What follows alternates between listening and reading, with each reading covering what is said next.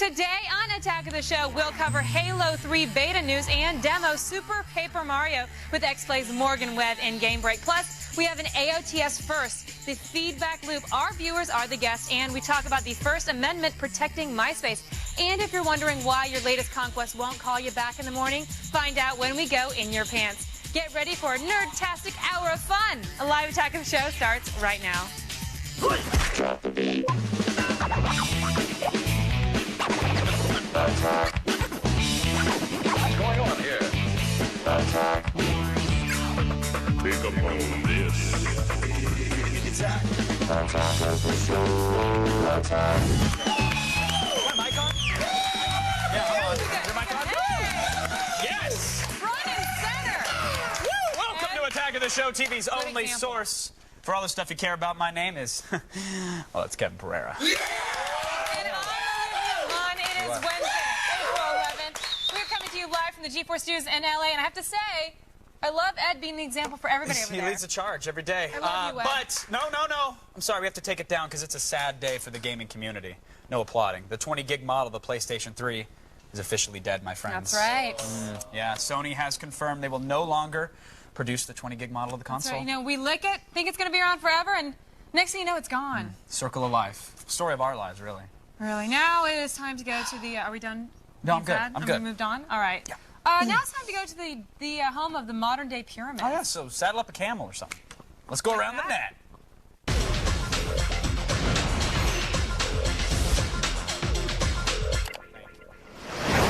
First up today, we have a leaked internal video from Kodak that was intended for motivation amongst employees, but it's now on the internet for all of us to enjoy. See, Kodak's, it's a huge company, Yeah. right? And it seemed that their film division, at least, was slowly dying off with the advancements of all things digital. But this video is proof that they understand that, hey, business changes, you know, and they have a pretty good sense of humor about it. So take a look at this old man ranting about Kodak. For more than a century, the Eastman Kodak Company has been part of our lives, our memories, and our future. Oh, sure. For a while, they were like, oh, there's no way digital's going to catch on. But now, Kodak is back. They're taking this digital thing to a level undreamed of. We're talking meta-knowledge. Cameras that automatically enhance the color of the grass because they know it's grass. Try and patent that. Oh, too late. No more flash problems, no more red eye. How's that for advanced? Booyah! You were a Kodak moment once, and by God, you'll be one again. Only this time, it's digital. Oh, yeah! Yes! Yes! That has me excited to take cat photos. Cat photos? Yes! Thank you. That's the kind of enthusiasm we need around here at G4. Crazy old man, slideshows. Yeah, I think Good stuff. It's probably more. You're like a crazy old man in Well, a way. I'm just saying, I need something to be excited about And now. you do have hip problems, so. I threw one out I last know. night, actually. Don't reverse cowgirl. Next up, we have the latest inductee into the Bad Parents Hall of Fame, my friends.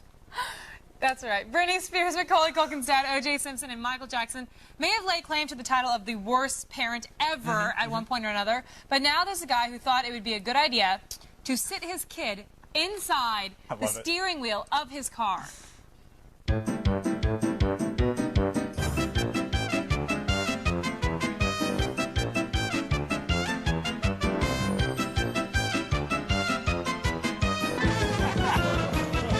Hey! It's a U-turn. The kid looked like he enjoyed it. Maybe a baby steering wheel is a good idea after all. I have to tell you, when I was in second grade, my mom had my little brother, and he was a teeny tiny baby, and she would put him in the wheel, and she would let him drive like that. She got pulled over by the cops, and I started freaking out crying because I thought, oh, as a kid, you think, oh my God, my mom's going to jail. I The just start cops, crying. right. So she gets out of the car, and she goes, I am so sorry, I don't speak English, I'm sorry. And then he was like, okay, go ahead. What, really? Yeah. But like a language barrier is really the issue here. That's what, I remember she got out She of had a it. baby in the steering wheel. Like, you know, I'm so sorry, I don't speak English. And he's like, okay. Well done. Awesome.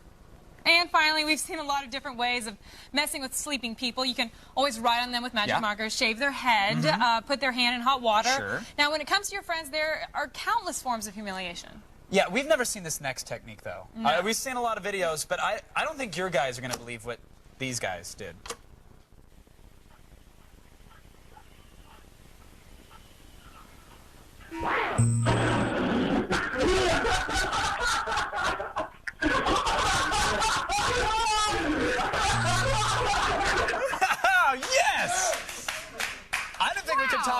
feedback, but we totally just did. I mean, but what if your buddy, don't take a flamethrower to your friends, guys. He might have oiled his shaved head before snoozing off. You never know. That could be flammable. That's right. Kids, don't try this at home. Burn victims aren't cool. And Seriously. if you have as much gel as you have in your hair, that's Thank you. flammable. And plus, burn victims are really hard to look at. Just saying. Well, I think you're lovely still. You're still human inside. You don't really believe that. They don't look like it. Thank you. Enough first-degree burns for today, folks. Go to g4tv.com/aroundthenet to sign up for the podcast. I got to get out of here. And That's get bad. more viral videos. It's all right. We'll apologize like Imus. Okay. It'll be fine. Here. Oh, we'll be forgiven. I'm sorry. Whatever. Right now, it's time for the only news you need to know. Here's Layla Kaylee and The feed headline. you're good. Thanks, guys. Here's what's coming up in the feed. First, we'll have some brand new details about what's in store for the latest Grand Theft Auto 4. Plus, you'll find out about the rumors surrounding a new version of the Zune. And social networking site Facebook has just gotten a facelift, and you'll see what's changed. It's all coming your way in the feed, but first, back to you guys. Could put two to two together. Okay, thanks, Layla. Now let's hear from you and the Army of Monitor. Let's do it. Here's Emily from Boston. So I guess you can download Guitar Hero 1 songs for Guitar Hero 2 on 360 now, but don't you think $2 a song is a little bit pricey? Calm down, Pereira. Excellent question, Emily. Let me answer it for you right now. I'm sorry, what'd you ask? I thought you were going to give out your number. I really didn't. Yeah, I totally was about to He give out. doesn't even pay attention. If you're hot, What? thank you for sending it. I listen. I will listen. You know what? Let me ask You zone out that. every time Sky Animal says something. That's true. I Hey, see it. hey, Sky. I go, did they change the temperature in here, or is Sky submitting This a is new my voice Sky now? look. Oh, wow. Well, let me answer Emily's question. Please do. I have an answer as well. But Okay, well, you know, last week Take it Guitar off. Hero 2 was released for the Xbox 360, Yeah. and now you can buy the original Guitar Hero 1 songs for $2 a piece. So Okay. I think it's actually crazy you have to pay that much. I completely agree. So it's like, listen, there's nearly 50 songs in the original Guitar Hero 1, so that's going to cost you $100. Yeah, about $100 to get old stuff that they really just kind of ported over. The real problem here is that you could get, you know, the Guitar Hero 1 game with the controller for $59, $69. So we know that it you doesn't cost $100 just for these songs. But it's So- because that was PlayStation, and it's for the Xbox 360. It's because they're trying to poach people, and they figure people will handpick the songs that they want. Let's charge them $2 a pop. I think it's a little pricey myself. I love that they're doing it. I love that they're releasing these songs. I just think $2 is way too much, But I- especially when it's old material. If they're newer songs, true. great. Even the old stuff is still fun to play, though. And maybe Still it's like an fun to iTunes thing where, you know, I don't want to buy the whole album, but I Right. just want to buy this one song. People will cherry pick. I just still That's think true. 99 cents. Come on, guys. It's just It is it's pure expensive, profit. but that's what they're doing. Hey, maybe they need the money. It's all right. Maybe Emily, they I'm need just the saying money. maybe we should chat about this further since we're out of time on the show. So if you want to iChat or a little MySpace thing, or I wouldn't do it either. He's a dog. Coming dirty up, dog. Chris Hansen will be involved. We have exclusive footage of a chimp Would you like a cookie? throwing up. Go ahead. Yeah, I'm just going to wait here. You go change. Plain and simple, folks. Seriously, a chimp chimp vomiting. throwing up. It's damn funny, and stick around. It's later on in the show, and it's actually an Attack of the Show exclusive. It is. We are just getting started here today. Pack a picnic and load the friends in the station wagon. Your scenic Attack of the Show journey is just getting started. What? Here's what's coming up on today's Attack of the Show. Morgan Webb gives us the heads up on the new Annex mode for Gears of War in Game Break. Wonder why the ladies love the dudes who treat them like crap? The answer can always be found in your pants. And we're finding out what you, the viewer, thinks about the Halo 3 beta test, Webby Awards, and more in the Loop feedback. All this and then some when the attack comes back. Attack of the show. Attack.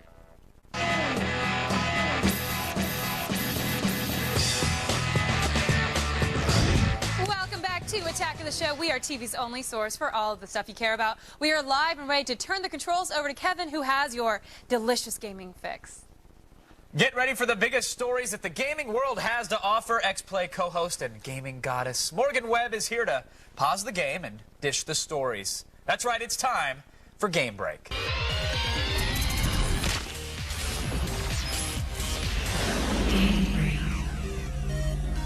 Welcome, Miss Webb.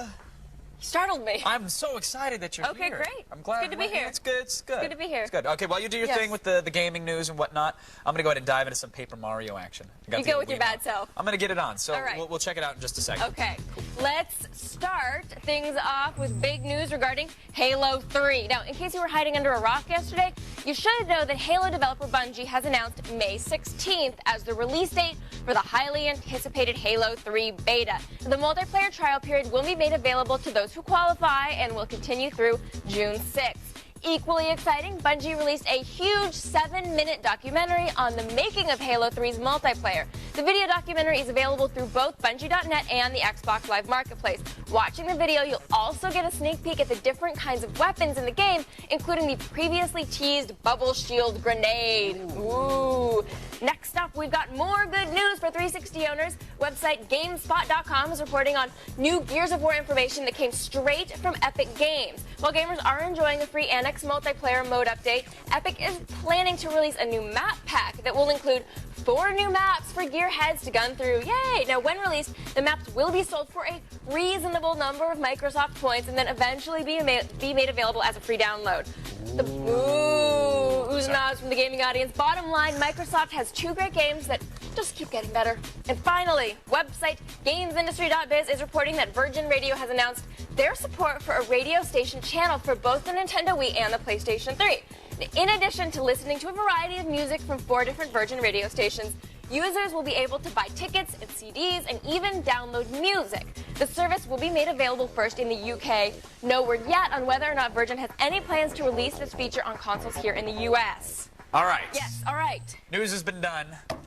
Got to get to well done, by the way. Excellent thank you, stories, thank you. amazing news. Let's get to the Super Paper Mario, though. Super Paper Mario. I just now have had my hands on this for like the last 10-15 minutes or so. It's interesting. You can turn it to sort of a forward-facing versus like a side-scrolling action. So here it is, 2D. It's like, oh, how am I supposed to get past this pipe? I press the old A button, bam, there you go, and I just walk right around that sucker. You know, you can only stay in this mode for a period of time. You have to switch back to your 2D mode Yeah, you for can your see the meter to refill up. Yeah, in the there's top the meter corner. at the top corner there, and it's neat the way they use it because it's you can find hidden things, little Mario cards or power-ups. But here it's like this gap is too large. What are these enemies, by the way? We're the What Shy the heck is that? Guys. And what's that? It's I got a horsetail. Woo, Oh, I can Spring swat Reed. flies. Awesome. You seem to have one following you. Oh wait, no, that's No, Tingle. yeah, so here you go. You press A, and then here we go back into 3D mode, and I can use now this hill that previously looked 2D, top right across the gap. And then there's this weird flashlight kind of functionality where if you point... We've been having a little bit of a problem with this. I think it's because our sensor is not quite in the right place. Yeah, for yeah, doing this. but here it is. But you can get the see- idea. I'm moving it around. It Yeah. kind of highlights objects on the screen like a flashlight, but we haven't really found a use for it yet. I think that it maybe for much younger kids, it could potentially be useful. Ah. You know, it's like, what is that block? I can't get across this gap. Maybe my flashlight will tell me. Let me use my magical butterfly flashlight. Right. Figured it out. Whereas us like, gaming superheroes, we don't need the Oh, flashlight. no, I have game facts. What? Fun, though. Very fun. No, it's fun. Very It's definitely fun. It has a fun story, amusing story. It's Mario, you know? It's everyone likes it. And other very, very exciting Wii news, by the way. There's been something that's been in development at G4 for a while. I've kind of been following it more closely than I should. And it's time to announce a super secret Wii channel that G4 has developed. It's no joke, very serious. You can point your Wii browser to g4tv.com. It should auto-detect the site. If not, go to g4tv.com/Wii, W-I-I. You better know that by now. They should know that. No, it's awesome. It's a custom-developed kind of like video application that takes advantage of the controls. We're going to demo it tomorrow in depth, but you can actually watch all your favorite G4 content, get the feed. There's a little ticker that runs. Yeah. It's awesome. But people can get it right now. They don't can have get to it wait right now. until tomorrow. Yeah, no, it literally just launched while I've been talking to you, so we're going to demo it tomorrow, but I just heard in my ear to mention it, and I'm so glad that it finally launched because we've been waiting on it. So you're on there. That's what I'm doing tonight. Awesome. There you I'm go. going to watch myself on my Wii. Get a little breeze, some wine, and the Wii.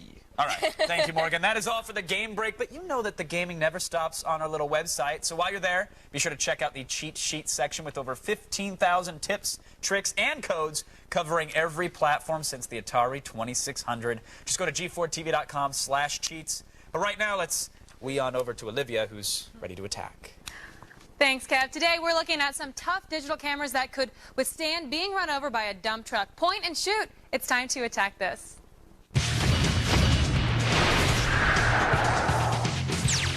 First First up, try out the Olympus Stylus 720 if you're looking for one of the best and toughest digital cameras out there. This 7-megapixel camera is compact at less than an inch thick and waterproof in depths of up to 10 feet. It's shockproof to survive accidental dropping and shoots in low light and comes with a 2.5-inch LCD screen. It's about $300, so now all you have to worry about is finding something cool to take pictures of. Like maybe Kevin, go to his house to take pictures.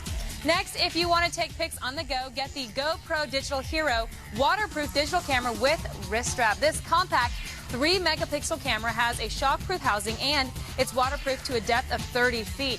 The best part is that it comes with a neoprene wrist strap so you can wear it during sports or fasten it to handlebars or a helmet. Prices start at about $70, so it's cheap enough that you can bang it around without worrying too much about the price tag.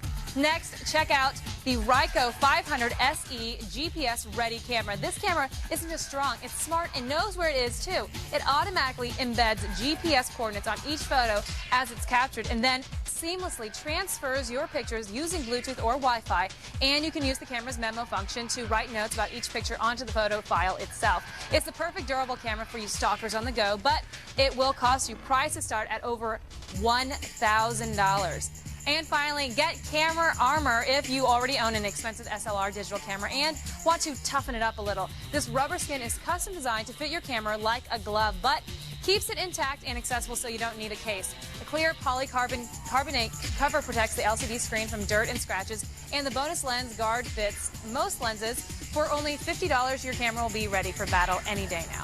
That is today's Attack This. Visit g4tv.com/AOTS for links to all these cameras. Now, don't bail on us just yet. We are stocking the fridge for all of your hunger cravings. Get ready to eat up when a live Attack of the Show continues right after this. We're getting your opinion on the upcoming Halo 3 beta test in the Loop feedback. And we don't make the news, we break the news. It's the feed.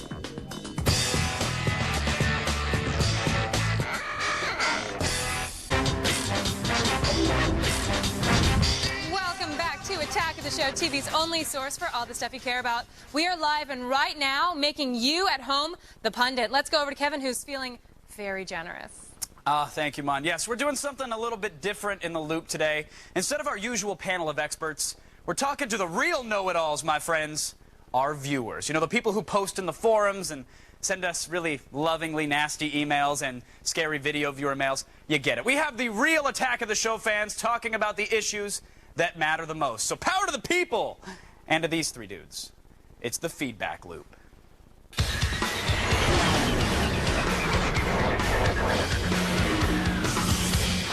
Oh, there was some electricity there. Joining us tonight, all actual Attack of the Show fans, we kid you not, from Lansing, Michigan. You know him as Captain Smee. Wow, he's been practicing. From Los Angeles, Sean Thomas joins us, and of course, Scott from Las Vegas. Scott, do you want to do the bob back and forth that you're doing to the Loop music? Because I thought it was well choreographed, my friend. All right, Thank you very much. Let's get into it. You just heard about it in Game Break. On June 6th, the Halo 3 beta is going to be released. Captain Smee, I defer to you, my friend, because this may possibly be one of the most anticipated games ever.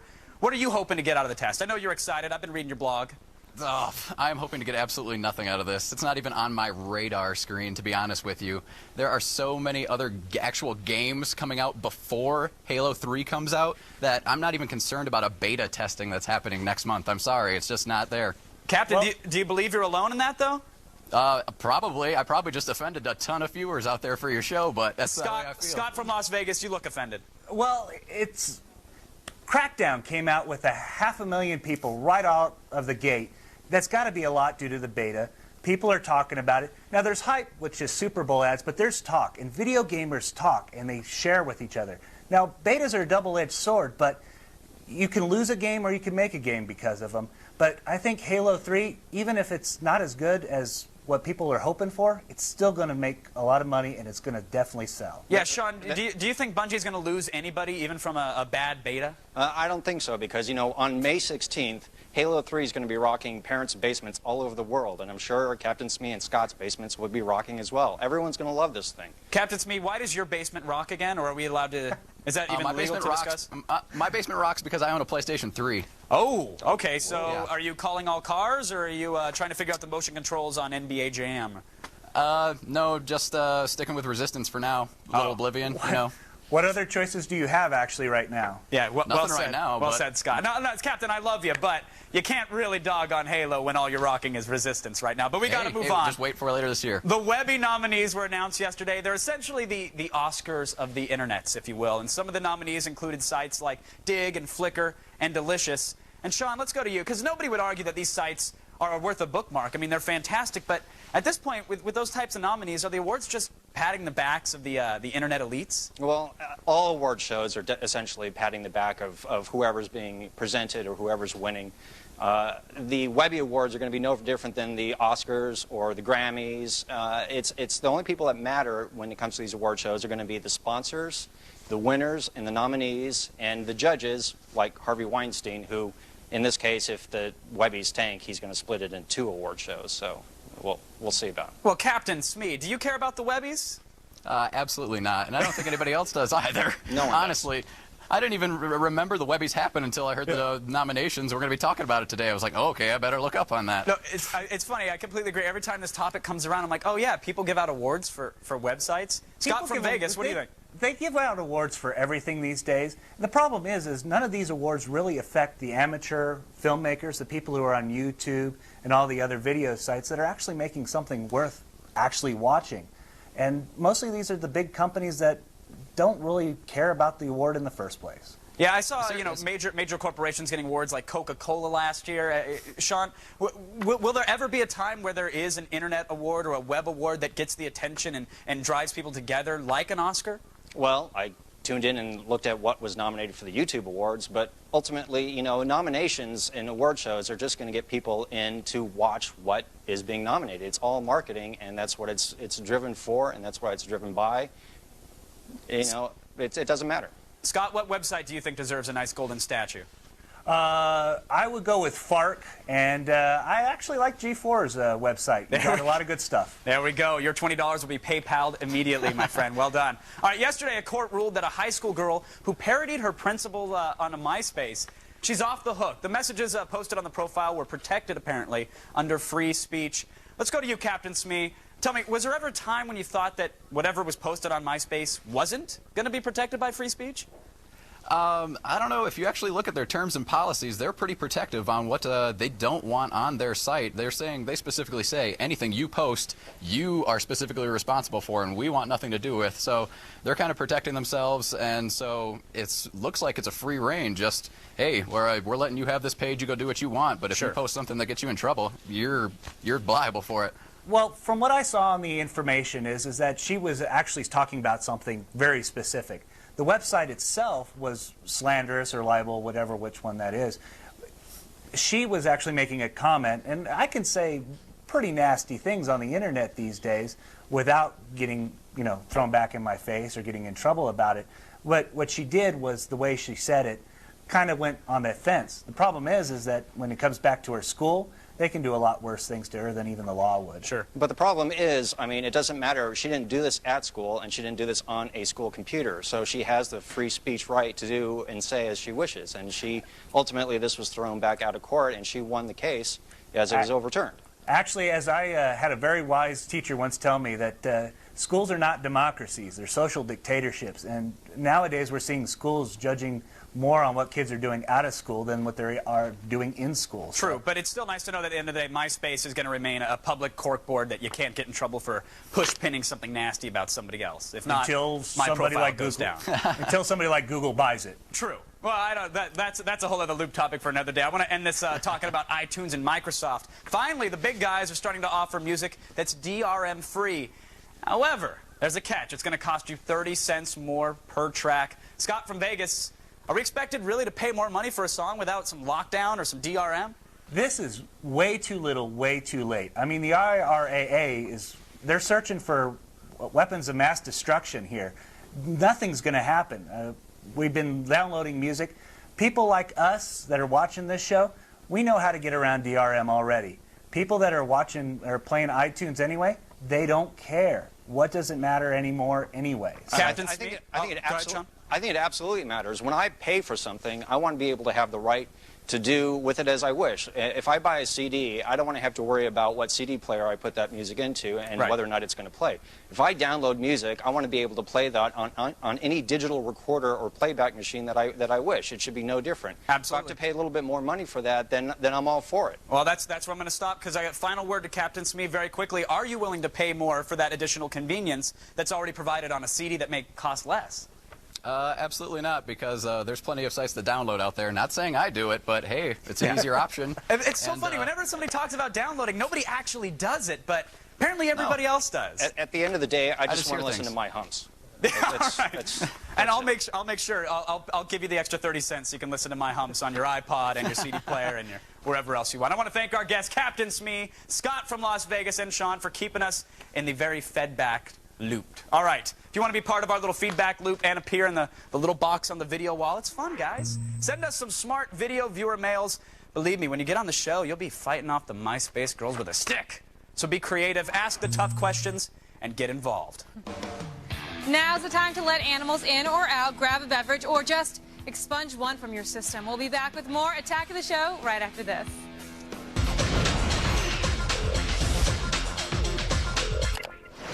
Would you put your life in the hands of a parachute?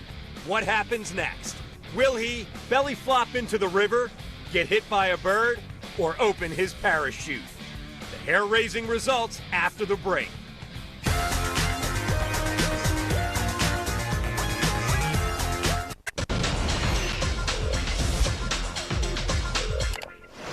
Adrenaline keeps you going, but does it keep this guy going? What happens next? Will he belly flop into the river, get hit by a bird, or open his parachute? Lucky for him, he still has 9 lives and manages to pull open his parachute. Yo guys, what's up? I'm only 26 and my girlfriend keeps dropping hints about getting hitched. Yeah, marriage. Don't you think I'm a little young? We are put on this earth to marry and produce. In Plymouth, New Hampshire, you're past your prime, actually. You're supposed to have like 2.5 kids and be working on your second ski. No, honestly, I think if a girl is going to pressure you to get married, I think you need to dump her, because if you're happy right now, why do you need a ring on your finger? Yeah, but what dude ever wants to get married without being pressured? Thank you. I don't know. Just saying. We're live, and we're dodging commitment with the quickness of the flash. Coming up later, we've got an amazing outtake from last week's episode of GeForce Free Stuff. One of our hosts got a little out of hand during the commercial break and vomited, okay? Yeah. It was the monkey, and you have to see it later in the show. But right now, it's time for the only news that you need to know in the feed. Thank you, guys. I'm Layla Kaylee, and it's time to start the feed.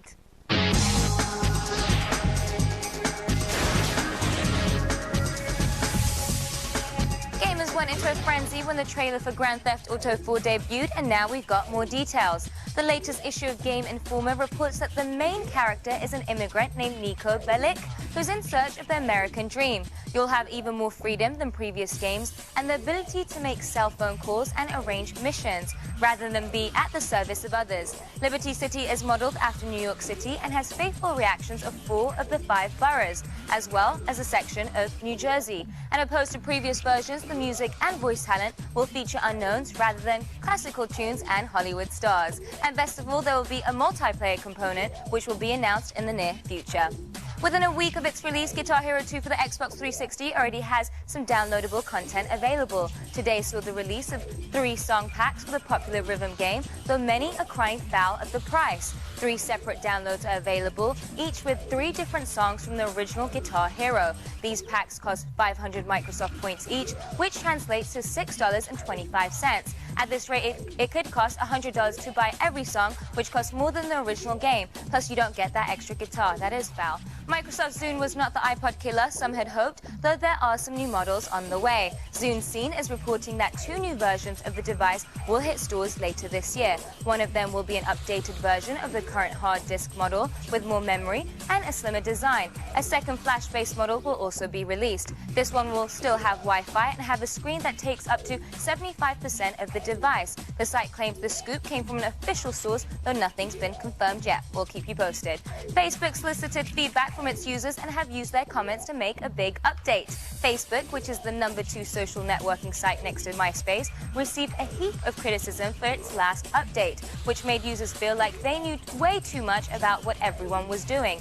In response, more privacy features have been enabled, and you can choose how public your events should be displayed. There will be quicker accessibility to the pages in your network, as well as the ability to see a bird's-eye view of your groups and your options. Things are still private, and you're only allowed to look at your own network, as well as the groups you're allowed to join. Well, that's totally fair. And finally, the folks at Google can now help you search for disaster. Yesterday, Google Earth launched an online exhibit with the United States Holocaust Museum on the crisis in Darfur. Google Earth now features up-to-date, highly detailed images of the Western Sudan and also shows small fire icons at the sites of damaged or destroyed villages. Users who click on the village sites can download images, video, and audio testimonies. The president of the Sudan has denied the atrocities are happening. Well, that's a shame. Well, that's it for today, but don't worry, the feed doesn't stop here. Get all the news you need to know anytime at G4TV.com. I am Layla Cayley, and you've just been fed. Let's go back to Kevin and Olivia.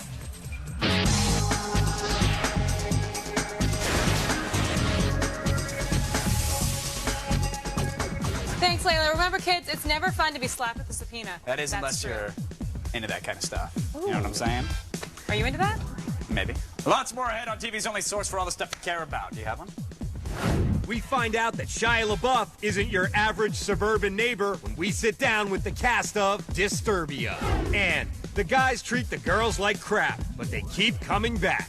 Find out why when we go In Your Pants. Video voicemail is brought to you by eHarmony.com. Are you ready to fall in love?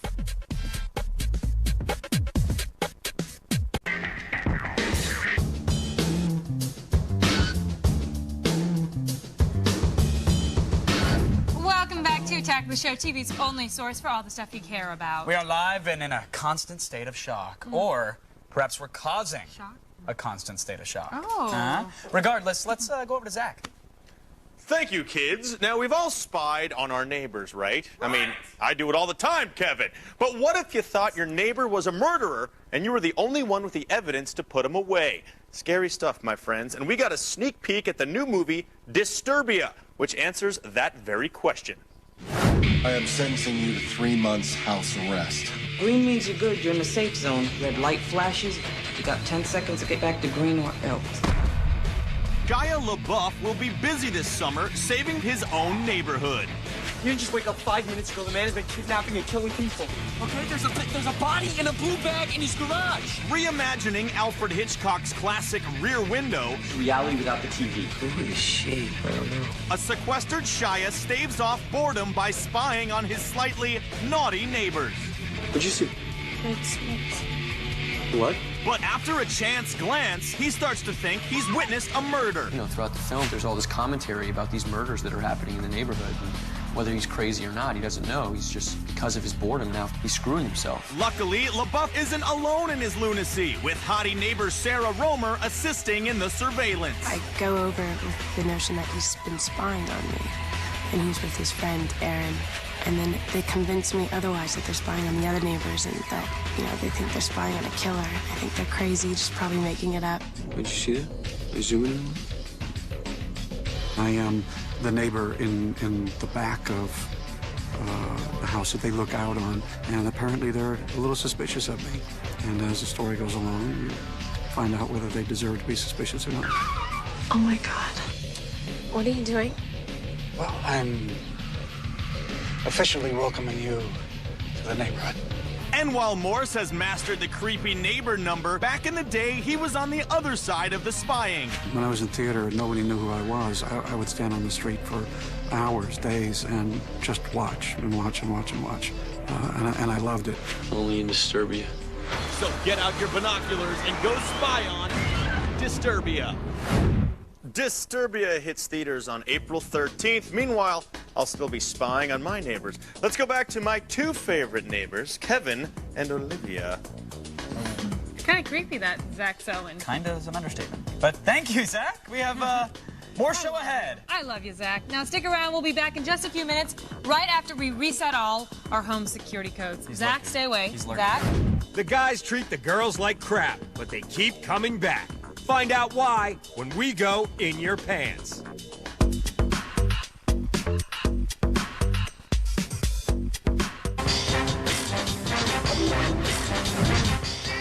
back to Attack of the Show, TV's only source for all the stuff you care about. We are live, and since it's springtime, you know, it's really time for a lesson on the birds and the bees. So here's Olivia to help sort us all out. Ready your ripcord and start that leap, because I am ready to dive in with some sex advice you can use in your pants.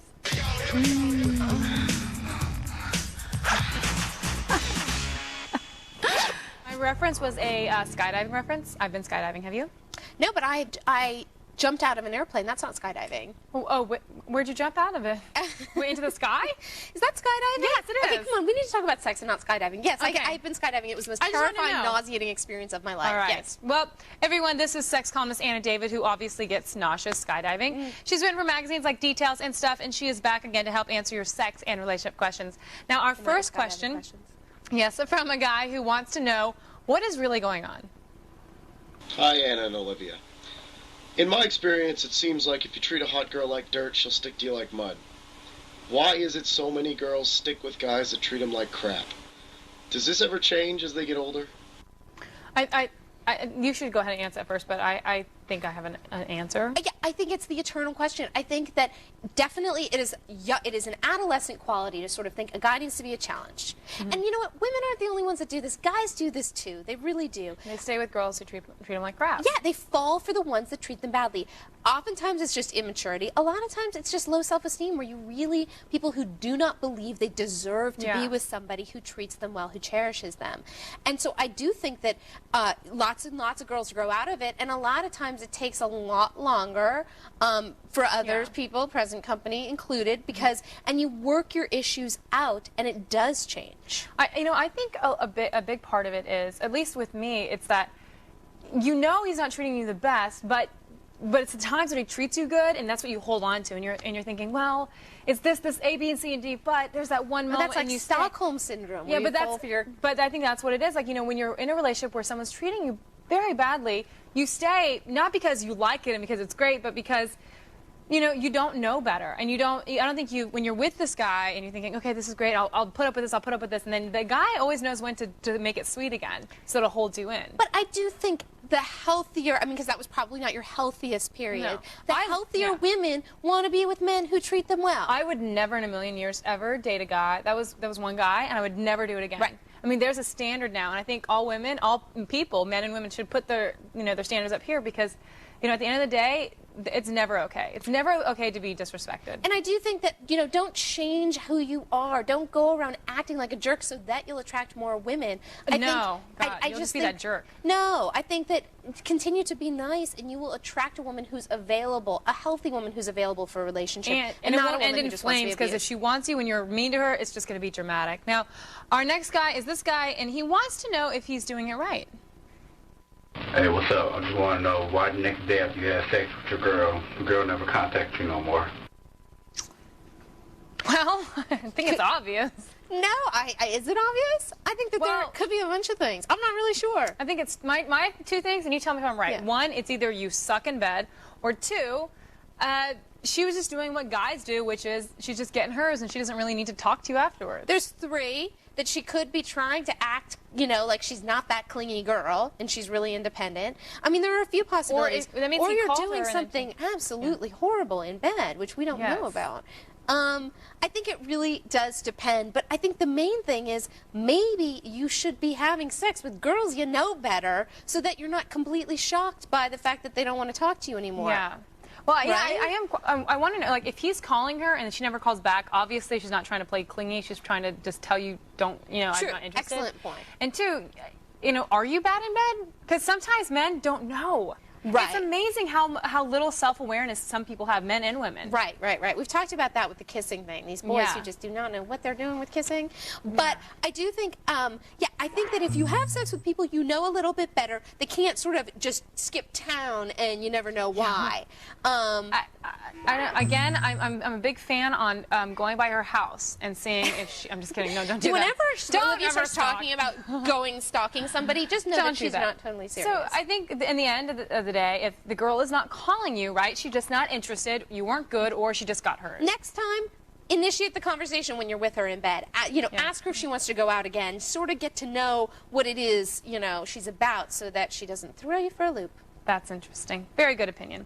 Now, thanks so much, Anna. And you guys, remember to get even more answers to your sexy questions from our very own sex columnist, Anna David. You subscribe to the AOTS In Your Pants podcast. It is available anytime at g4tv.com/podcasts. Yeah. So you done the deed, and now you can't get a call back. Listen, it's nothing to worry about. I've actually had this happen before. All that means is that you were so awesome the night before and put on such a mind-blowing performance that you done went and turned her celibate. I mean, hey, there's no point in doing it anymore after she's had the best, right? Seriously, when you rock a woman so hard that her ovaries have to surface for air, you know that she needs a breather as well. Serious. Call me Sheila. Still coming up, a monkey's gonna vomit. It's next on TV's only source for all the stuff you care about. If you haven't been watching Attack of the Show, this is what you're missing. For more info, go to g4tv.com/AOTS.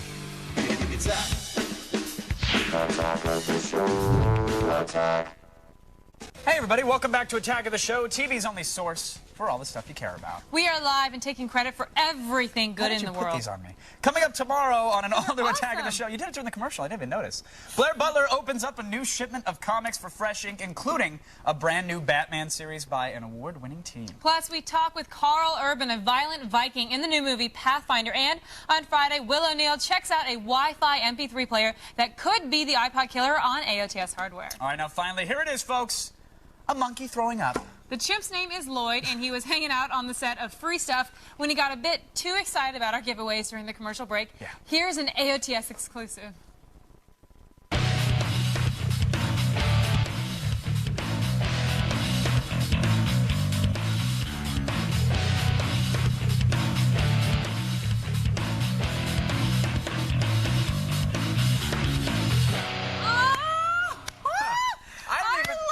But you know what? I don't even offer to clean up my own vomit. But that's what's great. Like, he even, like, tried to catch it. Like, who knew monkeys were so clean and all that? But, you know, if he would have caught it, he'd been like, oh, there we go, and just No, he didn't. He was trying to catch. Look at him right there. No, he's he's like, oh, no. Second time I lost my Look at, and look, he even gets away from the throat because he's like, this is disgusting. I gotta say, I watch Discovery Channel Animal Planet a lot. I've never seen them. He's like trying to take care of himself. I love next you, time little remove Lloyd. the Grey Goose and Red Bull from the green room before you do a show. Is all Make I'm sure saying. you guys tune in this Friday at 10 p.m. Eastern and Pacific for another live Free Stuff. Get all the info at g4tv.com/freestuff. You're so gross. By the way, the Free Stuff made a monkey vomit. So if that doesn't get you to watch, you're a lost cause, my friend. Now, for all things you guys saw today and more, go to g4tv.com/AOTS. Come on, vomit on command. I know you can do it. There you go. No, I'm not doing it. That's so gross. You do it. You have the proper stance, too. You're like, okay, I know I got to brace myself. Will you hold my hair get back? my hair back. Hold my hair back. This is so bad. All right, ready? All right, here we go. How much time do we have? X-Play's coming up next. And start your DVRs or your whatever. Oh. Hold on. Oh, no. Get it. Oh. Oh, wow. Okay, I'll hold it. You have to choke it back. No, don't look. Don't look. Don't look.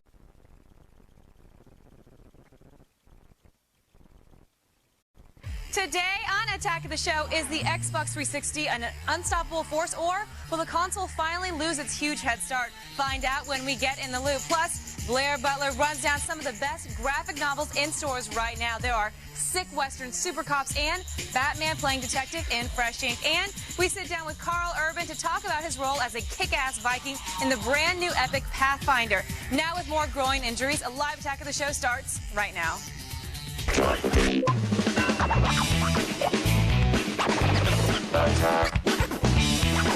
going on here? Think about this.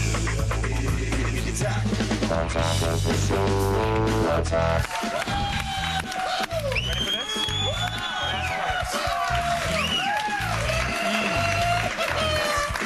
Concrete. Hey! Solid. Welcome to Attack the Show. We are TV's only source for all the stuff you care about.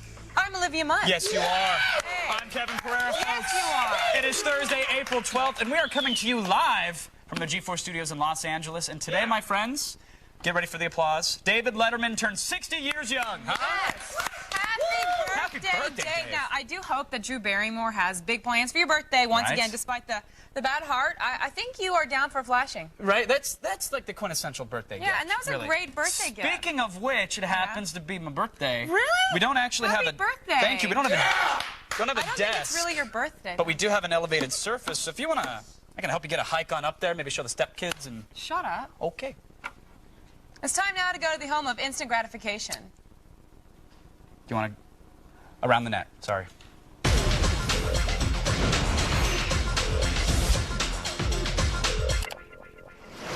Are they good? Oh. 3? It's cute, right? It's weird, it's but cute. nice. It winks at you a little bit. Yeah. Oh, hey. After all these years, South Park still remains as topical as ever. A big part of their success is all of the current events they cram into each episode, and last night, it was no different. Yeah, see, the movie 300, it's really like a cultural phenomenon at this point, and now one of our favorite shows is skewering it. But the Spartans weren't featured in this South Park episode. No, it was another group of equally as buff and brutal folks. The lesbians. We would allow whoever. Choose your next words wisely, Persian. I don't know why you're being so difficult. This is crazy. This isn't crazy. This is Lesbos!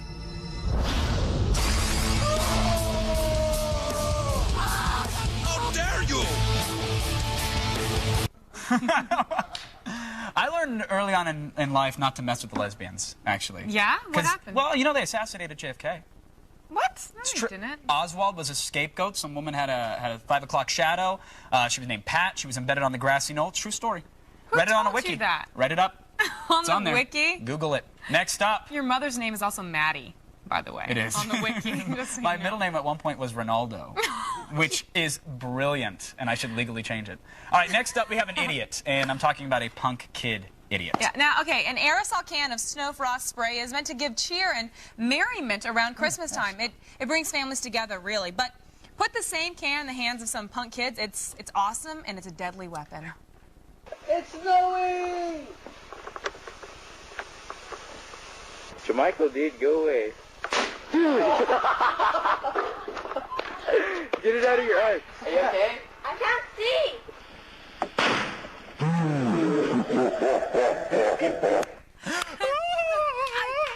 I can't see! I can't see! Wow. Nice job, genius. Okay, next week when that kid is hanging out at the group home with all the other blind kids, he's going to have a hard time justifying how he lost his sight to the other Stevie Wonders in the room. Ooh. Snow can? Yep, me too. And finally, nerds often feel out of place, but there's a certain breed of geek that will do just about anything to fit in and have a good time like everybody else. So we found a nerd at a music show, really, who wasn't helping his case with trying to fit in with the cool kids. I mean, even though we think this guy is awesome, don't get us wrong, something tells me he's not going home with a chick.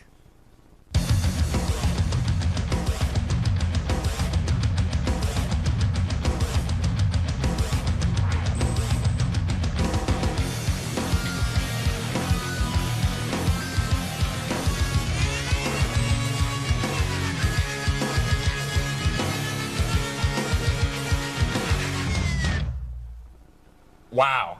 Right? There was a Stone Cold elbow drop in there. There was some crane. You thought he was going for a crane kick, but it was actually a series of punches while he was on one leg. That was hot. MySpace.com/Omen. Right. His dedication is amazing. The pants hiked up, the glasses on, the mane of hair. The fallout in the end. The Chuck Norris skills in the jeans, by the way. And those weren't action pants. Those were regular Levi's. He's got it going on. This guy is our new hero, a true champion of what it means to be a proud nerd. Dancing Fool, Attack of the Show salutes you. That's enough nerddom for now. Go to g4tv.com/aroundthenet and sign up for our podcast to get more daily videos. You need a trumpet. I'm just saying a little. Can you do? Right now, it's time for the only news you need to know. Layla Kaylee, she's out sick today. She's dancing with that guy. So here's Zach Selwyn and the feed headlines. Thanks, guys. Here's what's coming up in the feed. First, we'll tell you why MySpace has declared war on PhotoBucket. Plus, you'll get all the details about the Wii's updated web browser. And despite some angry officials, it looks like Moonanites are coming back to Boston after all. It's all coming your way in the feed. But first, back to you guys. I had no idea Zach was so informational. Right? Just full of knowledge, that He guy. really is, and I listen when he talks. And Jack Daniels. All right, thank you, Zach. Now let's hear from you in the army of monitor heads. It's a little something we call our video viewer mail. Nice. Here's Matt from Michigan. Hey guys, it's your old friend Mattias from Central Michigan. I was just wondering how it feels to not have to worry about getting snow in the middle of April. That's actually a really good question because right now it's like the freaking Wizard of Oz outside. It's so windy, it's blowing you can't like crazy see out anything. there. I'm glad we finally got a weather question. I'm telling you, it's about damn time. But it doesn't matter what we feel. We want to know what you guys at home think with today's poll question. How does it feel to not have to worry about getting snow in the middle of April? Does it make you feel refreshed? Or does it make you depressed? Hold on. Just Kevin, text your vote to Kevin, G4. stop. Kevin, we're not going to do a poll on the weather. That's the formula. You want to do a loop on the weather? It's someone going to go like this. You asked me, so send to me. How does it feel? You can text your vote to... It feels good. Come on. Great. I mean, I'm just saying there are more pressing issues right now. Like what? Like maybe the raging console wars. I don't know. You really want to do a loop on the weather? Okay, we'll save weather for Friday. Right now, the gaming world is sort of we can review and in a state of uncertainty. Weather. We'll go through the past 5 days, highs and lows, where we compare to the 10-year charts. I'm telling you. You remember we did the weather on the Fox station in Vegas? Oh, that was awesome. I wanted to burst through the green screen, but it was a wall. We should All right, let's get back to next-gen consoles, man. They're slowly revealing their true capabilities, and I'm loving it. There's still no clear winner, though. Now, the Wii is flourishing in sales and living up to its innovative hype. After a ton of bad press, the PS3 is finally looking up with the announcement of PS3 Home and a first look at Little Big Planet. Yeah, but what about the 360? I mean, Halo 3 is coming, great, but if it doesn't become the next big game that people think it is, it could be a huge problem. But it probably will be. Probably will. Don't get me wrong. It probably will be. I mean, that's kind of a... But could happen. It could happen, but I don't think so. But it doesn't matter what we think. We want to know what you guys think with today's poll question. There it is. Okay. Not the weather, Kevin. The question is the Xbox 360 resting on its laurels? Vote at our website, g4tv.com/AOTS, or text your vote to G4TXT, that's 44898, to vote and register for AOTS Live news alerts. What exactly are the news alerts? What happens? We alert Do we you pop up? when You were stuff like, breaks. hey, it's Olivia. Watch out. I don't get paid for it, so probably. Coming up, we're going to show you the riveting trailer for the new movie Day Night, Day Night. The film was the winner at of the Youth Award, actually, at the Cannes Film Festival, and it's about a 19-year-old girl preparing to be a suicide bomber in Times Square. So, yeah, real popcorn fare. Stay tuned. It's coming your way later. It's kind of similar to Grindhouse, right? That's what I hear. Very much so, yeah. Now, you guys, a big part of our show is embracing the nerd community. We love the inner geek that is in everyone and celebrate it every single chance we get. See, nerds are funny. They socialize funny. They obviously dance funny. They use funny words, too. And right now, we're going to dive into the diction of geeks and try to get a better understanding of the unique language that they speak. It's time for Nerd Words. Nerd Words. Nerd Words. Nerd Words. Today's word, Frack. Frack. Frack is a euphemism from the series Battlestar Galactica. It is commonly used as an expletive. The first known mainstream usage of this word is in the original Battlestar Galactica television series, where it is used in place of the word. Let's use it in a sentence. What the frack? You just ran over my fracking foot with your fracking car, you mother fracker. Nerd Words. Frackin' A, right? Nerd words are sweet music to any girl's ears, especially if they're gold digging. Very much so. Stay with us. A live attack of the show continues, folks. We're just getting started. Nerds always have money. Here's what's coming up on today's Attack of the Show. From The Dark Knight to Jonah Hex, Blair Butler's chasing down the latest graphic novels in fresh ink. We'll show you how to get more G4 with your Wii. We check out our website, now available through the Wii's internet channel. And is Microsoft relying too heavily on the success of Halo 3? Or do they have other tricks up their sleeve? The Loop checks the deck. All this and more when the attack comes back. Attack of the show. Attack.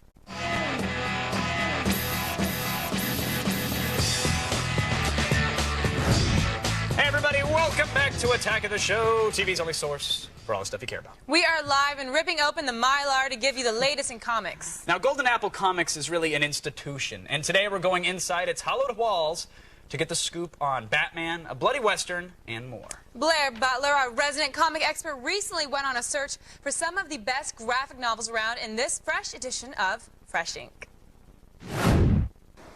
Yes, Captain America is dead for now, but if you're tired of all those Civil War and 1 year later crossovers, today I have 3 graphic novels that won't confuse you with crazy continuity or infinite anything.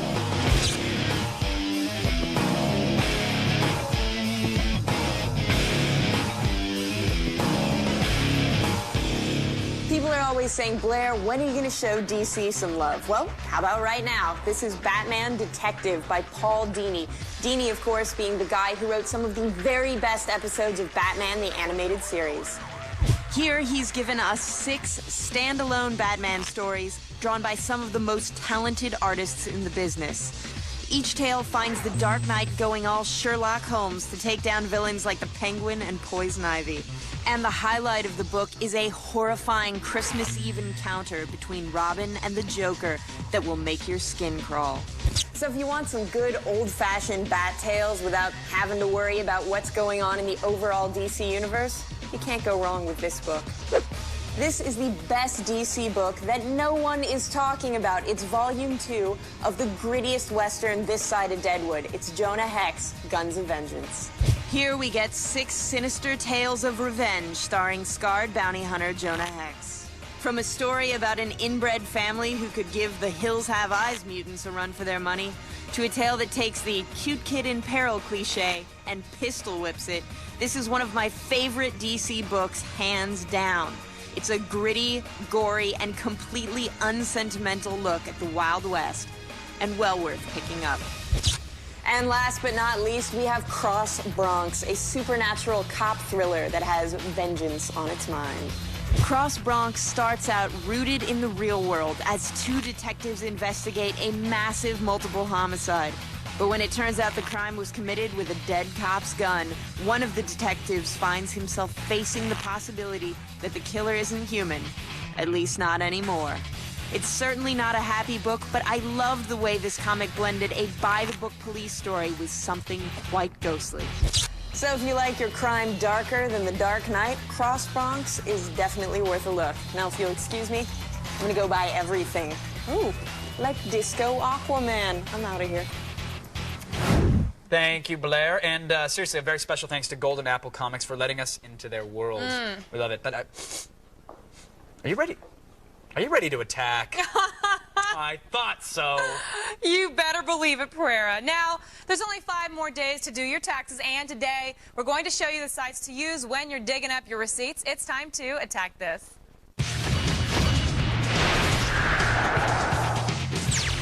First up, take a look at the consumerist take on taxes. As always, the site is looking out for your best financial interest, and they've got plenty of tips and tricks for you to follow before you file with the IRS. Most important of all, there's advice on how to avoid an audit. They also warn you to think twice before going to a big-name company to have your taxes done. That means you, H&R Block. Next, go to the official website for the IRS at irs.gov. If you have any questions about how to file, your taxes have to be in the mail by April 17th this year. That's 2 days longer than usual, so they've already given you 1 extension. The IRS has a page for frequently asked questions, so you can finally find out whether breast implants really are deductible expense for strippers, because new boobs are considered a business expense, right? I mean, they're new, and people like to touch them. That's what they're used for. Okay, next, when you're ready to file, go to taxactonline.com. Even the IRS hates paperwork, so they are encouraging you to go paperless and e-file this year with the Free File program. You're eligible to e-file if your adjusted gross income is less than $52,000 and you're between 20 and 57 years old. And they'll even let you e-file an extension for free. Even though your federal taxes are on the house, they charge you about $10 to file your state taxes. That's why you have to read the fine print, even online. And after you're done, head to the blog Don't Mess with Taxes. They've got all the stats for how this tax year is shaping up, including news about the one good thing about tax time, refunds. There's a handy chart that will tell you how long it'll take for your refund to come in. They say that the average refund is about $2,400 this year, so maybe you can afford to upgrade to that Xbox Elite after all, right? That is today's Attack This. Visit g4tv.com/AOTS for links to all these sites. Now, you guys stay with us. There are more variable analog attitudes ahead when Attack of the Show continues. Does Microsoft have anything left in store to keep Nintendo and Sony at bay? The Loop takes stock. And sit back, relax, and enjoy the news. It's The Feed.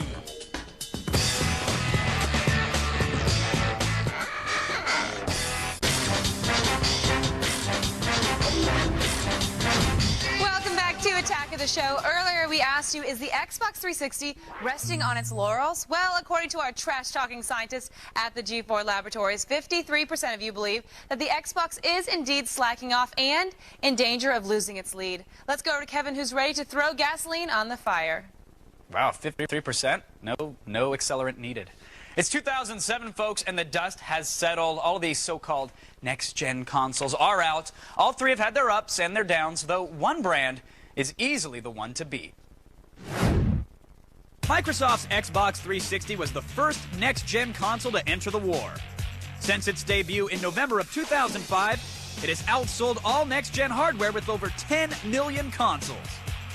Microsoft seems to be doing everything right with their game library, which is full of killer apps from Gears of War to the highly anticipated Halo 3. But with Xbox Live getting more reliant on microtransactions, some gamers are saying it's less of a pay service than a pay-as-you-go service. And with Sony's PS3 Home on the horizon and the Nintendo Wii burning up the sales charts, Microsoft may have to reconsider its strategy, and soon. Is the Xbox 360 resting on its early lead, or is the sleeping giant waiting to be awakened? You're connected, and it's The Loop.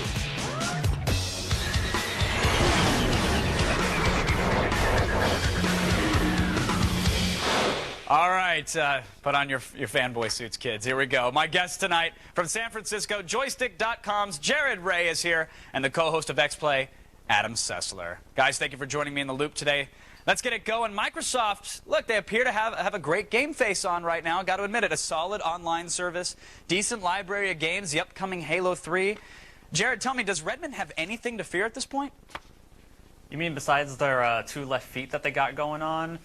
Not really. I mean, admittedly, they had a shaky first year, but this year, they got a solid lineup, and it's all about Halo 3. It's the single most powerful intellectual property in our business right now. I mean, they're in a little trouble, yes, but I don't think there's really anything to be afraid of. Yeah, I would have to definitely agree with that. I think we're in the 1 month where I'm seeing them at their weakest, because January there was Lost Planet, which was exclusive, and then February there was Crackdown. Both performed so well. We really don't have anything in March, so you're not really stimulating much Microsoft attention except for very small things, and I think they kind of fumbled with the Elite announcement, which just confused people more than excited them. Yeah, Jared, do you think the Elite here is one of those left feet that Microsoft is trying not to trip over? Yeah, the Elite would definitely be one of them. The hard drive, how much is it again there, Adam? Like what, 160? 120. Yeah, that's a bit obscene. Especially well, it's enough room for all your horse armor and HD movies, right? Oh yeah. If you want to buy like a bunch of copies of Horse Armor, yeah, go right ahead. An Andy McNallis show. Good job. I think the other thing is that they haven't really explained to the average consumer what the Elite really is, and I think a lot of people who are planning to buy the regular system decided to hold back because they heard about the Elite, and now that it's out, they don't know if they want to buy that one or the other, and they're just keeping people from just buying the system, which is what they should be wanting people to do. And it's hard to sell things when they don't have it, like the latest HDMI standard or built-in Wi-Fi or HD DVD, and I'll digress. Let's talk about microtransactions for a minute, because we pay $50 for Xbox Live, but we're also paying full price for new maps and Guitar Hero songs. I mean, Adam, eventually, is Microsoft going to have to let people at least play their games for free, a la the PlayStation Network? I think what they need to do is they need to create some standards with the other providers of content that's being sold on the Xbox Live marketplace. The Horse Armor was an excellent example. Yeah, I think that the amount of songs you get for Guitar Hero 2, at that price is a little bit ridiculous. At the same time, I think there seems to be a little bit more whining than is actually, it is a marketplace. These people are clearly buying the stuff at those rates. If you want to bring down the prices, people need to stop purchasing it. Jared, do you think gamers are whining all the way to their PayPal accounts and their, their MasterCards as they're purchasing everything that Microsoft's throwing at them? Oh, absolutely. I mean, well, when aren't we whining? But Yeah, I mean, what Microsoft is doing, they really do need to come up with a set of rules of like how much content can be provided for this many Microsoft points. Because ultimately, right now, it is up to third parties to come up with the, their prices. But really, Microsoft has to draw the line somewhere because it is getting really ridiculous. Yeah, and that pricing scheme sounds a little bit more like Coney Island than Disneyland, right, Adam? Yeah, I mean, look, the EA fiasco with The Godfather was just appalling. Oh, yeah. And I think the problem is it really cast a pallor over the whole thing. Like, hold on, this looks like such a great service, and now we're just seeing these manipulations and really EA made people think that they couldn't even play the game successfully if they didn't pay this money in advance to get the cash ahead of time. Sure. It's really, Microsoft needs to say this, enough is enough. They do it with everything else with the games in that system. I don't know why they can't do it with that. All right, let's move on to something outside of Microsoft's control. I'm talking about the PlayStation 3. Jared, how close is the PS3 to banging on the 360's door? I mean, are they one killer app away, or do they have a while before they're even really a threat? I think they do have a while to go. When you look into the future of Sony's lineup and their software, Home is coming up soon, and Little Big Planet might hit by this year. But really, there's a big dearth of like software in what they need to be hitting, especially when all their bigger exclusives are really going to the 360. Yeah, I think that's definitely one of the biggest problems that they have is that some of the best reasons to buy a PS2, which is Grand Theft Auto and stuff like that, is going to be spread among both consoles. In addition, I'm actually a little more hopeful for them now because it looks like they have more good titles coming out this year, but I don't think any one of those titles has the strength outside of the hardcore gaming community to really drive people to want to buy a PS3. They have nothing of the strength of a Halo 3 out there. They have stuff like Lair, which looks good, but I don't know if that's a system seller. Sure, and that's looking at this holiday season, but let's get to the final word. Jared, this time next year, is Microsoft still in the lead in this little three-horse race that we have, or is it going to be much closer?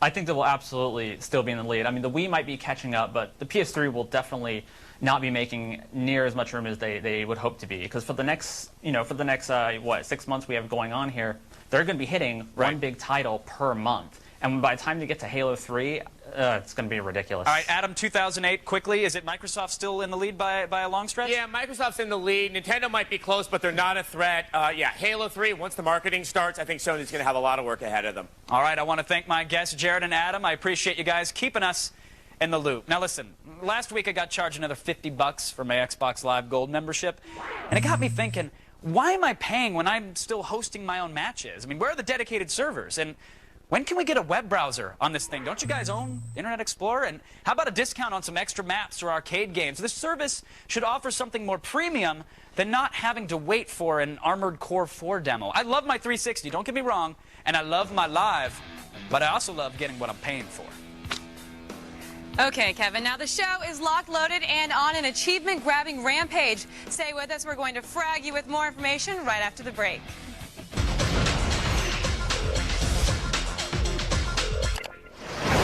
Ride 'em Cowboy. What happens next? Will he catapult off the horse, hang on tight and ride the horse like a stripper, or get bucked off? Saddle up for the results after the break.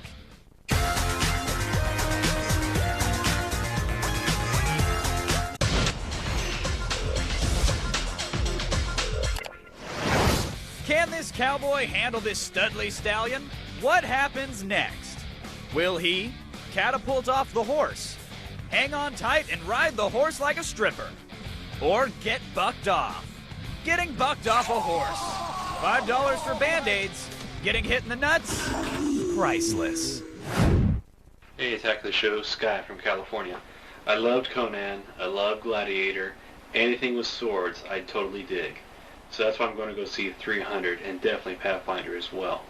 I wish Hollywood would make more Conan movies. What do you guys think? I can't believe you haven't seen 300 already. Thank you. If you like swords, go for it. Well, why wouldn't you already see 300? But my concern with the Conan thing is that, like, look at what Sylvester doing with Rambo.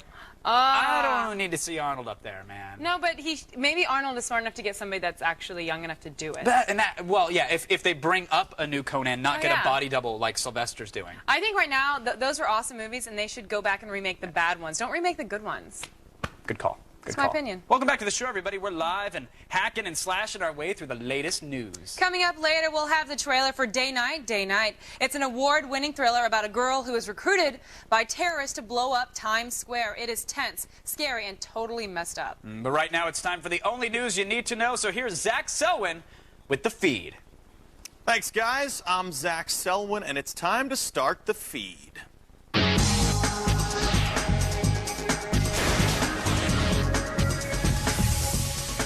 If you want to embed some media into your MySpace page, you now have one less option. The #1 social networking service has blocked parts of PhotoBucket over claims that users were uploading ad-supported content.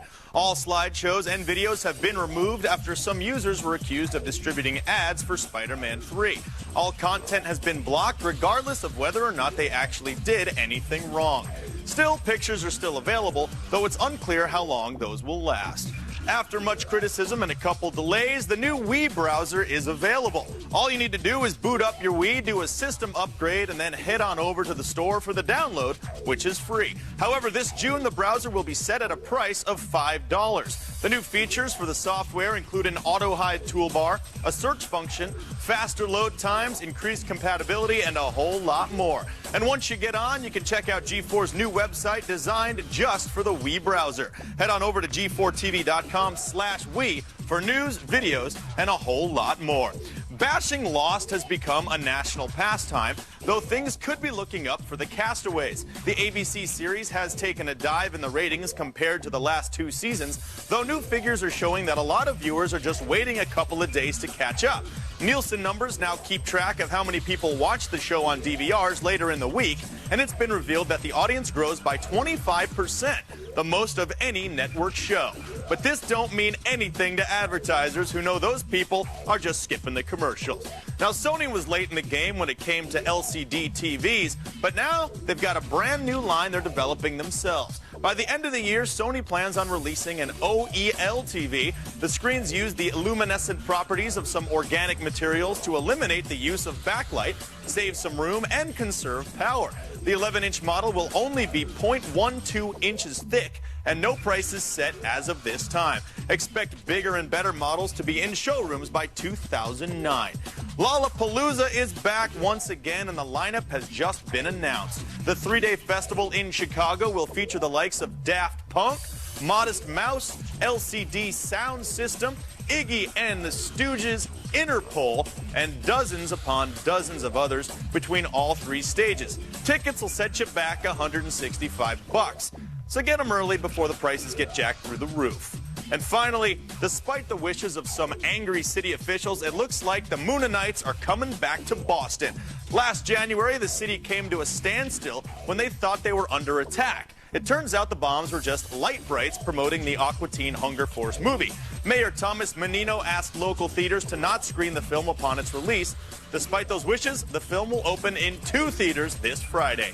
Someplace, somewhere, I sense a bird being flipped. That's it for today, but don't worry. The feed does not stop here. Stay tuned to G4 all day and look for the feed ticker at the bottom of your screen. We'll have all the news you need to know as it happens. I'm Zach Selwyn, and you've just been fed. Let's go back to Kevin and Olivia.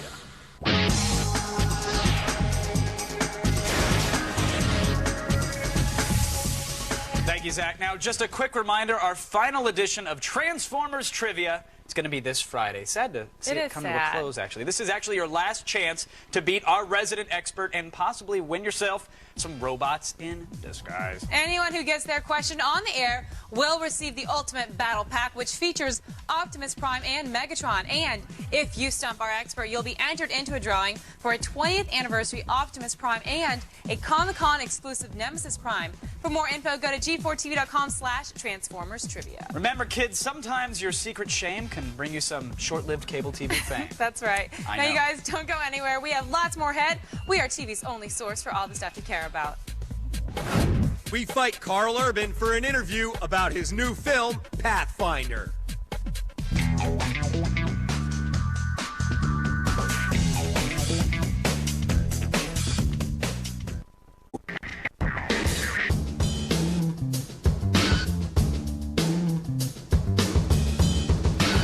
Welcome back to Attack the Show, TV's only source for all the stuff you care about. We are live and currently making our own gravy. We don't even use flour. Watch out for the robbers. We're excited to bring you the debut of the G4 Wii channel. Yes. I really wanted this thing to happen, and I'm so glad it actually did. It's a Wii optimized portal, so there's no zoom in or scrolling or error messages, unlike other sites. It's going to look great on the Wii browser, and it gives you access to all the G4 content you could ever want. It is live as we speak. You can visit just by opening your Wii internet channel and going to g4tv.com/Wii. Now, we're going to show off what's there right now. Yeah, so first of all, remember, safety first, kids. Always strap it on. Strap it. Here it is, the main page. Sorry. You'll see right away, there's the feed ticker at the bottom of your screen. Look at that animation. Huh? Wow. Look at that. So there it is. There's a feed at the bottom of your screen, and that's a real-time ticker. Can you come to us live? Huh? No, you can't watch live TV, but you can see what is on G4 TV right now up in the corner, and it will tell you what's up next. But here we are. I haven't actually updated in a while. What about photos? What's in photos? We were ready to, we were going to update the browser, and then we just didn't have time. So here it is. There's the feed. That's real-time. That's letting you know what the latest stories are. We can go to videos right here. So feed is real time. That's nice. Yeah, feed's real time, and all the videos are updated the moment they are on the site as well. So you can see G4 Today, Attack of the Show. Yeah, there's the video. That's the videos tab, and that's where you can find all your favorite clips from G4. Now let's watch one of the Geek Fantasy videos. Can we do that? Oh yeah, what section are those in? I don't really know, to be honest. I've been playing around. I've been going under that. That was a girl from Disturbia. David Jaffe. David Jaffe for me is kind of a Geek Fantasy, so I'm just going to load that one for right now, if that's all right. And as you see, loads up. And what I'm really proud of is that, you know, there's like SofaTube and WiiTube and all these other apps that try to get, you know, streaming video from flash sites onto your Wii. They chug, they crash. This player is solid. And it's because really I said video, that, it's probably going right? to crash. But yeah, it loads. It's supposed to be quick loading time. Well, yeah, no, it's pretty quick as well. We've had this thing running on this Wii all day, and it hasn't crashed yet. So, I actually just clicked out of it. Did we want to watch some of it? I thought we were going to see how it works. Oh, we but can load. Well, we're seeing how you get it, right? Well, let's go to the photo sections. We've got all of our pictures from all of our favorite G4 shows, so let's go check that out. Yeah, so we're loading photos. Okay. Let's see here. So you can go into photos, and it's going to give you different categories, right? There's like the E3 photo album, there's Attack of the Show, there's all sorts of stuff. The site's probably getting hammered right now, so let's see here. Okay. This is one of those. Can we just get a blue screen of death? Can we just pull one of those up? Anybody? No. No. So normally photos loads just fine. So tell people what right would in this general region. There they are. Look at that. And so you can go through different categories, and you can select what you want. Like that's Attack of the Show when we were on did our little Entourage spoof on Vegas. Scroll through all your photos as well. And it's just there, all the categories, and then it's all sortable. It all works just fine with the Wiimote. And then finally, there's a feed portion, which you're seeing right now. Again, real time. You just kind of mouse over the... It's on your Wii. It's all the news you need to know. It's right there on your Wii. You just roll over, and there's the story. Yeah, just click on the feed tab. Here you'll find all the feed headlines of the day. Just, you know, like Kevin said, drag your pointer over each headline to get more info. And breadcrumb navigation. So if now, is there a chance of this, of like, you know, in our forums, sometimes they crash because so many people are on it? Yeah. Is there a chance with the Wii? It could just get slow, like I think it is right now, because people are pulling it up. They're probably pulling it up on their regular browsers. Use it on your Wii, cheaters. Well, if you use it on your Wii, will it be quicker? I just totally exited out now. If you use it on your Wii, will it be quicker? It'll be prettier, because it's designed for it. But will it be quicker, or can it still crash? Well, I mean, it can be slow, but it's not. It shouldn't crash. It shouldn't crash your Wii. It shouldn't crash the site. No. So there you go, folks. Well, this channel is active right now, people, and it's constantly being updated. So make sure you check it out at g4tv.com/Wii. Use it. We're very proud of it. That's right. And when you're done browsing our new Wii site, remember to tune into G4 this Friday. We've got an all-new free stuff coming up, hosted by Morgan Webb. She'll be giving away the hottest gadgets like an HD TV, a Nintendo Wii, and a DVD player and more. I can't believe it, an HD TV. Oh, I wish I had one. No. Now be sure to tune in at 10 p.m. Eastern and Pacific and check out g4tv.com/free stuff for more info. All right, we're going to be back, so stick around. There's still more TV to be had. We got actor Carl Urban live in studio to give us the skinny on how he sharpened his sword skills for the upcoming film, Pathfinder.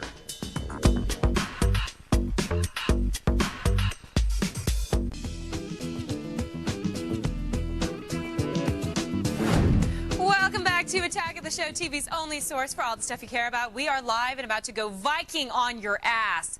Now, with a tagline like 2 worlds, 1 war, the ultimate battle begins, Pathfinder is an epic Viking movie that takes place on the high seas that looks like it's going to have some good old-fashioned violence. Right now, let's go over to Kevin, who's with the star of the movie.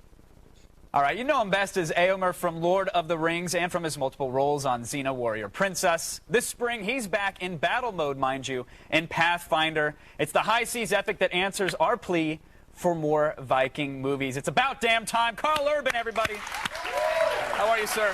Thank you very much. Good to have you here. It's good to be here.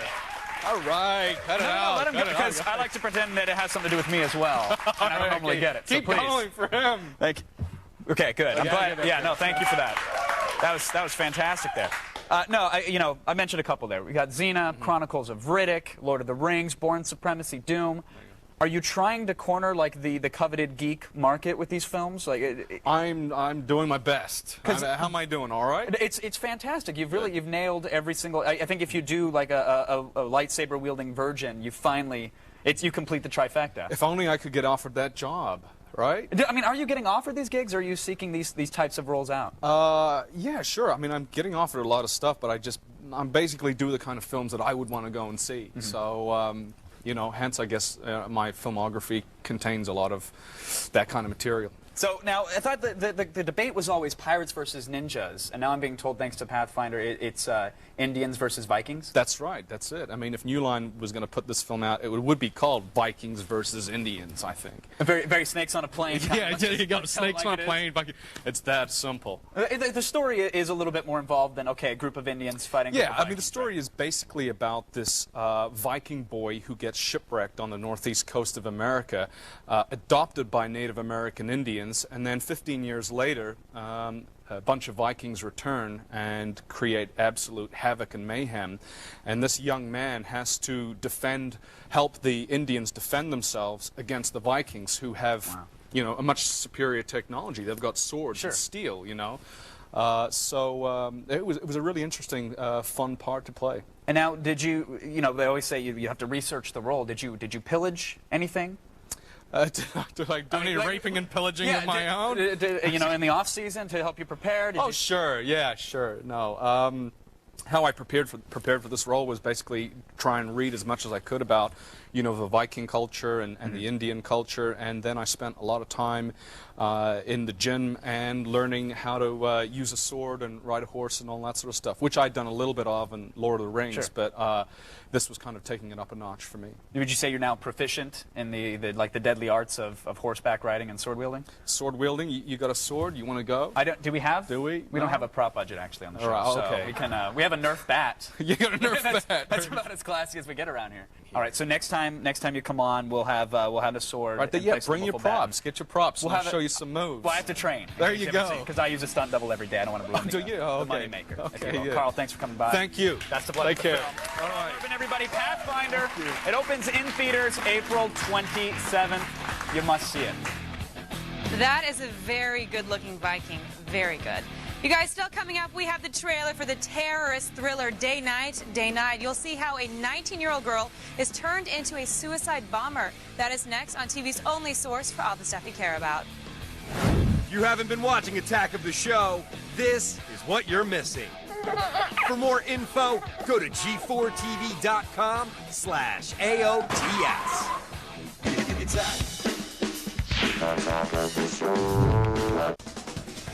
Everybody, welcome back to Attack of the Show, TV's only source for all the stuff you care about. We are live and still rocking the free world. Woo! Coming up tomorrow, it's our Loop Week in Review. We're going to go in-depth about Grindhouse flopping, the death of the 20-gig PlayStation 3, and how 24 is, well, pretty boring now. Really? You think? All right, we'll preview a new Wi-Fi MP3 player that might give the iPod a run for its money. Plus, next week we'll have some very special guest stars. Simon Pegg, Nick Frost, and director Edgar Wright will be live in our studio to talk about Hot Fuzz. And finally, we have the trailer for Day Night, Day Night. It was the winner of the Youth Award at the Cannes Film Festival. And this film is, well, needless to say, it's getting a ton of buzz. Yeah, this movie is about a 19-year-old girl who's preparing to become a suicide bomber in Times Square. Here's a look at the thriller, which hits theaters May 11th.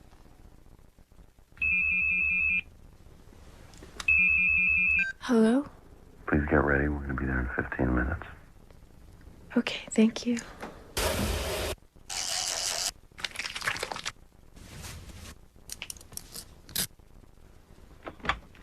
Hi. Hi. How you doing? I'm okay.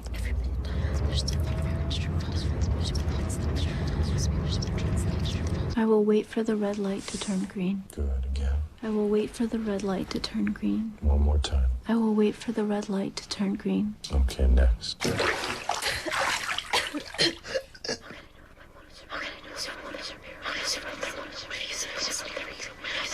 April 10th, 1987. City and state. Longfield, Colorado. Spell your last name. CRUC. Date of birth.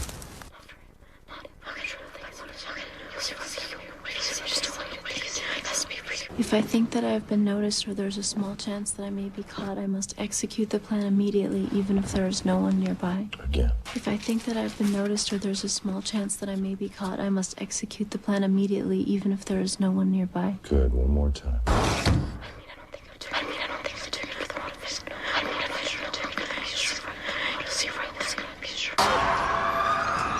Step. I just want to show you something. Step. Step. Step. Step. Step.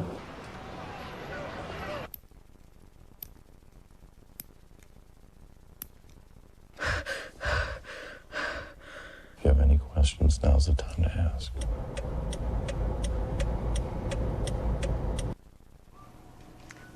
That looks really intense.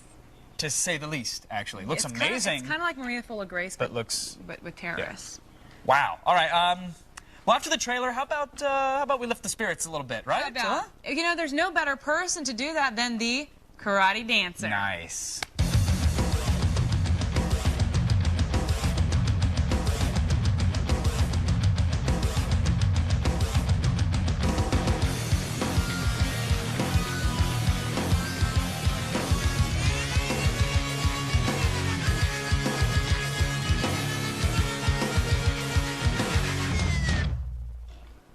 Only one brave enough to dance. Yeah. That is hot, my friends. If you think the energy is waning, go for the karate roll. If you Now think for the all the energy things is you waning, guys saw today go for the karate and roll. more, go to g4tv.com/AOTS. X-Play is coming up Do you next, have a my move? friend. What's your move when you go dancing? It's Give us a Yahtzee. move. Let me just see. You know Yahtzee. Show the kids Yahtzee. Go ahead. Break it out. Yahtzee. No, get the gun. It's a whole. There you go. This is Kevin at the club. Throw the. You got to roll the dice, leg kick. Kick it back like a bowler.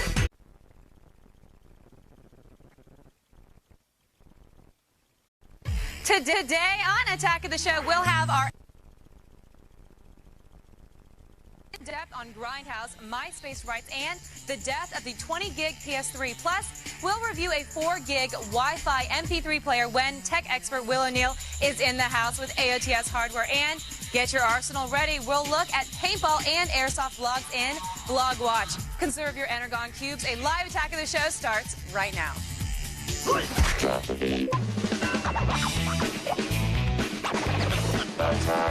What's going on here?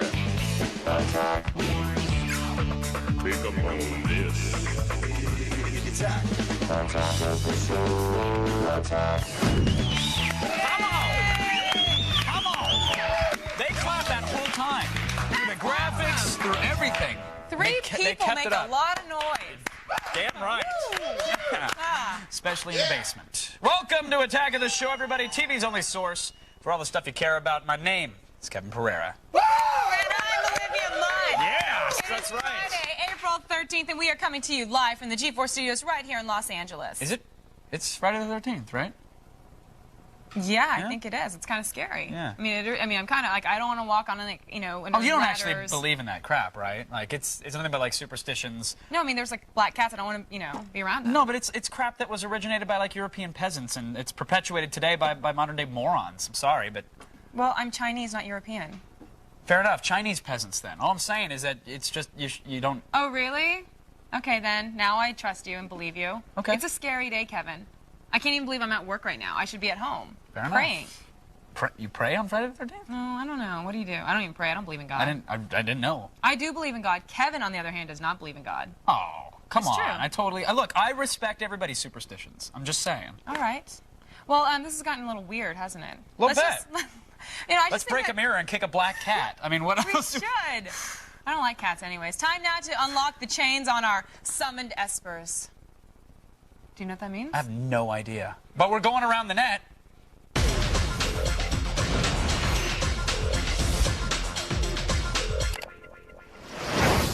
Okay, look. Guns are one of the most phallic symbols around. Kevin's got one. Second only to cigars and expensive automobiles. That's true. Thank you. So when we tell you that you're about to see a video of a man losing his ability to have children because of a gun, it should strike you very ironic. It will also strike you as one of the dumbest things you'll ever see. Although they do get points for delivering testes trauma in a way that you wouldn't expect normally. No. Oh, it hurts just pressing up against that. Are you recording? Yeah, go for it. Alright, I'm Jeff Fidel, and this is Shotgun Nut.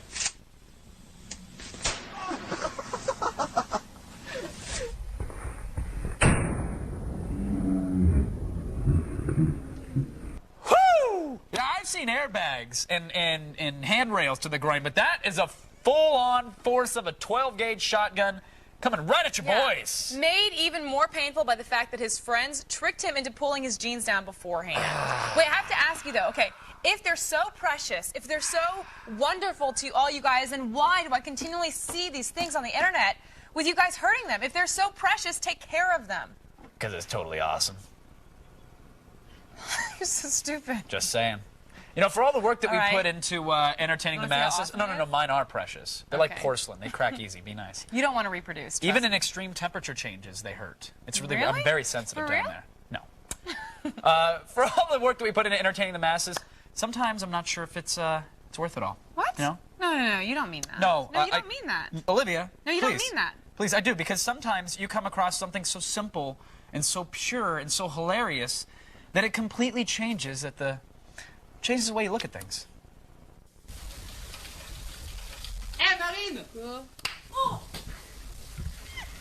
That's all it takes. 2 people, 2 words, and a slap. Hey, Olivia! You can hit me. Let's see what it looks like. I don't want to, because I know All you right. get off on that stuff. Oh. It was good. And finally, here's a little bit of acrobatics that is really impressive. The physics and sheer force involved in this. It's just, words don't even do it justice. Just watch.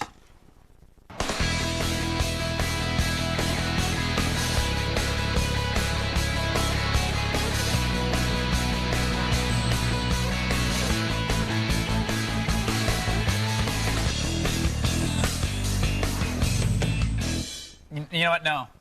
No, I'm not buying it. What? It is, I'm not- that is human That is a form. viral ad for a belt company. I don't trust the internet. I'm putting money on it. I'm not buying. For a belt company? Or for relaxed fit jeans.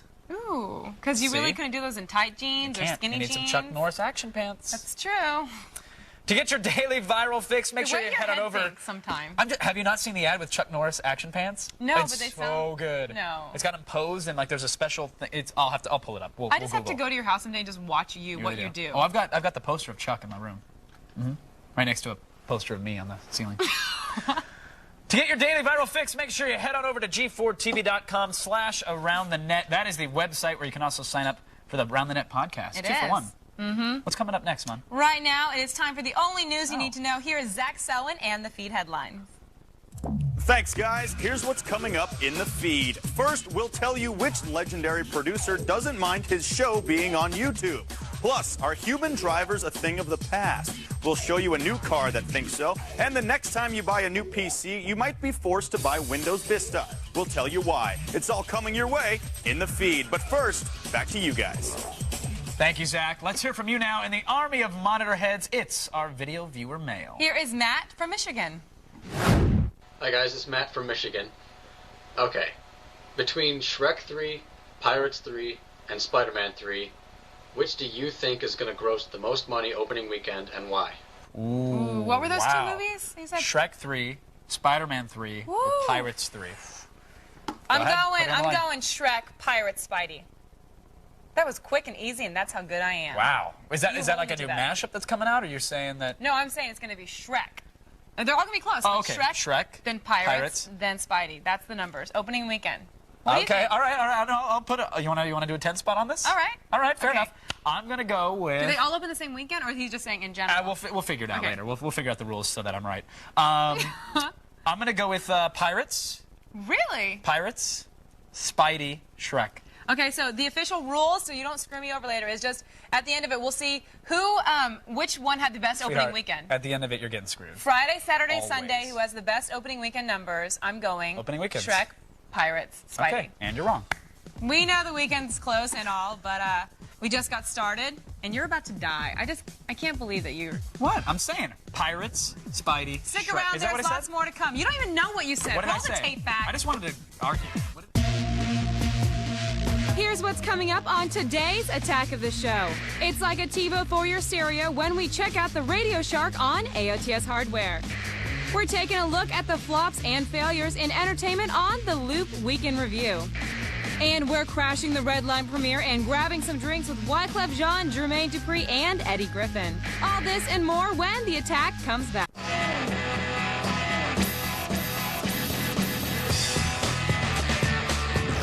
Hey everybody, welcome back to Attack of the Show, TV's only source for all the stuff you care about. We are live, and Olivia Munn she's about to make you all very, very jealous. Only the shiniest new gadgets can make it through our rigorous screening process to make it into AOTS hardware.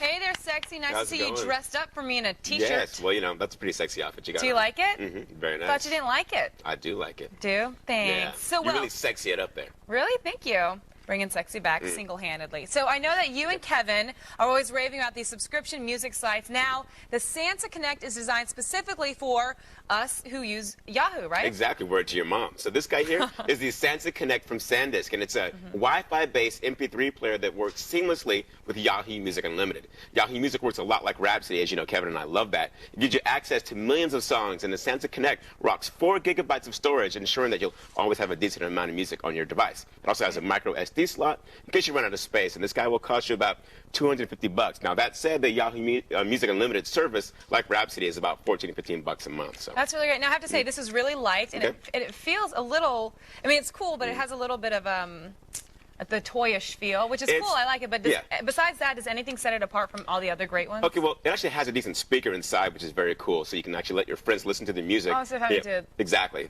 put your nasty earwax. Yeah, my little earwax. Yeah, and you're like, ooh, I'm not quite sure. Yeah, so it has a pretty good speaker. It gets loud, so you know your friends can hear the music before you beam it over to them. I like the speaker feature. Now, Will, everyone at home, I don't know if you know this, but he is a budding amateur pornographer. So tell us about the, let me get this right, Hitachi DZ HS300A. Great name, by the way. Now, very catchy. First off, I'm no pornographer.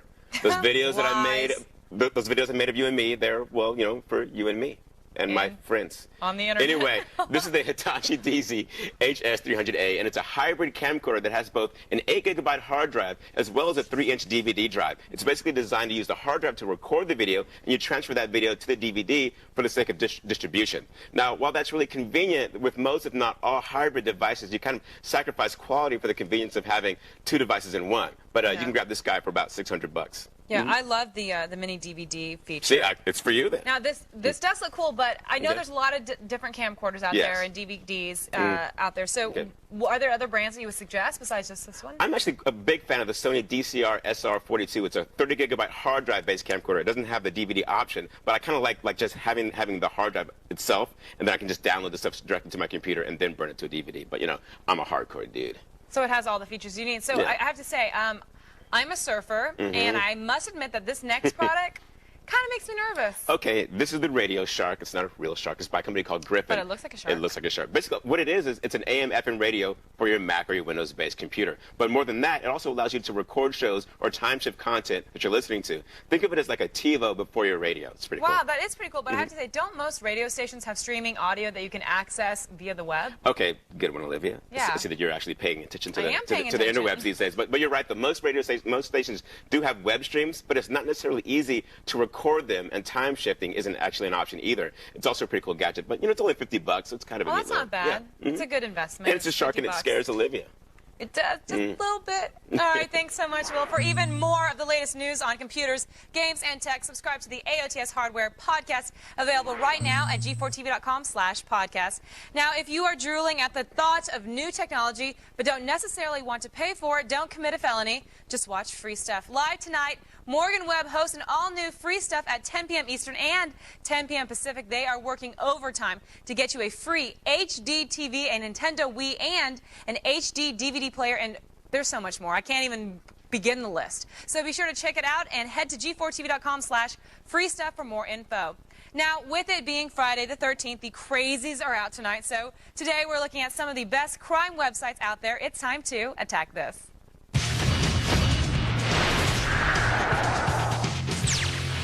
First up, head to True Crime Blog if you want to know what's new on the criminal scene. It's run by notorious crime blogger Steve Huff and has an archive of the best of his posts about crime. He got the first scoop when Sean Hornbeck was found after being held by a kidnapper for 4 years. But Huff was also the one who dug deeper and blogged about the abducted boy's online access and profile on Xbox Live. That's the thing about crime. The truth is a lot stranger than fiction. Next, check out the Killer Blog. This site follows the cases of various serial killers and asks the question, why? The blog's founder created the Killer Blog because she finds the monsters who commit these crimes fascinating and asks tough questions about how we should punish them. Today's top story asks whether a serial killer who killed at least 30 people should be eligible to donate one of his own kidneys. Well, I gotta say, at least he's trying to donate an organ for once. Next, check out Crime News 2000. Their crime cover ranges from the dark and tragic loss of human life all the way to the strange death of pigeons. That's right, they have a report about a strange pigeon slaughter in England yesterday. That is how thorough their crime coverage is. Now, in other news, a Saudi man had his nose bitten off during an argument with his 2 wives. They were supposedly mad because he said he wanted a 3rd wife. Ouch, it actually sounds like he already has 2 wives too many. And finally, if you're still crime curious, head to crimelibrary.com. They've got the largest compendium of crime online and take you deep inside the criminal mind. They've got serial killers, gangsters, and outlaws, along with terrorists, spies, and assassins. Check out their in-depth feature story on the notorious serial killer couple from the suburbs known as the Ken and Barbie of murder and mayhem. You know what they say, the couple that kills together goes to death row together. That's today's Attack This. Visit g4tv.com/AOTS for links to all these crime sites. Now, still ahead, we'll be switching over to X-Play. I'm just kidding. There's still lots more Attack of the Show on the way, so stick around. We're taking aim at Grindhouse's apparent miss at the box office in The Loop Weekend Review. And our own Zach Selwyn checks out the sweet cars and sexy ladies that only the Red Line premiere can pull.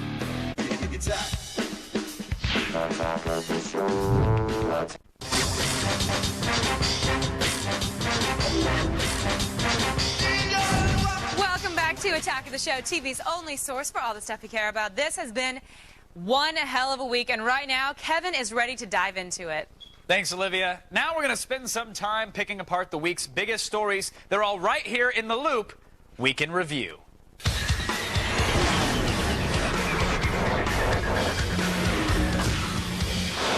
My guest tonight from San Francisco, CNET executive editor Tom Merritt, from Washington, D.C., the face behind USA Today's Pop Candy blog, Whitney Matheson, and from Los Angeles, editor-in-chief of IGN's Gear Channel and winner of Best Hair for the Day, Jerry Block.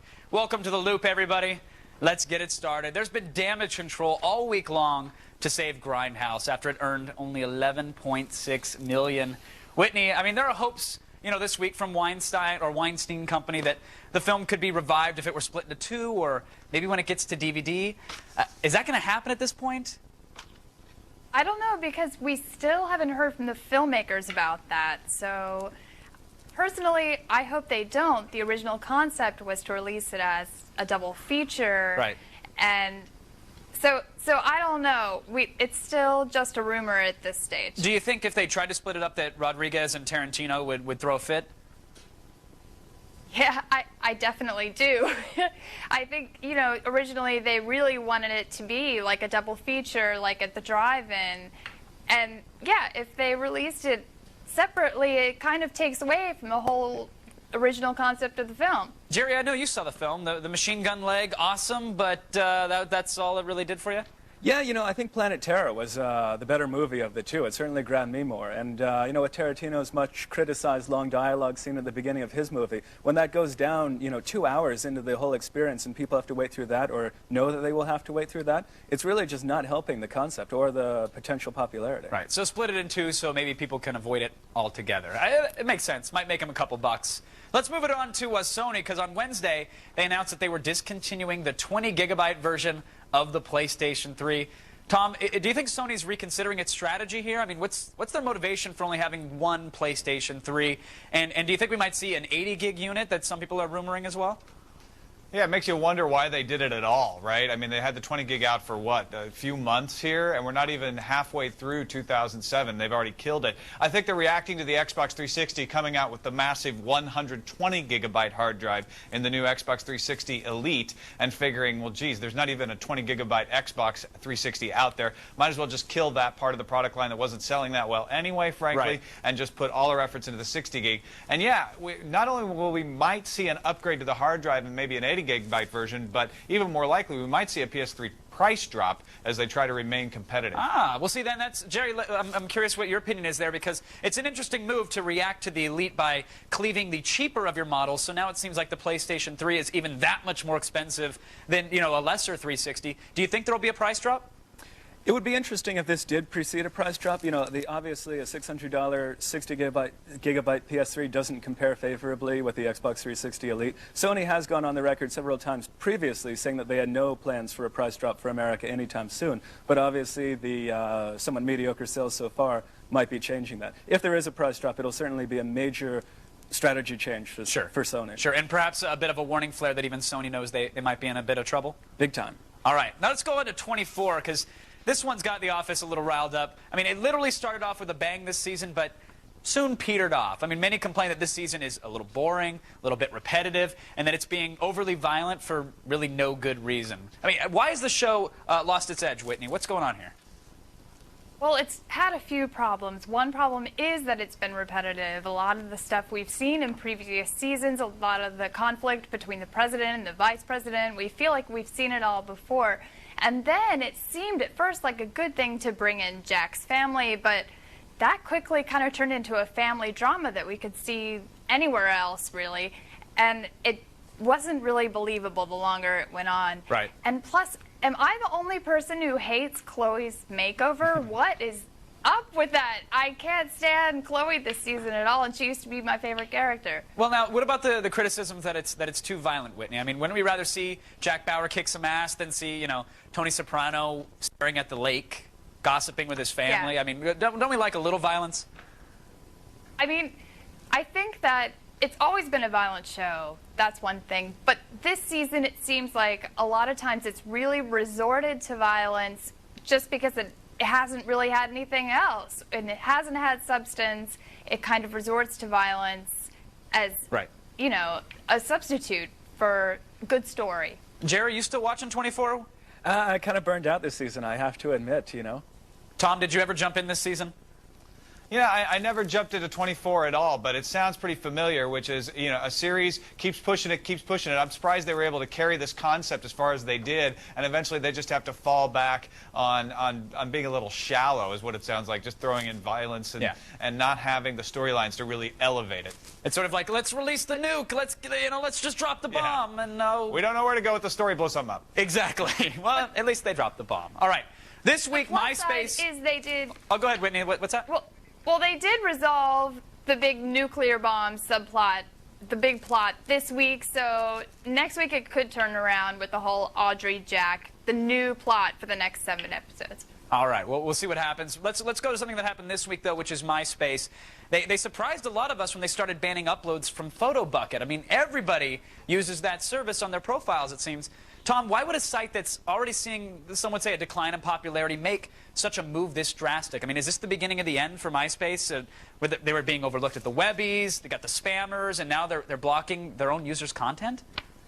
Yeah, this is not new for MySpace. They've had problems with Rever and other third-party issues in the past, YouTube even, they had a little tussle with about blocking YouTube videos. So it's not unlike a News Corp property to go through these sort of things where they try to really keep everybody inside the fence. And from what I heard, PhotoBucket had made some comments that if they got blocked, people would stay with PhotoBucket, and so MySpace may have decided to call their bluff on it. But yeah, I've moved on to Facebook for that sort of thing, or even Twitter as far as social networking, or Jaiku, J-A-I-K-U. So I think MySpace is starting to enter the AOL phase of its career. It's not going away anytime soon, but it's got its user base, and that's probably going to be what it has for a while. Whitney, what are your thoughts on that real quick? Is MySpace heading to an AOL 4.0 kind of action here?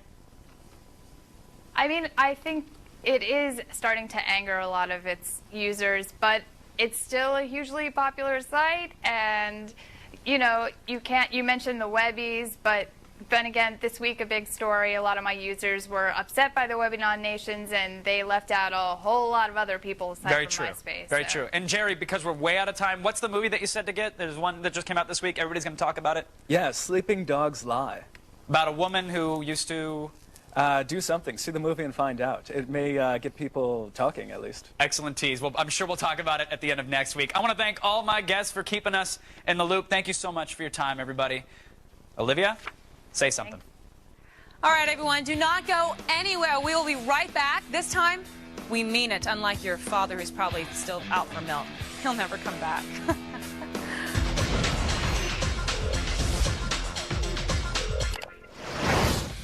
Pay close attention to the guy in the hoodie. What happens next? Will he get hit by a golf cart? Get hit by a golf club? Get hit by a golf ball? The mystery is revealed after the break.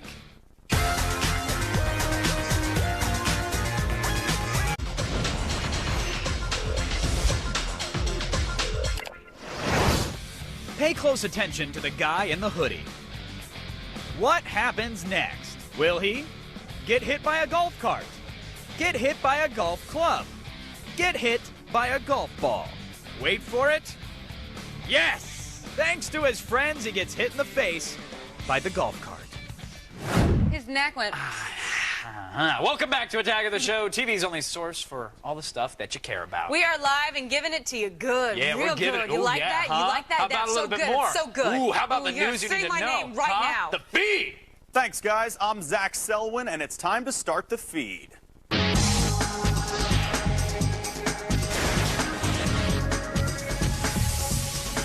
While videos of Saturday Night Live sketches are being taken off of YouTube, the creator of the show says he loves the site. Lorne Michaels, the creator and long-standing executive producer of SNL, told the New York Observer he loved the video sharing site for making SNL skits available worldwide instantly. Michaels said he wasn't happy with NBC's decision to aggressively pull down clips from the show. He understands the legal reasons for doing so. NBC Universal is working on a new video sharing site with Fox's News Corp. Although we've been hearing about it for a long time, now it really does look like the Beatles' music will be ready for the digital age. This week, the Beatles' Apple Corps settled a 2-year-old royalty case against EMI, who had been working to digitally remaster the band's back catalog for MP3 downloads. Earlier this year, Apple Corps settled another long-standing lawsuit against Apple Incorporated over the computer company's entry into the music distribution business. As of now, the Beatles have still never officially released any of their music in the MP3 format. Now, if you've ever wished your car could just do all the work of driving for you, you might not have to wait much longer. The Defense Advanced Research Projects Agency, or DARPA, has developed a new technology that enables autos to navigate without a driver. Boss is a Chevy Tahoe equipped with 25 lasers, cameras, and radar to guide it to its destination without any human help. The vehicle will be fully tested this November in DARPA's Urban Challenge, where unmanned vehicles will attempt to make it through a 60-mile obstacle course. If you prefer your Windows operating systems a little more old school, you're soon gonna be out of luck. Microsoft announced by the end of this year they will no longer be supplying Windows XP to computer manufacturers for inclusion in new systems. By the new year, Windows XP Professional will be pulled as well.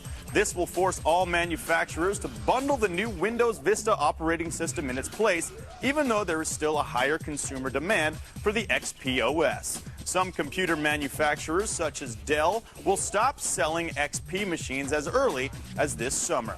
And finally, the Army is putting some serious money into gaming. The U.S. Army just landed a $2 million sponsorship deal with the Global Gaming League website. The Army said the site was a great way to reach males aged 17 to 24 and a better way to tell the, quote, Army story, unquote, than through traditional advertising.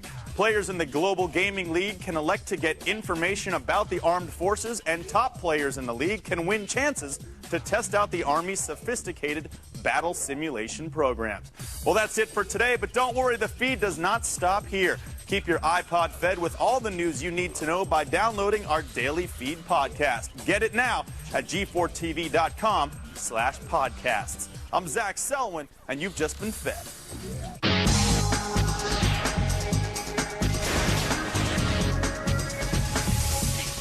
All right, there's a new movie coming out today, folks. It's called Redline. Now, you might remember the hubbub. Is that what the kids say? The hoopla? Kids don't say that, but go ahead.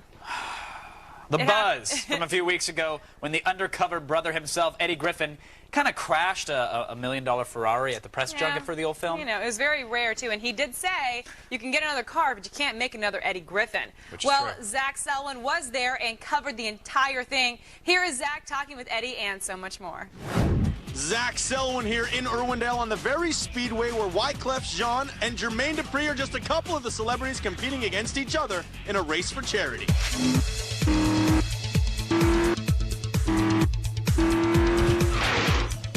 Now, this ain't your run-of-the-mill celebrity stock car race. No, these guys are racing a McLaren SLR and a Ferrari 599 against each other.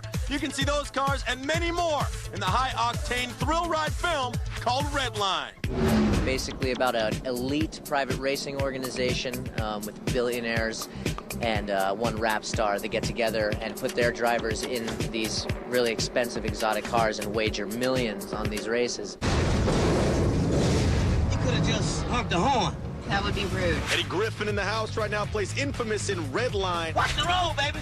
What I say, he's Puffy meets Suge Knight. You know, he's a record producer and he's in over his head, you know, because he's betting with some billionaires. And he's put up his entire record label and everything, you know, and hope that he win the race. Everybody's got a price. I don't race. Way to wear the t-shirt and wear it with pride. Right? Shameless self-promotion here. Well, you know, you're guaranteeing that no one's going to make eye contact with you. I'm going to kick your ass. Are you really doing your own driving in the movie? No, as you can see today by a little accident I had, you know, me and driving shit don't go together. He can make another car, can't make another Eddie Griffin. That's damn right. Damn. All right, fine. Now, if you like what you saw here today, make sure to check out the new film Redline for some more off-the-hook racing. Now, unfortunately, I got an after party to go to, but only one ticket, so get the hell out. Ladies, let's go get a drink. Redline opens today, folks, so see it, and see it often. Now you at home, don't get off that favorite TV chair of yours. Don't you do it. Don't you do it. We have lots more ahead on TV's only source for all the stuff you care about. Ow. Our resident animation expert, Matt Kyle, joins us live in studio for another edition of Transformers Trivia. And we're lighting you up with the best in paintball sites on Blogwatch. It's that.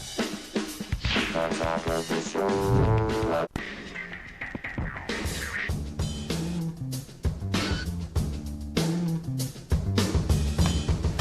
just love the way they say the name of the show. I know, in it's the really back. cool. Really neat. Hey, welcome back to Attack of the Show. We are TV's only source for all the stuff you care about. We are live and all slowly becoming robots in disguise. Yes, well, with the Transformers movie heading to theaters July 4th, we thought it was the perfect time to roll out our Transformers expert, Matt Kyle, to challenge you with basically his amazing knowledge. There's no other way of putting it other than this guy. He's very smart, and he wears tuxes. Ladies and gentlemen, it is time for Transformers Trivia, the finale. Woo.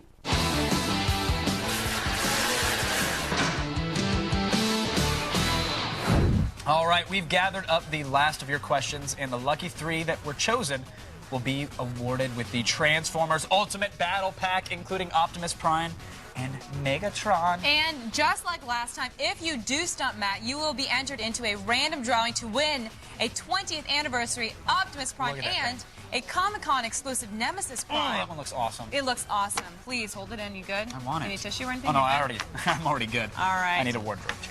Let's get right to it then. Here is G4 TV's resident Computron. Computron. Matt Kyle! Matt Kyle! Wow. Crowd goes wild. It takes them a little while to wake up, but they go nuts. Yes. Hey, Matt, how are you feeling today? Feeling good. Ready for it to go. Ready for it to end.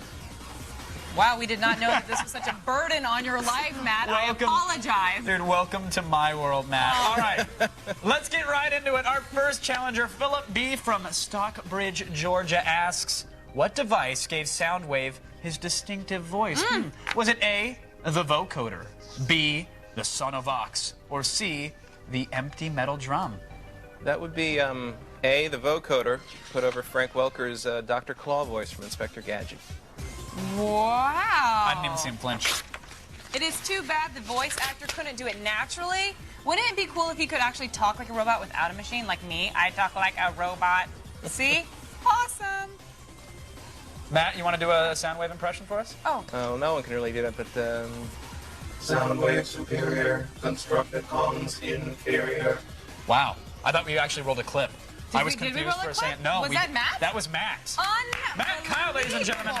Amazing knowledge and vocal range. Unbelievable. Wow. All right, let's move on to the next question. Wow. Awesomeness over there in a tux. The next question comes from Samuel R. from San Bernardino, California. He asks, how many episodes, counting the movie as one, did Peter Cullen voice Optimus Prime? Is it A, roughly 65 episodes? Roughly?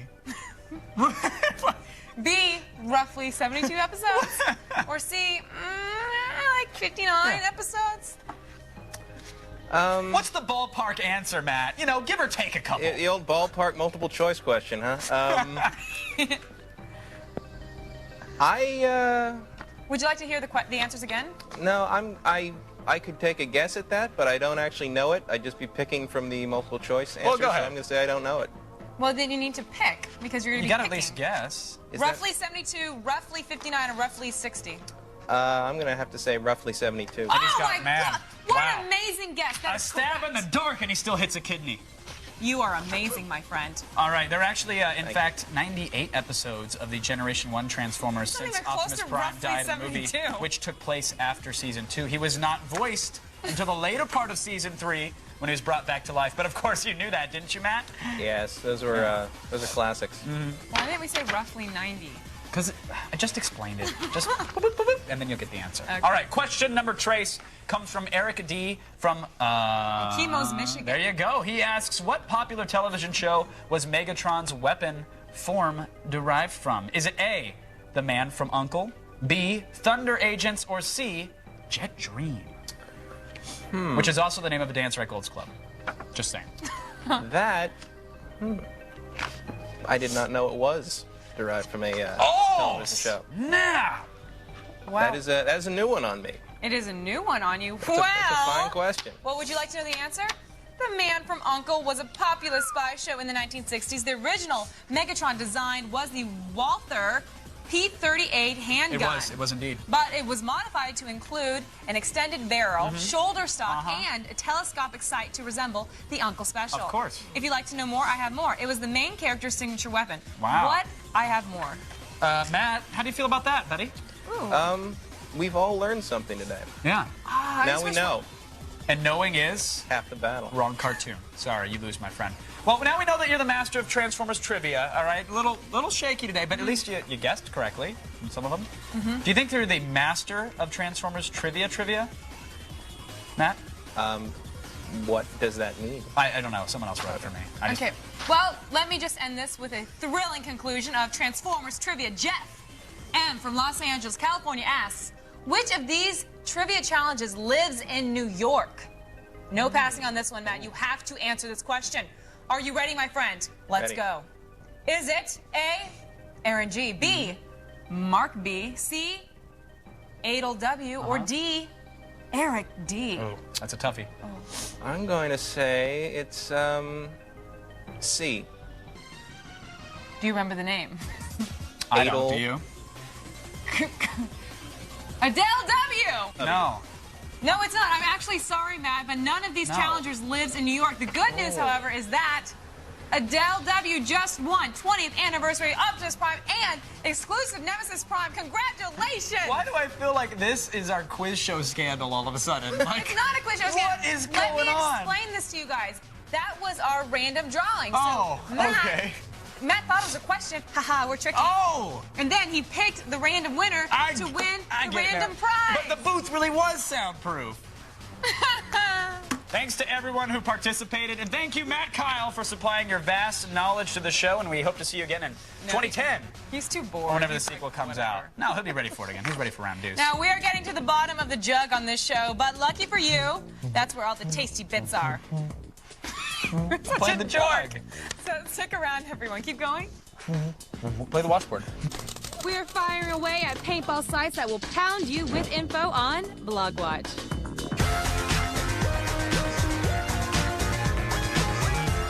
Welcome back to Attack of the Show, TV's only source for all the stuff you care about. We're live and bringing sexy back 24/7. I already said that earlier. Did you? Mm-hmm. Oh. Single-handedly, right here. Missed the memo. Better believe we are, folks. It's time to fire up the old interweb and plow it for a handful of blogs that you just can't live without. Searching high and low, it's time for BlogWatch.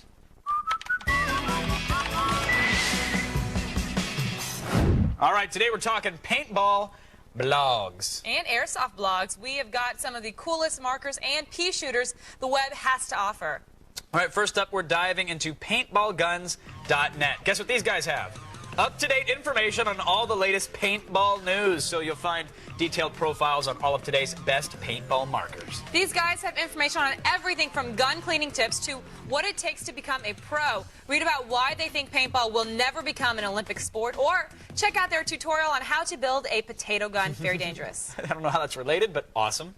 They even have a few modding tips for your paintball gun. Check out this pen spring mod, which actually helps lighten the trigger pull on the Tipman 98 Custom. All you need is a spring pin and some wire cutters. Done. Now, this blog also has a great collection of paintball YouTube videos. They look something like this. Ooh.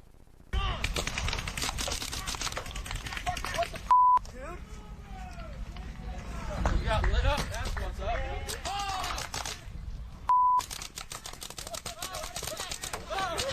Oh, physical contact! What up? What the Hey, he started it! You know what really sucks is that it wasn't even during a game, dude. Oh, wow. That looks painful. I got you, dude. It was just splatter, whatever. Finally.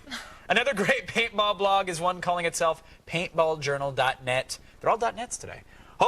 Here you will find helpful paintball drills, DVD reviews, and informative opinions on paintball products. You'll also find photos of few limited edition paintball guns that were specifically designed for the pros, like the infamous Ego 7 featuring President George W. Bush with the caption, "Helping good teams lose." The patterns on these guns are anodized to prevent corrosion and staining. Nice. Although you won't find any of these guys at your local hobby store, this blog will show you some classic paintball videos like this.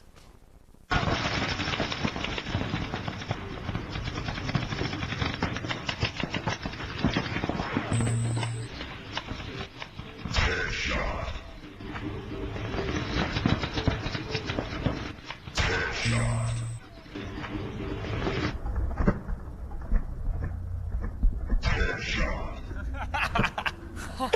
That's all for today's Blog Watch. Be sure to visit our website at g4tv.com/AOTS for all the links to all of these blogs and more. Now, April 20th is just another Friday, or is it just another Friday? Oh, I don't get it, actually. Like fried, like I'm fried, like I'm baked day?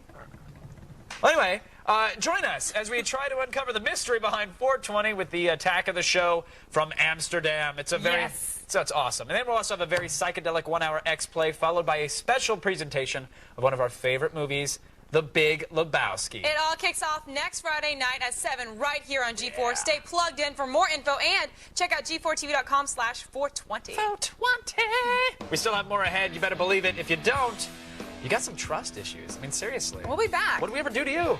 We're TV's only source for all the stuff you care about. Just give us a chance. It's snowing! If you haven't been watching Attack of the Show, this is what you're missing. For more info, go to g4tv.com/AOTS. I can't see!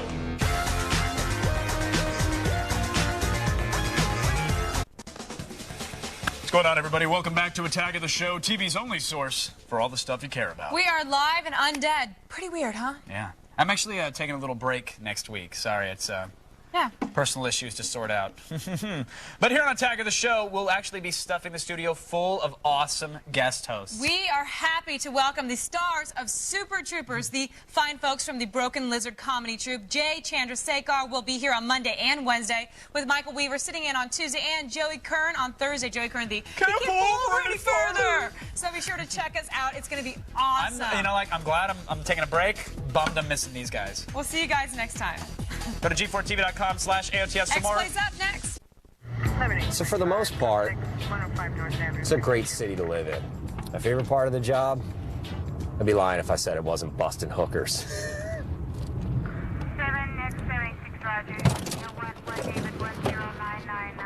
Lady, get out of the car! Get out of the car!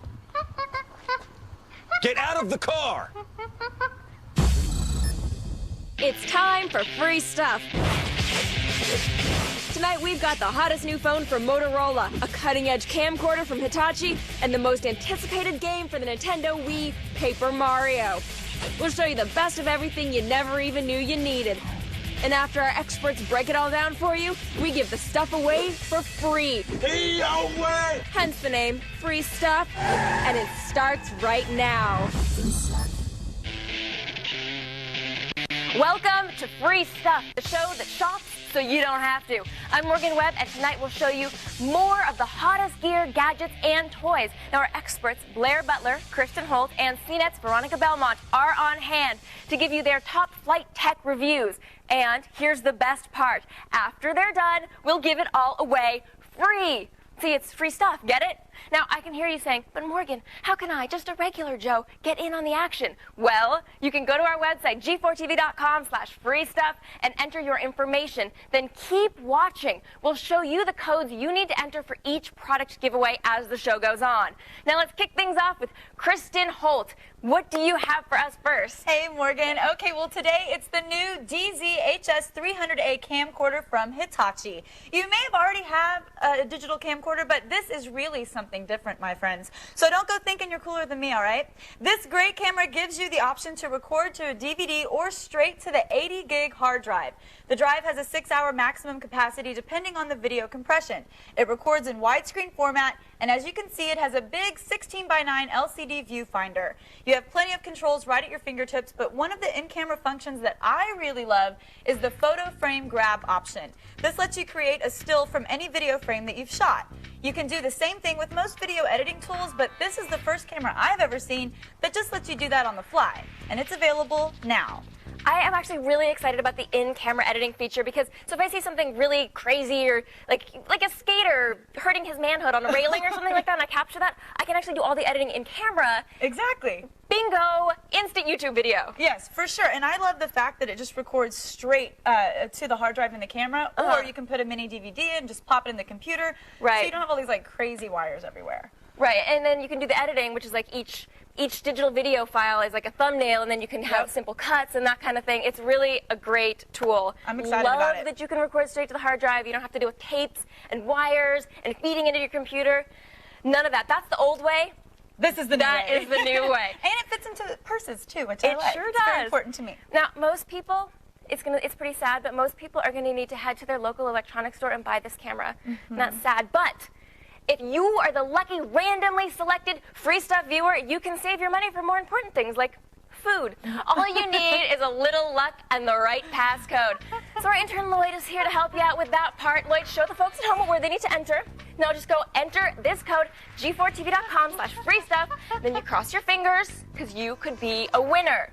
All right, now I'm not satisfied just one thing. What else you got? I know. I knew you wouldn't be, so I brought something else. You're going to love this. It's a new media player from Arcos. We've seen lots of new digital media players on the market recently, but what I like about this is the built-in Wi-Fi antenna. So not only can you use this for movie and music playback, you can also browse the web or download new content on the go. The Arcos lets you purchase movies and music whenever the mood strikes you.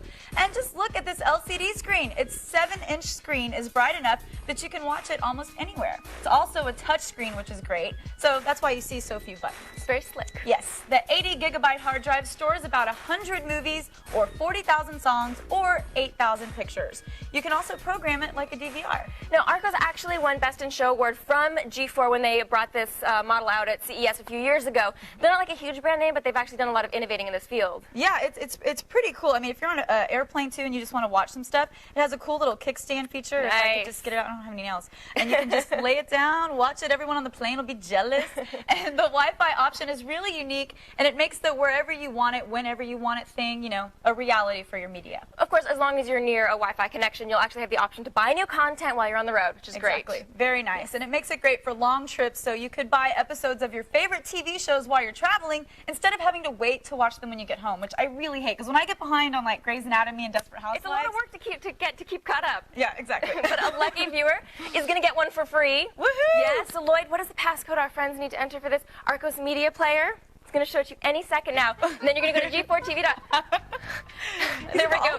G4TV.com/free stuff and enter to win. We still have lots more free stuff to show off and give away after the break. But first, that's Dance. Zach Selwyn is out on Prize Patrol again, so let's check in with him. Feast your eyes on the Bose Triport IE. IE stands for in-ear. These things sound like a 15-inch woofer in your skull. That way you can hear what music is playing and not what other people are saying. You know what I mean? These are the new Triport IE for in-ear from Bose. Would you want to put them on and just try them? They're actually very comfortable. You know what? It's going to even sound better with Johnny Cash and Busta Rhymes. What's that? Your new free Bose earphone. Wow. You're on a show called Free Stuff on G4. Look at that. Very You cool. excited? My Show boyfriend it. watches it, so. Why you got to bring up the boyfriend? Thank you. Bye.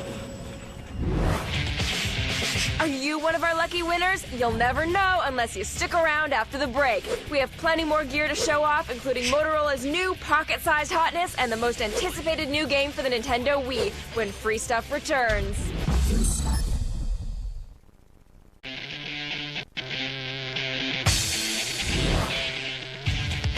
Welcome back to Free Stuff, the unparalleled live television event in which we show you all the tech you need to know about and want to own. And as the name implies, once we review it, we give it away free. Now, the only way to win is to go to our website, g4tv.com/free stuff.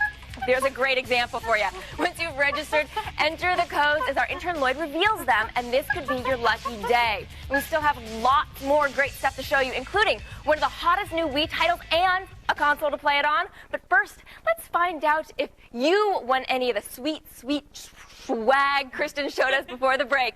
Kristen? Well, first up, we showed you this Hitachi camcorder, which writes to either a built-in hard drive or DVD. That's on its way to Nicholas from North Carolina. Then we showed you this new media player from Arcos. It supports all possible video and audio formats and even has a Wi-Fi antenna for web browsing or downloading new content. This is now the property of another North Carolinian, Joseph J. Well, sadly, our winners can't be here with us in the studio, but, you know, our intern happens to be a gifted actor. Lloyd, quick improv, pretend you just won one of the giveaways. Great, good job, good job. All right, we have so much more to show you. Now, when you think of San Francisco, what comes to mind? You know, cable cars, Race-A-Roni, old men with tongue rings. Well, how about cutting-edge tech and CNET's Veronica Belmont? She's here from the city by the bay to share her expertise. Welcome. Now, I see you brought a cool new phone for us. Yes, thanks, Morgan. It's Motorola's latest, and it's called the Crazer. Crazy. It's really a great new phone. One of the most compact media phones available. It has a 2-megapixel still camera. It also supports the Bluetooth stereo profile, so you can listen to your music without wires. The onboard flash memory holds around 40 songs, and there's an SD card slot to increase the capacity. It retails for $350 without a carrier commitment. Now, the 2-megapixel camera, that's actually really good because you're going to be able to print 4x6, and it's going to be a decent picture. It's amazing. Right. We all think that camera pictures as being these fuzzy, low-res images, but we're starting to see next-gen phones with big image sensors. Yeah.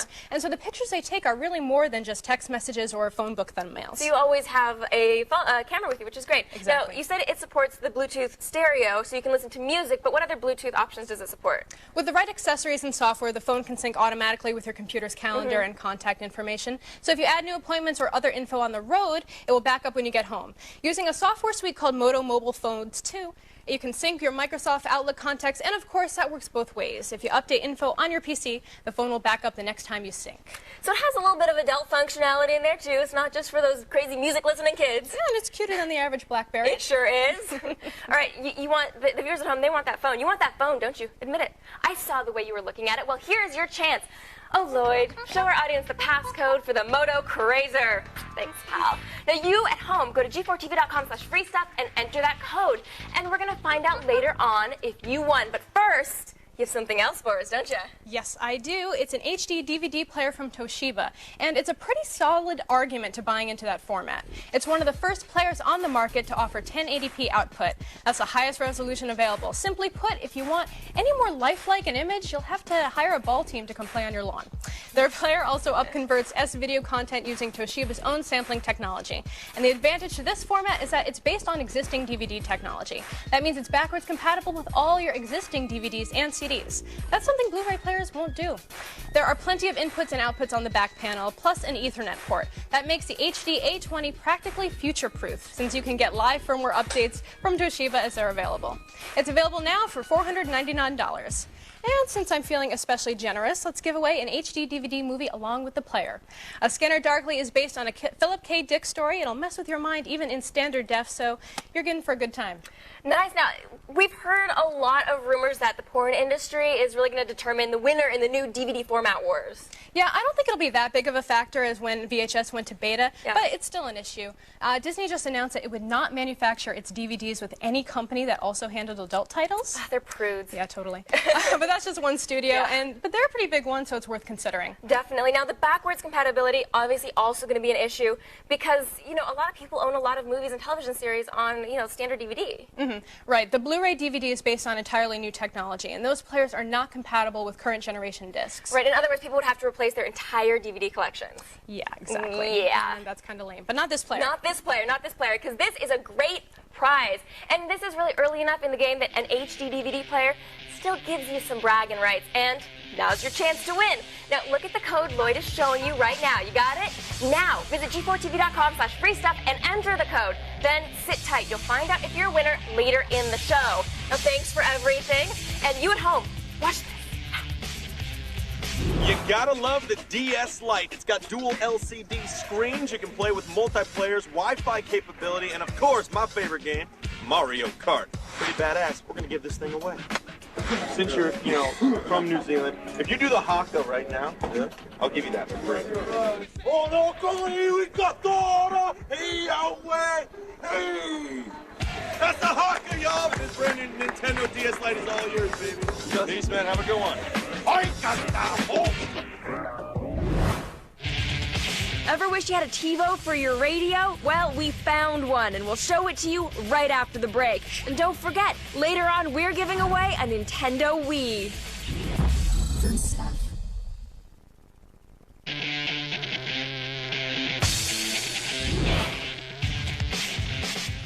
Welcome back to Free Stuff, the only show that actually rewards you for watching. So here's the way it works. We show you the goods that G4 has been buzzing about this week. Then you go online, and if you're lucky, we give it to you for free.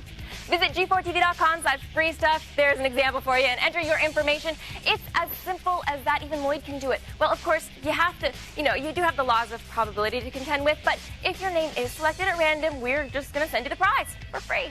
And speaking of prizes, before the break, you were all entering your information at lightning speeds. Now let's see if you won any of that stuff. Kristen? Well, the Moto Crazer is new from Motorola. It's got a 2-megapixel camera and Bluetooth stereo. That goes to Jeremy S. from Kentucky. Next, Toshiba's HD DVD player offers the best picture possible in 1080p resolution. It is now the treasured personal possession of Sean R. from Oregon. Congratulations to all of our winners. Congratulations, guys. That is a pretty sweet... Oh, Lloyd's definitely enjoying this stuff. We're going to get a little monkey slobber on it before we send the prizes to the people at home. Okay. Blair Butler is here to show some new prizes. Yes, not yet covered with monkey slobber. But soon to be. Yes, exactly. This is the Radio Shark. Nice. Yes, it works sort of like a TiVo for your radio, and I guess they could have called it the Ravo Then I guess a bunch of stupid kids with glow sticks would have gotten all confused about it. Anyway, I digress. The Radio Shark lets you play, pause, and record live radio. Now, how many times have you wondered, what song was that? Or, what the hell did Don Imus just say? Now you can rewind it and hear it again. Ah, the sound of a career exploding. It's programmable, so you can set it to record your favorite shows in advance. And the Radio Shark works with your Mac or PC and identifies the songs you're listening to. It's a great way to sample and discover new music, and you can even create a playlist of recorded favorites, or go right through the interface to buy a CD if you like what you hear. So you literally have a world of listening options whenever you want it. But wait, there's more. More? Yes, Wow. more. We are bundling the Radio Shark with one of the best tabletop radios out there. This is the Model 3 from Tivoli Audio. Don't let the retro look fool you. It uses cell phone technology to yank even faint signals out of the air. So if you're some kind of cabin-dwelling survivalist who listens to overnight conspiracy talk shows, you'll love this thing. Art Bell fans, come on. The bass is pretty good as it is, but if you're a complete bass head, the Model 3 has an output for an optional subwoofer. It also has an input for a powered FM antenna. This thing's cool. First of all, I do love the form factor. It's like really sleek and would fit on your desk. But it's very, like, if you like a certain morning show, for example, and maybe you have to miss it that day, or you want to go back and listen to a part, like you have it recorded. That wasn't even possible before. Oh yeah. Now you can totally record it. It's well, groovy. I guess I can't because I don't have one. Right. But whoever wins this is going to be able to do just that. Indeed, now, they are. I would like to talk a little bit more about this radio. The retro look.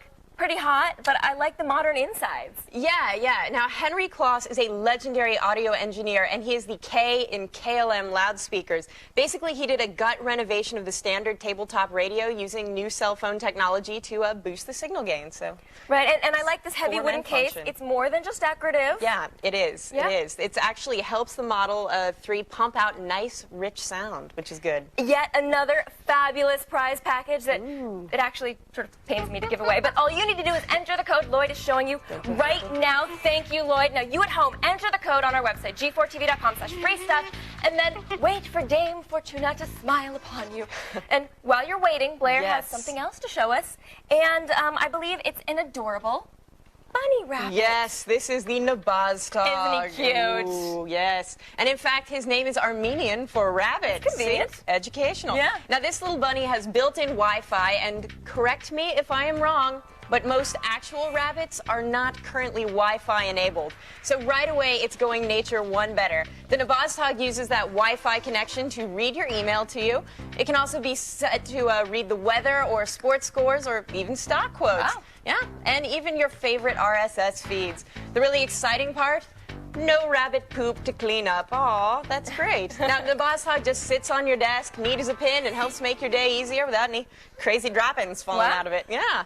It's what's called an ambient device, and the idea is you can concentrate on other things while this little bunny handles certain tasks in the background. So, instead of flicking through your RSS feeds in the morning, you can answer emails or eat your breakfast while your little friend tells them to you.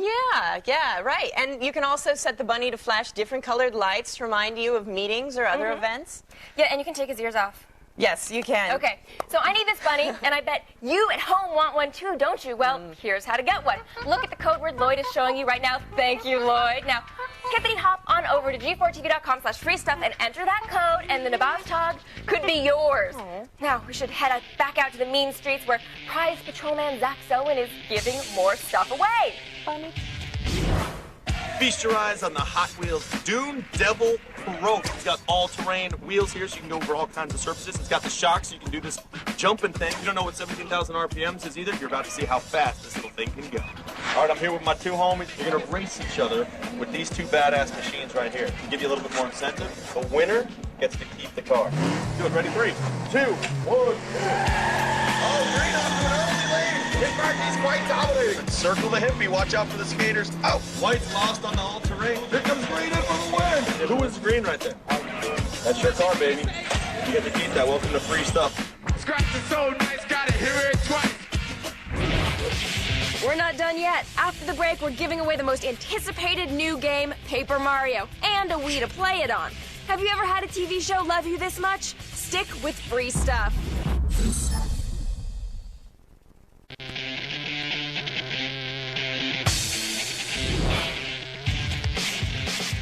Welcome back to Free Stuff, where we review all the newest and coolest games and gadgets, and then we give it to you for free. So if you haven't won anything yet, chin up. We still have Super Paper Mario and a Nintendo Wii to give away. Show them how, Lloyd. Pay attention, Lloyd. Okay, there we go. Enter that code now, g4tv.com/freestuff for your chance to win. But first, let's check our winners from before the break. Well, Morgan, Griffin's Radio Shark works like a TiVo for your radio. You can pause and rewind anything from talk to top 40. And now it belongs to Patrick F. from Tennessee. And then a Nabaztog is a Wi-Fi wabbit that reads your email and RSS feeds out loud to you. It's on its way to Carrie Z from Michigan. I bet our winners are pretty happy right now, but... Lloyd, get a little Lloyd, our production. He's gonna get monkey slobber on there. Okay, please don't vomit like you did last time. Okay, now for the final item of the night, which brings our beloved Nintendo Classic characters to an all-new next-gen audience. And Kristen Holt is back to help me demonstrate it. Yes, it's a fun game. It is. Super Paper Mario for the Wii is a great game that will please gamers of all ages. Now, the 2D characters roam around in both 2D and 3D environments, and you can swap between them at will. Mario creator Shigeru Miyamoto says the game was created with beginning players in mind, but there's plenty here to keep even experienced Nintendoids happy for days. Now, the game is in stores now, but you might have noticed that Wiis are kind of scarce, and we don't know when this national nightmare of Wii shortages will end, but here's the good news. We're giving away a console with the game. So that is a great deal for all of our players. Sorry, Morgan, I'm so into my Paper Mario right now. Yes, we are giving away the Wii with it. And you have a lot of power-ups and a lot of characters. Okay, now let's see who won the prize package. All right, awesome. Was it you? If you can look at the screen right now, and you are going to see who won. So that is all for Free Stuff. Thank you, as always, to our experts, Blair Butler, Kristen Holt, and CNET's Veronica Belmont. And congratulations to all of our winners. Thank you for watching. Thank you for logging into the website. Thank you for entering our contest. And we hope that you enjoy all of the free stuff that we gave away. Oh, bye.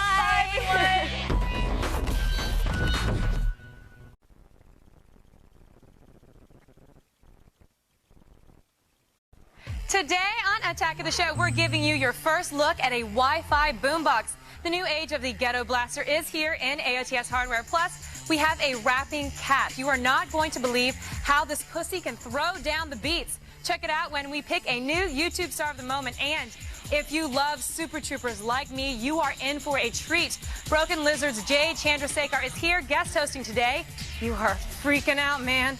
A live Attack of the Show starts right now.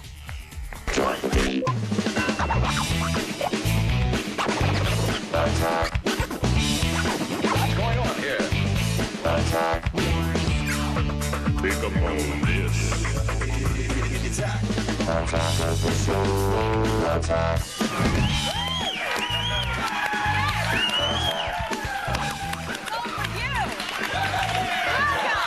Welcome to Attack of the Show, TV's only source for all the stuff you care about. It is Monday, April 16th. What's up, everyone? I'm Olivia Munn. Kevin is in Antarctica, apparently. So filling in for him today is one of the funniest guys in South Central or Southern California, really. I want to say around. Thank you. That's around. Good. Around's good. Around. I'm Jay Chandrasekhar.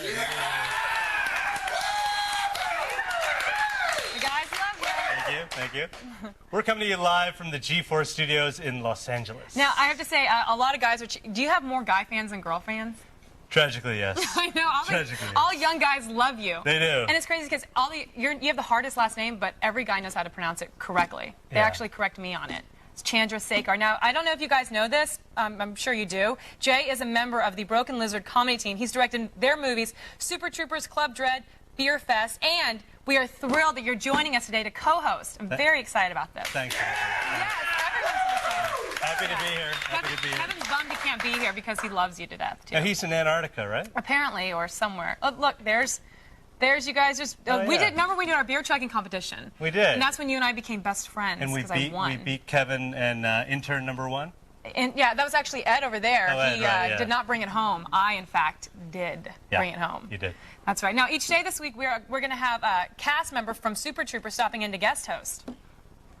Expect a lot of binge drinking and maybe a little male nudity. Really? Yeah. From your part? I'll take it off. That would be awesome. Yeah. Yeah.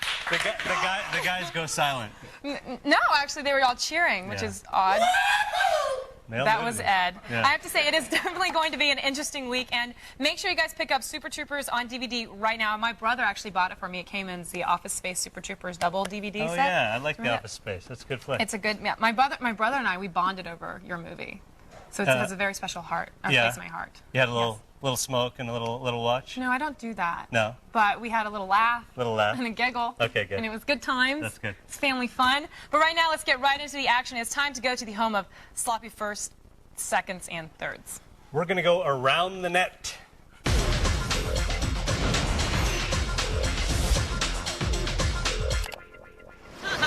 Yeah, what? Say it again? Smoke. Smoke? You can say smoke. You're good. We can say smoke, Jay.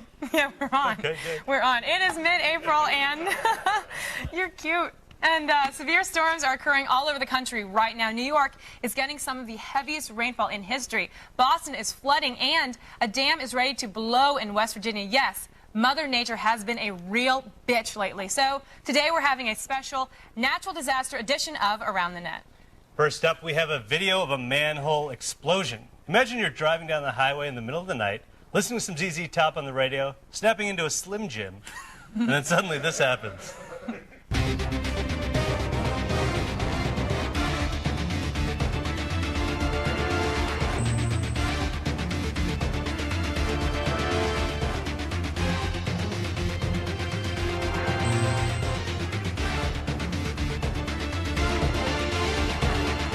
Wow, that's great. That happened out of nowhere. Out Really? of nowhere. I have to say, you know there's some trucker out there right now who will be telling the story for the rest of his life, and his probably alien abduction story has gone onto the back burner. Has anything crazy like that ever happened to you in the middle of the road? No, nothing like that. No. Next up, we have a 100-ton detonation in the middle of the desert. Yeah, now when you have 100 tons of explosives lying around, the obvious thing to do is blow it up for your amusement, and that is exactly what some dudes did. Now, pay special attention to this Stargate-like shockwave. It's amazing.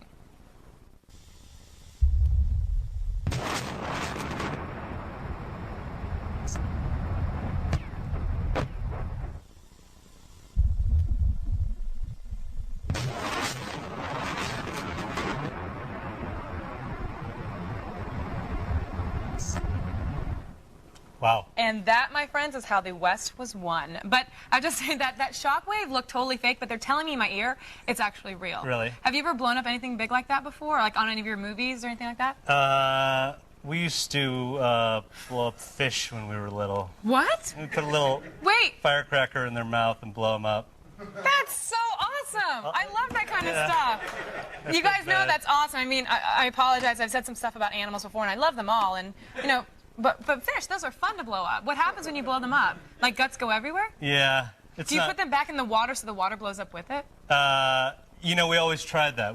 What we did is we took two pieces of white bread and we hollowed out the center and stuck an M80 in it, and then lit it. And they're supposed to be waterproof, but it's just the bread thing just tipped over, and then we stared at the thing waiting for the big explosion, and didn't happen. That is such a great story. So. We should do it live on air one day, but with fake fish. Fake fish. Fake fish. And our final natural disaster today is a kid terror. It's a good show. If you're late paying your rent, it's always nice to have an understanding landlord. Mhm. But recently, Will Ferrell found out that his isn't so forgiving. Hi, Pearl. You don't have to raise your voice. You pay you! I can give you half. You pay no, bitch! Hey, don't talk to me like that, okay? I'm tired of this crap. Look, I thought I was clear in my email that I needed a couple weeks. I work too hard. Can I just get 2 more weeks? I want my money. You need to relax. You're Uh-uh. I want my money, bitch. Hey, don't call me bitch. I'm a grown man. God, you're mean. That is awesome. I have to say, I know, right? I love how that little blonde girl ended up having some kind of Asian accent. She sounded like my mom. You pay now! You pay now!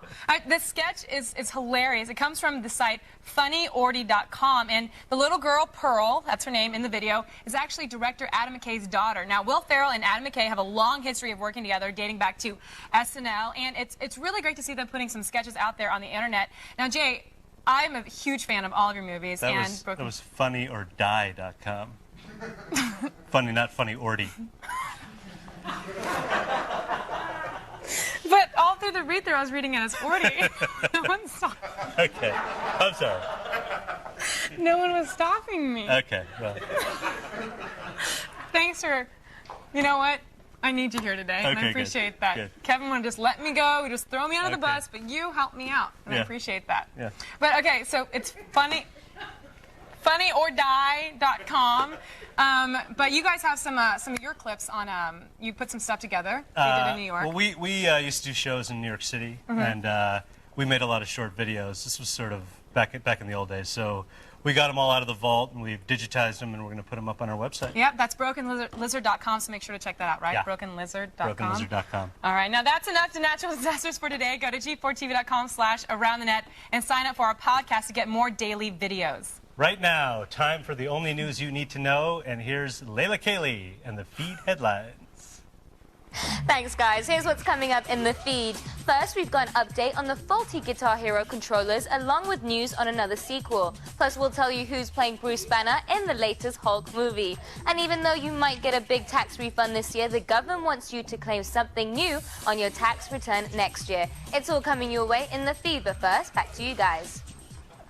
Thanks, Layla. Now let's hear from you guys in the army of monitor heads with our video viewer mail. Here's Brandon from Minnesota. Hey guys, finally upgrading from my 1990s Sony simulated wood siding TV to something HD, but what should I go with, plasma or LCD? Okay, well, that's a good question. LCDs have much higher resolutions, but they are more expensive. They're definitely worth it because I know back in the day, plasmas were the big ones, but now if you have them on, they burn into the image too long, especially if you have some kind of, you're watching QVC, it'll have QVC, not that you guys are watching QVC, but it's up there. LCDs are now more expensive, but they're definitely better. What kind of TV do you have? I've got a little black and white with those sort of rabbit ears. No, you don't. I do. Do you? No, you don't. I do. Really? Yeah. I have the. I'm like, why would you have that? I don't know. But you like it? No, I mean, but you know. But why upgrade? I might get one of these. I mean, now that I know about it, I didn't. Well, you should. There's a new kind of TV with LCD or plasma? It is. There's a new. You should get the LCD. I have Okay. a Sony Trinitron that I bought like a while ago for $500, and I thought that was a big purchase. But if you'd like to buy it from me for $650, then I could get an LCD. Sounds like a good gift idea. It is a good gift. It's a Right. re-gift. Now, coming up, we have the new trailer for Live Free or Die Hard. Bruce Willis is back, bald, barefoot, and fatter than ever. This time he's not taking on creepy Europeans, but the internet. Stay tuned for a look into the summer blockbuster that will surely scare off all future 13-year-old internet terrorists. There's a lot of them out there. Now, we have a big show planned for you guys today. Strap in, relax, and open a cold one because the live attack of the show will continue. But first, an English lesson from nerds like us and a unicorn. Here's Nerd Words. Nerd words. Nerd words. Nerd words. Today's word, Splatterpunk. splatterpunk. Splatterpunk, a subgenre of horror fiction distinguished by its graphic depiction of violence. The works of author Clive Barker are often cited as a benchmark. Let's use it in a sentence. My girlfriend is into splatterpunk. She's also into cutting herself, Robert Smith, and Nazi memorabilia. Nerd words. Here's what's coming up on today's Attack of the Show. We're licking our lips in anticipation of the next YouTube star of the moment. It's wireless and ready to rock. It's the new Parrot radio system, and you can check it out first on AOTS hardware. And we'll have you searching, streaming, and sampling the best damn music on the net with mxplay.com on Web Tools. All this and more when the attack comes back. Attack of the show. Attack.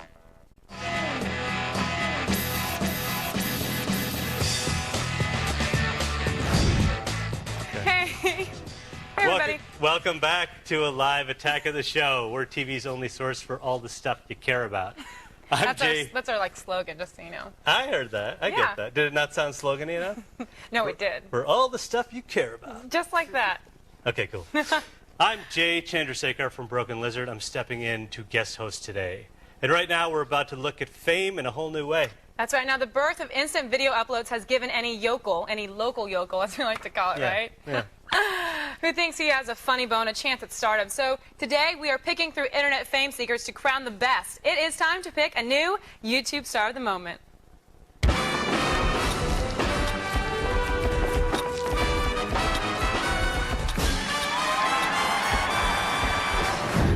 Another day means another edition of YouTube Stars Hot from the Presses. Here was the top story last week, a man in an epic struggle with a wild beast.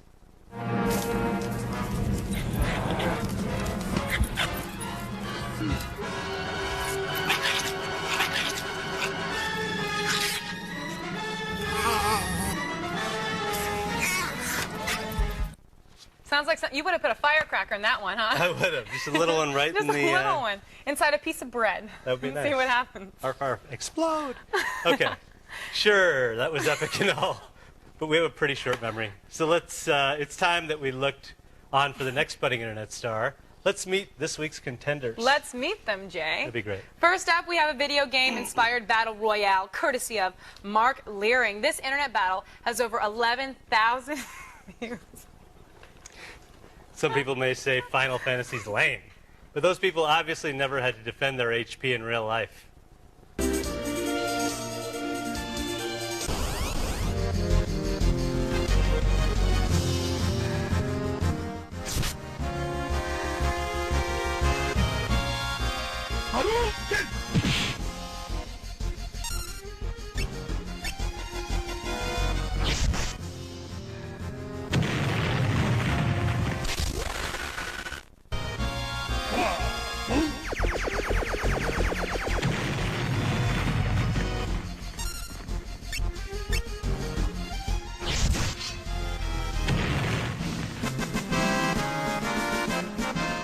All right, what did you think of that one?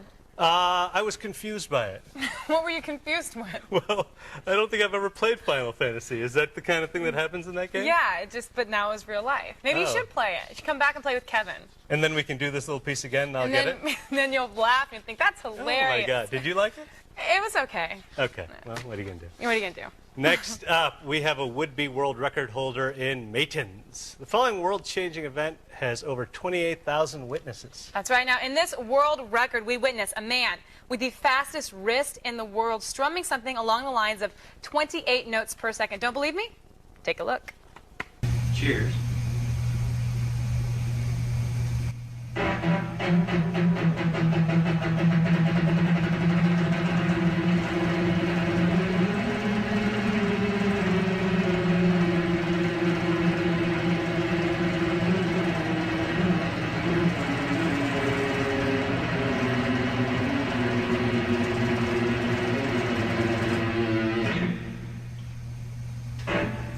If you can pick faster than that, I'm bowing out here right now.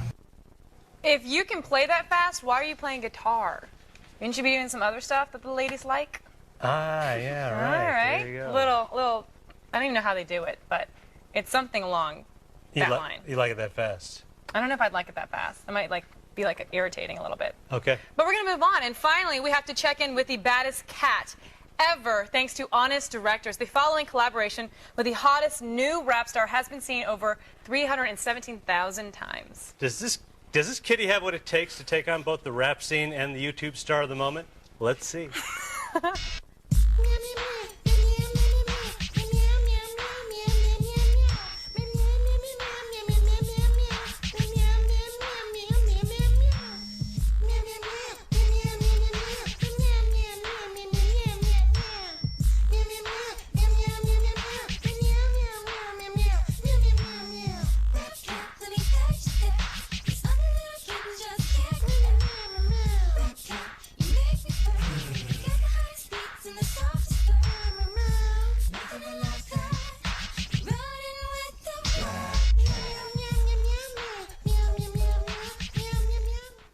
So you like music? Did you like that? I do. I do like music. Did you like the cat rap? I am. I'm a little allergic to cats, so I kind of feel like, a little sniffly. But it was good. Yeah, it was good music, good melody. As far as rapping cats go, very nice. Very okay, good. You guys, those are the videos. Please choose wisely. Pick your favorite at g4tv.com/AOTS. And do it now, because we'll reveal the winner in just a few minutes. Now today, I've dug deep in the earth to find precious musical gems that will delight your ears and rock your world. It is time to attack this.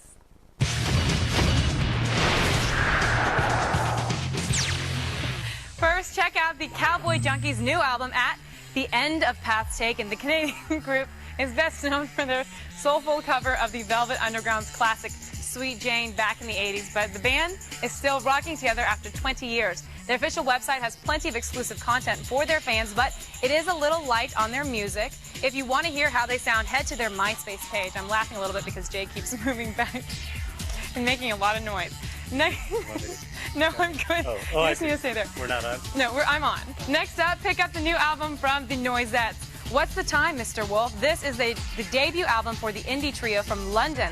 But you may remember they released a trial version of their album on iTunes around Christmas, while they were still perfecting their tracks. Now, the Noisettes musical is hard to define, but they call it an anti-conformity, multi-stylistic, freakazoid upturning of popular music, end quote. You can sample their sound and watch their videos at thenoisettes.com. Next up, Trent Reznor is back with 9 Inch Nails' new album, Year Zero. The new CD's release was promoted by an unusual viral marketing campaign. Clues led to a website advertising the album were hidden on concert t-shirts, and thumb drives containing new songs were left in the bathroom stalls of their concerts. Reznor said that these publicity stunts weren't just meant as marketing, they were part of the art form of the album. Check out Year Zero at 9inchnails.com and, of course, on their MySpace. And finally, Avril Lavigne's new album is coming out, and according to the title, it's the best damn thing. If you like a heavy dose of bratty bubblegum with your punk, then maybe it is. I don't know. The album is being released in multiple languages. I don't know how that happens, and also comes in explicit or clean versions, so make sure to choose wisely. And don't forget to register on her website to become a member of Crossbones, the Avril Lavigne fan club. I'm so rock and roll. That rocks. Now, that's today's Attack This. Visit g4tv.com/AOTS for links to all these new albums. Now, don't go anywhere. We'll be back with more in just a bit. Stay with us. A live Attack of the Show continues right after this. Get connected to your stereo with the Bluetooth-ready Parrot Radio on AOTS hardware. And it's all the news you need to know in the feed.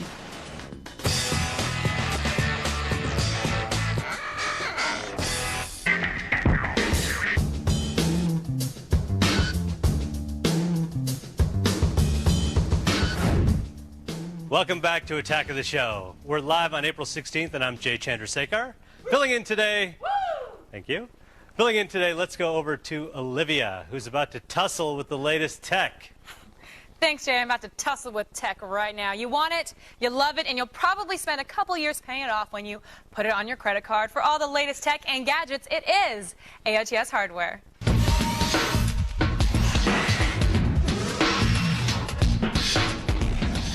Hello, Will. How's it we going? have been seeing a lot of each other lately, and I gotta admit, I ain't mad. Well, you know, I'm kind of awesome. I'm not nearly as awesome as Jay, though. He's kind of an No, awesome he dude. is awesome. He wears T-shirts. And he drinks a lot of beer. I He approve. does. I like that. I like both of you. It's a good day for both. Oh, you like us both equally? I love you both equally. Make a decision. All right, Jay. So I have to say, you Okay. showed off a hard drive-based camcorder last week that also records a DVD, but that thing was huge. Yes, we all know yes. it was huge. Tell me about this one. It's just very small and Very compact. cool. So this guy here is the Panasonic SDR S150, and it records to an SD memory card, which I like. It ships with a 2 GB memory card, which will get you about 25 minutes of video on the highest quality setting. Now, on the crappiest setting, you can record about 100 minutes of video. Wow. Now, this guy has a pretty sweet Leica lens that has 10x optical zoom, as well as a 3.1 megapixel sensor. Now, I like this camcorder, but I was sort of disappointed with the battery life. It doesn't last for very long, just a couple hours. Just like about 2 hours? That's Yes, it? exactly. But, you know. I mean, it has a lot of memory, but then you can't really record anything Well, you got to for- just, you know, be sure that you're close to an AC power All right. source, you know, which is all good. I mean, It is all good. Yeah. Now, how much is this one going for? This guy's going to set you back about $800. But, you know, Wow, but you're a that's big a time guy. lot. Ask, Jay's got money. He can buy one for you. Jay, can I have? Yeah? That and the TV, right? Yes, I'd like an LCD as well. Yeah. I'll just put this one on Awesome. the bill. Yeah, put it on this card. Okay, great. Well, I like it. It's small, but the battery life does Yeah. kind of suck. Okay, next up is the RCA Lyra. Is this an MP3 player or what? I mean, it's kind of big for an MP3 Yes. player. Well, it's kind of a jack of all trades. It's a portable video player or a PVP, and it does pretty much everything. It's RCA's Lyra X3030, and it's basically an update to their X3000. Now, the X3030 got a major storage upgrade in the form of a 30 GB hard drive. It has a nice 3.6-inch 20-inch display, and it's almost like a handheld TV that lets you record video directly from the source, like your cable or satellite box, which is pretty cool. You can even schedule recordings for when you're not home. But this guy's packed with features. In addition to being able to play video, it's compatible with nearly any audio format you can think of, including Windows DRM-based files. Even DRM, that's yes, nice. It's really cool. It also has an SD card slot so you can view those dirty photos that you like to take on the digital camera that you stole from them. Yeah, I know. Did you get the pictures? You're naughty. Now, I have to say, that's a lot of goodness Yes. for one machine. How much is this? It's actually not too bad. Now, this guy you can get for about $350. Really? And it comes with everything you need, the cords and everything. All the cords, all 5,000 cords that you need to actually get. I know, right? Okay, so this is, I'm guessing, an iPod, a very large iPod speaker? You're right in a sense. So basically what this guy is, we're the first people in America to get our hands on the Parrot Boombox. It's a wireless Bluetooth speaker that works with mobile phones, MP3 players, and computers. Now, Parrot is known mostly for making Bluetooth headsets, but they've branched out and are using Bluetooth tech for all kinds of things like photo viewers and stuff. Like if you're an old lady, you like a Bluetooth photo viewer, but we're not old ladies.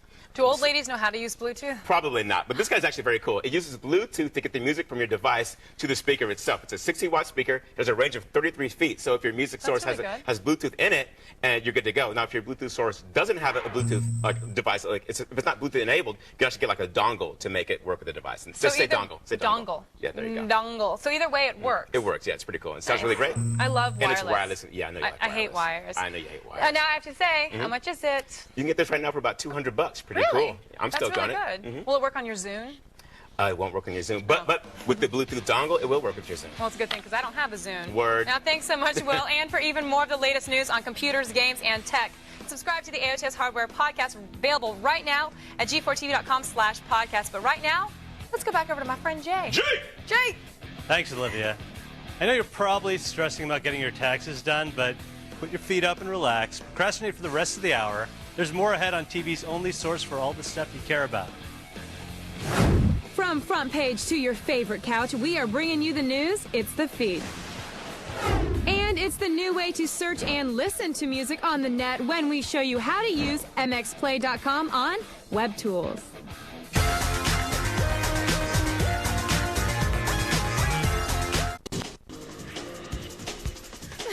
Welcome back to the show. I'm Jay Chandrasekhar with Olivia Munn. Hey.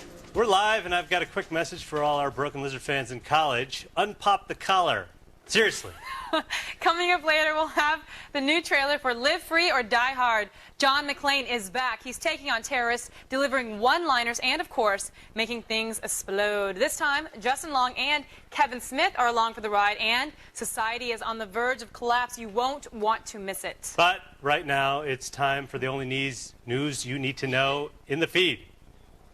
News, same thing. Thanks, guys. I'm Layla Kaylee, and it's time to start the feed.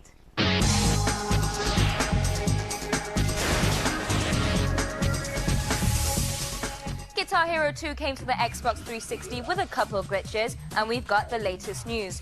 Red Octane recently released a downloadable patch to fix a problem stemming from faulty whammy bars. Many gamers reported success, however, many are claiming that the update gave their 360 the dreaded 3 lights of death. It's also just been confirmed that Guitar Hero 3 is coming to all of the major consoles this fall. Best of all, this version will feature online multiplayer and wireless access. We'll have more on the good and bad Guitar Hero news as it develops. The Nintendo Wii is still selling out across the country and especially worldwide. It's just been reported that Wii sales have just crossed the 2 million mark in Japan, bringing its worldwide total to 6.5 million units sold.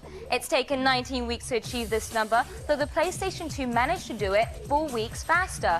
The Wii is firmly seated number 2 in the console wars and is trailing the 360 by around 3 million. And if stores actually had any Wiis in stock, who knows what the numbers would have been.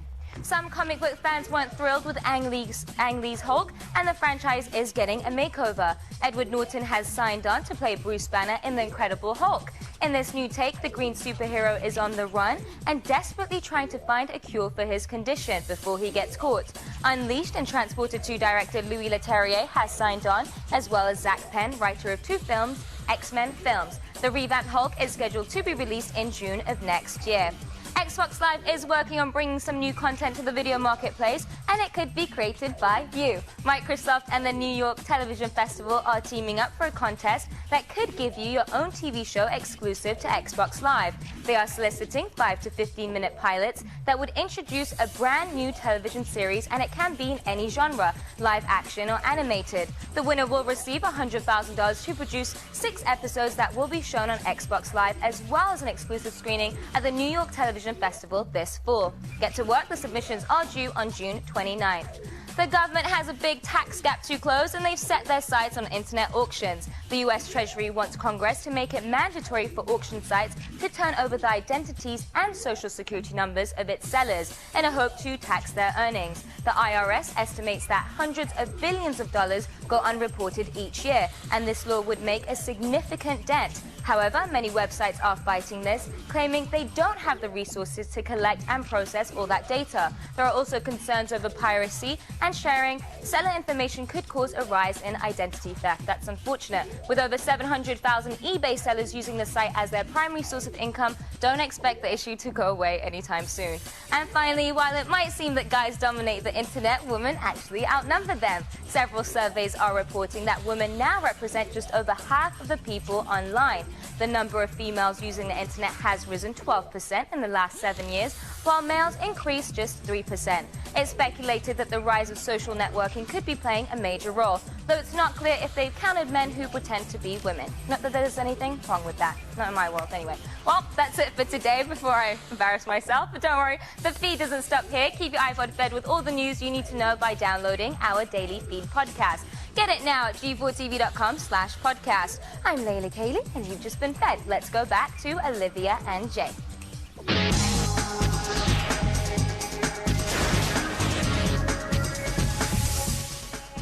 Thanks, Layla. If you're a huge fan of Broken Lizard, probably don't have to tell you what a day this Friday is. In fact, you probably have towels on standby, ready to lay down at the base of your door. What do you do with the towels?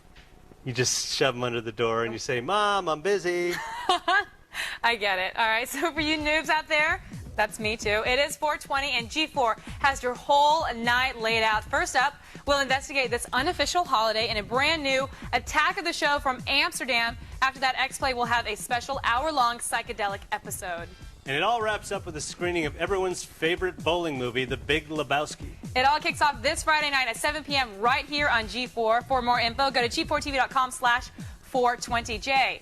We have an awesome show. We had an amazing time in Amsterdam. But what do you do on 420? On 420 on Friday? Yeah. Am I allowed to say so on the show? Yeah, I guess so. Go ahead. I pack one up, I light it up, and, you know. Really? Get it going Amsterdam style. Well, I myself go to Bible study, so if you'd like to come with and maybe, right.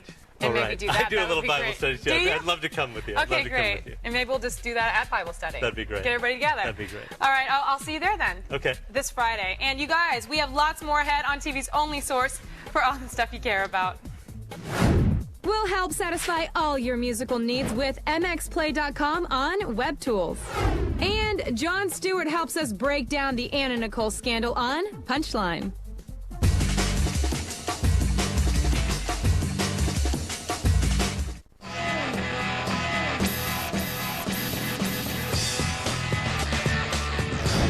Welcome back to Attack of the Show, TV's only source for all the stuff you care about. We are live and experiencing character-building technical difficulties right now.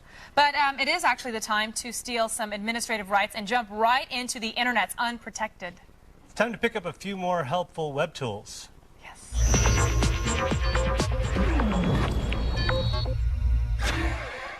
Okay, Jay, I have to ask you, you into iPods, cassettes, vinyls, what do you do? I like iPods. Yeah, what are you listening to right now? I'm listening to this Bob Dylan bootleg CD. Nice. Yeah. I love Bob Dylan. Yeah. There's this new band called the Rosewood Thieves. You should check them out. They're very good. Do they sing Dylan? No, but they're just very good. Rosewood Thieves? Rosewood Thieves are very Okay, good. cool. But I actually wanted to ask you about that because we're getting into web tools and it's all music related today. And this is actually some stuff that would help you and you guys at home. Let's start off with mxplay.com. It's a great new media player that will help you find great new music. Now, when you visit a music blog, MXPlay automatically detects the free songs available at that site and then dumps them directly into your music library. And one of MXPlay's coolest features is the ability to take control of your music with 3D audio space. You grab your favorite internet video and mix it on the fly. Yeah, now audiophiles will immediately notice MX Play's sound quality. It tends to have less noise over other media players, which is really great. Now, MX Play also has a number of plugins that support Last.fm and even provide Wiimote functionality via Bluetooth if you want to get all fancy with it. I like getting fancy. Yeah? You like Bluetooth? Oh, yeah. It's fancy, though, right? It is fancy. A little too fancy. That sounds like you. You can organize and import your favorite music from anywhere. And most importantly, it's free. It is free. That is the most important thing. And finally, if you want to access your music collection from anywhere in the world, you need a service called Oboe. This site gives you an unlimited amount of space for all your personal music. No need to carry stacks of CDs over to your friend's house. Once you've signed up for the free Oboe Music Locker, you'll be able to stream your music from any computer with an internet connection. So you can put all your music on and go to your friend's house and listen to your stuff. I was just over at my friend's house playing the oboe. Were you really? Yeah, we're a little oboe jam. That's amazing and odd. Maybe Wednesday I'll bring it. Would you? You should bring it. That'd be fun. That'd be good. It'd be fancy. I have to learn how to Just play like the you. oboe by Wednesday. Okay. Yeah, the oboe is a great way to back up your entire music collection. And it allows you to choose album artwork for each CD or individual tracks. And you can sync your music from oboe to the MX player. That's really great. So they all work together. That is all for today's web tools. For the links to these sites and more, be sure to visit g4tv.com/AOTS. Now, you guys, we still got more show hiding out somewhere in the old studio, so stick around while we just go find it for you somewhere. I don't know where it's at. It's probably over there. So we'll be back right after.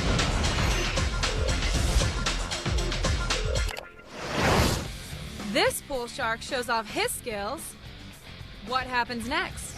Will he lean over and take a nap, shoot the ball into the camera, or take a pool cue to the crotch? Place your bets now and tune in after the break for the results.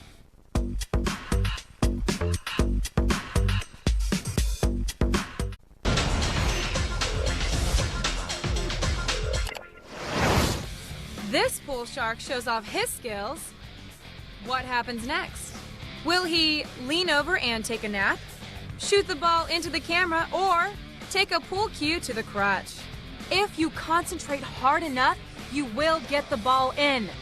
Or just fall asleep. Welcome back to Attack of the Show. We asked for your opinion, and Rap Cat is the YouTube star of the moment, taking 51% of your votes. In the end, it wasn't even close, as the OG Cat threw it down hardcore on those YouTube star pretenders. And Jay was asking, that is not an actual cat, it's a puppet. He did not know that that was a puppet. Well, I thought it looked a lot like a puppet, but I was wondering how they could get the cat to do that. Because it's a puppet. I see, okay. Now, each week, Attack of the Show deprives their interns of sleep so they can delve deep into the tricolored tubes of television, right? And so they're looking for the best clips they can find. Yep, and this week, it's no different. We've got robots, wigs, and otters. Oh my, what time is it? Time for a punchline. It is.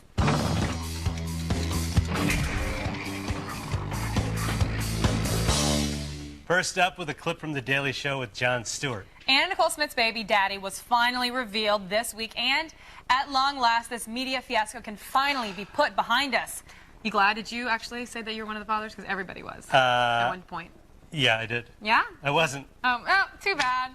But you guys, you're not the father. Somebody is the father. But I want to know, how do we explain the events of the world to the little ones? Maybe Jon Stewart can help. Probably.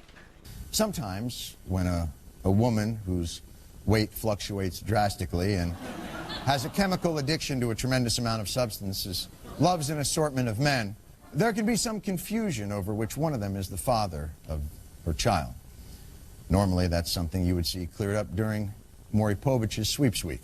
But sometimes the baby in question is worth a lot of money. And when that happens, the men who love that money very much have to get together to masturbate into a cup for a lab in Cincinnati. Wow, you know, maybe this wasn't just for the kids, because I feel like I've learned something too. Thank you, Jon Stewart.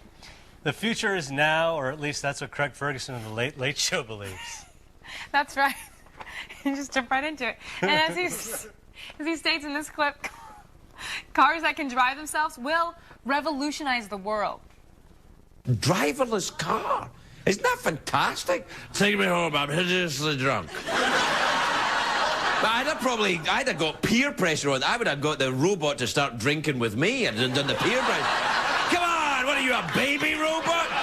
You need a sundress with that dial? Oh. What are you?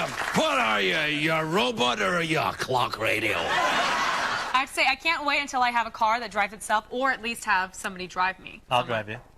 What? Could I wear one of those hats? I would love it. I would be pissed if you didn't wear a hat. Okay. That'd be awesome. Great. It's a good day for me right now. I'm getting so much love from you. Next, good friend of The Late Show and ultimate badass Bruce Willis has had a long-running joke with David Letterman. Every time he appears on the show, he's wearing a wig. For his most recent appearance, The Late Show had a montage of some of his more synthetic moments from the past. I would love Here now, Bruce Willis taking us down memory lane. Interesting hair. Watch.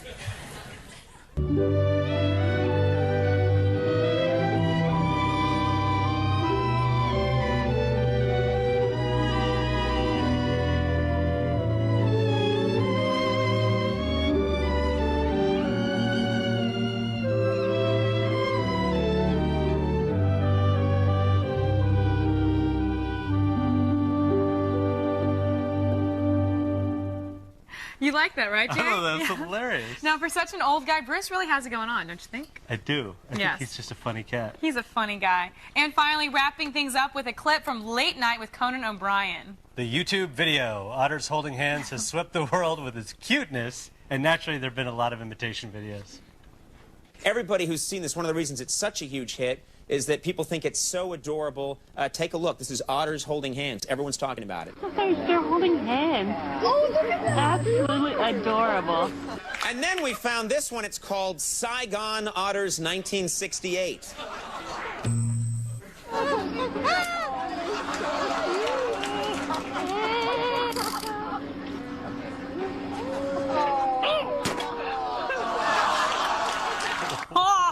Oh my gosh, Saigon Otters might be the coolest other related clip in the history of the world. Otter-related clip. It's definitely better than Otters Gone Wild. Just a bunch of drunken teenage otters lifting up their fur for a T-shirt. Okay, and that was Punchline. Okay, and now finally, the interns can sleep. Thankfully. Still coming up, we'll have the new trailer for Live Free or Die Hard. That's next on TV's only source for all the stuff you care about. If you haven't been watching Attack of the Show, this is what you're missing. For more info, go to g4tv.com/AOTS. Attack of the Show. Attack. Welcome back to Attack of the Show, TV's only source for all the stuff you care about. We are live, and in honor of Broken Lizard, we are ready to start the binge drinking right now. Okay, good. Just for you. Okay, good. Coming up tomorrow on an all-new Attack of the Show, we'll have the cast of the new movie Hot Fuzz here and in studio to talk about British policing. I'm so excited about these guys. And film expert Chris Gore will rock our weekly DVD Tuesday with the new Smokin' Aces disc. And we'll have Super Troopers Michael Weaver filling in as co-host, so be sure to check him out. That's tomorrow. Finally, Bruce Willis is back as John McClane in Live Free or Die Hard. Along with being a return to form for the kick-ass action star, it is also notable in that it will give our friend Poochie Bruce a bit more work. FAA just issued a critical alert. The entire network went down. Transportation system's crashing and they just hit the entire financial sector. You have no idea who you're dealing with. I'll take it from here.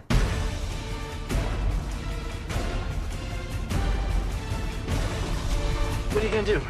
I'm gonna go kill this guy and get my daughter. Or go get my daughter and kill this guy. Or kill all of them.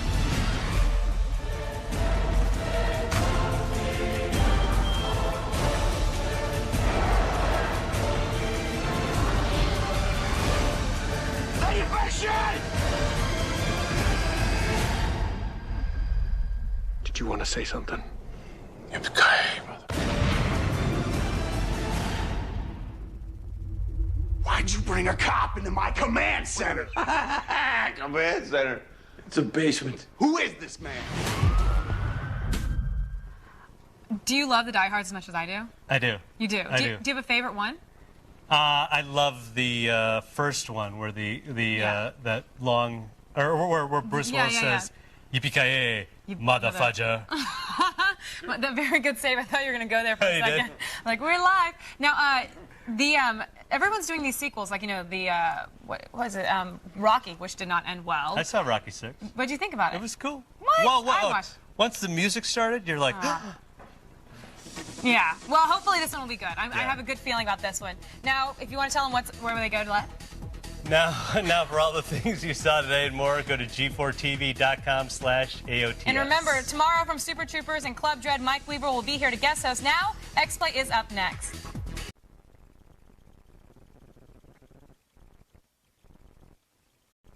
Today on Attack of the Show, Simon Pegg, Nick Frost, and director Edgar Wright will be live in our studio to talk about their kick-ass action flick, Hot Fuzz. Plus, raise that credit card limit because it is DV Tuesday. In anticipation of the latest Peter Parker adventure, we'll look at the brand new DVD for Spider-Man 2.1. And today, we'll have another special co-host, Michael Weaver, co-star of Broken Lizard's Super Troopers and the very popular Club Dread. Grab yourself a liter cola. A live Attack of the Show starts right now. Drop the beat. Attack. What's going on here? Attack. Pick up on this. Attack. Attack of the Show. Attack.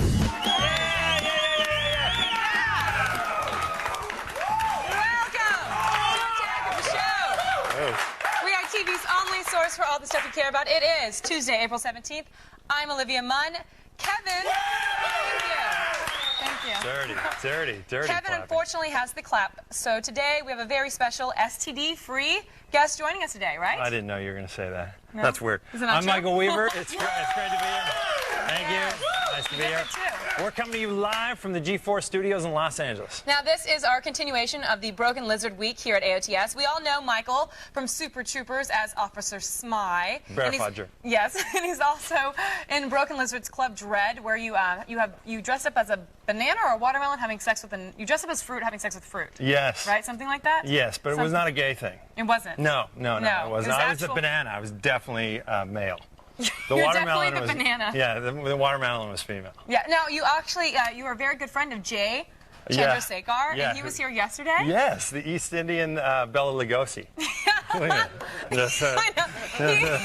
Unbelievable. He moved his eyes. He's very good at that. You know, during the breaks, I'd be like, just emote a little bit. It's okay. Just you don't have to just read it. And can't emote. He'd say, okay, and then go right back into it. But I asked, I needed a recommendation for the week, and he said, you. He's very good at recommendations. Yes. Very bad at golf.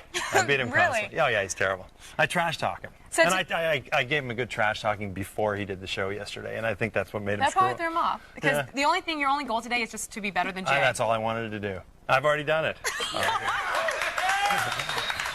Okay. All right, pants down. Besides movies, you can also see Michael on his new ABC show, Notes from the Underbelly. Oh, right. Right? Yeah. Tomorrow night. Wednesday nights, 8:30. 8:30. Anyone listening and who's interested in breast pumps, lactation. Yeah. I think that is a big crossover with the gamers. Yeah, I think they're all T-bowing it right now as we speak. I know, it's good stuff. So, whatever. But you're a funny guy, and you're I on am. it. So that's all. That's all it means. It's my show. But is it? Yeah. Right now it's so time. is this right now.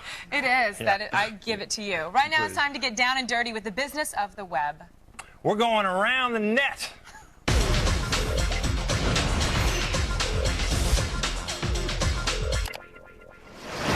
The internet is filled with Star Wars parodies, sketches, and tributes. There's Chad Vader, the fat Jedi kid, the Colbert green screen, and so on and so on and so on. Well, we found a new video that deserves to be put in the Star Wars Sketch Hall of Fame, too. One guy decided to make his little dog a Jedi, and there we say, it's awesome.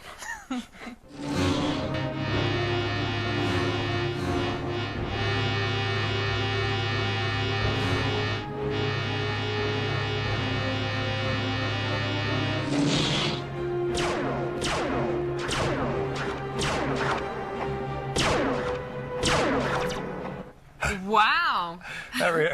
That represents way too much time on someone's hands. It really does. And those are our viewers right now. Oh, but you God, have to you're say right. that dog might actually give Yoda a run for his money. I don't right? think so. I mean, how great would it be if we saw him fight Vader? It was like a sausage. And look at his little legs. I'd give the Foster Farms chickens a better chance. All right. Next up, sure, it's cool to go four-wheeling with your friends, but sometimes common sense has to kick in. Yeah, it was a lazy afternoon. Lori Beth was out showing off her new green Jeep to all her new friends and decided she was going Lori Beth sounds sketchy, I know. right? What, It just you sounds like it was. got hillbilly on it. Well, she was in her Jeep. She wants to show it off. All She's right. going to impress everybody by climbing an impossibly steep hill, and the result is what being cool is all about.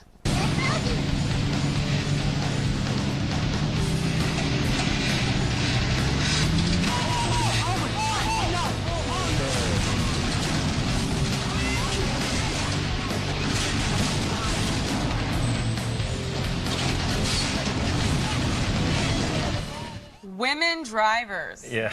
Suck. My line. You ever I bet find- she was Asian too, just like me. Oh, no. Yeah. Okay, so it's Bad cool. driver. All right. So it's cool when I say it. All right, so Don't if you ever dare. find yourself in some steep canyon with a Jeep, don't attempt to drive straight up the side of the hill, idiot. Gravity will force the Jeep to flip, as you just saw, and that fulfills our legal disclaimer per legal department. Thank you, Suits. Thank you, and thank you for saying that to everybody. Judge Ito. Now, we're going to move on to something that's very interesting.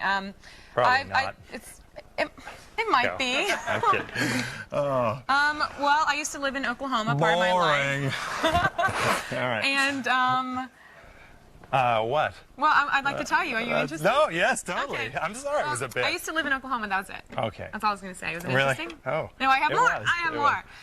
was. Okay, so farm kids, are pretty crafty, and I know that, and so they know how to grease pigs. Not a euphemism for something? No, they just know how to grease pigs. You grease them up and you try to catch them. And tip cows. Do you know how to tip cows? No, I don't. I've heard Okay. a lot about that. And they also know how to take advantage of chickens. You ever wonder how to put a chicken to sleep? Well, now it's time for the educational portion of the show to find out. Gently fold its head underneath its wing, like so. Then, fold its wing down over its head, keeping it in place. Hold the chicken about knee height and swing it back and forth. Do this about 10 to 20 times. I think you broke its neck. I think that was a body double for the chicken. I think it might think have that been was a body double. I don't know if that was real or not. But right now we're going to find out. Was a sexy chicken. It was cue the chicken. Okay, That's let's right. have it, We're bringing in let's the have chicken. Okay, so right now this is Carrie. Chicken. It's our Thanks, chicken. Gary. Right now we're going to prove or disprove the video Okay. we just saw on how to put a chicken to sleep. All right, sorry. An old bit gone wrong. All right, It's still so this funny. is Okay, cool. so the first step is we need a chicken. You got the chicken. Wait, you jumped a step. I know, but I'm nervous. Okay, well, step 2, you gently fold its head underneath its wing, and then hold the wing down underneath its head, keeping it in place. This is So that's right. So the head is underneath the wing. Okay. Step 3 is hold the chicken about knee high and swing it back and forth. okay. And do this about 20. Just understand it. Take it into a single nudge here. That's the Ted Nugent, if you guys don't know. Yeah. You swing it about 10 to 20 times, lulling it to sleep. So What we if do I the- fell asleep? How weird would that be? Can you switch it into another nudge? Are you able to do that? Maybe a double nudge. You're really pressing my mouth. All right, that's good. Okay. Okay, hold on. That's a double nudge right there. So we're lulling it. Okay, now step take a 4, knee, take a knee. Yes, you take a knee. After you're done, slowly stop rocking the chicken and bring it back down to the ground. Okay, so remember a couple I'm just times. communicating. I'm communicating. Okay. Because underneath the wing, you can feel the eyes.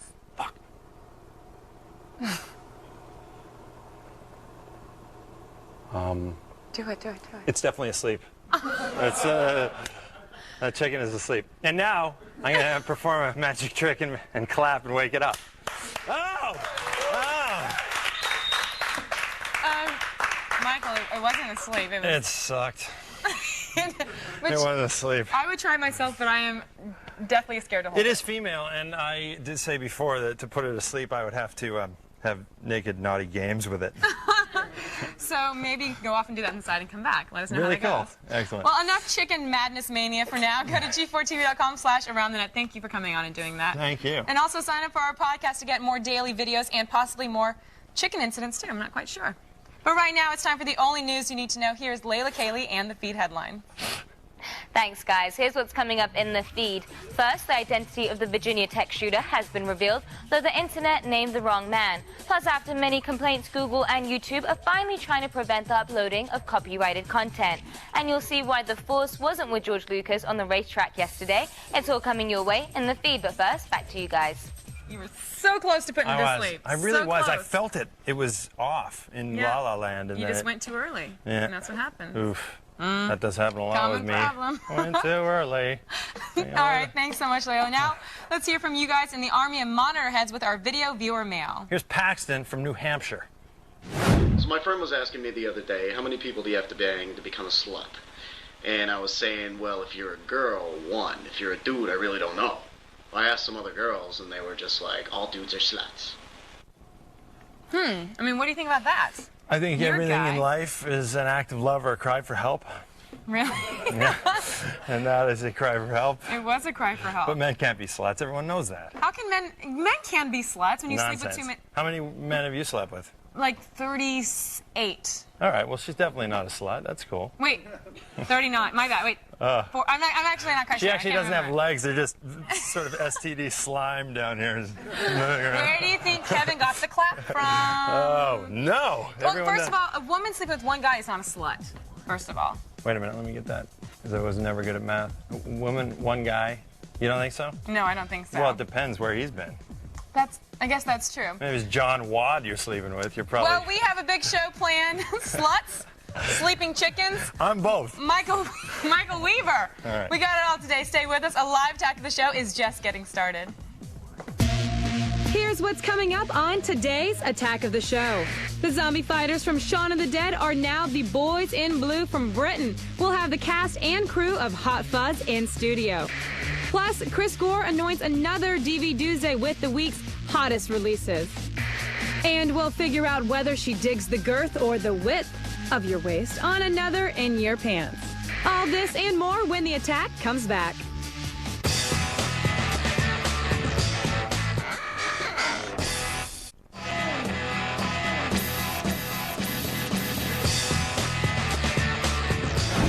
Welcome back to a live Attack of the Show, TV's only source for all the stuff you care about. And right now, we are diving into movies. Here is Michael Weaver, a veteran of slapstick, ready to dish.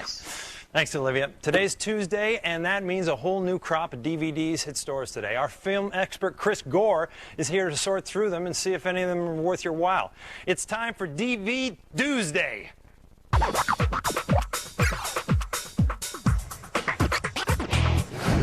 All right, welcome back, Chris. Who the hell are you? Hey, well, I don't know. I don't recognize you without your mustache, It's though. very strange. Without the stash. Oh, yeah, no. I usually keep that. You go incognito in a lot of places. I could, but I get misunderstood. You know what I'm talking about? Yeah, I do. All right, good. Cool. So the first film up is Smokin' Aces. Smokin' Aces. If you didn't see Smokin' Aces at the theater, you missed one of the most fun films last year. This film's great. You know, the whole plot is there's a $1 million contract out on Buddy Ace's life, which is, of course, Ari Gold from Entourage. I think that could be a plot from Entourage. Yeah. All these crazy assassins come into town and try to kill him. In particular, one of the most fun assassins are these guys, the Tremor brothers. They're these Brit punks that are just badasses with machine guns and All chainsaws. Brit punks are badasses. It's hysterical. Every time these guys roll up, awful things happen. I mean, they should do a spin-off prequel just with the Tremor brothers. The Tremor brothers. Okay. But fantastic movie. It's like a action drive-in movie from the 70s. All right, great. Tons of great crime stuff. Now, people want to know if there are special features on this baby. Many special features. And it's not even a special edition. 2 commentaries with the director and different members of the cast and the crew. There's deleted scenes, an alternate ending called the cowboy ending. That sounds cool. There's profiles of a bunch of the different characters. I mean, so much packed onto one disc. Other special editions should be embarrassed for the amount of stuff that's on this. I would go so far. Yeah, I would go so far as to say this is probably one of the best DVDs to come out this year. Okay, so this is a strong buy. Strong buy recommendation for that. The Joe Carnahan commentary, incredible. All right. Got to see. All right, good. Let's take a look at the Venture Brothers Season 2. Okay, you should definitely become a fan of the Adult Swim show. Me personally. Are you? Yeah. If you're a fan. I mean, this show's kind of an ode to the old adventure cartoon shows from the 60s and 70s, like Johnny Quest and Scooby-Doo, and it's just bizarre. It's weird. It's not for kids for sure. Really? Definitely not for kids. Okay. As are your films, I might add. Keep Your those. films, not so much What for about kids. this? Is this for kids? Well, I'm glad that I'm glad we're watching scenes. All right. But yeah. Have they got specials on this collection? Yeah, right. Commentary in every episode, behind the scenes. On the commentary, these guys don't even talk about the show. They talk about going to Comic-Con and girls and Which music. I think is cool. Everyone wants to see that, a little behind the scenes, Yeah, it's just like the show. You have to, if you're in an altered state, you can enjoy it even more. But this is, I mean, there hasn't been a bad Adult Swim DVD. So this is... It's definitely a buy. Okay, good. I recommend buying it. Use those residuals. Pick up some of these DVDs. That's what I would do. All right. Now, what about the Spider-Man 2.1? Spider-Man 2.1 is, of course, the Spider-Man 2 with 8 minutes of extra scenes. Okay. But one of the coolest things on it is there's a feature on Spider-Man 3. We've got an exclusive look. Let's check it out. We actually did end up shooting what you'll see on the disc is a fight where Ock and Spidey crash into a law office and duke it out in there. And we shot that. We just never had the resources during post-production number 2 to finish those sequences.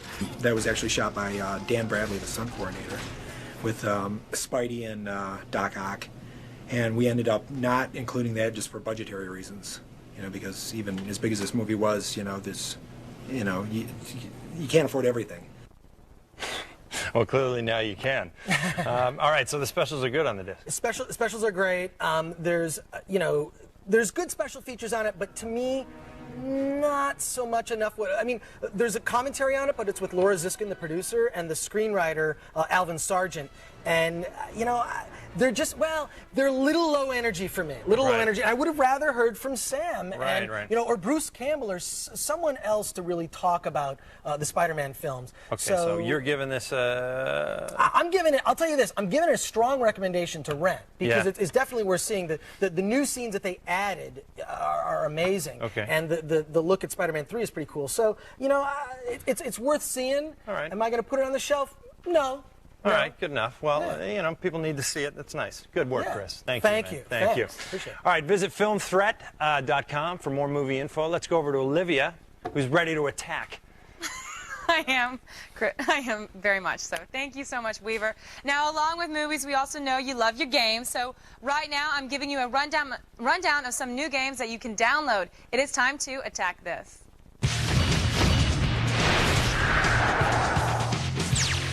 It is time to go back to the battlefield, Halo fans, because new map expansions are available on Xbox Live Arcade. The two maps are improved remakes of fan favorites from the original Halo. The first map is a redesign of the popular Hang 'em High as Tombstone, but there's new graphics and a few hidden surprises, along with all the catwalks and trenches that you love. The second map, Desolation, is a remake of Derelict with new effects and faster gameplay. So head to your Xbox and start fragging. Next, the classic tube shooter Gyrus launches on Xbox Live Arcade for the 360 this Wednesday. Gyrus has received a facelift with new 3D rendered graphics, digitally enhanced sound, and voice support. Take a pleasant jaunt from Neptune to Earth and battle enemies, satellites, and asteroids. Play multiplayer over Xbox Live with split-screen cooperative and versus modes, and take your friends on an 80s-style space race. Don't forget to bring the tang. Next, it's time to tee up in 3D Ultra Mini Golf Adventures, available on the Xbox Live Arcade tomorrow. Use your animated 3D characters to putt around and collect over-the-top power-ups, and play through imaginative traps across 3 courses: the Classic Carnival, the Old West, and Outer Space. Or go ahead and design your own. Compete in multiplayer competitions with up to 4 other players over Xbox Live and earn achievement and gamer score points. Just remember, it is only mini golf. And finally, Punch-Out is now available for download on the Wii Virtual Console. Play as Little Mac and box your way through ranks as you take on a crazy collection of opponents. But there won't be any ear-biting this round because, sadly enough, Mike Tyson has been replaced by the fictional boxing champ, Mr. Dream. But for only $5, it's time to put on your gloves and return to the ring. You could still be a contender. That's today's Attack This. Visit g4tv.com/AOTS for links to all these games. Now, don't go anywhere. We are coming back at you with more in just a bit when a live attack of the show continues. The cast of the new movie Hot Fuzz will be here in studio showing us exactly why the Bobbies don't carry guns. And it's like 60 minutes with stuff you care about. It's The Feed. Attack of the show. Attack.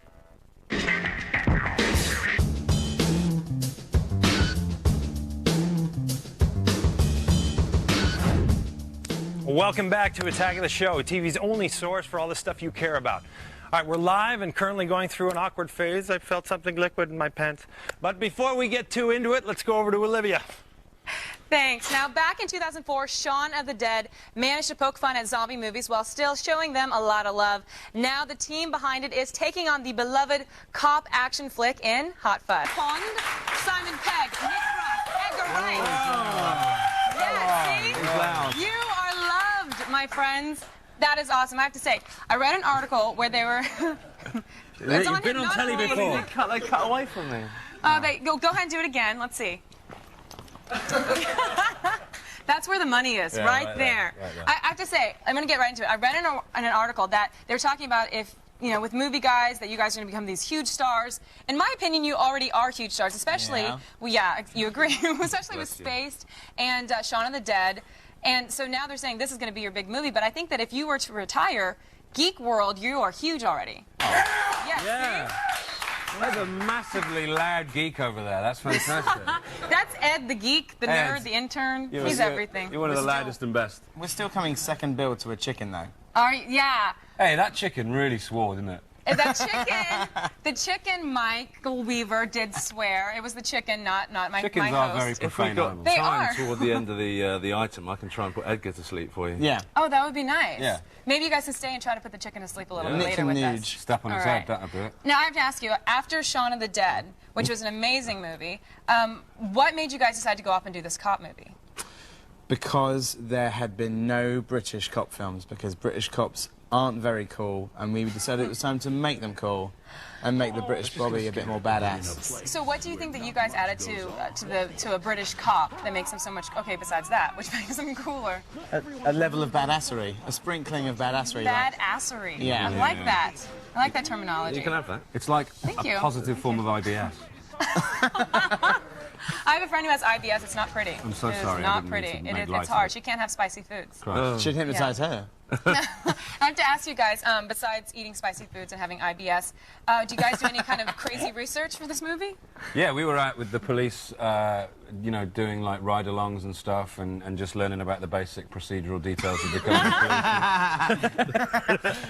It's live TV. That's what's so fun about this show. Anything can happen. You know? did some stuff, didn't you? Talk about what you did. Yeah. I just went down. I just went down to the West Country and stuff, and I just spent some time with the police and. But does any, You know.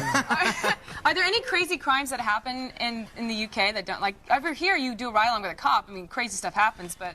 I don't want to go into too much detail on live TV, but they don't hypnotize chickens back there. Oh, they don't? No. Well, then that's not They fun. make sweet love to them. Which makes them badassery, in my Absolutely. book. Yes, absolutely. So you guys did all this research to watch movies, and you did ride-alongs. Do you guys have Yeah. a favorite action flick? Edgar first? Hard-boiled. Hard-boiled? Yes. Okay. I'd go with Die Hard. But I agree, Hardboiled's a great one, tough act to follow. Die Hard. Grease. Or Bad Boys 2. Or Bad Boys 2. Bad Yeah. Boys 1, Bad Boys 2. Is that right? amazing? I don't Amazing. You're the first person we met that thinks the same as us. Oh, well, that's why we're best friends, besties. We are besties. Yeah, I think we're gonna... Don't let him touch you. Don't let him do that. He secretes an oil and it gets It's on your okay. clothes. You're you know- his now, legally. I've got lots Look, go to sleep, go to sleep, go to sleep, go to sleep, go to sleep, go to sleep, go to It's sleep. working. There, you see? There you go. Edgar. Edgar. You have to clap to wake him up. Clap. There he is. There he He's is. back. He's back. Hey, Edgar Wright, everybody. There he is. Well done. So, besides putting each other to sleep, do you guys actually... I have to ask this question. This is G4. Do you guys play video games Yeah. together? He laid, yes. he laid a little egg. That's no egg. It is. Yeah, I'm playing that game Gunpei at the moment on the PSP, which I'm having a lot of fun. Oh, nice. Traveling so, around. yeah, travel around so you can do that. In the green Yeah. room, you guys were playing with the Xbox we have in there, right? We were saying the PlayStation 3. That's what we were. We'd just been given Oh. one, so that was our first go Oh, at it. nice. Now, I know that you guys are very popular now, and you guys really can't travel that many different places. But in the U.S., have you guys been stopped a lot anywhere? People stop you all the time. Do they know you? I got Pat the other day coming out of the hotel, which is fairly annoying. You got Pat? Papped. Papped. What's Yeah, papped mean? paparazzi. Oh, paparazzi. Yeah. Did you cheese it up for him? I can imagine you. No, they drove past me in a SUV with a big lens sticking out. Oh, that's rude. Yeah, it was rude. I'm sorry on behalf It's nice of coming back to America after having done... Because we did a little tour with Shaun of the Dead and nobody knew us at all. And then to come back to do Hot Fuzz, and everyone seems to be more aware, Yeah. which is lovely to go into theatres and have a big round of applause. Definitely, because Shaun of the Dead is amazing. Now, I have to ask you, Edgar, as a comedy guy, you are doing this action flick. Was it hard to do that, to transfer going from... Because it's still kind of comedy, but not really. Yeah, well, no, it's a challenge to kind of, you know, step into the tight jeans of Michael Bay. It's, you know, I take that... I noticed when you were lying on the ground, your jeans cupped your you see buttocks that? nicely. Oh, okay, it was cool. nice, That's and the egg good. came out. It was very lovely, I have to say. Hey, look. Now, I have to... Yeah, there you guys are. I have to ask you, top secret project coming up. New movie. No, we can't What? say. That's rude. I would never just say no to you. You're probably the person we were most likely to tell. Really? Can you just whisper something? Tell me. I love you. That's not the movie. Tell me when we go to break. You guys, Hot Fuzz comes out this Friday. Do yourself a favor and go see it. See? Let's go back to Michael. Great. Thanks, Olivia. We'll be back in just a few minutes, and we expect to see you. Don't disappoint us now. We'll tackle the pains of love in today's In Your Pants. And it's like 60 minutes with stuff you care about. It's The Feed.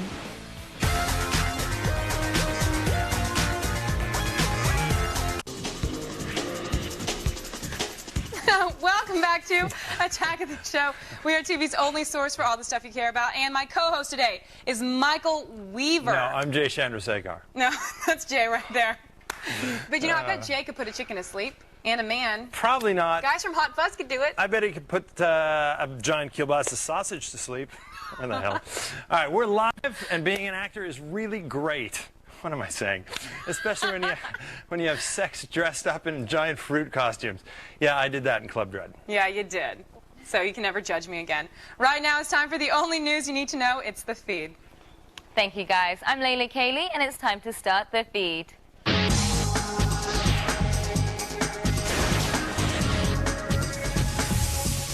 In the wake of the tragic Virginia Tech shootings, internet users scrambled to find the identity of the killer and accused the wrong man. Immediately after the incident, authorities were hard at work trying to identify the perpetrator and told the press that it was an Asian student at the college. People immediately hit Facebook and singled out Wayne Chiang as the shooter because of morose blog entries and photos displaying the student with guns. It was revealed early this morning that Cho Seung-Hoo, an English major, was the real culprit. Chiang has updated his profile with the denial of the accusations and says he wants to work with individuals for charity donations. So unfortunate. Media giants have been demanding content filters for YouTube and Google Video, and they finally might be coming. Google has just announced they are testing a new program called Claim Your Content that will remove copyrighted material. Companies will officially register their content with Google, and the software will seek out the material and delete it. It's currently being tested with a handful of partners right now. If all goes well, the software could be up in a couple of weeks. The Lonely Girl 15 phenomenon shows no signs of letting up and now has spawned a spin-off series. Despite being outed as a plotted series, Lonely Girl 15 still attracts a ton of viewers, and the creators have just signed a deal to create another show. Bebo.com, a popular social networking site in the UK, is funding the series, which is titled Kate Modern. The content will be similar to Lonely Girl and promises more edgy material. Each character on the show will have their own Bebo page with videos and pictures and will interact with the community. Internet radio may be a thing of the past thanks to a ruling handed down yesterday. Sites operated by individuals and media giants fought courts to overturn a ruling that would cause a drastic hike in licensing fees. It would force smaller services out of business and major ones to cut their content. The copyrighted judges did concede on one argument and will allow a more reasonable pricing scale for 1 year. It will be based on peak listening times and not per song per listener. So unless something happens in a year, this could be the end of internet radio. And finally, the force was not with George Lucas yesterday when the Star Wars creator got in a fender bender. In yesterday's Toyota Celebrity Pro race at the Long Beach Grand Prix, Lucas was taken out by the race by another driver. While taking a turn, he was sideswiped and then hit head-on after crashing into the tire wall. Thankfully, both drivers walked away with only minor injuries. Well, that's it for today, but don't worry, the feed doesn't stop here. Get all the news you need to know anytime at G4TV.com. I'm Layla Kaylee, and you've just been fed. Let's go back to Olivia and Michael.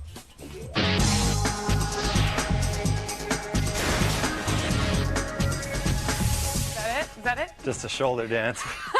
Thanks, Layla. Now, don't go anywhere. Oh, Am I we'll be doing it right right? back, rocking it even harder. Yeah. That's right. We'll tackle the pains of love in today's In Your Pants. And find out how to buy your way to a Scottish lordship and a better life on It Came From eBay.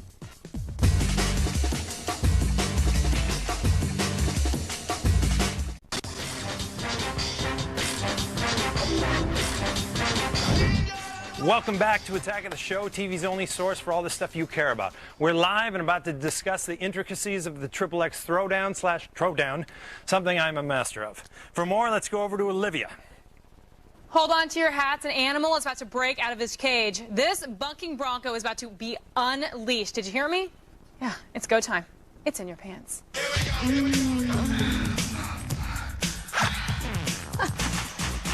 This is sex columnist Anna David. Yes, take a look. She has written for magazines like UK Esquire, Playboy, Stuff, everything. And she is back again with me to help you guys with your sex advice. Yeah, They're very I am. lucky. It's all about you. I agree. They're very lucky to have you very here. lucky indeed. All right, our first question is one of the most often asked. Am I normal? Pain during sex. Is it normal for some girls to always have pain during sex? And what exactly causes it? That's something I cannot even answer. Okay, well, I think there are two types of pain. There is internal pain for which you need to go see a doctor because it could be a cyst, a disease, it could be any number of things. Yeah. There is also chafing pain, which I have experienced, which maybe Olivia has experienced, many women have experienced, when it isn't as moist down there as it should be. And I do think that that is a psychological situation.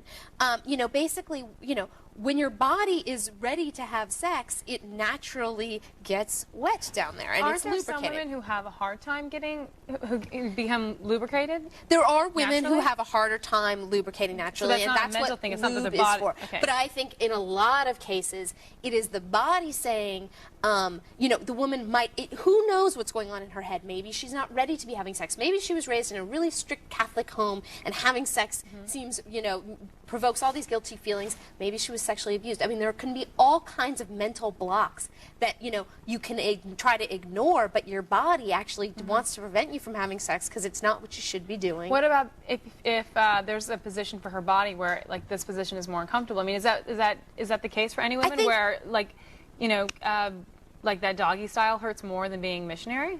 I think if you're dry down there, any position so is going basically, to chafe. But what I'm saying, like, what if this woman isn't dry or, you know, mentally unstable? I mean, could it be a position? I mean, I'm asking for different ways to cause the pain.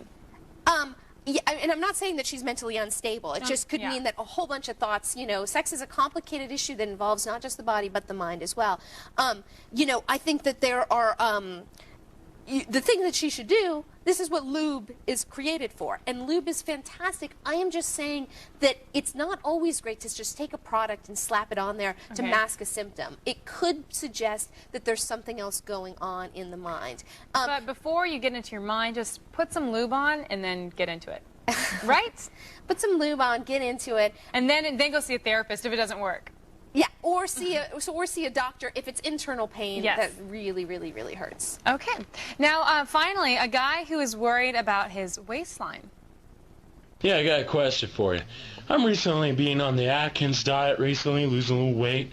So do you think that women are going to care more about my healthy physique or the human heart? Well, sweetie, you were so cute, but why did he run out of breath just going around in a circle with his camcorder? Well, the Atkins diet, you know, isn't all that good for you. And it's not about working out. It's not about your heart. It's about you your eat a lot waistline. of fat on the Atkins diet. So what do you think? Well, I think it depends on the girl. I mean, obviously, the more shallow girls are going to care more about the healthy physique than the less shallow girls. There's nothing better, though, when you're with a guy who doesn't look perfect and you know you adore this guy exactly how he is. But You've only been with men who look perfect, so you can't speak to That's not true. But I've never been with an overweight guy. But I think that, you know, I can see. I don't know how to answer this properly. What's really going through my head? Because you've only been with perfect-looking guys. I think it does matter, to tell you the truth. I think you want to be with somebody that, you know, isn't, you know, breathing abnormally and has, you know, and is extremely overweight and has belly flab and stuff like that. But my nail lady is cheating on her husband, and it's true.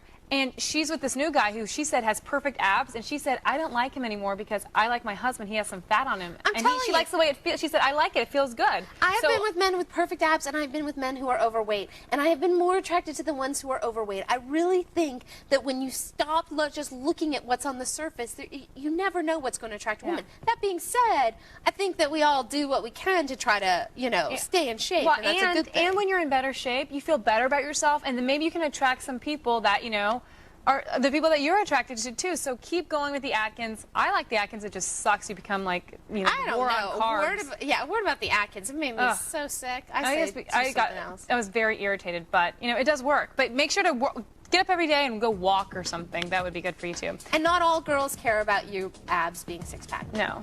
But get in shape. Be healthy. Thanks so much, Anna. You're welcome. You guys remember to get even more answers to your sexy questions from sex columnist Anna David. Subscribe to the AOTS In Your Pants podcast. Available anytime at g4tv.com/podcast. Now here's a little tip from old Weaver. It's something I've learned over the years. A little pain goes a long way in the bedroom. So enjoy the hurt, babe. We'll be back. Don't go anywhere. Just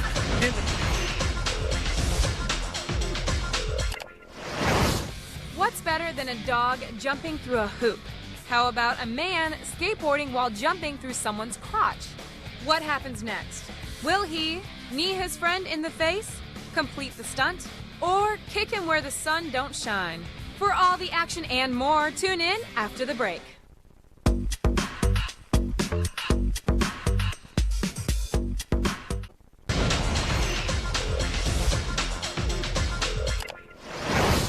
What's better than a dog jumping through a hoop?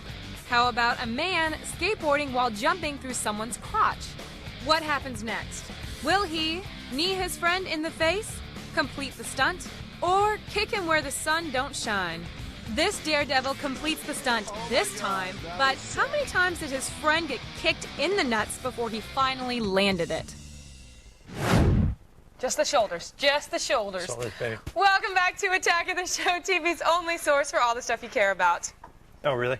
Yes. We're live and we're with you always. Always. So let's say you'd like to be a baller. Oh yeah? Shot caller. Well, what? 20-inch blades on the Impala. This rap sucks. There's one place you can get it all. It's all on. It came from eBay. What's going on here? First up, we have a butterfly-shaped booger. Yep, you heard that correctly. This bug-shaped dried nasal mucus came off a 2-year-old out of Maryland. That's right. And it will be sealed in a plastic bag and shipped in a jewelry box, so you don't need to worry about it getting damaged in the mail. Gotcha, great. Right? Need to know that.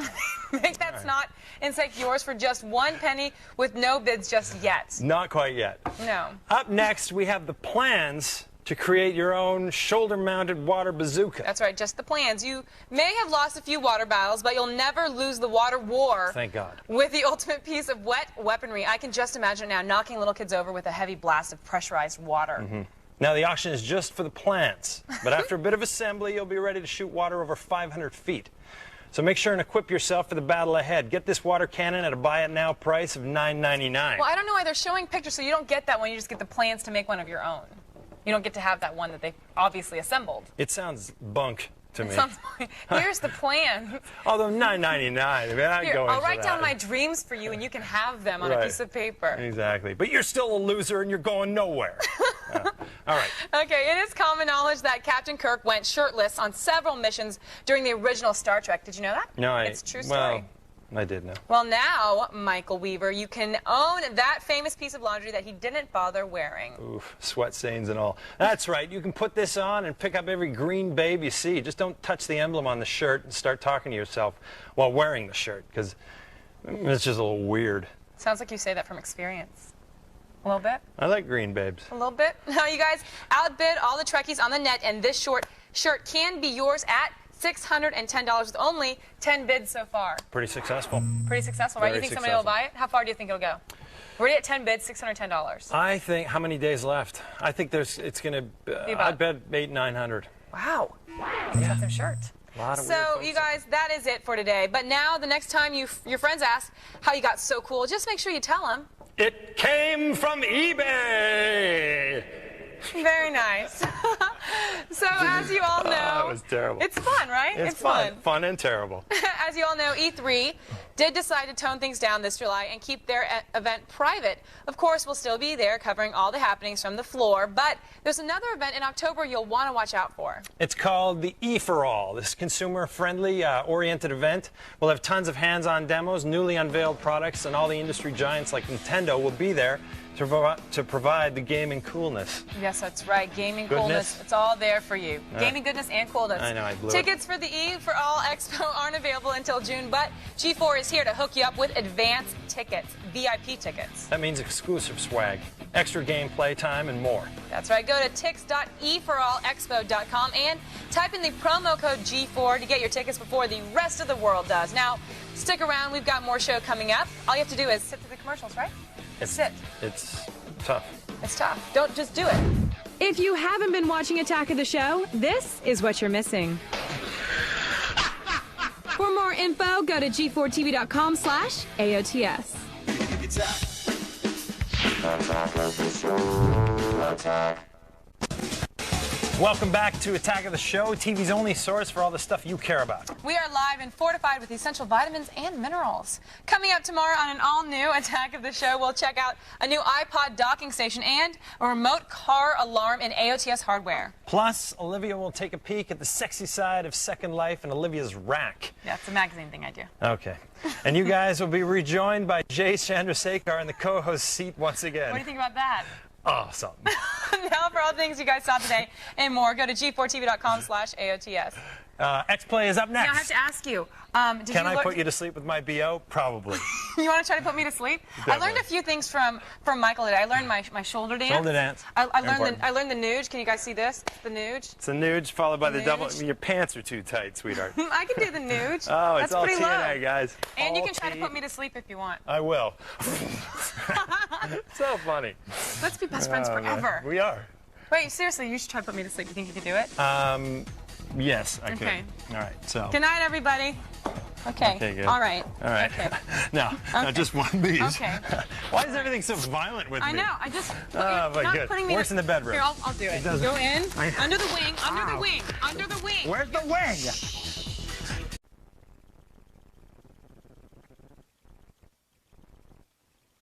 Today on Attack of the Show, X-Play's Morgan Webb will be here to give us the latest news on Resident Evil 4 for the Wii when we take a game break. Plus, if you're striving to make your amateur photography look a little more professional, we'll fill you in on Fuji's new 7-megapixel compact digital camera in AOTS hardware. And Broken Lizard's Jay Chandrasekhar is back in the saddle, guest hosting once again. From Super Troopers to Beer Fest, you never know what Jay's going to do. It's time to let the clone monkey frogs loose. Is that how I say that? Did I say that right? A live Attack of the Show starts right now. Drop the beat. Attack. What's going on here? Attack. Think upon this. Attack. Attack of the Show. Attack.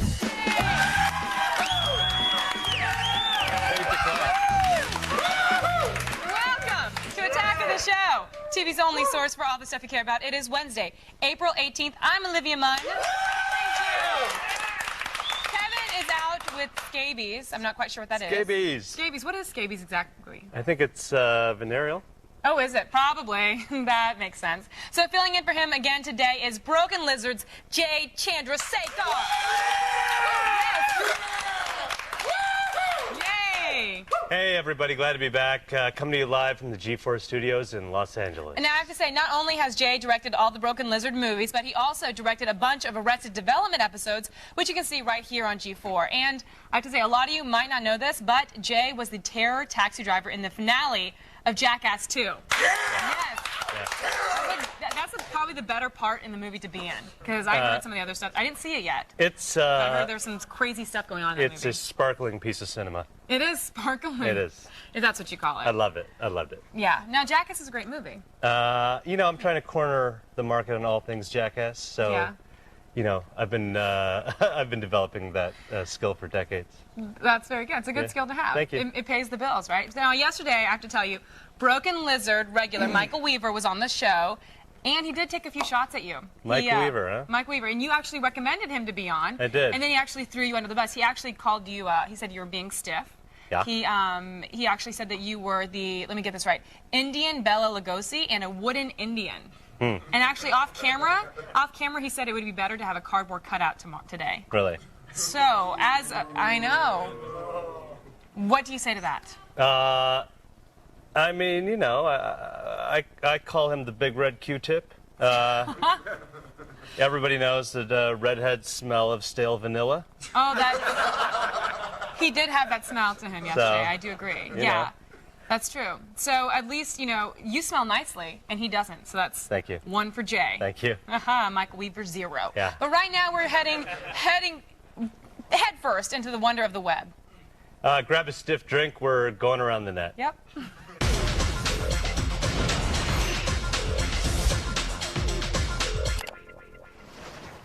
Our country is riddled with security fears. There has been a lot of suggestions on how to better protect the country, and the age-old debate over closing off the Mexican border has suddenly become a hot topic once again.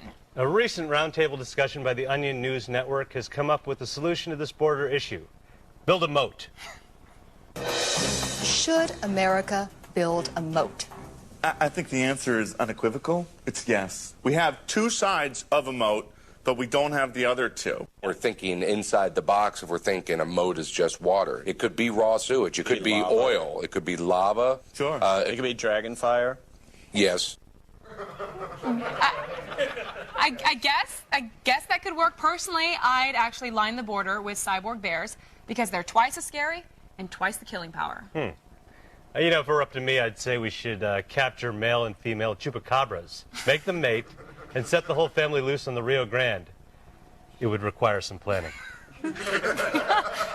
It's very detailed and very specific, Jay. Well, I didn't know you put so much thought I'd into like it. a lot about moats in the Rio Grande. Yeah, well, obviously. The chupacabra. Chupacabra, and it's a fun word. Yeah. Kind of sounds like Chandrasekhar. It does. Well, just the J. Chupacabra. I wouldn't know the difference, actually. You know, I've written and performed tons of sketches over the years with Broken Lizard, and I know how hard it is to do impressions and, you know, pull off believable characters. That's right. Now, in this next video, you will see a guy who's a young master impressionist. From Stan Lee to Star Wars, this dude, I gotta say, is pretty damn good. This is Stan Lee, creator of Spider-Man, The Incredible Hulk, Fantastic Four, all your favorites. I'm here at the New York Comic-Con to say hello, goodbye, where's my check? Henceforth, you shall be known as Darth Vacuum. Okay, audience, was he a very good impressionist? Yes. Oh, all right then, because I wasn't quite sure. I mean, I heard he was good, and they told me to say that, but I'm not quite sure. But Yeah. Jay, I've watched all of your movies, and Yeah. you got to tell me, you've got some impressions in there somewhere, right? So give me your best impression right now. This is going to be pretty close to your heart. It's one of your sort of announcers. Ready? Okay. Attack of the show, attack. I love that thing. I love You that do. thing. I know you said that yesterday. You love the Yeah. robot that does that. Yeah. That was pretty good. That No, was. thanks. Do you have any impressions? I can do my mom, but that's it. Let's hear it. Yes, this is my mom after, there's some people up in high school, they threw a party for me, and she found some something Yeah. in the drain, and she finds it, and she's like, why? Why are you trying to kill mommy? Why? Why are you just, you know what make you so crazy? You're so stupid, you still are, you kill mommy. Why? That's my mom. That's very good. Yeah, my mom plays a guilt trip card no matter what. She'll drop to her knees and go, hi, you kill mommy. And finally today we have some new inductees into the Idiot Hall of Fame. It's probably not the best idea to sit on a tree branch with your buds like 25 feet in the air and then start sawing it off. No, probably not. Again, probably not the best idea. Here's what happened. Du får ta det sista, annars kommer jag över benet.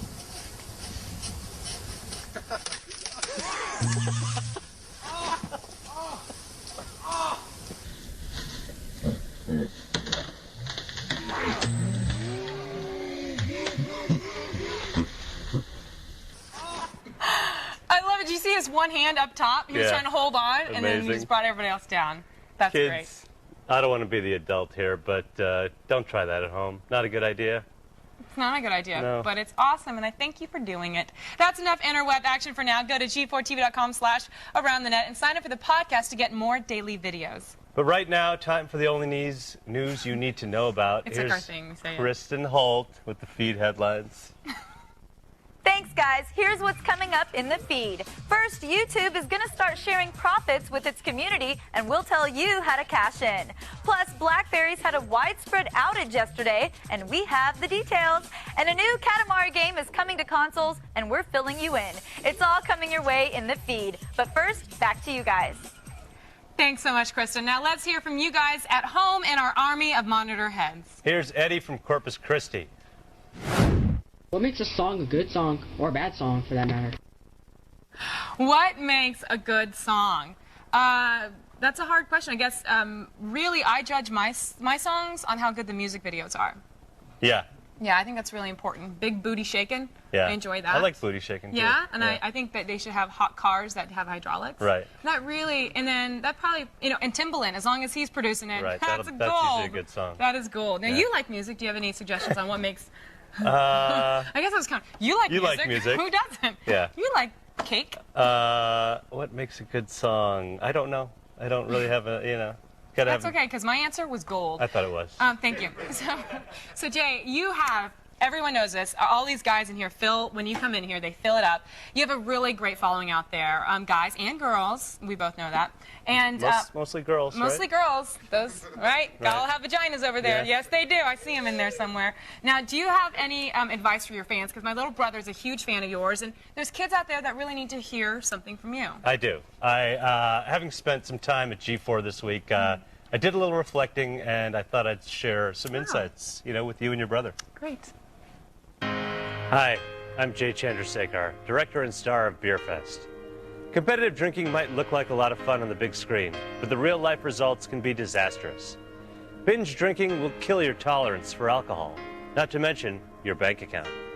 My body is so adjusted to the stuff that I literally have to spend upwards of $400 just to get a mild buzz. In fact, if I want to get any kind of real high these days, I have to eat whale sushi off a dead hooker in international waters. And you don't even want to know how expensive that is. Now, you just got learned.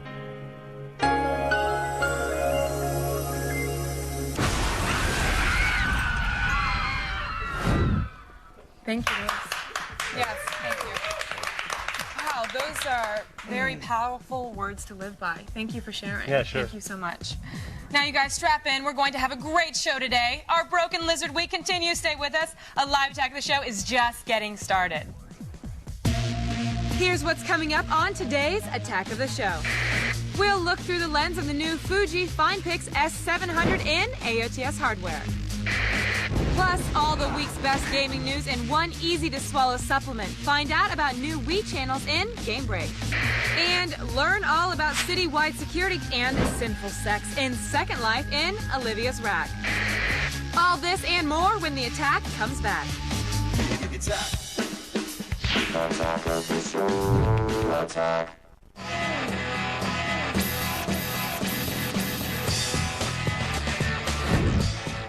Welcome back to the show. I'm Jay Chandrasekhar of Broken Lizard, guest hosting once again. And happy birthday today to two of my favorite people. Conan O'Brien is 44 today, and Eli Roth is 35. Pin the tail on the donkey for me tonight, guys, but not the way they do in Tijuana. Right now, let's send things over to Olivia, who's talking gadgets. I like the way you talk, Jay Chandrasekhar. Now, if it's electronics you love, you've come to the right place. Tech guru Will O'Neill is here with the latest gear that just might make life a little cooler. It's time for AOTS Hardware.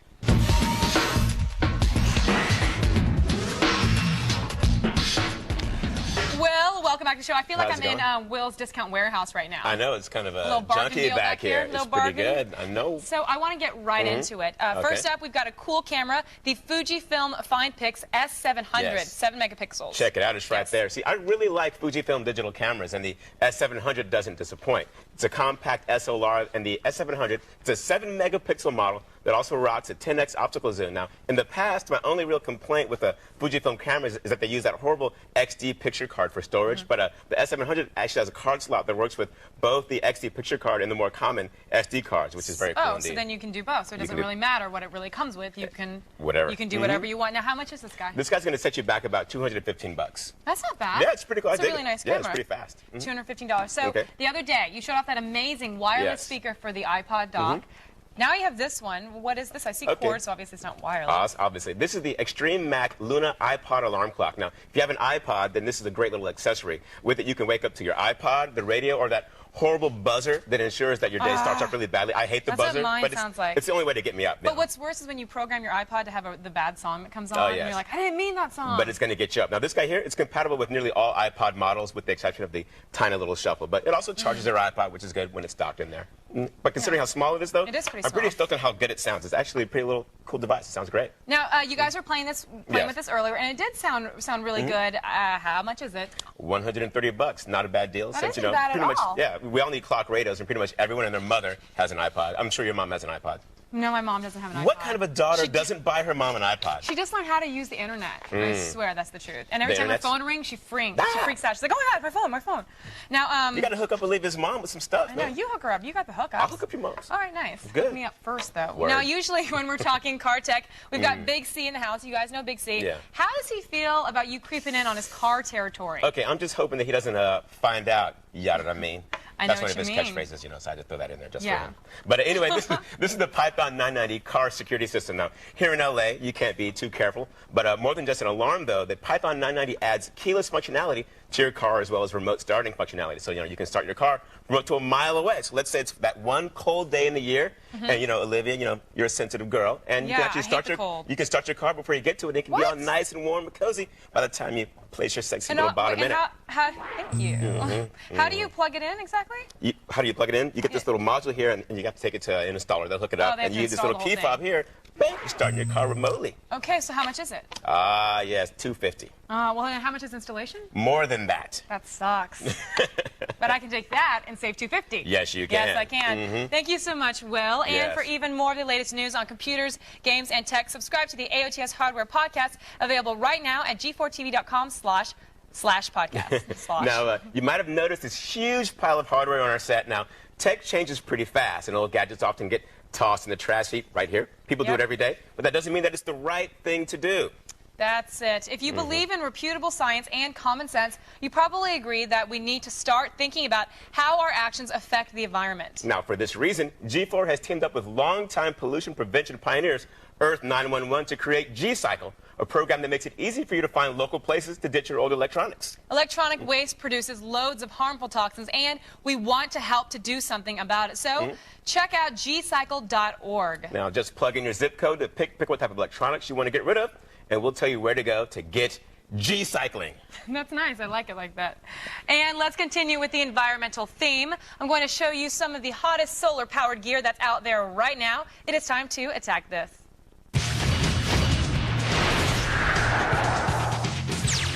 First up, check out the Solio Universal Hybrid Solar Charger. 1 hour of sun exposure will give you about an hour of playtime on your iPod or your cell phone, and the Solio stores energy for up to a year, so you can use it as a backup battery whenever you need some extra juice for only $100. Now, there's no reason to stop the music when you're out having fun in the sun. You can just continue and continue and continue.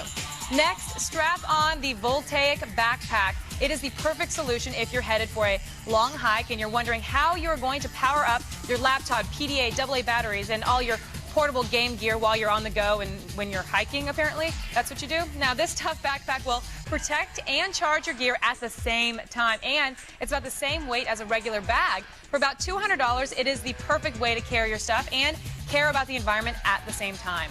Next, bring along the Woods solar-powered Easy Tent on your next camping trip. This tent comes with a solar panel on the outside that charges the interior LED lights. So now there's no need to be afraid of the dark. 4 hours of daylight will give you about 4 hours of light at night. Or you can use the solar panels to charge up your other batteries. It's only sold in Canada right now, but you can order it online and sneak it over the border for about $200. And finally, the Solar Visor AM/FM speaker radio, also known as the most awesome solar power device ever invented. Now, this visor has built-in hi-fi speakers. Yes, I said hi-fi, and a really cool antenna so you can rock out to your favorite tunes as long as the sun is out. It comes in 2 colors, bright yellow and shocking orange. This visor is the perfect marriage of 80s retro and solar-powered futurism. And for only $30, it can be yours. Buy it now for someone you love or someone like me. That's today's Attack This. Visit G4TV.com/AOTS for links to all this solar-powered gear. Now, don't go anywhere. The sun's shining down, and we're bringing you more shiny, happy content. That's right. We'll be right back. It's time to get all the gaming news you'll need to get you through the week, all in Game Break. And you know it, you love it, you learn from it. It's the feed, and it's on its way. AOTS hardware is brought to you by G-Cycle, G4's new tech recycling project powered by Earth 911. Get involved at gcycle.org.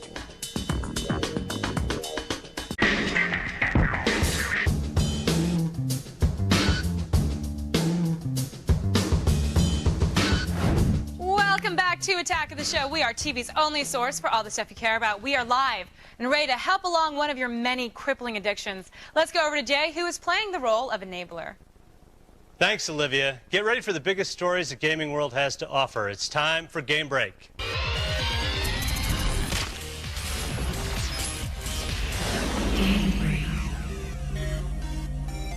To my left is X-Play co-host Morgan Webb. Morgan, thanks for being here today. Thank you so much for having me. Take it away. All right. We are starting things off with a new Wii rumor. Greek website Contra.gr is reporting that both Wii Music and Wii Health Pack were discussed during a recent interview with the CEO of a Nintendo distributor in Greece. Now, while we haven't heard much about a Wii Health Pack, we did see plenty of music conducting going on in Nintendo's booth at last year's E3. If the rumor is true, gamers will be able to share conducted songs with friends online or send simple exercise scores to participating hospitals to receive checkup results. Now, according to the interview, both titles are planned to be released before the end of this year. Next up, we've got good news for RTS fans. Although the PC version of Command & Conquer 3 Tiberium Wars is already available on store shelves, the release date for the Xbox 360 version was finally confirmed. Starting May 10th, 360 owners will be able to enjoy the CNC universe in the comfort of their living rooms. On the other hand, gamers who aren't sure about playing an RTS on a console can look forward to a demo of the game, which will soon be released on Xbox Live. Free of charge, free! And finally, Capcom recently released a new Japanese commercial for the Wii version of Resident Evil 4. During the spot, a young couple is surprised to find a group of real-life zombies in their living room. Although it's a bit on the corny side, we do applaud the amount of work that went into it. Now, in related news, Capcom recently held a Gamers Day event in San Francisco where they showed off the Wii Resident Evil 4 as well as a new Wii title called Resident Evil Umbrella Chronicles. And we'll have more news on both of these games as it breaks. You just mentioned the Wii. Yeah. I have a brand new Wii at home. I got it for my birthday. Congratulations. I haven't opened it yet. You haven't opened it yet? Well, you know, I just want to know what kind of games I should get. Okay, well, I take it that you're not the huge Wii Nintendo fan. I'm not yet, Okay. but I'm hoping to be. I'm going to recommend a WarioWare Smooth Moves game for you. It's a lot of mini games. They're fast-paced. You pick one up, you play one, you have a good time. It's not a huge commitment. You're not sitting down for 100 hours. But I'll learn how to be smooth. And you're going to learn how to have all of the smoothest moves. Okay, good. Yeah, so that's what I recommend. Also, Rayman Raving Rabbids is a good game that you can play with your friends when they come over, and everybody will be laughing. Again, short, easy-to-play mini games. Okay, good. Yeah. Morgan, thanks once again for stopping by. That's all for today's Game Break, but you know the gaming never stops at G4's website. While you're there, be sure to check out the cheat sheet section, which has over 15,000 tips, tricks, and codes covering every platform since the Atari 2600. Just go to g4tv.com/cheats and get cheating. I have Rayman at home, so you can come play with me, Jay, I promise. Now, everyone at home, your cell phone can kill bees, and so can bailing on us early. Let those suckers pollinate. Please, there's plenty more ahead on TV's only source for all the stuff you care about. Get ready for an information injection with The Feed. And get a future heads up on the Terminator TV series in our very own Rumor Mill.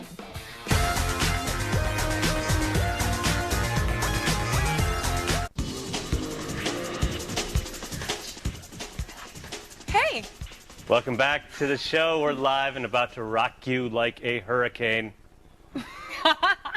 You sold it. I knew you would. Coming up later, we'll have a great fake commercial from a comedy group calling themselves Trophy Dad. They rip on men's razor commercials and cut to the truth about how dangerous shaving really is. How often do you have to shave? Wow. I shave once a day, but, you know, I've been known to hit twice a day now and then. All right. I'm a hairy guy. I know. I can see. Thank you. It's growing but, already. Right, meow. It's time for the only news you need to know in the feed. Meow. Thanks, guys. I'm Kristen Holt, and it's time to start the feed.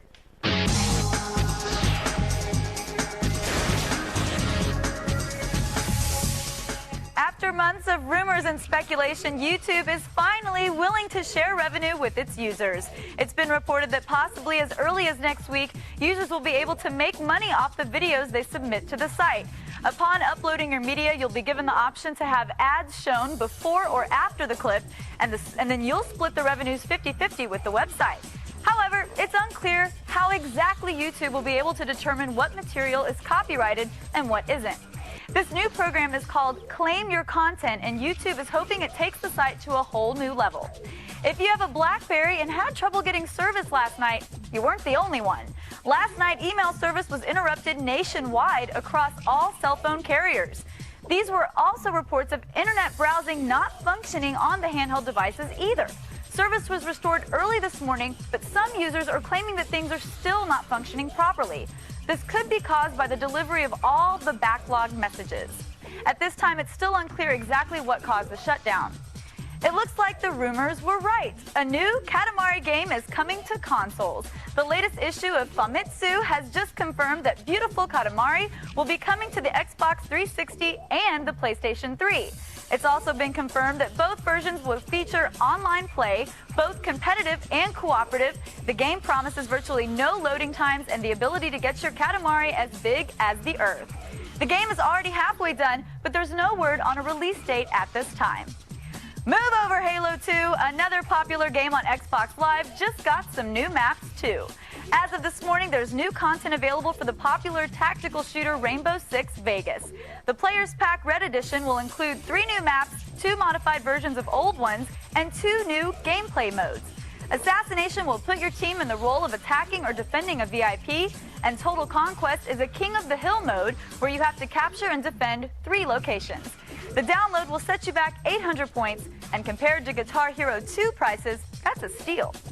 Gaming tournaments are known for using first and third-person shooters in competition, though Microsoft is holding an old-school contest. The Xbox Live World Pac-Man Tournament has just been announced, and it starts on April 25th. The arcade's leaderboards will be reset, and the top 9 players will be flown to New York for the finals. The winner will be crowned world champion by the creator of the game himself, plus get a ton of prizes. First place will get you a special Pac-Man branded Xbox 360, 100,000 Microsoft points, and 26 years worth of Quiznos subs. Why 26? I don't know. Head on over to XboxLiveTournament.com for more information. And finally, upon opening the case for year 0, you'll find a black CD. After you give the CD a spin and play some songs, it turns white and reveals a hidden image. There's a binary code on the disc which translates to extramental.net. The site is another viral creation for the album which further expands on the music's themes and story. The CD is actually heat sensitive, so after a little while, it'll turn back to its original color. That's it for today, but don't worry, the feed doesn't stop here. Stay tuned all day to G4 and look for the feed ticker at the bottom of your screen. We'll have all the news you need to know as it happens. I'm Kristen Holt, and you've just been fed. Let's go back to Olivia and Jay.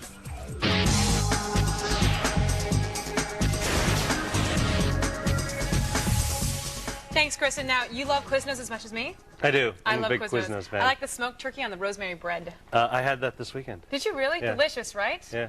Now, you guys, I have to go on to something very important. As we mentioned before, E3 is an exclusive private event this year and closed to the masses. The tickets have already been issued, so there's no way to get in person at least. G4 will be there every day with all the latest announcements, games, and gadgets, so as soon as they're unveiled. This July, we'll take you inside the most exclusive event of the year, E3. E3, that is right. But if you still need the experience in person and go hands-on, you can join us at E4All this October. Tickets don't go on sale until June, but we have got you covered. G4 has advance purchase tickets that are available right now, plus at a discounted price.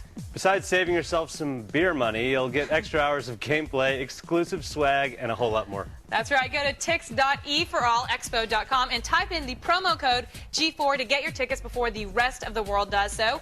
We will see you there. I'll be there. Will you be there? I am going to go. Nice. Yeah. We can hang out. Okay, good. Great. As you've seen this week, anything can happen, so I advise you to stay seated and keep your feet in an upright position. That's right. Tech, rock and roll, and virtual sex. All of that are coming up, and it can all be found on my rack. That's next on TV's only source for all the stuff you care about.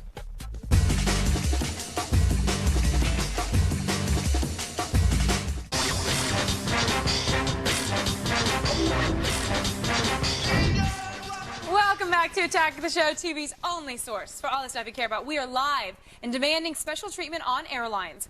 Always.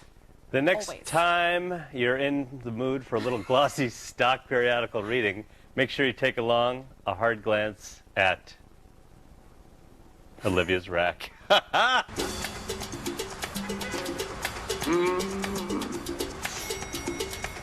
You are sitting on jokes left and right, and I love you for it. I know. You're great.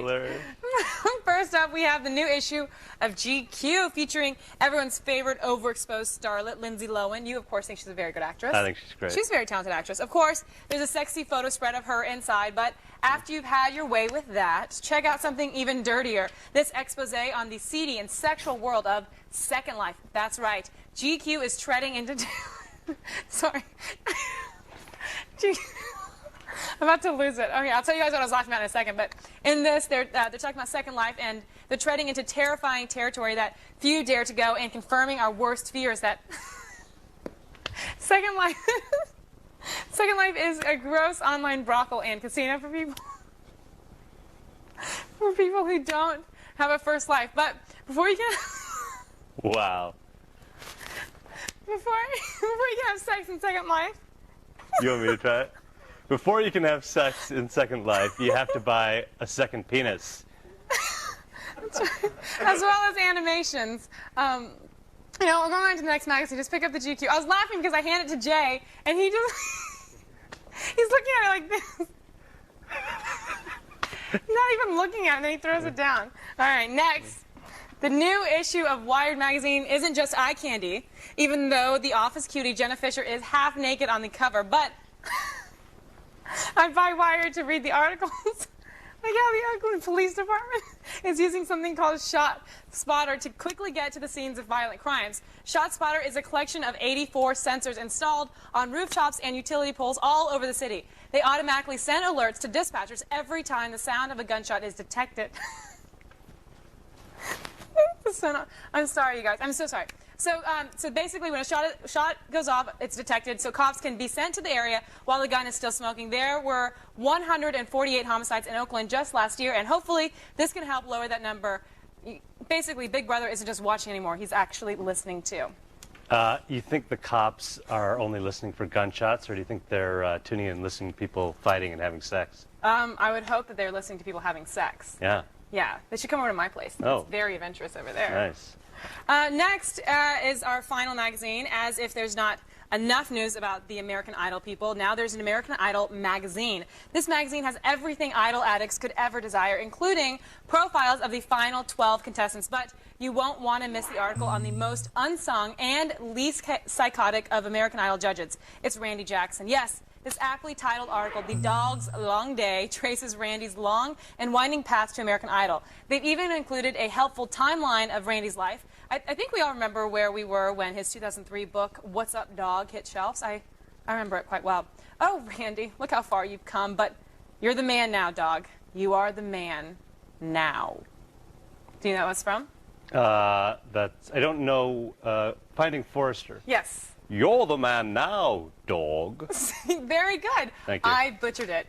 Yeah. I pulled a Jay Chandrasekhar. Do you, thank you. Do you watch American Idol? No, I don't really watch. I mean, Kevin, my co-host, who you've met, yeah. he watches it and he loves it. I really can't get into it. I just don't. Do you watch it? Do you like it? I don't watch it, but I'm a big Howard Stern fan, and they're trying to vote Sanjaya. I know, and it's I'm working. all for it. Do you vote?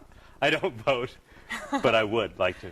Well, then you should. I will. Next time it comes Next up, time. I'll text you and remind you to vote. Okay. All right, everyone. That's my rack. Check out g4tv.com/AOTS for a recap on this week's list of magazines, especially the first GQ one that I could not get through.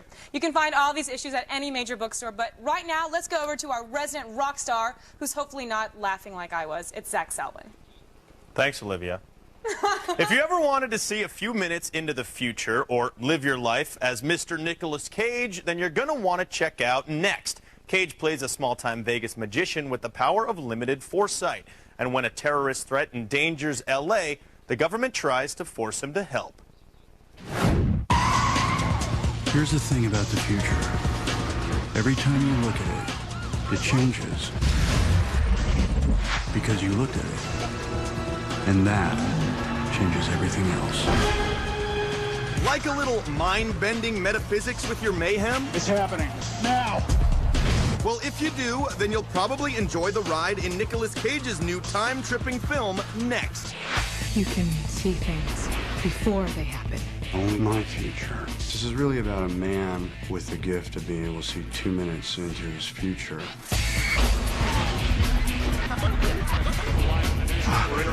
What did you see?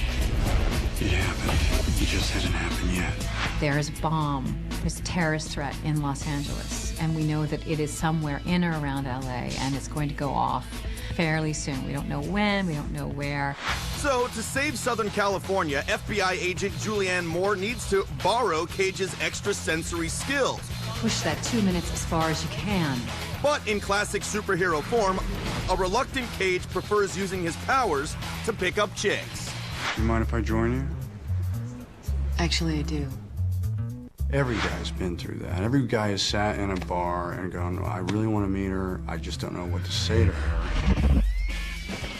Excuse me, do you have a light? I don't smoke. At first, you feel like a little bit, like, oh, that's not fair. Here you go, hon. Thanks. Then again, I guess, guys can really fall on their face so many times when they try to pick you up that maybe they need that extra little bit of help. Please. I've always wanted to play a magician in a movie, so I get to do the magic tricks, plus I get to do the real paranormal stuff, and have the love story, and also have the action-adventure element, so it's pretty cool. I've seen every possible ending here. None of them are good for you.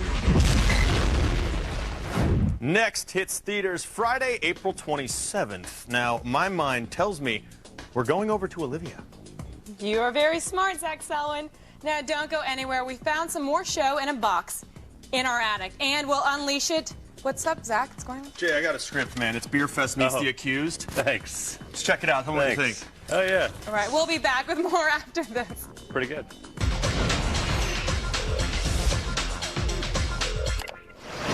Check out this daredevil. What happens next? Will he face plant onto the ground, pop a wheelie and catch a cat in the air, or lose his front tire and fall off the dock? Don't blink or you might miss the results.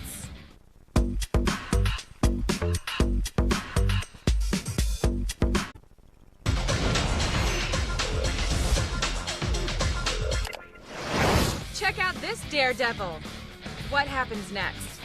Will he face plant onto the ground, pop a wheelie and catch a cat in the air, or lose his front tire and fall off the dock? The correct answer is he face plants onto the ground. Ouch. Welcome back to Attack of the Show, TV's only source for all the stuff you care about. We're still live, at least last time I checked. Could be living in some bizarro television purgatory. I don't even want to think about it. Let's go over to Olivia. It's time for the best gossip and time travel segment in all of television. It's time for Rumor Mill.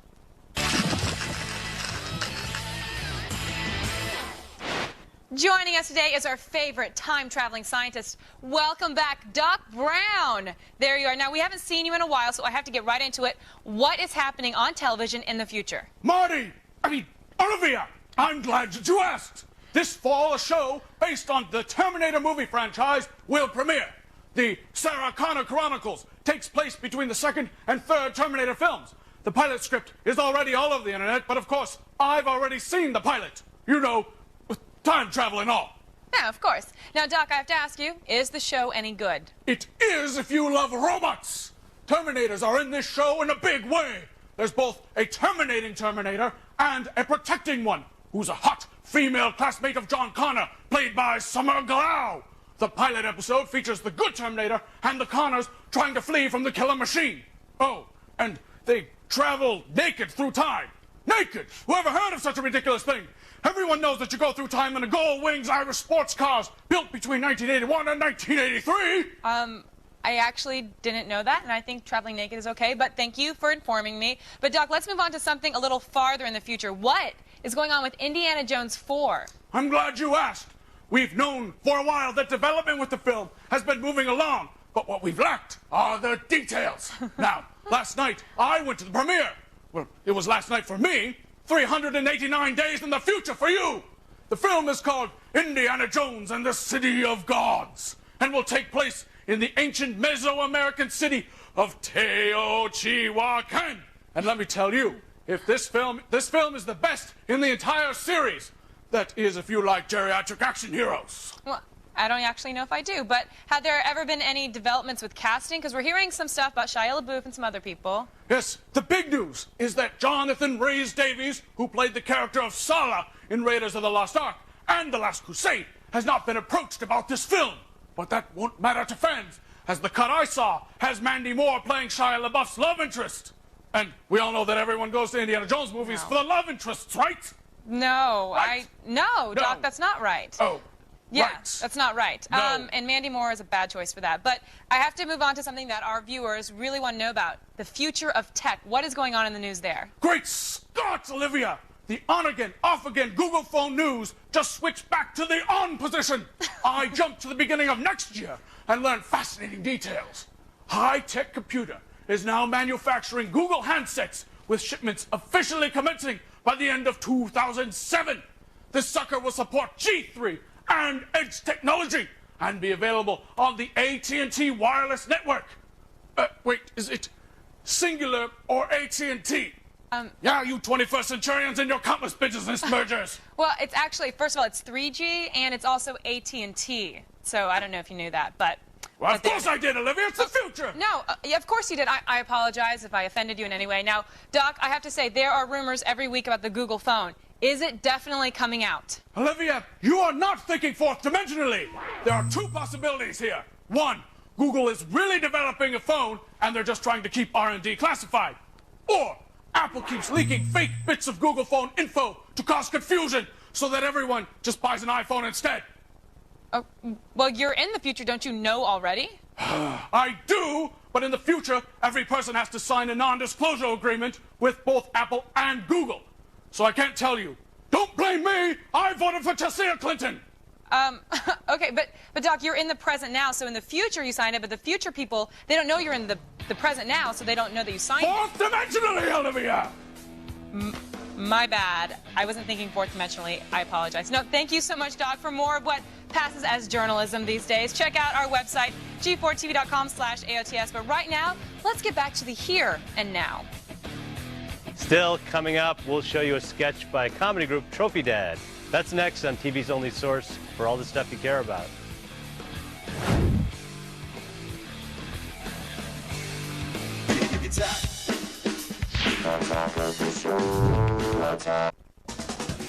Welcome back to the show. Coming up tomorrow on an all-new episode, we'll have a behind-the-scenes interview with the cast and crew of Hot Fuzz. Saw the movie last night. Amazing. Plus, we'll have another special guest host when Super Troopers co-star Joey Kern drops by the studio. He's the guy, you can't pull over any further. Yeah. That guy. And finally, drunk shaving is a problem a lot of guys face. Thankfully now there's a product that can help us all out. Direct from the comedy troupe Trophy Dad, whom performs at the Upright Citizens Brigade Theater, here is the Factor 5 razor. Thanks, Martinez, and I'll have that Morrison report to you on Friday. I'm a busy guy with a lot of responsibilities. Late nights at work, the kids' games, and a social life to keep up. That doesn't leave a lot of time for shaving. It can get pretty rough sometimes. When I do shave, I've usually had a few. I found using regular razors when I was drinking left a lot of embarrassing nicks and cuts. It was starting to affect my career. Jim, Jesus, you get shot in the neck? I had my hands full, all right. It looked like I had hit rock bottom with my shaving. Then a buddy told me about Factor 5 razors. Factor 5 anticipates sudden, unpredictable changes in shaving pressure, giving your face that smooth look for hours. And getting you noticed with all the right people. The Morrison report's finished. I'll tell you what report you didn't do is your vagina report, which is due on my desk right now.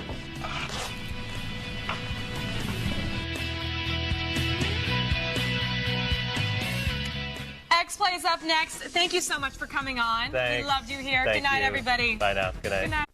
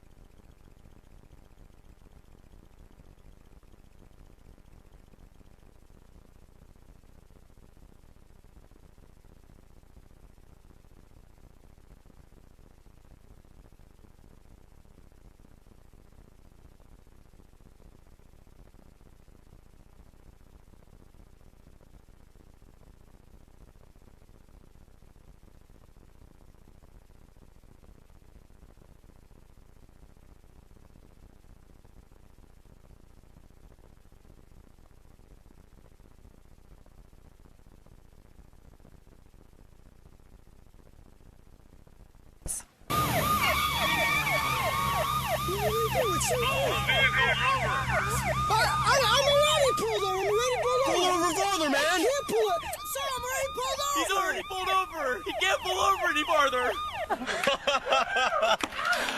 Oh man, I crack myself up every time with that. You do? Yeah. Yeah, you're hilarious. You listen to that every day? It's my alarm clock. I wake up to that. He's already pulled over, and I'm like, time to wake up. That's hilarious. Yes, I guess people do know me as the he's already pulled over guy. Yeah, it's basically the Super Troopers version of Rosebud.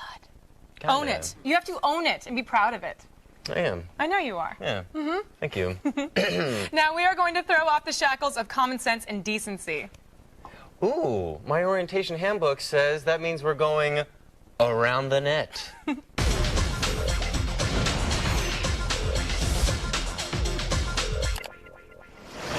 Today is a total Terrapin edition of Around the Net, and we're going to start things off with some turtle fans. That's right. It takes a certain kind of person to be really into turtles, and it takes another rare kind of person to be this into turtles.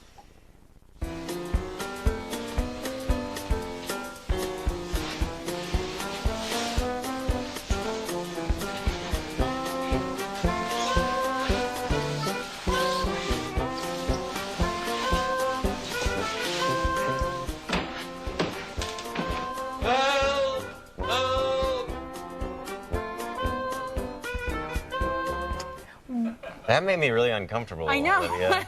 I don't even know what to think about a guy like that, really. I don't think we should think about guys like that. No. I don't think anyone. But who really does that? He's like a bathtub on his back or something? I think it was his bathtub. Weird. Weird. Let's move on. Let's move on, yes, definitely. Finally, everyone knows the best parts of nature documentaries are the parts where the animals are doing it. Like humping. Doing it? Is that what it's like? That's what that means. Yeah, well, I have to say it is one of my favorite parts of... It's an international symbol for doing it. My bad. This is the international sign for choking. I thought you were like an international kind of girl. Well, now I am, because now I had the one missing link. Moving on. Yeah. That is a link, I guess. It Whatever. is. Sorry. Some of nature's slowest and most awkward creatures, they're turtles. And watching them attempt the carnal sin is... it's hilarious. Yeah. It's good music, right? I got into that a little too much. You did. Now, I have to say, there is a joke to be made about performance speed here, but I'm slightly above it. Just like that one turtle was only slightly above his two turtle hoes on that beach. Blam! You guys know what I'm talking about. You saw it too. I'm sorry. I apologize on behalf of Joey Kern. That was awesome. It was a really good joke. Ow. To get your daily viral fix, make sure to head on over to g4tv.com/AroundTheNet. There you can also sign up for the Around the Net podcast. But right now, it's time for the only news you need to know. Here's Layla Kaylee with the feed headlines. Thanks, guys. Here's what's coming up in the feed. First, we'll tell you about the latest feature to hit social networking, MySpace News. Plus, someone is claiming to have obtained sensitive information from a popular gaming service. And if you're capable of stripping DRM, one infamous hacker wants to give you a job. It's all coming your way in the feed. But first, back to you guys. Right now, let's hear from you guys in the army of monitor heads with our video viewer mail. Ashley, fire away. Hi, this is Ashley from Blair, Nebraska, and I want to know if you've ever been pulled over by the cops, or are you pretty good drivers? I'm a terrible driver. You have a nice convertible. I do. The wind goes through your hair. I actually have been pulled over by a cop, and he not only recognized me, but asked me out on a date, and then asked me for a job as my security man. That's kind of creepy. It is creepy. Is he your security guy now? He is. He's nice. Hey, Joe. He's right over there. Works ever for everybody. And I speed a lot. I'm really bad at speeding. I know you do. I've driven with you before. You have, and I'm a really good driver, right? You drive really fast, Olivia. I mean, you're really good. You are a good driver, but you know what? I like my driving kind of the way that I like my turtle sex. Nice and slow. I love you, Joey Kern. Oh, please. So earlier we talked about your famous scene from Super Troopers. You know, I've known you for a while, and I never come up to you and do that line at all. But right. Once a week. Once a week. But it's fun. And I say it in different languages, so it kind of throws you off. But everybody does know you from that. I mean, that's that line. Yeah, no, it's great. You know, I appreciate that the movie has become like kind of a cult movie. Definitely. And that, you know, that line is, you know, it's kind of living on improvised line, by the way. Definitely. I don't want to brag or nothing. No, Jay did say yesterday that it was a line that you made up. It was Jay let us kind of like say a lot of stuff. That was fun. Yeah. But it's kind of interesting because a lot of people say that line to me, you know, when I run into them on the street or whatever, and I've known as that guy sometimes. It actually, does it bother you? Not really. But you know, sometimes I want to get past that because I've done other movies and stuff, and it was actually kind of funny because it happened to me when I came here today. Oh. Yeah, it was. Well, watch it.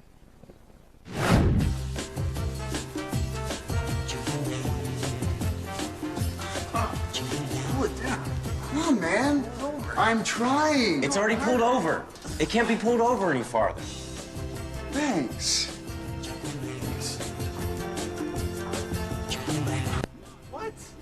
But I want to keep playing. Why won't it play? It's game over. It can't game over any farther.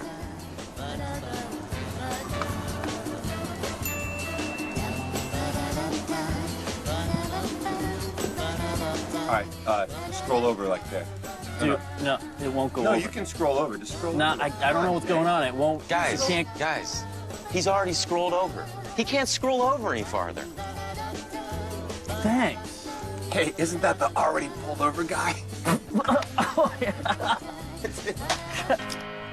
Hi, I'm Joey Kern. Some of you might know me from the movie Super Troopers. I'm the one who said, he's already pulled over, he can't pull over any farther. But that's just a line. It's not who I am. I'm an actor. I've done Shakespeare in New York, and I've been in a bunch of other movies. Cabin Fever, Grind, Totally Awesome, and the upcoming super smash hit comedy, The Sasquatch Dumpling Gang. Check it out this fall.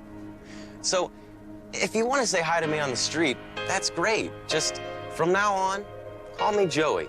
And believe me, I've thought about this a lot. It's been mulled over. It can't be mulled over any farther. Joey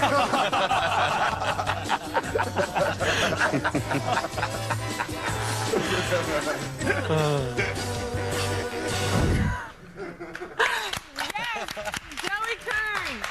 That's why I love you so much. I love this place, man. You guys have great people here. We have great people. They are Yeah. very sweet, and I love them too. Okay. But you brought a clip, right, from your new movie? I did. From the Sasquatch Dumpling Gang. Yes. I've been wearing this shirt all day. It kind I know. of stinks a little bit. Yeah, what's that? This, I don't know, I went to my brother's house and I washed it and this little dot got on there. I think maybe it's a Sasquatch dumpling. I don't know. It looks like bleach. I'm gonna, but look, you know what? I brought a clip. So, it's from the movie, Sasquatch Dumpling Gang. And I'm in it, of course, that's me. And Justin Long's in it and Jeremy Sumpter. And The Mac guy. He is the Mac guy. And we go hunting for Bigfoot and for Bigfoot dumplings. And Olivia, I'm not kidding when I say that this may be the greatest movie of all time. Really? In the history of all time? The history of all time. Well, I can't wait. I cannot wait. Sounds amazing, right? I said it was amazing. That's probably why it sounds amazing. I'm not going to get through this day either. I'm going to laugh the whole way. Our Broken Lizard Week continues once again. We just got started, so don't be a shank and narc on us. There's a whole lot more show coming up, and to miss it would be a crime. Here's what's coming up on today's Attack of the Show. We'll get up close and personal with the star of Drive, Marcia Monroe. And we'll go behind the scenes of Hot Fuzz with the cast and crew to find out what happens when the British cops let loose. And find out where to point your browser to get all the best tech and gadget blogs in BlogWatch. All this and more when the Attack comes back.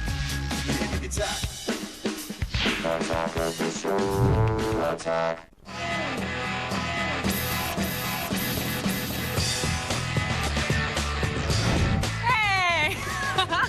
Very nice. I'll come in from behind. Welcome back to the show. We are live, and my co-host today is Super Troopers co-star Joey Kern. Don't make me laugh. Don't do what Jay did yesterday. That's my goal. Stop. I'm going to get you.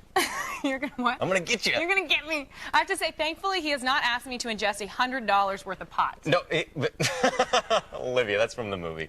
But I will ask you to swallow a crap load of information. Fire up those web browsers. We're about to unearth a handful of blogs that you just can't live without. It's time for BlogWatch.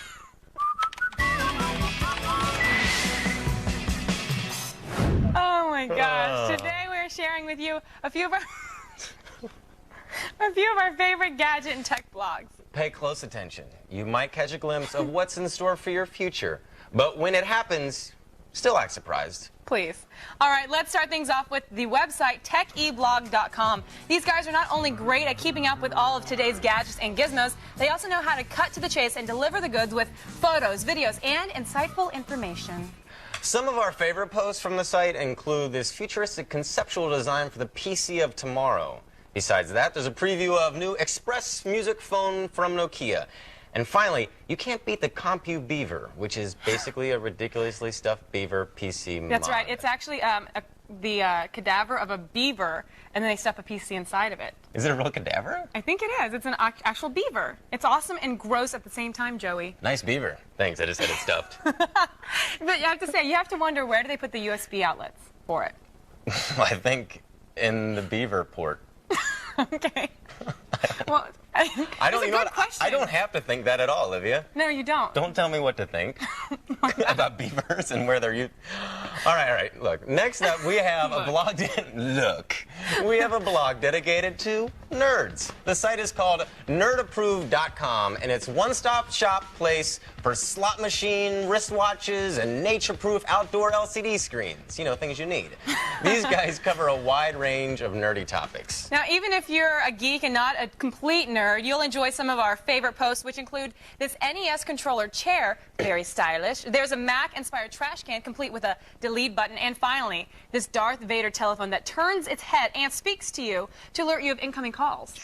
Luke, your father is online too. And I am him. That's terrible.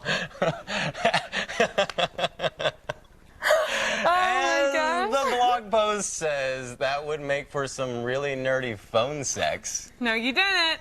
You did not go there. Oh, man, that would be like incestuous, too, if you're having nerdy phone sex with your Darth Vader father. It would be, Joey. Let's go. Let's move on. This is... Thanks for going there. And finally, we're taking a look at GadgetMadness.com.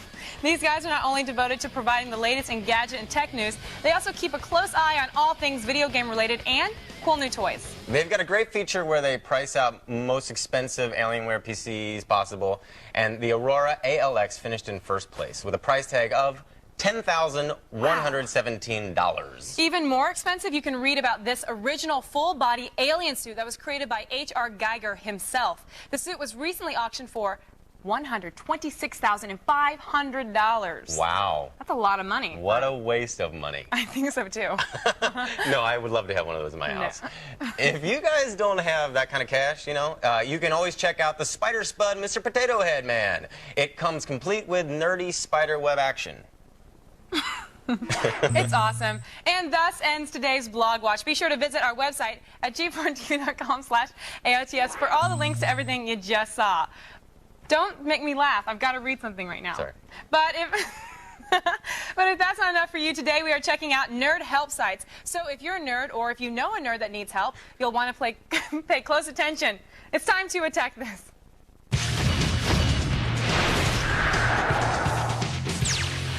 First up, head to fashionfornerds.com because it's one thing to be a nerd at heart, but it's a whole other thing to be dressed like one. This site is really trying to help, and they tell you what to wear and, more importantly, what not to wear.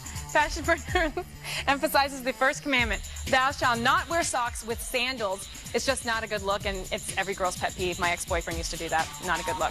Next, check out the Geek's Guide to Getting in Shape. This site understands what it's like to spend most of your time in front of a computer, and they have a lot of simple suggestions about how to get moving, along with links to fun and healthy activities like Kempo Karate. They also tell you how to save money and eat fewer calories at the same time, with links to weight loss sites like ediets.com. This way, you can lose weight without even leaving the house. Now that you're looking good, head to nerdpassions.com and find someone who will love you for who you really are. Meet up with other nerds in the chat rooms or forums, or use their search engine to find singles that share your common obsessions. They've got everything from nerds who love role-playing games and Wikipedia to geeks who love ham radios. And look, I know what you're thinking, and don't worry, it's not just dudes. There are plenty of nerdy girls on this site too. And finally, now that you've found your nerd match, check out Sex Tips for Geeks so you know what to do on your next date. This site encourages you to use your nerd-given intelligence to learn the difference between infatuation and love and manage your relationship. And they also tell you how to avoid the geek's curse of oversensitivity. If your relationship doesn't work out, keep looking. The right nerd for you is out there somewhere, I promise. If not, call me. We'll try to set up with Anna David. That's today's Attack This. Visit g4tv.com/AOTS for links to all these nerd sites. Okay.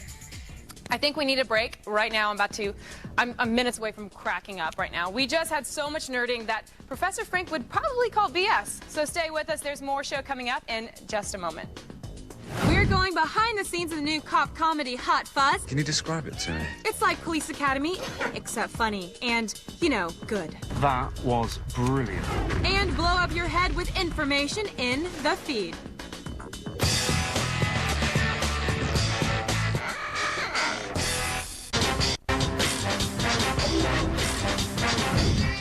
Welcome back to Attack of the Show. We're live, and unlike some co-hosts, I will refrain from disparaging Jay Chandrasekhar. Remarks?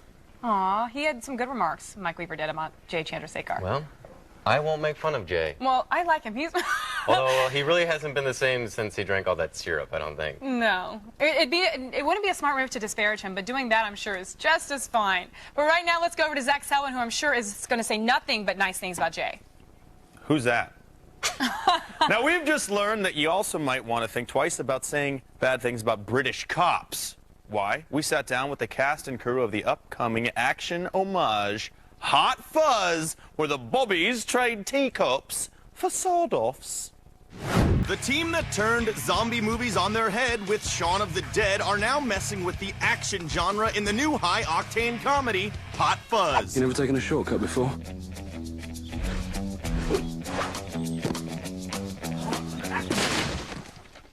I play the part of Nicholas Angel, who is a super cop from London who is reassigned because he's just too damn good. You've been making us all... So in order to sweep him under the carpet, get the stats back to normal, they ship him off to this very, very sweet little village, whereupon he's partnered with this guy. Hello, American fans. What's this? Ta-da! He loves his job, and his dad is the chief of police, and he knows and loves everyone in the village, but, you know, he has an inkling, a yearning that there's something bigger out there. Is it true that there is a place in a man's head that if you shoot it, it will blow up? But it doesn't take long for the sleepy town to turn into a regular slaughterhouse. Have you ever wondered why the crime rate is so low, and yet the accident rate is so high? And it's up to Sandford's finest to save the day. I'm gonna bust this thing wide open. So what inspires these spoofs? Do Peg and director Edgar Wright love the genres or hate them? With the films that we make, both with Shaun of the Dead and with Hot Fuzz, very much love letters to the genre. We wouldn't spend like 3 years of our life making a film about something we hated. Very good, what he said. And what genre will the team spoof next? So I don't know what we'll do next, but you can guarantee it will be made with a hell of a lot of affection, and it will be really rather good. And somebody might get decapitated. Hot Fuzz is in theaters this Friday. And if you haven't seen Shaun of the Dead yet, what's wrong with you people, huh? Go check it out. It's awesome. Joey? I agree with you. It's an awesome movie. And Hot Fuzz is awesome. I got to go see it. It's great. You have to see it. Got to see it early. Wow. Awesome. I feel Well, stupid. it comes out tomorrow. You can see it yourself. Whatever. Yeah, I bet you didn't have to pay for it anyway, either. Well, I didn't, actually. Okay, look, just sit back, relax, and grab a snack. Well, are you mad at me or something? I mean... I'm not mad. All right, well, we've got plenty more ahead on TV's only source for all this stuff. What'd I do? Whatever. Joey, what? It's the news made interesting. It's The Feed.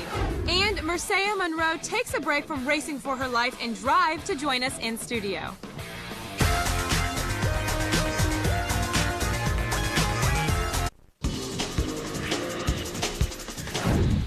Hey guys, what is the #1 date movie to try and get a girl in the mood? You know what I'm saying, right?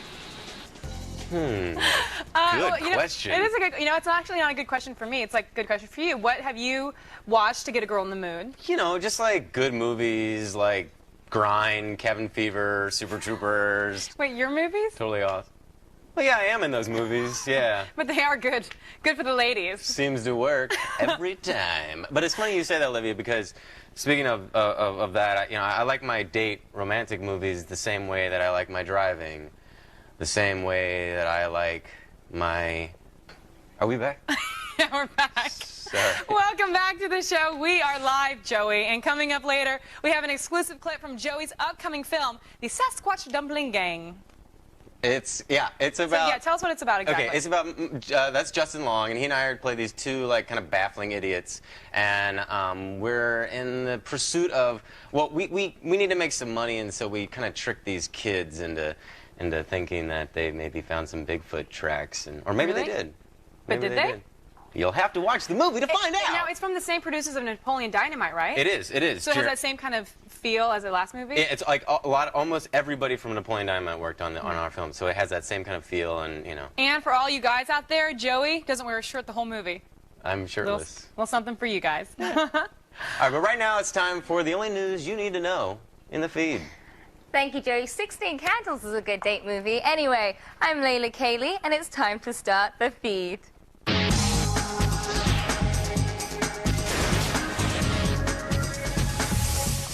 MySpace is getting into the news business and have launched a new feature on the popular social networking site.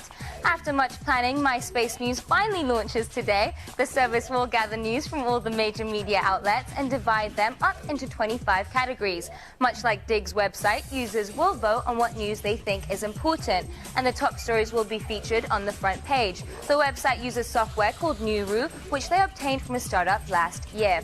A hacker claims to have broken into Valve's popular Steam service and wants everyone to know about it. The hacker, who goes by the name MaddoxX, posted the company's financial information to the net, as well as internal pages, error logs, and the credit card numbers of some users. Maddox wants Valve to admit their system is not secure, but some are claiming that all he really did was hack servers at cybercafes. However, no breach has officially been confirmed at this time, so if you have used the Steam system, you might want to check on your credit card just in case. The PlayStation 3 received a new firmware update today, and it's something gamers have been waiting for. The patch will now allow you to play downloaded PS1 games purchased from the store, right on your console. You'll also have the ability to transfer the save data to your PSP, so you can continue your game on the go. Additionally, emulated PS1 and PS2 games that you play on your PS3 will now have Rumble support. Now all that's left is adding Rumble to the PS3 games. A famous hacker is now looking for some help, and he's willing to pay for the work. John Johansson, also known as DVD John, attained notoriety for cracking encryption codes on DVDs, and now he's set his sights on Apple. The hacker has posted a job listing on his blog looking for a reverse engineering monkey and a senior software monkey. Specifically, his goal is to create software that will allow other online music stores to work with the iPod and to make songs downloaded from the iTunes Store playable on third-party devices. So if you're willing to piss off several corporations, apply today. And finally, in casting news, one of Hollywood's most famous voices is now going to be used for an iconic comic book character. The new Fantastic Four film features the debut of the Silver Surfer. The role was motion captured by actor Doug Jones and has been brought to life by Peter Jackson's Weta Digital production house. It's just been confirmed that Lawrence Fishburne will voice the character and not Galactus, which had been rumored. The film hits theaters on June 15th, and I can't wait to see Jessica Alba. Well, that's it for today, but don't worry, the feed does not stop here. Get all the news you need to know anytime at G4TV.com. I'm Layla Kaylee, and you've just been fed. Let's go back to Olivia and Joey.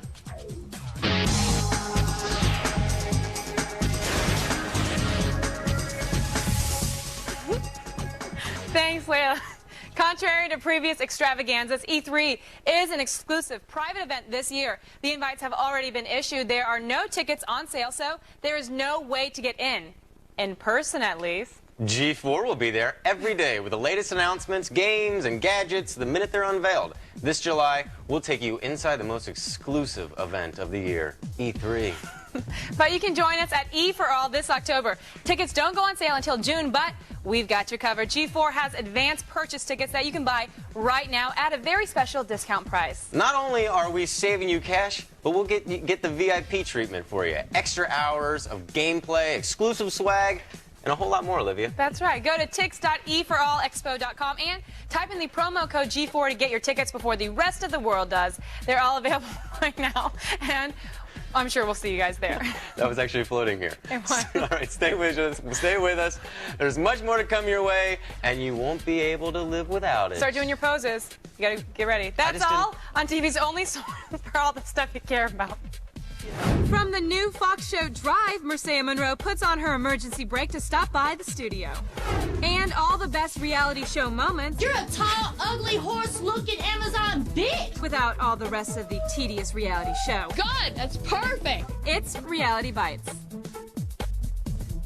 The Feed is brought to you by G-Cycle, G4's new tech recycling project powered by Earth 911. Get involved at gcycle.org.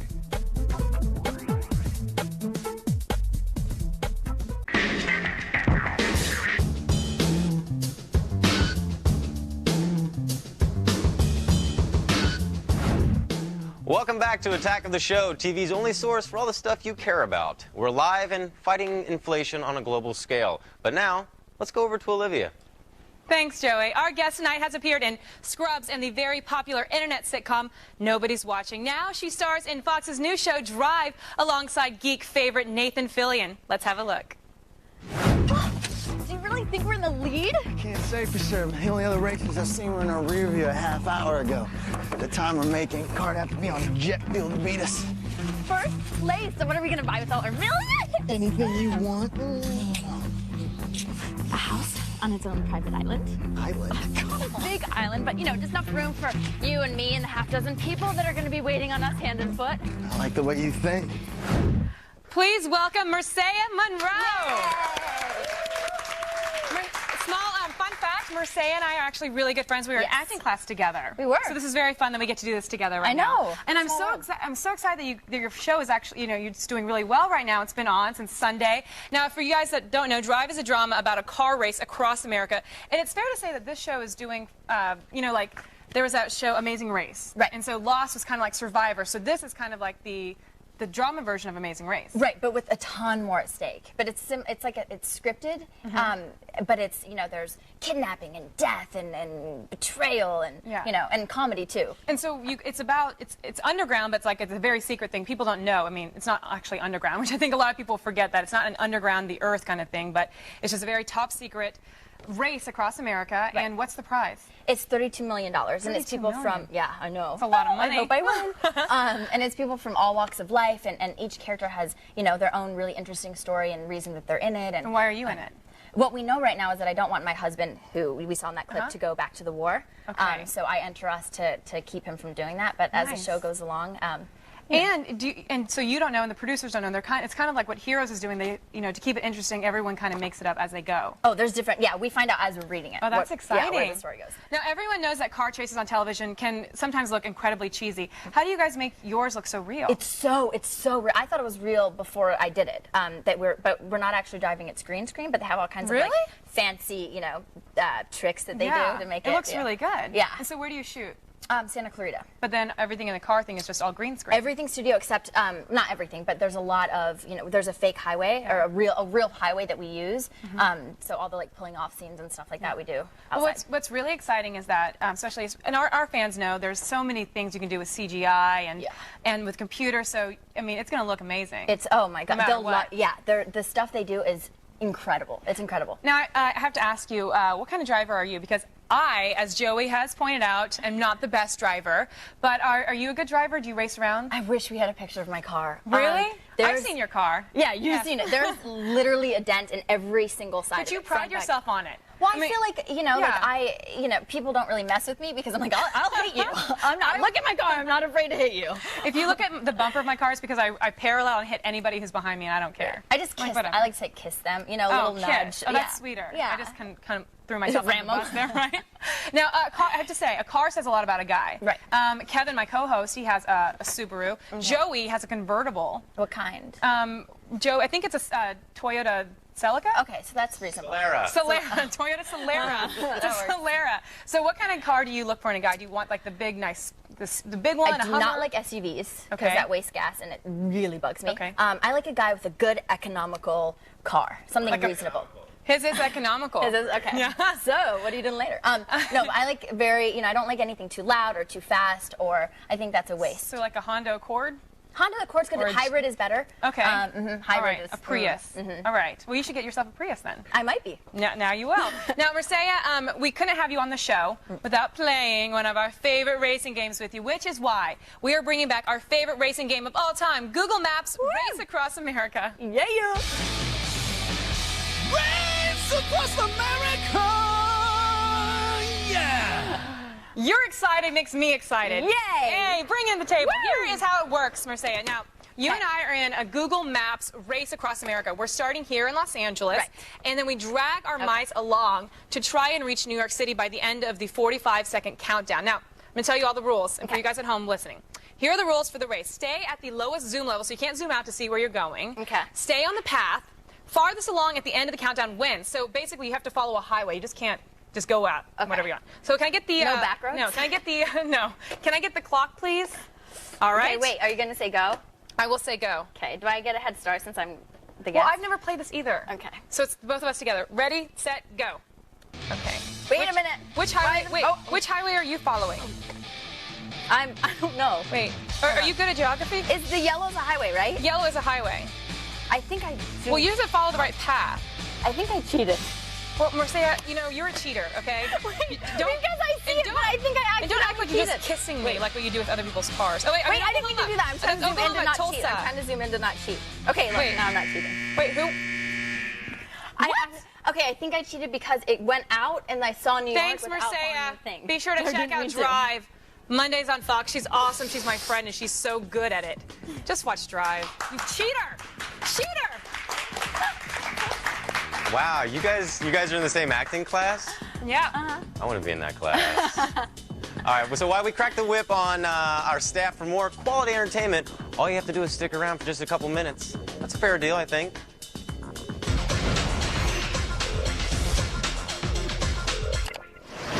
Attempting to ski without snow. Not the brightest idea. What happens next? Will he introduce his crush to steel, kiss the guardrail hard, or all of the above? Will this guy be sent back to the bunny slopes? The results after the break.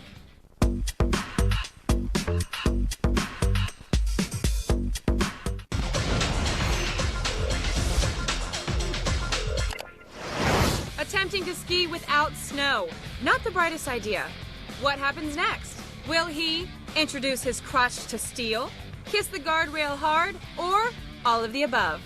An important lesson has been learned today. Stick with using skis only when there is snow present, because if you don't, you could end up breaking your face and your boys. Oh, welcome back to Attack of the Boys are Show. stupid. How do you think it could have been a girl? TV's only source for all the stuff you care about. Right here. In the television programming system, the shows are represented by two separate but equally important genres. The shows that entertain, educate, and inspire, and reality television. These are the best reality TV clips of the week. It's Reality Bites. Now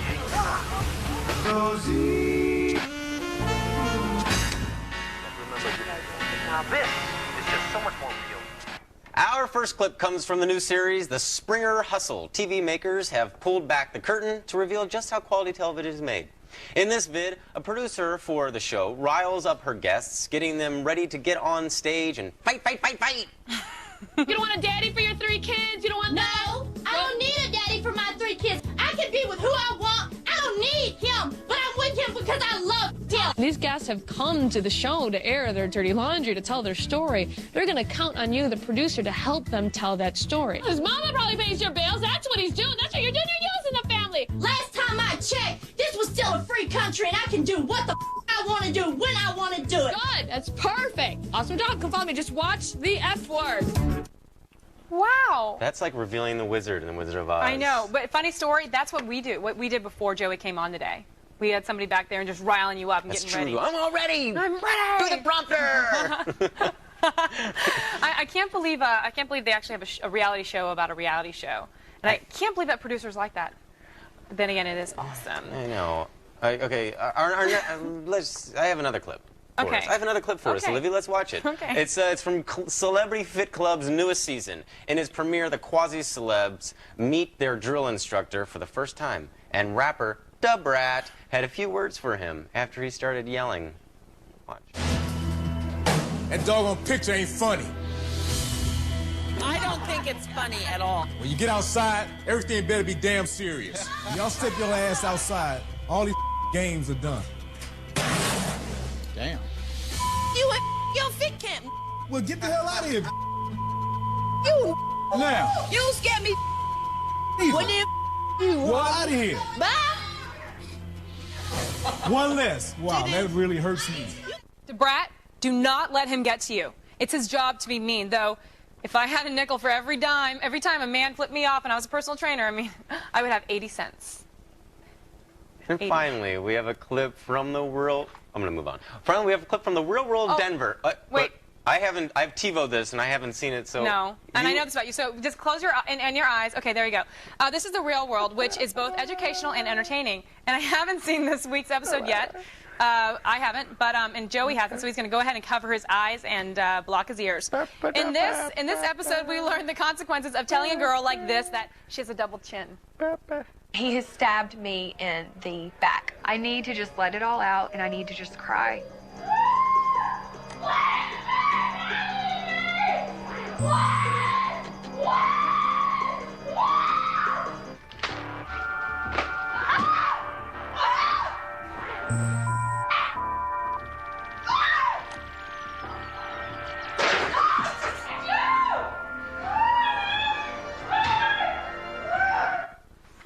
Ooh. It's crazy. Now, if you guys think that's bad, you should have seen when someone slapped her for not ordering a V8. She went Sparta on his breakfast nook. Okay, Joey? You didn't hear anything, right? You're good? Yes. You're good. I'm fine. I can actually keep my eyes open and not be seeing things. And my ears. I don't know. It's very talented. And that, my friends, is why Reality Bites. On tomorrow's Attack of the Show, light up, tune in, and get ready as Attack of the Show uncovers the mystery of 420 from the city of Amsterdam. Ooh, and then you'll get a very psychedelic and awesome hour-long X-Play, followed by a special presentation of The Big Lebowski. You love that movie, don't you? Phone's ringing, dude. It all starts tomorrow night at 7 right here on G4. Stay plugged in for more info and check out g4tv.com/420 for more info. And still coming up, we've got an exclusive scene from my upcoming movie, The Sasquatch Dumpling Gang. That's next on TV's only source for all the stuff you care about. If you haven't been watching Attack of the Show, this is what you're missing. For more info, go to g4tv.com/AOTS. Attack of the Show. Attack. Welcome back to Attack of the Show, TV's only source for all the stuff you care about. Coming up tomorrow, it's Attack of the Show 420 special, straight from Amsterdam. We'll be covering anything and everything green, and you can't have a 420 special without an interview with Tommy Chong. That's right. Plus, we'll get all Indiana Jones and explore the history and the mythology behind 420. Maybe we'll find the Bong of the Covenant. That'd be great. And you'll go inside Rookies, the coffee shop where it's legal to light up a joint and puff away. And finally, we've got a brand new clip from the Sasquatch Dumpling Gang, coming out in the fall, which, of course, I am in. It's about a nerd who finds Bigfoot tracks and the lovable, brilliantly acted neighbors who try to profit from the discovery. Yeah, in this clip, okay, you might not look like it, but my character, Shirts, is the brains of the duo, and here we're trying to come up with some ways to make our money and to save our Firebird. Nice. Hey, how much money we make? About 77 bucks. Boom! Dude, we gotta step it up, man. And we need to be averaging at least $50 more a day to make it. Maybe we shouldn't have spent 20 bucks on beer last night. Shirts, hindsight is 50-50. You ever heard of that? Maybe we should start buying stuff at thrift stores and selling it on eBay. What the crap is this?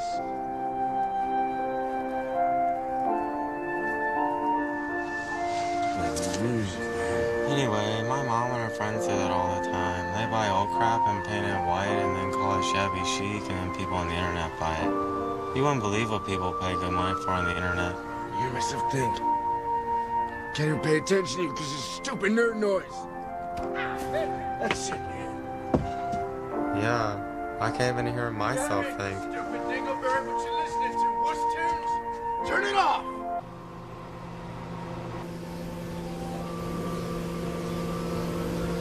No, Spunky. This is my corn dog.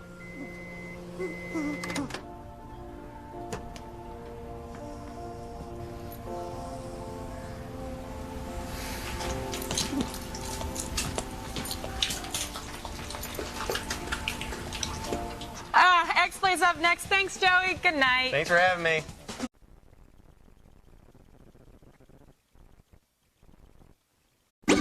This program may not be appropriate for some viewers. Show discretion, Holmes.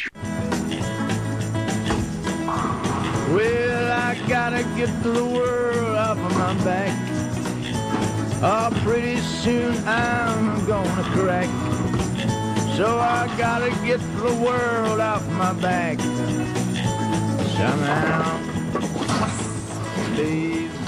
I am shooting rocks tonight, guys. I'm talking about context, dude. All right, 420 is a special day where people like us get together to celebrate, all right? I'm talking What are you talking about? Olivia, you're out of your element. Look, man, we can't just take the day off like a bunch of stoners, man. You know, we got a show to do here, man. What are you talking about? Stoners and taking the day off are not the issue, dude. All right? It's about celebration. 420, and by the way, Zach, stoners is not the preferred nomenclature. It's enlightened Americans. Please. Look, man, I'm saying it's 420, okay, man? It's, you know, a great day. Maybe we should do something about it, man. Well, you know? we're going to be on TV on Friday. Olivia, you're out of your element. Zach, all I'm saying is that you shouldn't just give a wink and a nod and celebrate the day with a smile and a witty intro, all right? Embrace 420. Make an entire show about it. Give out as much information as you can. Am I wrong? Am I wrong? That's interesting, man. Yeah, I mean, I'm on the same page as you, man. Yeah, let's do it. Come on. 420? That's April 20th. That's today. Shut the up, Olivia. What's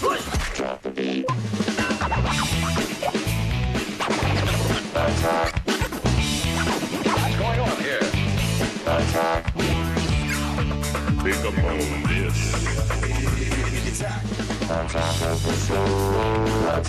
What's going on, everyone? Welcome to Attack of the Show, TV's only source for all the stuff you care about today, my friends. It's a very special day, one that the dude would surely approve of. Yes, it is. Hi, everybody. I'm Olivia Munn, and welcome to Attack of the Show's 420 special. We are coming to you from Liza Plein in Amsterdam. Now, this is basically their version of Times Square. There's a lot going on. There's trains coming in and out, lots of energy, and quite frankly, there is no better place to be in the entire world than right here on 420. Yeah, see, Munn, for some, I think for many Americans, April 20th, and just another Friday, right? No big deal, but for some, It happens to be New Year's, Thanksgiving, and St. Patrick's Day, all rolled into one and then fired up, of course. So we are exploring that magic number and finding out what people love about it and, most importantly, how the tradition just got started. Yeah, don't get us wrong. We'd love to kick back and relax and celebrate with you folks at home, but we've got an hour that's packed full of all the history, the culture, and the science surrounding the controversial drug they love to call marijuana. And we've got lots of help. G4's Big C is out here, plus the local comedy troupe, Boom Chicago, and the man who knows marijuana culture better than anybody else in the world, Tommy Chong himself, the guy from Cheech and Chong. I hear he might have dabbled once or twice. Maybe. Didn't inhale, though.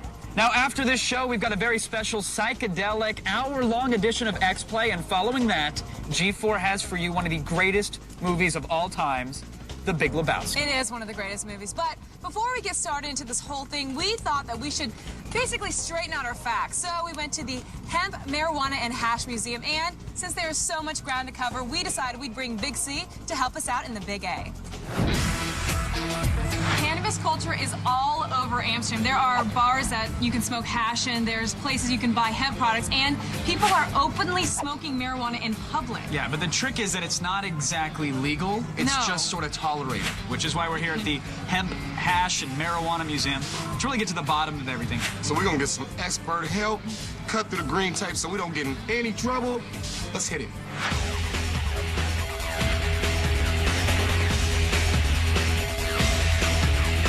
Okay, now you have to tell me the difference between hash, marijuana, and hemp. In their current usage, hemp more or less refers to the industrial crop, the stuff they make clothes, rope, but marijuana usually refers to the leaf or the bud. And hashish is the resin from the female flowers, which is collected. It's kind of like a concentrated form of cannabis. So what exactly is the goal or the message you want to make with this entire museum? It's the first plant humans cultivated as a crop because the seeds are very nutritious. It's the first thing we wove into a cloth and wore on our backs. It was the first thing strong enough to rig a ship and sail around the world. It's fundamental to human development.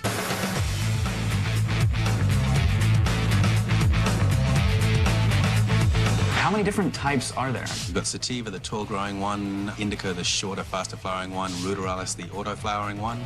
But then within smoking, you could also say you have at least two. Someone had to have cross-pollinated or made a hybrid of the two, right? A marijuana mashup? Oh, Lord, yes. That's the basis of some of our finest strains is taking the tropical high ones up to stony Indian ones and making a cocktail. I see you have pipes from around the world here, Ken. Tell me about some of them. I think the Ottoman water pipe there would probably be the most hard to get. That's from the actual Turkish Empire back before the First World War. Hashish smoking was pretty well tolerated. That one looks pretty strange, Doc. That's made out of a whale tusk. That's your meerschaum. That was what classy European pipes were made of. So it's European style, but for smoking hash. I hear you got cannabis plants right here on the premises? We got big, flowering female cannabis plants right here on the premises. Yeah, let me grab Kevin and Olivia and we'll go check that out. So what's up with the lighting? Hey, I look great under fluorescent, but what is with the lights, man? Well, basically they're trying to simulate the sun. They're high-intensity discharge lamps, high-pressure sodium, which gives off a red-orange spectrum, which is better for the budding. There's ones over there which are more under a blue-white light, which is better for the young plants. Sensi Seeds, is that, you said that's your primary business? Is that... Sensi Seed Bank is, the core of it. The museum allows us to display some stuff, but yeah, Sensi's been going a little longer than the museum, so 22 years, I think. Can't sell the plants. They're display only. You can sell the seeds. Well, I got a marijuana master's now. Thanks a lot, Doc. Marijuana master right here. If you don't mind, I'm just gonna take this. This will fit and carry on, right? They're actually dummies. See, you got a plant? Yeah, I got a couple. Okay, good. Thank you. Mon, you want to just wrap up here? Good. All right. Sweetheart. See you. Ah, yes, my friends. Hash, pot, and hemp surely make Amsterdam go round. I love it. Me too. Right now, though, let's send things over to our resident dude. A master of Lebowski method acting. Here is Zach Sellen with some insight on how this whole 420 thing came to in the first place.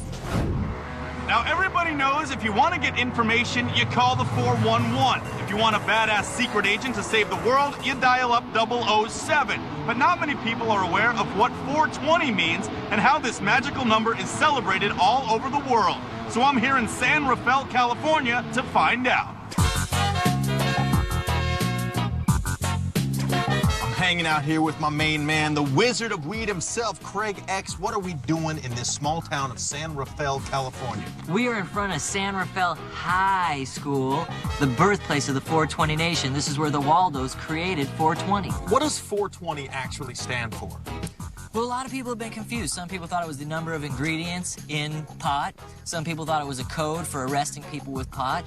But it actually was a time of day that these guys met. The Waldos here at San Rafael High School planned to meet after school at the Louis Pasteur statue at 420. So they said, Louis 420, and that became the code word so their parents wouldn't know what they were up to. And what was going on at the time of the Waldos when they created the 420, mythology, as they say now? It was 1976. I actually lived up here in Northern California. Everyone was dressed in red, white, and blue. The fire hydrants were painted red, white, and blue. It was a very celebratory time. Cannabis was very popular. These high school students were cannabis aficionados as well. So this 420 thing didn't really stay a secret for too long. It eventually spread into the town? Oh yeah, San Rafael was loaded with stone. This is Northern California. They even call it NorCal Bud. Beautiful. Why don't we go take a little stroll of downtown San Rafael and see what this place is all about? So what does 420 symbolize and represent in today's culture? 420 now is the international code word for pot. You can say 420 friendly in any country in the world and people know what you're talking about. What does 420 mean to you guys? Well, on April 20th, we go to the Linus Ridge, we smoke, and we just we're with our friends. I've been doing that since I was 14. I'm 40 years old now. What about at 420 in the afternoon? Do you guys partake? Yes. All right, so basically... So how did you first, get exposed to cannabis culture? My best friend's father was Ringo Starr's lawyer, and he stole a joint from him, and we tried it. Awesome. And now why do you continue to, preach this, world of legal cannabis today? Cannabis is the tree of life. It's a plant that can heal all the nations. It makes food, fuel, fiber, gasoline. We don't need to go to war in the Middle East for gas. We can grow it in Northern California. Craig, my man, thank you so much for the 420 history lesson. I wonder what time it is for Kevin and Olivia in Amsterdam right now. Dude, you know it's 420 somewhere. I'm feeling a little faded and I got the munchies, man. Want to go get some pizza? Thanks, Zach. Now, we have covered so much so far, but please don't lose focus and bail on us just yet. Stay in our circle. We are passing around so much more show after this. Watch, give. We'll be back. It's Attack of the Show's 420 special. We've got even more from Amsterdam before you can go pee on someone's rug. That's pretty quick. That is pretty quick. Watch, give. Watch, give. Oh, watch, give. No, I'm watch, and giving. Like watch, give. Watch, give. Here's what's coming up on today's Attack of the Show. Grab some of your best buds and join us as we take a heady trip into the world of weed. We're hitting up the cafes, taking in the history, and relaxing with legends of the smoking lifestyle. What's this about? So twist one up, because we're tying one off as we treat you with tastes of the toking time. You know it's 420 somewhere. All this and more when Attack comes back. Attack of the Show. Attack.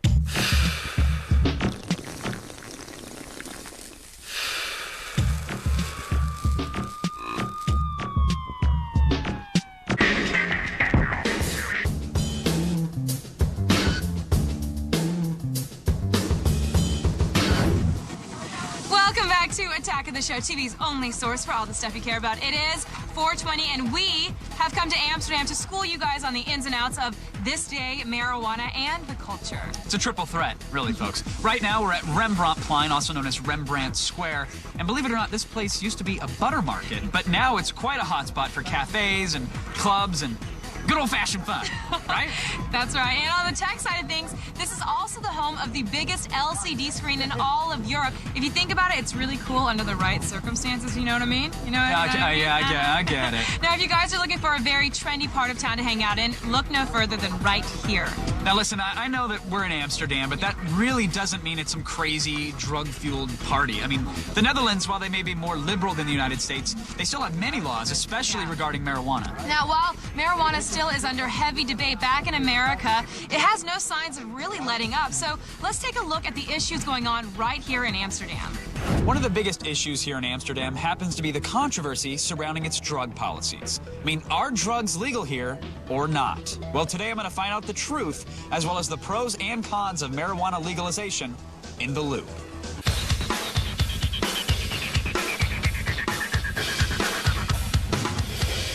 Joining me today is Harold Wiegel from the Trimbos Institute. Harold, thank you for joining us. So, Harold, what exactly is the drug policy here in the Netherlands? We consider the drug problem primarily a health problem, not so much a criminal problem. And therefore we separated the market between hard drugs, which bear an unacceptable risk for the general health, like heroin and cocaine, and soft drugs, like cannabis, which doesn't mean that we consider them harmless or something like that, only they are less harmful than substances like cocaine, heroin, and ecstasy. We have some guidelines which state that you can have, it is condoned, a small amount of drugs for your own use. For cannabis, that would be about 5 grams. For powder like cocaine, half a gram, or up to 3 pills for ecstasy. You said that you can have a certain amount of cocaine on your possession, but that's a List 1 drug. So are they treated the same as List 2? The use of drugs is legal. However, it is illegal to have it in your possession. Then it is condoned to have it in your possession, so it's a little bit strange to explain, but the Dutch are very pragmatic. So, Harold, with all the policies and all the information and the Just Say No educational campaign, I think, some people in the States might say, well, the drug problem is probably out of control. Why does the Netherlands adopt such a radically different policy? We know that people actually take drugs, so we believe in prevention. So what we do, we educate our children, our school-going children, about the effects and the risks they will take when they use drugs, and we respect the fact that they make their own choice. What are the numbers, though? Is it any more popular? Is usage any higher here in the Netherlands than it is in the States? As a matter of fact, the usage of cannabis amongst scholars is higher in the United States than in the Netherlands. We know that the amount of children who do cannabis has been stable since '96. And we also know that 80% of our school-going children never tried cannabis, and cannabis is really the most common illegal drug there is. So only 1 out of 5 ever tried cannabis, and 1 out of 10 does it on a more regular basis. So with the laws regarding usage of List 1 and List 2 drugs, the fact that you can pretty much consume marijuana if that's your choice, is that the biggest problem facing the youth of the Netherlands? Now, as a matter of fact, when you look at our school-going children, then cannabis is not the biggest problem. That would be alcohol. I mean, they drink a lot, they start early. 12 years of age is the onset when people start drinking alcohol in the Netherlands. And alcohol is really bad for your health, like other drugs, actually. Harold, I want to thank you so much for your time and your expertise, sir. It was a pleasure. You're welcome.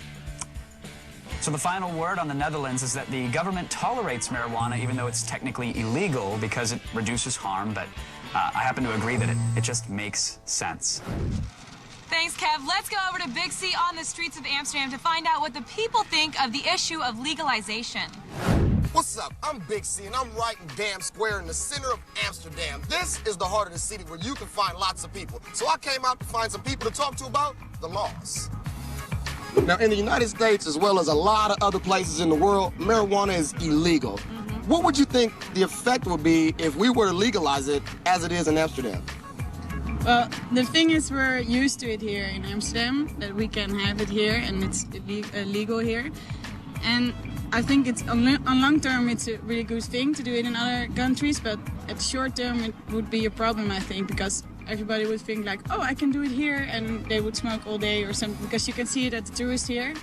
They're using a lot and they're coming to Amsterdam because it's legal here. What do you think about being in Amsterdam where you can just walk by a coffee shop, walk anywhere in the city and pretty much smell marijuana?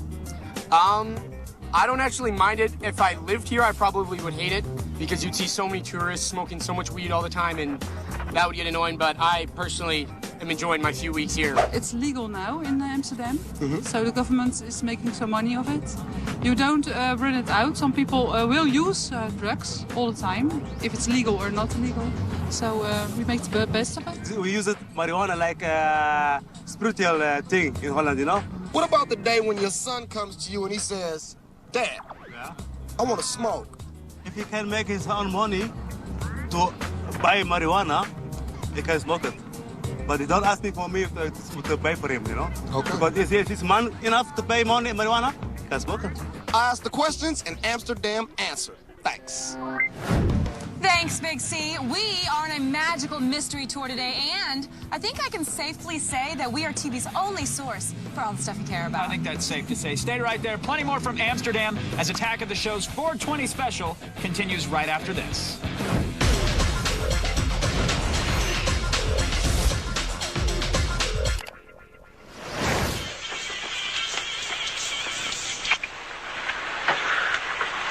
It's yours? No, Your mother said she found it in your closet. I don't know. One of the guys must have... Must have what? Look, Dad, it's not... Where did you get it? Dad, Answer me. Who taught you how to do this stuff? You, all right? I learned it by watching you. Parents who use drugs have children who use drugs. Hemp is one hell of a product, and Olivia's trying out all the ways it can be used. Attack of the Show. Attack.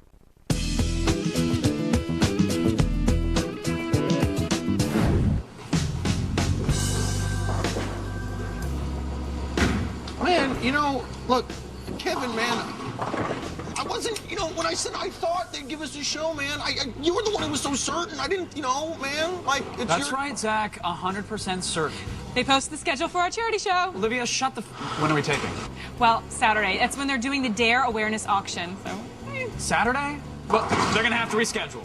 Kevin, man, the only reason they're letting us do a 420 show is because we're doing a charity auction the next day, man. And I told that who's in charge of scheduling? Boyko. I told that egg painter 1,000 times that I don't tape on VD Day. They already posted it. Well, they cannot post it. You know what? Who gives a huh, Kevin? You know, man, like, if we don't do the auction, man, we're not going to be able to do a 420 show. Why don't you tape on Saturdays, Kevin? VD Day, Olivia, is on Saturday.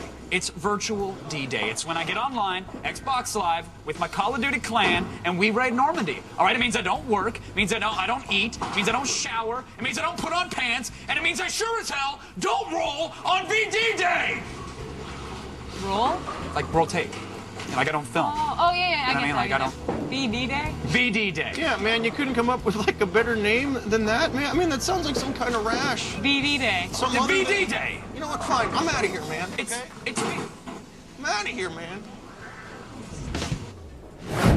Hey everyone, welcome back to Attack of the Show's 420 special. We're coming to you from Amsterdam, and right now I'm smack dab in the middle of Vondelpark, which, aside from having gorgeous, amazing scenery, it's also home to a lot of local vendors who sell delicious goodies, like this here space cake. Now, contractually, I can't eat this on camera. The producers have told me 1,000 times it's not allowed, but they never said I couldn't make sweet love to it with my tongue. You know what I'm saying?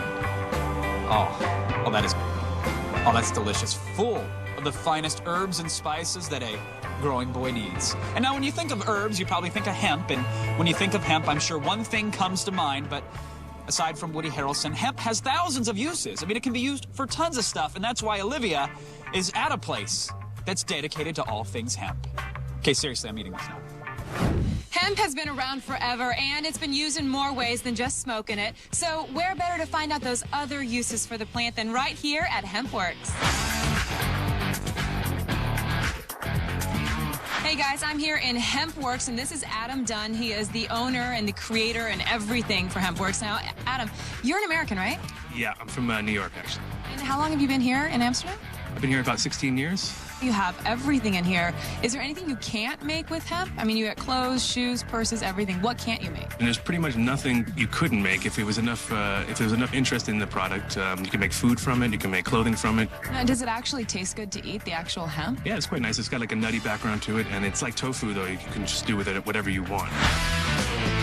Correct me if I'm wrong, but you can't get high off the hemp. Like, I can't smoke my sweater and then get high, right? No, we would be selling a lot more if that was the case. The psychoactive part of the plant is in the flowers, and it's in the glands on the flowers, and a little on the leaves, but what we're using is the fibers from the outside of the plant. There are a lot of different products, like body milk, shower gels. It might be a stupid question, but are there any side effects? Unfortunately, if you had a drug test or something like that, you could come up positive. It wouldn't be in a urine sample because it doesn't really go into your system. But there is always a negligible amount of THC possible that could come up positive on a test. So yeah, unfortunately. But you could always work for us, and then we guarantee you get a job. And if you're looking for something that someone like Snoop Dogg would wear, you've come to the right place. This is our best-selling item in the shop by far. Now, this is the men's version. Oh, it's so soft. This has this is an acrylic, recycled acrylic, and actually 20% hemp on the fur. So if got the pocket with the papers in it. Patented pocket, of course, have to have that. And then we have also a secret pocket, which usually is hard to find because it's secret.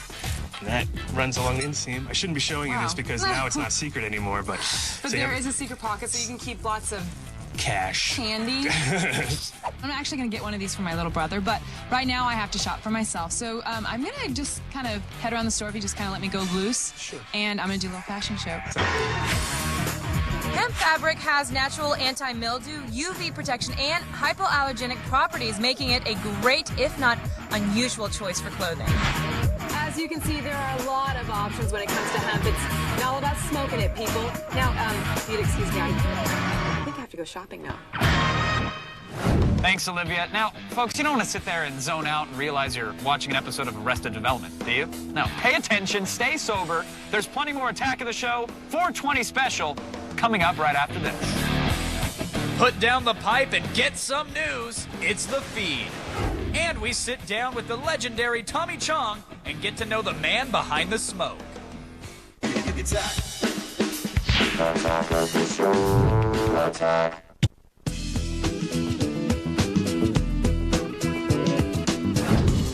Welcome back to Attack of the Show's 420 special. We are coming to you from Amsterdam, which is pretty much the only place in the world we could get away with doing a show like this. Well, I mean, if you're gonna do a 420 special, you kind of have to do it in Amsterdam. I mean, you don't go to Japan to cover Thanksgiving, right? Or do you? You guys, we are coming to you from the Waterloo Plein Flea Market, where it's basically a really great tourist hotspot, but that's not a bad thing. This is a place where commerce, customs, culture, history all collide together for one great experience. Yeah, and there's a local custom. I'm a huge fan of it. It's a lot of fun. So, got you a pair of clogs. Thought maybe you could strap these bad boys on and Did you get do a little. here for me? Yeah, these are for you, Mom. No, Kevin, I don't want to put wood on my body. I'm not into that. When a man brings you the gift of wood, you wear it. Sorry, I'm sorry. Yeah, you are sorry. Okay, oh, while Kevin goes and steams off for a second, I think it's a really good time to check out the new headlines for today. Let's head over to the G4 Studios in Los Angeles for the only news you need to know with Layla Cayley in the feed. You know what? I'm sorry. I'm sorry I ever loved you. Why did we have sex last night? I don't know. Thanks, guys. I'm Layla Cayley, and it's time to start the feed.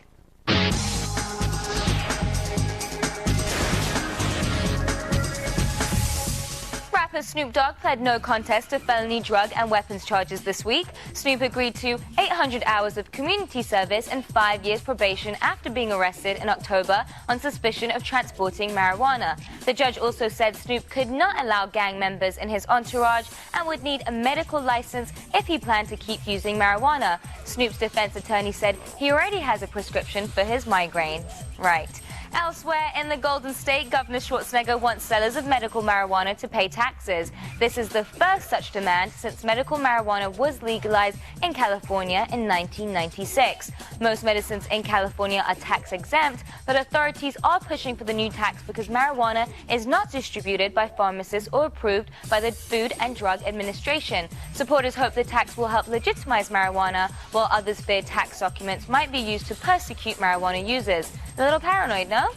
Anyway, it is at this point when we have to put a slight harsh on your buzz to remind you that although several states have decriminalized marijuana to varying extents, the federal government still says it's illegal. According to the Office of National Drug Control Policy, marijuana is the most commonly used illicit drug in the country. 40% of Americans over the age of 12 have used the drug, which causes problems with memory and learning, distorted perception, and difficulty in thinking. Marijuana smoke contains 50 to 70 more carcinogens than cigarette smoke, and the drug is responsible for almost 2 million arrests per year. But remember, that's just what the man wants you to think. Celebrities have an entirely different take on the little green herb. Television's Jennifer Aniston has said, quote, "I enjoy smoking cannabis and see no harm in it," unquote. Musician George Michael said, quote, "Grass really helped me," unquote. Former Speaker of the House Newt Gingrich said that smoking pot, quote, was a sign he was alive and in graduate school, unquote. And the late great astronomer Carl Sagan said, quote, "Looking at fires when high, by the way, especially through one of those prism kaleidoscopes which image their surroundings, is an extremely moving and beautiful experience," unquote. And that's coming from the man behind the most watched PBS program in history. And finally, if you've made it this far through today's show, chances are you've probably got the munchies. Among an informal poll of G4 employees who occasionally indulge in marijuana for glaucoma and arthritis treatments, the following foods top the munchies list. Peanut butter soft baked cookies, frozen Charleston chew bars, Funyuns, brownies, wax lips, and fruit leather ranked high. Also on the list, although slightly less common, were polenta and sticks of butter dipped in sugar. Yummy! Well, that's it for today. But don't worry, the feed doesn't stop here. Say no to drugs, kids, and get all the news you need to know anytime at G4TV.com. I am Layla Kaylee, and guess what? You have just been fed.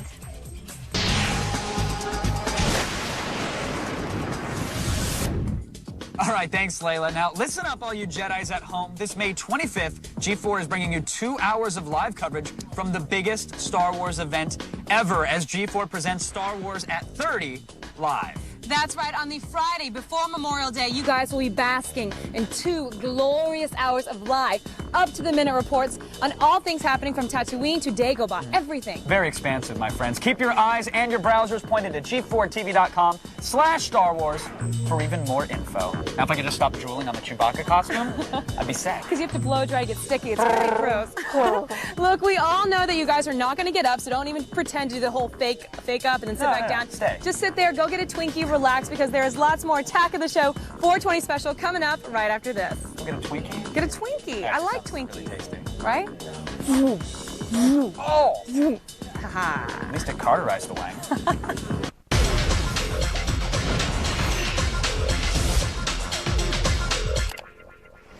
Hey, Joey. I got some stuff you just gotta try. What is it? Pot. You know, marijuana. Oh, well, I don't know. What, chicken? Joey's in a jam. What should he do? Kate. Get a pizza. Excellent. Get a pizza. Get real. Get out of there. You got it. Let's see if Joey's that smart. I'm not chicken. You're a turkey. He's right. Drug dealers are dorks. Don't even talk to him. Cowabunga! Coming up, we're chilling out with none other than Tommy Chong. Attack of the Show. Attack.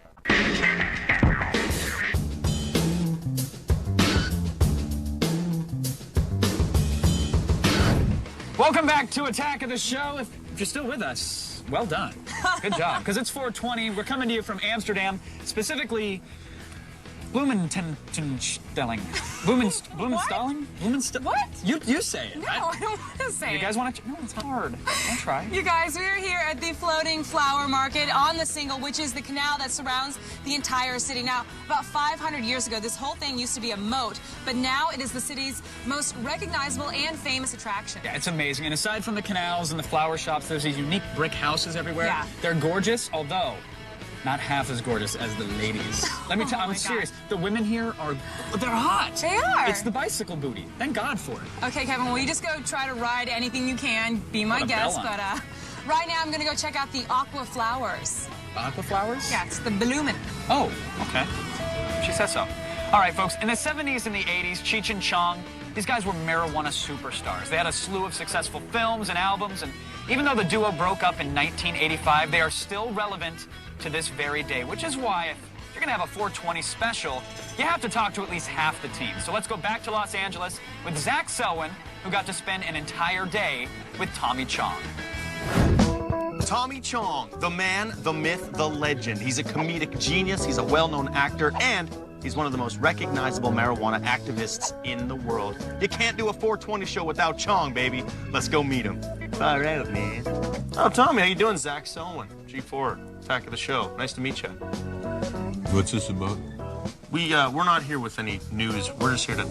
Did you get the phone call? We called earlier. Oh, yeah. Right. Somebody called. Yeah, I think there's supposed to be a little exchange of money first. A little. There you go. Come on. For you, how did cannabis culture come about in your life? A Chinese guy turned me on to pot. When I was 17 years old, he gave me a Lenny Bruce record and a joint. And that joint lasted me for a week. No, week, I mean a month. Now, are you a big advocate for the legalization?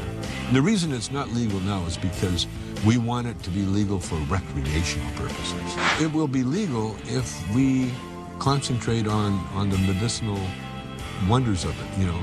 And that's another problem too, you see, because we're up against pharmaceutical companies. They can't patent it. The thing is with pot, once it's legal, your grandmother will grow more than you'll ever need in a lifetime. All right, so let's talk a little bit about NORML, aka NORML, which stands for National Organization to Reform Marijuana Laws. Now, are you a supporter of NORML? Yeah. Are you a member of NORML? Oh yeah, I'm on the advisory board. Trouble with a lot of pot organizations, you know, it's like a pot organization. It's an oxymoron. You know, it doesn't. Organization and pot does not go good together. There were a lot of supporters when you went to prison. People were absolutely flabbergasted by the fact that you went for selling a bong or a water pipe. They were listening to my phone for months before they busted me. And we had helicopters, you know, and I'm in my garage making more bongs because that was my job, making them and testing them. You know, Gotta make sure they work. Yeah, I got more letters than anybody else in prison. Time they give a mail call, they got tired of calling my name because it sounded like some Chinese fire drill or something. Chong, chong, chong, chong, chong, chong. I went to jail, and I wasn't bitter. I wasn't upset.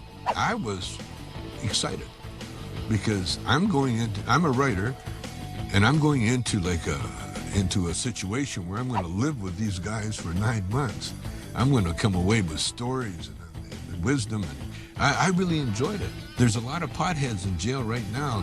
They're doing the same thing. They're going to school. They're getting degrees in prison. So you got a lot of fans out there, Tommy. They're all watching them, man. We're so happy to have you out, you know, on the outside. G4? Yeah, G4 loves you, man. Say hi to some people. I want to say hi to all the undercover narcs that are watching this. Yes, keep up the good work. You're a credit to your race. I didn't want to mention this, though. We are actually not a real network. We are undercover officers, and we need you to assume the position, please. Sorry, sir. Please stand up. Thank you. Hands on your head, please. Thank you so much. Okay, that's not the position I was talking about. No, that's what I... You guys at home, stay with us. Do not fail on us now and just stare at the wall for the rest of the show. Keep your focus right here the entire show. It is 420, and we'll have lots more from Amsterdam coming up right after this.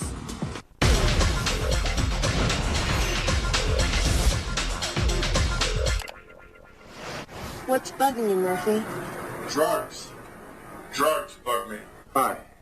That was Nancy Allen and me. I'm Peter Weller, the guy behind that mask. If you're a kid, please listen for a second. How do you keep away from drugs? They're everywhere, sometimes even at home. But there is one place you can go that is 100% drug-free. No pot, no pills, no crack, no smack, no coke, no exceptions. The Boys and Girls Club. It beats the streets. No kidding.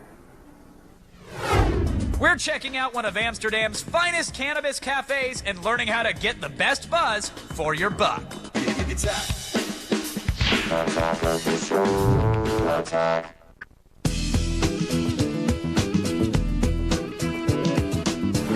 Welcome back to Attack of the Show's 420 special. Listen, dude, Dave's not here, man, but your loyal hosts are right in the middle of Amsterdam, and it's getting a little chilly, getting nighttime. It is. I've got my little temple dress on. And we are right now in the middle of Leidseplein because when the sun goes down, this spot truly heats up. And from here, you can do anything you like. You can head on over to the red light district for some X-rated action. Yes, you can. Or you can head on over to the famous clubs and cafes. There are a ton of options. Really, Amsterdam is one of the most progressive towns in the entire world, so there was no better place to explore 420 or the culture surrounding it. Now, let's face it, Amsterdam and hash bars go hand in hand. Like, unique cafes like this bring in visitors from all around the world. Yeah, and maybe we'll hit one in a couple of minutes or so. Our buddy OT from Boom Chicago, he's taking us around Leidseplein and showing us the best way to spend your night.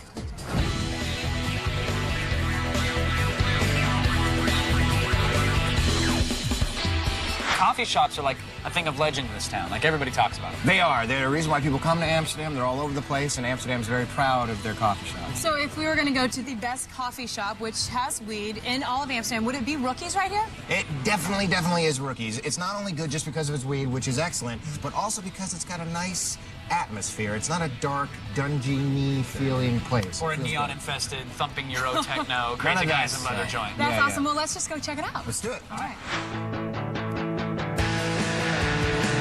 All right, right, so T, you're right. Chill vibe, kind of dark, good music. But the thing looks like a pub. Like, can I get shots? Can I order up some beers to go with some joints? It does look like the pub. That's part of its charm. Matter of fact, a lot of people say it looks a lot like Cheers. Remember that show? Yeah. All coffee shops can sell weed, but not alcohol at the same time. Really? Oh. But there's got to be a loophole. Yes, there is. You can buy weed here and take it across the street to their bar/restaurant and smoke, drink, and eat. Why the name Rookies? When these dudes started off this business, they knew a lot about cannabis, but they didn't know a lot about business. So they started with the name Rookies, and it's been open for 15 years. Now, I know when coffee shops first opened, the laws were really strict, and actually, it used to be legal, right? Yes, it used to be legal. Police officers used to come into the Rookies, and they would see people smoking weed, and they would say, like, literally stop smoking weed, we can see you do it. But nobody stopped, because how are you going to get 100 people to stop? Yeah. So the cops then started coming in with the hand in front of their face, so they couldn't see people smoking weed, and just let people go on doing what they're doing. Here it is, folks. This is the menu. If someone's coming here for the first time, should they go for the crazy, blow your mind out of the water, $100, or €100 weed? I wouldn't go for anything down here, which is hash. That stuff will really you up. What I love on the other menu, they actually have it listed. It has like really high, good high, and nice bud. Now I have to ask you, we're here, but are there any other famous people that come to this bar? Like D-listers? Now there's a local tradition here that I'm noticing everywhere. Here, you have a tradition of signing a dollar bill of whichever country you're from that I was at Rookies, and they'll put it up on the wall for us. So we're going to go ahead and sign this. All right, this is a joint thing here. O.T., Kev, and Olivia. Done. Wow. Done. I'm putting it up. You guys want to go put it up? Let's go put it up. OT, dude, I gotta tell you, this is definitely the spot, man. Thank you so much. Wasn't it a good time? Dude, we wouldn't have found Rookies without you, so. Well, you're welcome. Anytime, yeah. Now we gotta get home. Come on, get us some cab fare.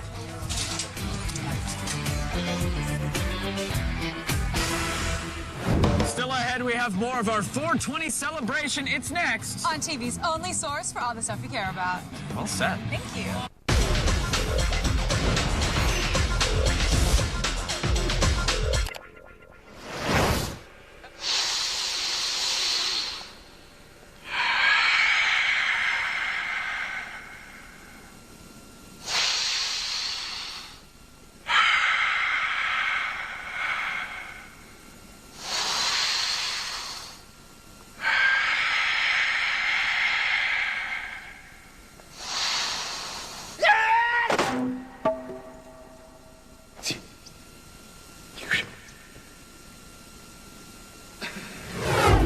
If you haven't been watching Attack of the Show, this is what you're missing. For more info, go to g4tv.com/AOTS. Attack of the Show. Attack.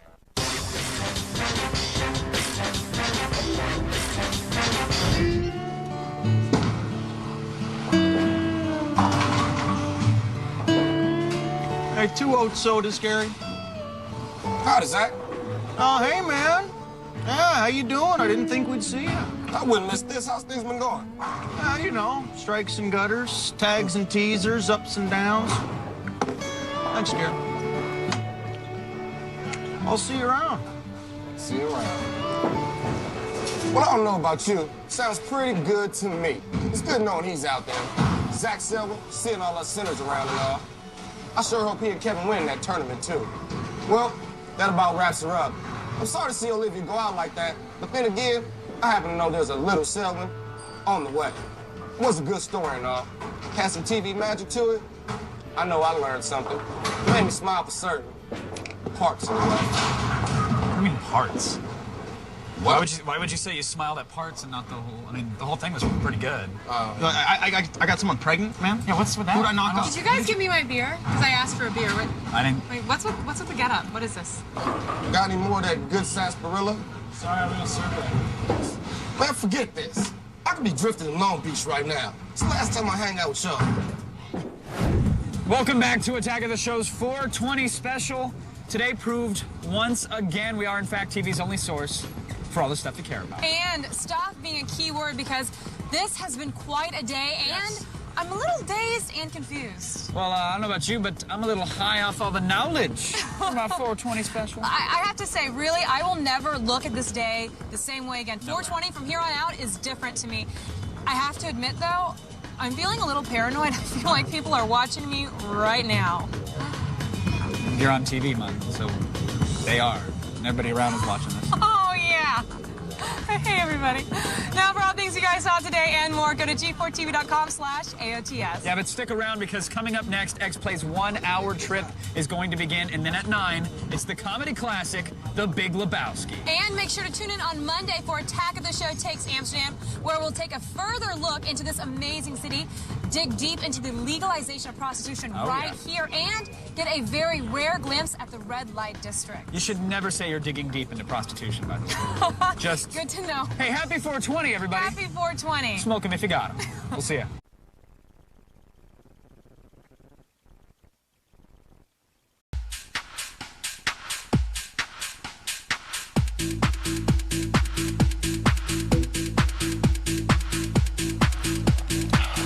I don't know what to put in it, but it's delicious. It is delicious.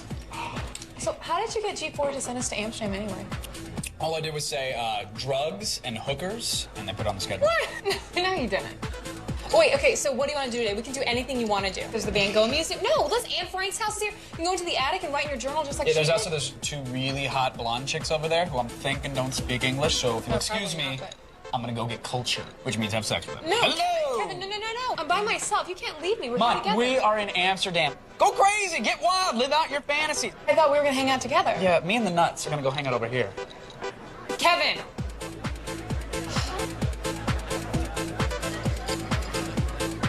Are you an American woman? Yeah, I am. I understand the American women like to party. Normally, I guess, but not really me. But thank you. I know a place we can go to where we can dance with the techno-pop music. You know what? That actually sounds fun. Thank you. Thanks. Oh, Gott in Himmel, what's that? I don't know. I didn't see anything. Oh, it's probably nothing. Okay, so do you want to go? You should finish your drink, so there's a custom here. Oh, okay. I have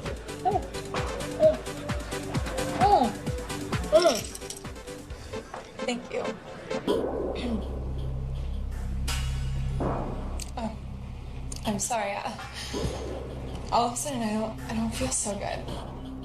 Oh, I'm sorry to hear that. Perhaps you're having the jet lag. No. I'll be right.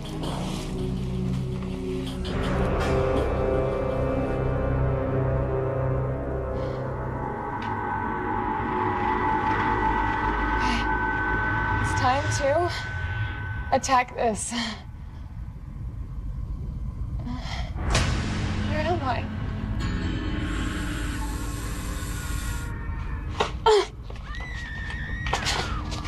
Somebody! Somebody help me! I'm a very, very important American. Help! Okay, great. Thank you. Thank you so much. Thank you for coming and helping me. Oh my God! Mon? Kevin? What's up? Sup? What the hell is this? What are you doing? What is this is right, because I ordered an Asian. I paid extra. You came here to kill somebody with a chainsaw? Hello? The garb and the piggy mask. I'm not here to make tea. I don't know what you're here for. Yeah, this is ridiculous. I'm sorry. Hey, you, come here. Come here, buddy. What do you call this? Huh? I ordered an Asian.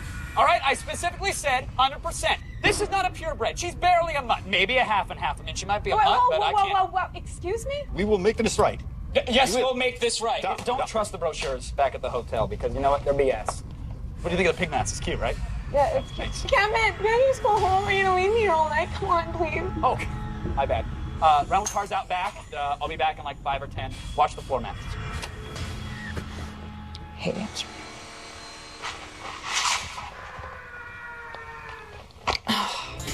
Drop the beat.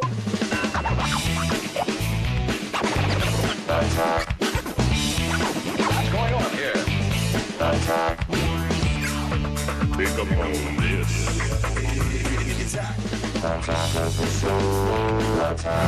Welcome to Attack of the Show Takes Amsterdam. We are TV's only source for all the stuff you care about. It is Monday, April 23rd. What's up, everyone? I'm Olivia Munn. And I'm Kevin Pereira, and this, my friends, is the city of Amsterdam. It's where Eli Roth shot Hostel. That's right, great movie. Actually, yeah, well, I was expecting like a lot of slashed ankles and throat gagging and crying, which no. You can find at 3 a.m. on like the hotel channels. But around the city, there's actually a lot more going on. There is a lot more. We are coming to you right now from Dom Square, which is the heart of the city. You've got the river, the Royal Palace, the swarming flocks of public square pigeons that are right above our head. You have to matrix dodge them. We're going to get crapped on, basically. Yeah. But let's not forget right behind us, one of my favorite parts, the red light district. That's right. Which is incredible. No, Kevin. You go running there every morning. I just wanted to 1 hour of your time, please, people. 1 hour. Window shop. No, you're not. Okay. No, you're not. Okay. You guys, we are going to give you a very in-depth look inside of Amsterdam, from transit to tech, from brothels to booze. This city has everything. Mun and I here, we're going to show you it all, believe me. But right now, let's say we're back in the States, right? We're in the studio. This is the part of the show where we go around the net. You know, we look at some weird or semi-interesting or very cool stuff. Video clips and whatnot. And right now we're doing the exact same thing, except with real things and in a new city. So basically it's completely different. My bad. Let's go around the city. Okay. Amsterdam has it all. There is so much to do here, and it's hard to find a place to start. There are about 165 canals that surround the city, so it makes sense for most people to get around by boat. But if the water scares you, then bicycles are the best way to go. There are 600,000 of them. And since we're in Dom Square right now, we might as well start here. And because it is the center of Amsterdam, it is huge, and you're bound to see tourists everywhere. Yeah, but alongside the tourists, you've also got the Grim Reaper. Yeah. You can find Tony the Tiger, and apparently Jim Carrey as the Mask, which I don't know who dresses as Jim, but either way, he's just trying to make a couple bucks, and why not? Now, here in the Dom, and really all throughout the Netherlands, they have their own brand of fast food called Febo, which, when I say fast food, I don't mean like McDonald's, you order, you wait a couple minutes fast food. I mean, you go, you put a couple euros in a machine. It's like an ATM. Yeah, and you open up a little drawer, and there's your like a mail deep-fried thing. So let's see what they got. They have the Kip Burger. Okay. Rosenblatt. Okay, I got the first one. It was a burger. What was the second one again? Rosenblatt. But what was before that? The kickback. I know, it was informative, but you missed it. My bad. All right, that's fine. Anything else? Yeah, it also has the Verhalen Reuben. Ooh, that sounds delicious. Let's try that. Delicious. Can I have it with pickles? No.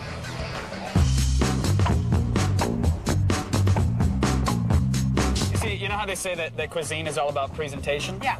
Look at this. They put it on a little paper boat. Huh? What do you think? Dinner served, sweetheart? Okay. You want to hop in there? No, I don't. I think I'm actually just going to pass. It's just like it's a mystery meat that's been breaded, and it's got some sauerkraut. Well, I'm actually going to go ahead and pass on the giant breaded fish stick with sauerkraut thing, but you know what? You go ahead and try it. Okay, and so while Kevin scarfs that down, let's take a look at what the rest of Amsterdam has to offer. Is it gross? No. No. Come on. Just south of the Dom, you'll find Waterlooplein, an area full of flea markets where you can find hemp clothes, cheap gifts, or even a stuffed weasel or mongoose or whatever for your bedroom back home. By foot, it only takes about 4 hours to walk around Amsterdam. And when it comes to partying, the Leidseplein is the place to go. When the sun goes down, this area is bumping with nightclubs, bars, and lots of people soaking it up in an altered state of mind. And of course, you can't go around the city without checking out the famous red light district. Just make sure you've got some cash, an open mind, and an extra supply of Valtrex. All right, so one of the best things Olivia and I have found while here in Amsterdam happens to be the comedy troupe Boom Chicago. And the comedy totally translate because they're all American. Yeah, so we went to the Boom Chicago Theater to find out how these guys bring American funny to a Dutch audience and what it's like to live amongst the natives. Ever go on vacation and wonder what it would be like to live there? Well, that's exactly what the founding members of the comedy group Boom Chicago did, and they've never looked back. Boom Chicago is an improvisational comedy group that has risen up through the years and taken Amsterdam by storm. Boom Chicago, it's a comedy show, it's a restaurant, it's a bar. It's got an outdoor terrace on the big square, the lights are flying. We make a magazine, we've got a website, we make comedy videos. It's a full-time job. I think you should change soap. I think you should change your pants. I think you should change your mind and use the women's room. Boom Chicago started in 1993. My best friend since the 3rd grade and I were in Amsterdam as tourists, and we were in a coffee shop, and we had the best stoner idea ever, which was quit our jobs in America, move here, start a comedy show. And everyone thought it was a crazy plan, but it worked.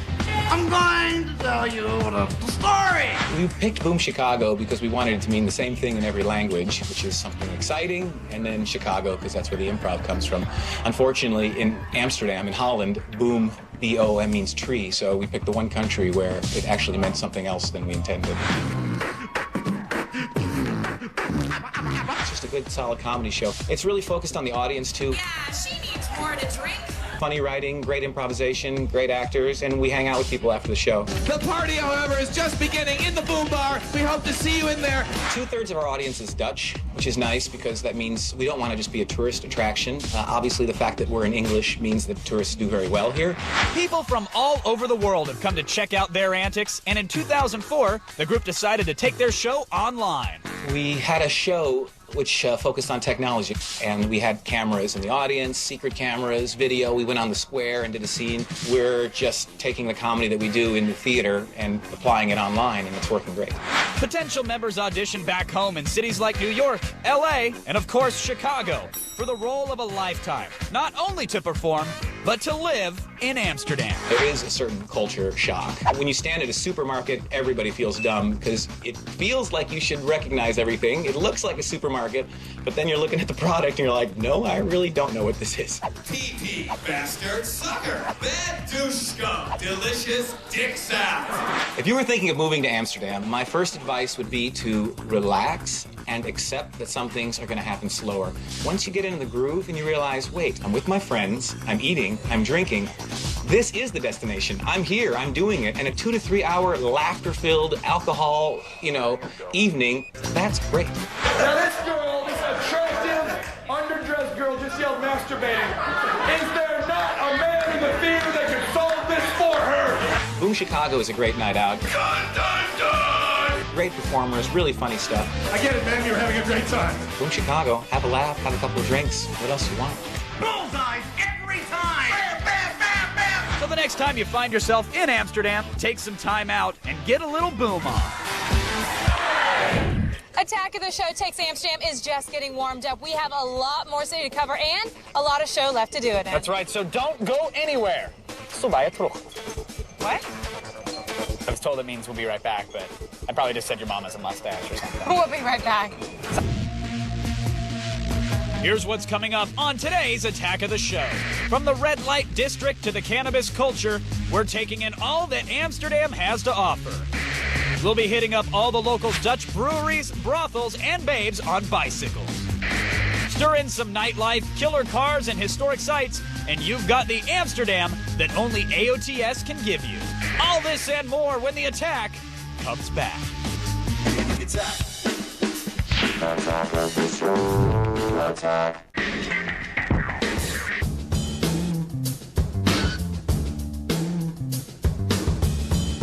I'm Andrew Moskos from Boom Chicago, and here's something you don't see in America. Stop the beat. The Dutch government said, since men are going to piss on the street anyway, we might as well give them a place to do it. That's smart thinking.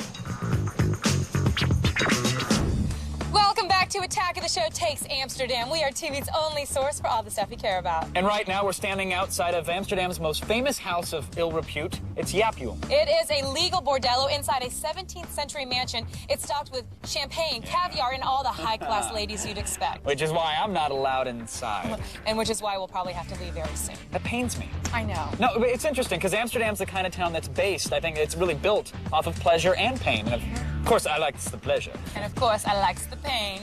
which is why we're sort of a match made in TV hosting heaven. That is true. It's really sad. Now, okay, we're here in Amsterdam. I absolutely can't leave without investigating the world's oldest profession in the red light district. Now, it is actually a nightmare to shoot in this district because if you even take out your camera, you're likely to get beaten up or have your camera thrown into the canal. I'll take my chances. Why don't we double bag it up, boys, and get down to the red light district and investigate some prostitution. In most countries, prostitution is illegal. But in Amsterdam, not only is it legal, it's actually considered quite the profession. Right behind me is the Prostitute Information Center, where you can learn anything and everything about living life under a red light. Mariska, what exactly is the Prostitution Information Center? The Prostitution Information Center is a free and open place in the middle of the world-famous red light district where all kinds of people can step in for information regarding sex work in general or information about the red light district. This industry itself is taboo, it's illegal back home, but in Amsterdam, completely legal? The work itself is completely legal and also the working places are completely legal, but still in the emotions of people, sex work always stays something difficult, something complicated. It's completely different than the way your parents tried to raise you, you know. I don't work as a prostitute anymore for a long time, but I still feel very much at home here. So if people want to support you, they can actually walk away with an interesting piece of merchandise or a handmade craft to show for that support. Exactly. You also have cream-filled penises. They're really good. Are they? I have a feel for the red light district, but I don't quite get how it all goes down still. I feel like there's a piece missing to the puzzle. Maybe you want to see a place from the inside? Walking outside in the red district, this is the kind of room that I get taken to? A bed like this is typical. Mirrors, too, very comfortable. Mirrors are very typical too, and there's a place where you can wash yourself a little bit. Sure. Some rooms are like only with white tiles, and it's not a nice atmosphere. Is there a typical menu of services? Basic price is 35 to 50 euro for 10 to 15 minutes. Only once. Only once. Saying hello, say goodbye, get undressed, get dressed again, so smoke a cigarette, drink coffee, and have sex for about 2 minutes. Well, that's giving me a lot more credit than I deserve. When I go outside now, will there be a group of people cheering? Because I've seen that as well. I've seen guys rooting for other guys when they go that's typical British. Oh, that's a British thing? They come here every Friday completely drunk, and one is going in and the rest is waiting in a long line outside. And then when the guy comes singing out, they soccer chants and they come out and they're cheering for him. Exactly. What do the typical Americans do? Americans are good customers. You know, they come to the window, they ask they ask a price. It's always okay. They come in, you work with them, you throw them out after 2 minutes, and they give you a good tip, and they're polite. They say thank you. USA! That's going to do it for the red light district. I'm going to go outside, and hopefully there's a group of drunk British guys cheering my name right now. Thanks again, Mariska. Huh? Yeah, you may like being surrounded by prostitutes, but I like being surrounded by pain and torture. You're sick in the head, actually. Anyone ever tell you that? Yeah, but while you were off trying to get laid, I went to the Torture Museum here in Amsterdam. We are here at the infamous Torture Museum where we can see just how people used to get their punishment on. Come on.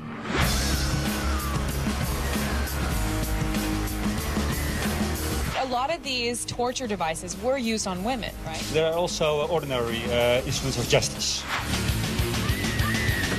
I'm looking at this. It's called the cradle. It looks like an arrow, and it's got a lot of metal and rope on it. What is it exactly? It's called Judas cradle, used by the Inquisition for questioning suspects of witchcraft. A witch is somebody who is being sexually possessed by the devil.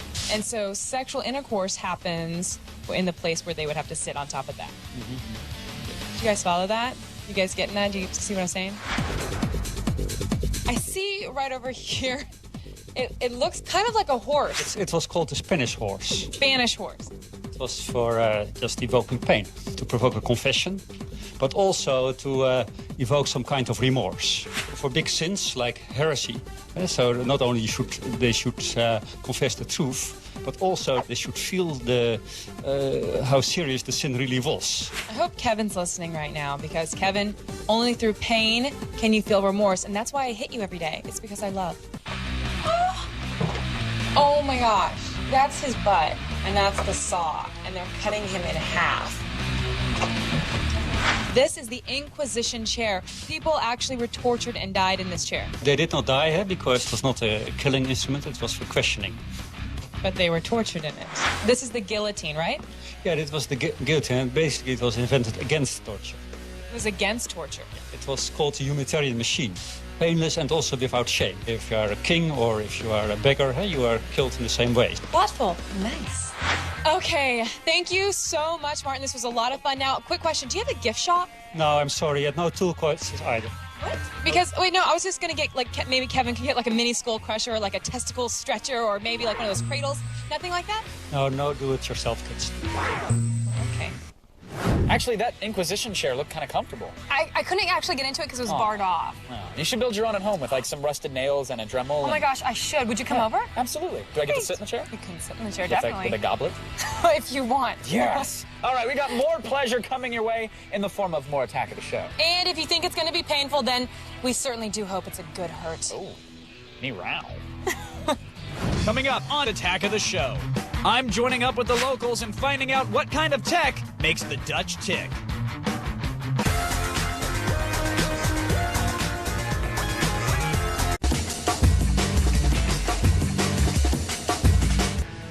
Welcome back to Attack of the Show Takes Amsterdam. We are TV's only source for all the stuff you care about. But we needed a break from the Dutch city life. Yeah. I'm not going to lie to you. That's why we're in the town of Zaanstreek. Oh, it's actually Zaanstreek.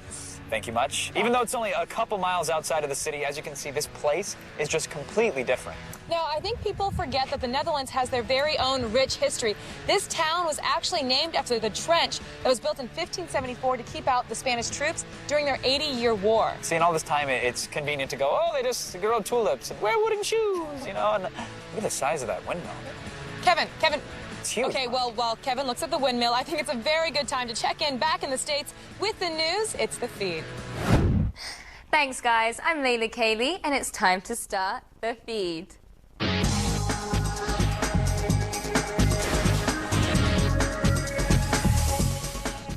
The Tokyo Game Show promises to be even more exciting this year thanks to some new guests. It's been rumored that Nintendo will make a big return to TGS. The company has been absent from the show since its inception in 1996 and is set to be coming back to unveil Dragon Quest IX for the Nintendo DS. Previous games have been hugely popular during past shows, and the company might have a downloadable demo ready. And since this year's TGS has been extended an extra day, this rumor might very well be true. Despite the fact that all of the next-gen consoles have launched months ago, last gen is still number one. NPD figures for the month of March show that the PlayStation 2 is the #1 selling console, moving around 280,000 units. The Wii is a close second with 259,000, and the 360 is third with almost 200,000. And bringing up the rear is the PS3. The most expensive of the bunch, Sony managed to sell around 130,000 systems. Though despite an increase in all the sales, all the next gens were defeated by the Nintendo DS.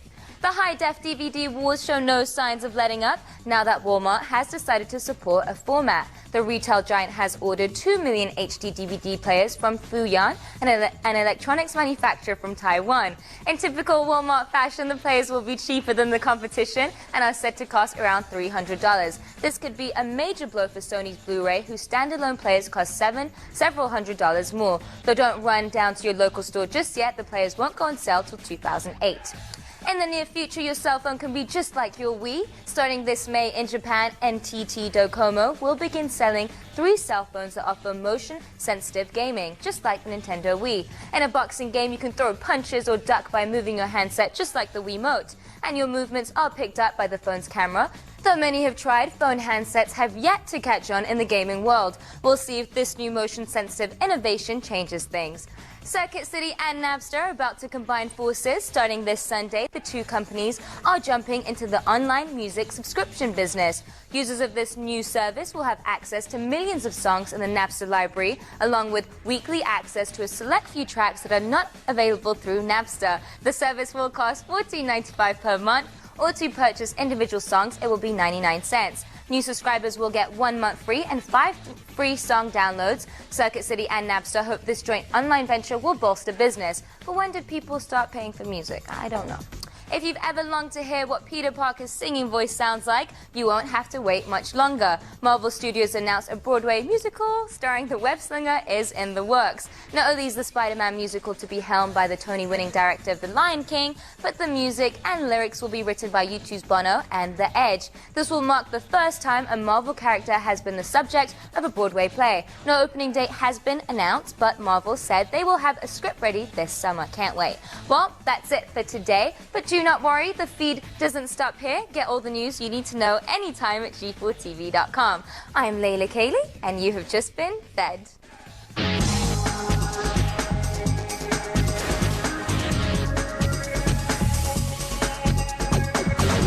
Thanks, Layla. Now, most of the time we think that technology comes only out of Japan. Yeah, but not true. Amsterdam itself is actually really plugged into technology, and I got a first-hand look at how the Dutch stay connected with each other. Amsterdam is one of those cities that mixes old-school charm with modern technology. You see, along with the cobblestone roads and the Dutch windmills, there are people who definitely stay plugged into the social scene thanks to the latest gadgets. I've got Mark and Harold here, and you guys are, in fact, bona fide 18 to 34-year-old males. Now, how do you guys use technology, like, every day? We use cell phones. We use it to text messages. We use it to call each other. We use the internet and Hives, which is the Dutch Facebook, basically. All right, so, Mark, this is your Hives page, right? It sure is. I have 179 unread messages, 7 invites from friends. How many friends can you have on Hives? You can have, like, 250 max, but I'm not there yet by far. Right. Well, how many friends do you have on Hives? Like 32. I'm very selective. And you were wondering why so many random girls don't add you? I try to hide that part of me, but I just had this urge to put it on my page. Are you guys gaming at all? Is that popular here? Yeah, we use the PlayStation, we use the GameCube, the Xbox. I have quite a rep for demolishing people internationally and not at many a games. I was wondering if you might give me a try. Let me see if I'm up to snuff here in the Netherlands. But yeah, you come to our apartment and give it a shot. All right, you ready? Total ownage. Our domain. It's lovely. It's kind of like IKEA with hepatitis. I like it. Should I get a tetanus shot, or should we just start with the tour? No need for a fridge. You just keep bread and. It gets wet when you put it in the fridge. Of course. You really don't know what a Dutch oven is? No. We have to look it up. Nice setup, nice rig. Thanks. You were running BitTorrent earlier. Yeah. You do that to download, of course, legal files only, no pirated software. Exactly. Broadband? Yeah. Frosties? Yeah. Dutch oven. There's got to be one. Yeah, fart in bed. See? Is that a Dutch oven? Yeah. Well, you gotta and then you hold her head under the covers, so she bakes under there.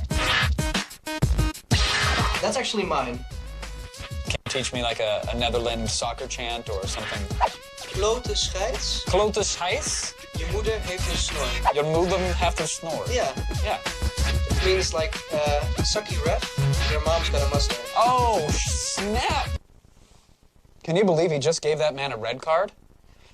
Clover scheids. Je moeder heeft een snor. Je moeder heeft een snor. Je moeder heeft een snor.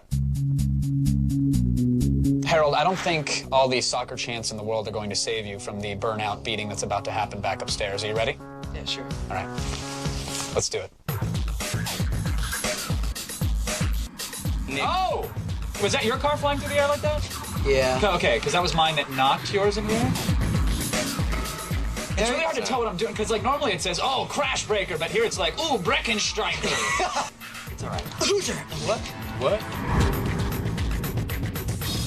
Being in first place is great, but I'd like a challenge now. So do you guys actually drive? Because judging by this, you don't have much experience behind the wheel. If you want to get me like a tasty beverage or something, that'd be fine. I don't. This one's been here a few days. Cool, thank you. You use it as an ashtray. That's a cigarette butt.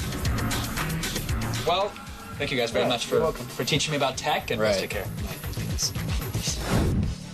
Next to your place, that was the most disgusting thing I've ever seen. I feel right at home. I don't. You would. You're disgusting. Aww. You guys stick around. We have lots more coming up from Amsterdam. It's TV's only source for all the filth you care about. You're disgusting. I use Pine Clean Sol. your bathroom. Coming up on Attack of the Show, Olivia dives right in and DJs her way through the Heineken experience. Attack of the Show. Attack. Welcome back to Attack of the Show Takes Amsterdam, and now that we've had a good sample of what the countryside has to offer, it's clearly time for a booze break, which is why I'm here at Wijn aan Valkink to sample some Jenever, or Dutch gin. I hope that was close, Rob. A glass is coming out. I'm assuming I ordered it properly. This stuff was actually made in the 15th century as a medicine, which is pretty much what they called everything back then that could help you black out and forget that you were probably going to die of syphilis or scurvy or whatever the hell they had back then. So here it is. As you can see, they fill it to the brim, so you have to do a drinking bird motion from the waist. Very nice. Sip it down. Oh, that is really good, actually. In fact, the only thing better than some Jenever is more booze, which is why Olivia's at the Heineken Experience, finding out the wonders of beer. When you come to Amsterdam, you probably think of drugs and sex, but what about the alcohol? That's right. Amsterdam is also the birthplace of the very famous and delicious beverage, Heineken. Heineken owns over 130 breweries in more than 65 countries, but the very first one is right here in the heart of Amsterdam. I'm here with Hans Mattis, the representation for Heineken building. How long ago did the Heineken Experience start? The Heineken Experience started in 2001. But Heineken beer started when? Over 140 years ago. We started downtown in a very small brewery. So the beer wasn't started in this building that we're in right now? Exactly. The founder of the company, Gerald Adrian Heineken, he inherited some money, bought a very small brewery downtown of Amsterdam, started the brewery here. Now, the brewery stopped making beer here in 1988 and has since been turned into the Heineken Experience. Part of the experience, or HEX as the kids are calling it, are several interactive tours. A favorite, live the life of a bottle of beer from start to finish. So what exactly is the process for making beer? Because this is a really big place and all I know is it comes in a bottle. First of all, you have to crush the malt. The result is called grist. In this copper here, we mix the grist with the water. Then we pump it to the one over there where we cook it up to a temperature of 75 degrees to get the enzymes do their job. Then it's pumped to another copper where we filtered the product. And the result is called wort. That's being transported to the fourth kettle, and that's where we add the hop. How many bottles of beer are shipped out to the U.S. every day, every week? We produce in the Netherlands up to 500,000 bottles an hour. A lot of them are being shipped to the U.S. It's one of our biggest markets. Who has the recipe for this? Is it under some vault somewhere locked down deep beneath the surface? Absolutely. I'm not going to tell you anything about it. There's a whole lot to see and do, but something we got to see that isn't on the tour are the Heineken horse stables. So what exactly is there? We still have some horses for marketing purposes and to entertain the tourists that are in Amsterdam. Twice a day the horses go out into the city, make a tour, and they're very popular amongst tourists. That's right, because I see the horses carrying around all the wheelbarrows full of all the beer kegs, but there's no beer inside of them. That's true. They're empty nowadays, but in earlier days we used to, this was the way to deliver beer to our clients. This is kind of unprofessional of me, but my mouth is really dry, and can I trouble you for a beer? Because it's just like doing interviews and I'm working all day. Can I get a beer? Absolutely. Let's go. Nice. All right. Cheers. Thanks, Han. So there's a little peek at what goes on inside that green bottle. So the next time you raise your glass, you can appreciate the history you're chugging down. Or at the very least, you can use that knowledge to hit on girls in style. Cheers. Oh, yeah. Keep drinking, man. You know, after 6 or 7 of these, they all start to taste like chasers. I don't think that's a bad thing either. Stick around, folks. We got more from Amsterdam right after this. Big C's bringing us the finest in European cars when he checks out Auto Ride. And we're hitting up the nightlife and getting loose with the locals.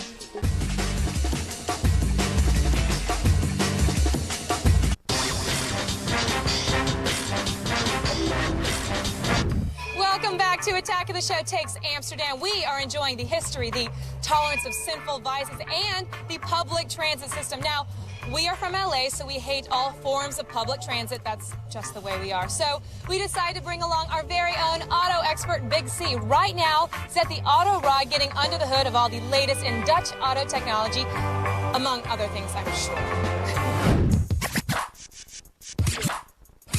What's up, everybody? This is your boy, Big C, and I'm at the Auto Ride 2007 right in the heartland of Holland, Amsterdam, where the red lights here, they mean go, go, go.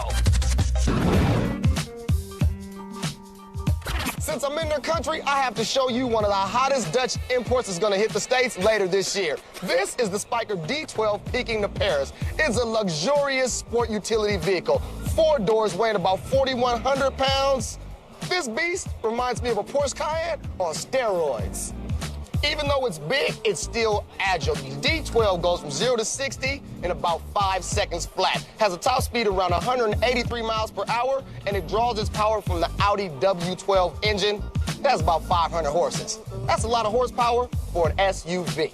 The S in this SUV is for style. Spyker gave the D12 a panoramic roof, rear suicide doors, and check out the Aeroblade rims. If you're trying to get noticed, the D12 is the truck to do it in.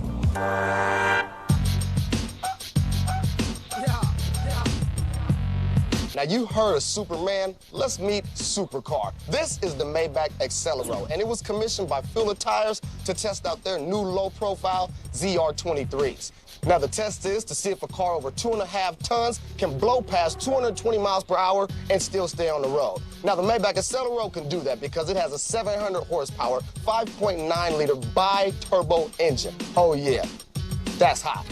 Now don't expect to see this car on the road because it's the only one in existence and it has a price tag of over $2 million. That's about $1 million a ton.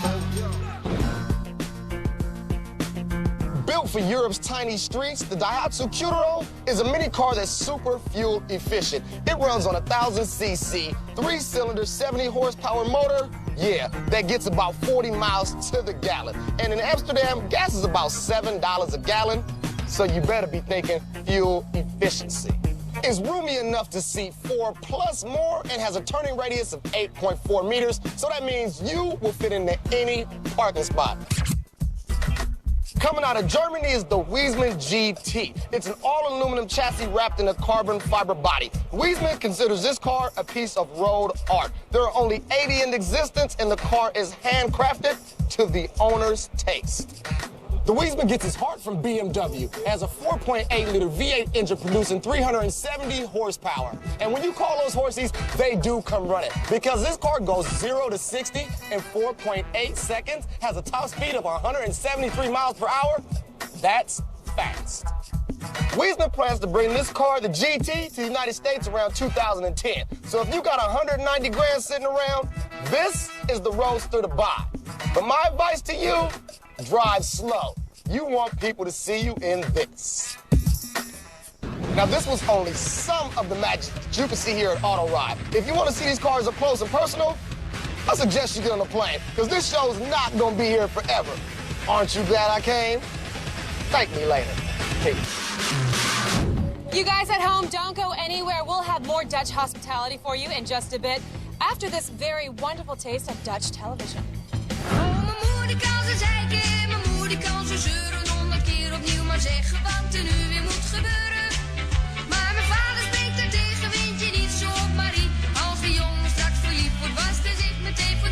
Was je handen, poets je tanden. Kijk eens naar die gore randen. We're grabbing a drink and getting down Dutch style at one of the hottest clubs Amsterdam has to offer.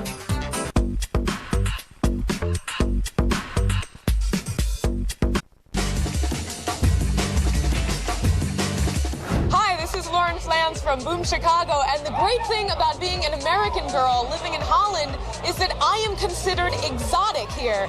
This is an accent in Europe. Isn't that weird?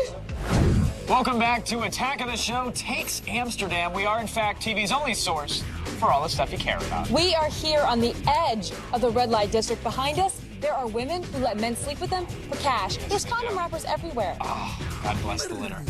I love it. It's the best kind. It's really one of the 2 main reasons to come to Amsterdam. Yeah. Not the condoms, the red light district.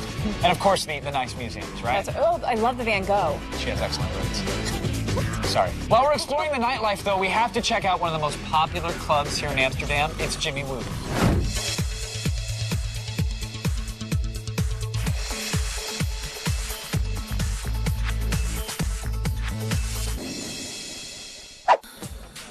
Since Kev and I only roll VIP, we thought we'd bring along resident big-timer OT from Boom Chicago, who parties here all the time. Yes, I do, and you guys better get ready to get your groove on, because we're going into Jimmy Woo, which is such a cool club that it doesn't even have its name on the front. All I need to know is, do we have all access? Because, like, I want to see some really fine Dutch women. You can see really fine Dutch women anywhere in Amsterdam, but the hottest really fine Dutch women come here to Jimmy Woo. That sounds delicious. Yes, it is delicious. Did you say get your groove on? Yes, I did, and you said big timer, and I take offense to that. Can we go? Let's just go dance. We're going inside. All right, let's go.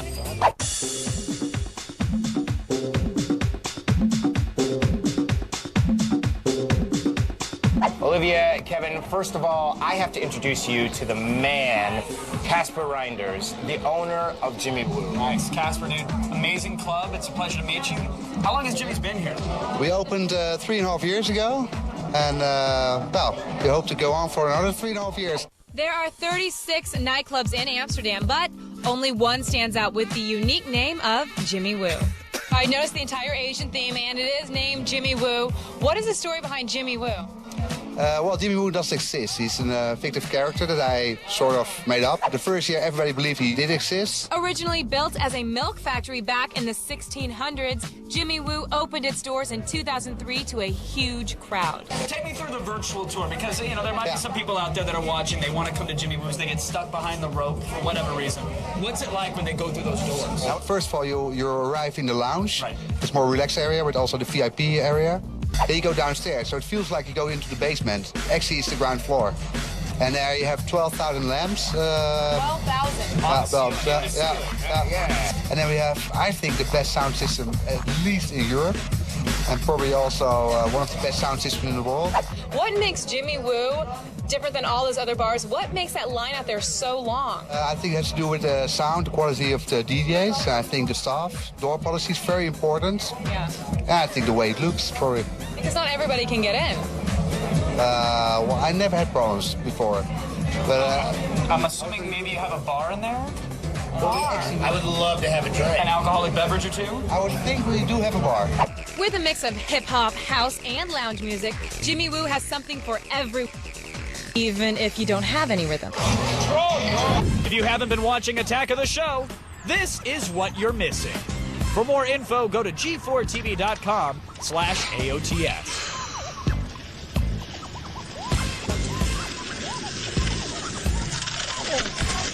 Oh my God, that was sick.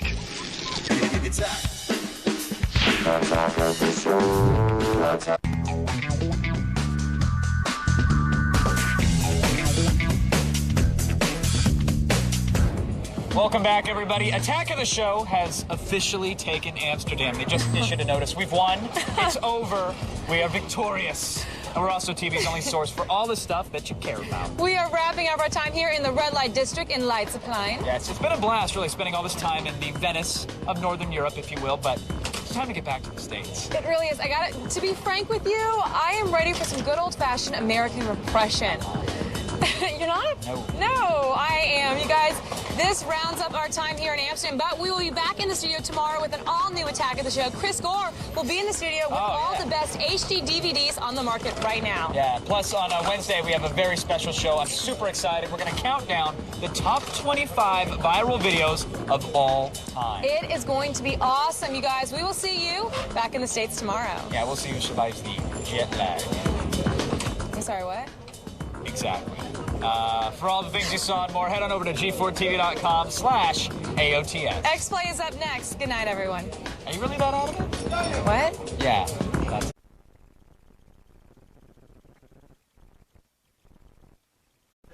Today on Attack of the Show, will a presidential poll on MySpace be more important than an actual primary election? We'll find out in today's Loop. Plus, it is Tuesday, and that means we let loose our attitude on the best HD DVDs we can find. Film expert Chris Gore is here to lay down the law in all HD edition of DV Tuesday. And Vince McMahon and WWE are back making action movies, and we sit down with Stone Cold Steve Austin as he fills us in on his new film, Condemned. High off the top rope. A live Attack of the Show starts right now.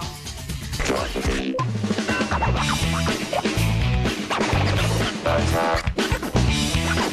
going on here? Think upon this. Attack of the Show. Attack. Something.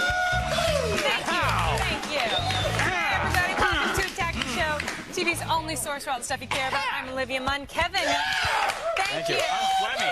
I'm Kevin Pereira. I'm Flemmy. And you need a hip replacement. Dude, I'm getting old. I need some he's Ensure. getting a little old. You guys, it is Tuesday, April 24th, and we are coming to you from the G4 studios right here in Los Angeles. Yes, we are, in fact, back from Amsterdam and in familiar surroundings again. Unfortunately, no hookers. No. Just none. I've been looking. No, they're not here. But there's a red light over there, so maybe you should just go look. Well, that's the one on the camera. Stay with us. And I'm underneath the camera right now. Now, I have to say, Amsterdam smelled like diapers, and I lost my wallet there. You didn't lose. Well, you did lose. Well, I your lost wallet. my wallet, but then got it back. You left thankfully. your wallet. I left my wallet, but then the cabbie stole the cash and my mother's antique ring, and it killed me. Speaking of killing things, can we talk about the dog in the park, or are we not allowed to tell that story on air? Well, we're telling it. No. Can we tell it? Tell it. Good. Quickly. Well, though. we had some space cake, as you all know, is legal in Amsterdam. Yeah. It was legal, and we were in a park, and some dog ran up, and we put it on our luggage because we're taping, and he ate the whole space I just cake. see the happiest dog in the world walking away, This is the dog chomping with afterwards. chunks of chocolate space cake coming out of his Well, mouth. it's awesome because we see the woman runs over. She's like, "Oh my god!" We tell her, and then the dog's like this. And we didn't know what to say. We're like, "Hey, your dog ate some bread." That's it. That was all that That's really it. happened. Yeah. It was awesome. We loved it. Good but time. right now, it is time to go to the home of international incidents. Yes. That's not on it. No passport necessary, especially when you lose it. Thank God. We're going around the net.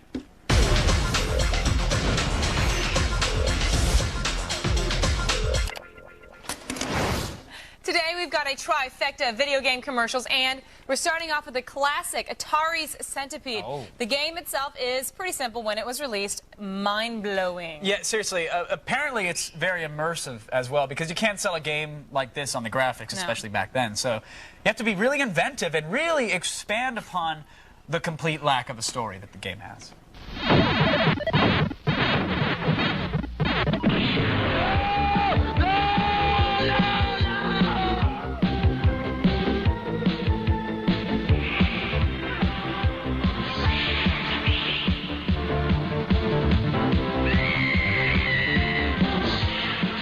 Centipede from Atari. It could change your life. Wow! I have to say, I wasn't aware the game had centipedes in your bed trying to score. Right? There's a lot going on between those blocky graphics and the music. You said was your favorite. Well, Pong was actually a commentary on like communism and stuff and Really? fascism. No, it was really just 2 lines in a ball. But if you make a commercial that reads into it, you can make it about anything. It's amazing. Think about it. It didn't need all of that. It was fun as is. Next up, we have one of the strangest video game commercials we've seen probably ever, but at least in a long while. Sony recently launched the PlayStation 3 abroad, and they hit the world with a marketing blitz. Yeah, their commercials in the States were met with mixed reactions and scratched heads. So you think they might have learned their lesson and taken a different approach. Well, you would think that. Yeah.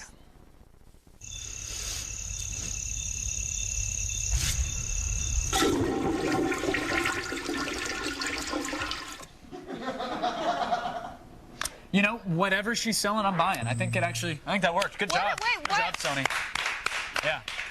Kevin, it's a hot chick on a can. And by the way, what's up? What about the splashback factor? She just sits there and flushes. It's What not if an it issue for her. splashes back? Not an issue for her. She actually absorbs. When she takes it all back in? Yeah. That's disgusting. It's talent is what it is, and don't be jealous. That's next gen. She's probably And got if they salmonella in her Dude, vagina. if Microsoft was selling Zunes like that, I'd have them wrapped on my waistband like pagers from the 80s. You know what I'm saying? That would be great. Welcome to the You would social. never have a Zune. Don't lie. No matter what. Up next, we have another commercial that's game-themed, although it's actually an advertisement for Honda. Yeah, packing up your car for a move, or a trip, it's never fun, right? No. Right? I don't Right. Right. Right. Yeah. But if you think of it like a classic game, it makes the work a little more bearable. Not gonna lie.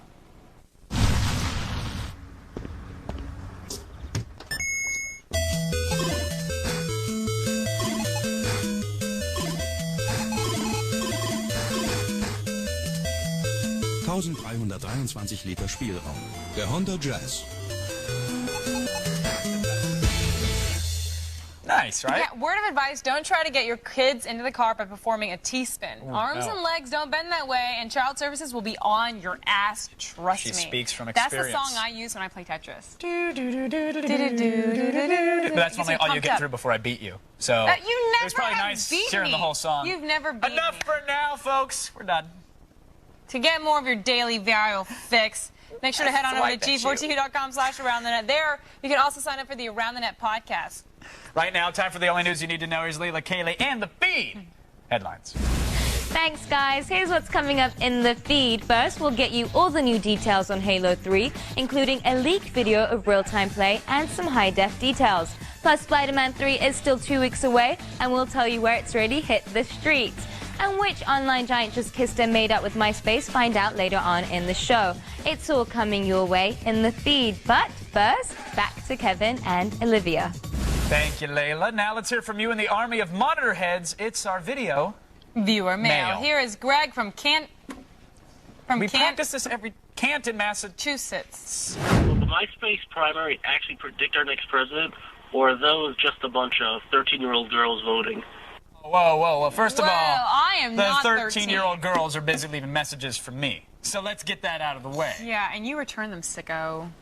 With a I don't know. I mean, I guess anything can predict, you know. I mean, but I mean, I think a lot more people are on MySpace than just 13-year-old girls. No, true. A lot Here's of the people thing. are on MySpace. Regardless of whether or not it's at all accurate or any sort of a bellwether kind of thing or a predictor, it doesn't matter. What matters is that this could be a media splash, and I mean that in the sense that, let's say, Barack Obama gets a huge percentage of the vote. The next day on The View and The Today Show and maybe on Fox News even, since they pretty much own MySpace. I mean, they're going to be talking about this thing. So it could spur discussion and maybe sway the campaign, at least in the minds of the mainstream voting public, towards a certain direction. Because MySpace is so mainstream, but I mean, you make a poll on any website, any popular one, and people might talk about it. So, I mean, it's but just MySpace has never organized a poll like this. That's a site-wise poll. I mean, like, imagine millions and millions of users logging in just to check the latest photos of said 13-year-old girls, and they see a poll asking which presidential candidate they want to vote for. Well, yeah, because it's a popular website. It's so the largest sample ever of that type. So it could be huge.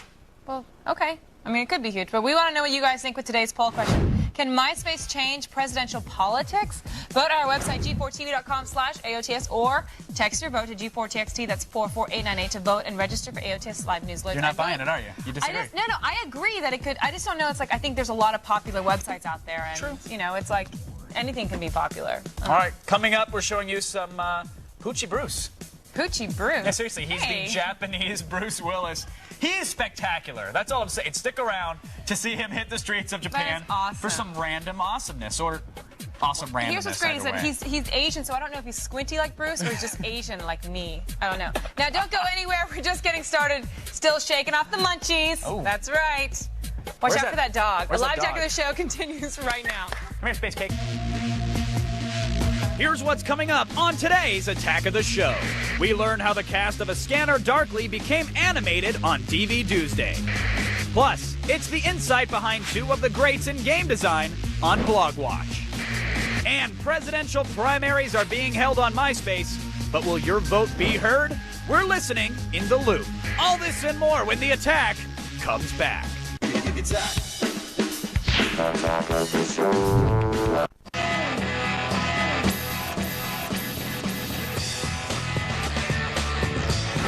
Welcome back to Attack of the Show. We are TV's only source for all the stuff you care about. We are live, and we watched a ton of DVDs on the flight to and from Amsterdam, but right now, Kevin is about to pick through this week's epic releases.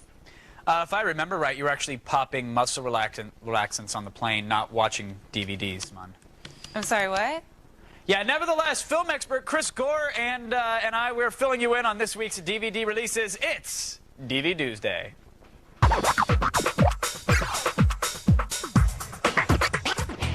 Welcome back, Dr. Gore. How are you, sir? I'm here, but I'm concerned about the name of the segment. Are we going to change it to HD DVD Day, Blu-rays Day? What's going to happen with It's a good question. That's something for a producer to figure out. I just I don't know. sing and dance. I'm a meat puppet. Probably not going to happen for a couple years. Well, for right now, let's call it HD DVD Tuesday. Yes, even harder to say. Here it is. It's a high-definition version of DVD Tuesday. First of all, before we get into the movies, where do you stand on the format war?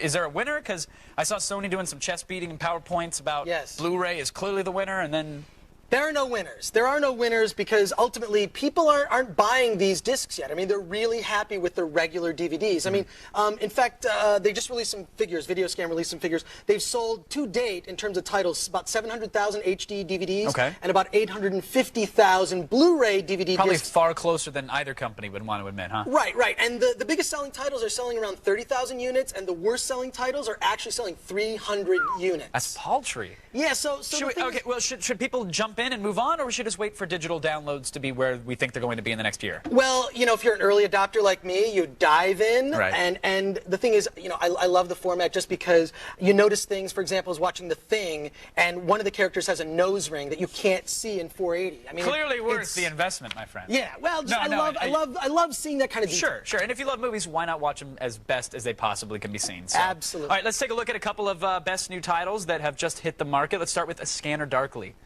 Yeah, Scanner Darkly was the Richard Linklater animated film. Of course, this was all done digital with Keanu Reeves. I mean, look, this thing just looks so good. This is Such a great cool use, visual style. Great use of the format. I mean, looks amazing. It also contains all of the extras that are on the regular DVD release. Good. And this is good, but it's also, you know, so you've got all the behind the scenes, you've got the commentary and whatnot, but nothing special from the standpoint of nothing just for the HD DVD release. Now, well, are the extras at least in HD? Did they bump those up, or do the extras pop up in standard def and look all? You know what? I couldn't tell. Yeah, I couldn't tell, and that's part of part of the problem is that the difference in the resolution when you're looking at it is not dramatic enough for people to want to upgrade. And, and also the confusion with the two formats is not helping things either. So bottom line for Scanner Darkly, it looks pretty, but should we invest?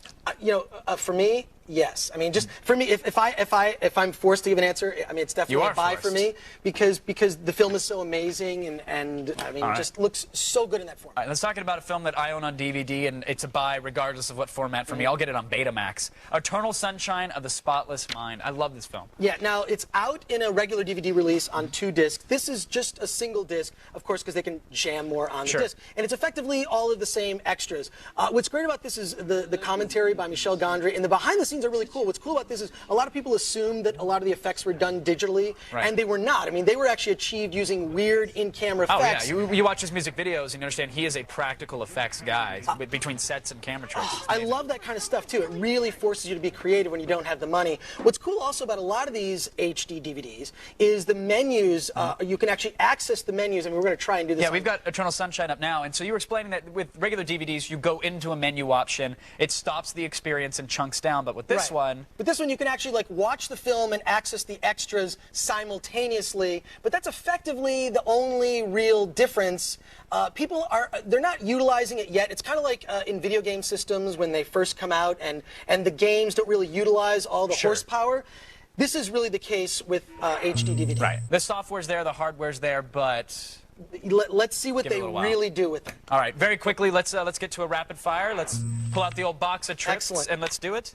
I got some HD DVDs here. I'm giving you about 10 seconds for this, by the way. So here we go. Awesome. Quickly, go, Chris. Okay, go. Cool. Okay, you've got your DVD Essentials, which is to optimize your home theater system. Throw that away. Throw it away. Okay, good. Then you've got Dune. Let's get on the PC. Let's get rid of it. Come on. Okay, cool. All right, then we got Apollo 13. Looks so amazing. The space scenes are fantastic. I just like watching you sweat. Batman Begins. You know, and this is a really dark-looking film, the cinematography, but it looks All right, you spent too long on Batman. Chris, thanks for coming on. It's great talking about high-def movies. If you want more, visit filmthreat.com or visit chrisgore.com for more movie info.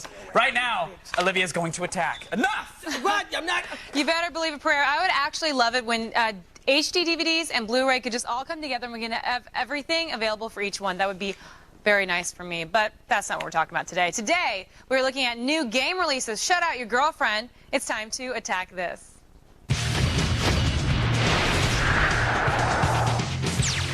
First, are you ready to go back to Middle-earth?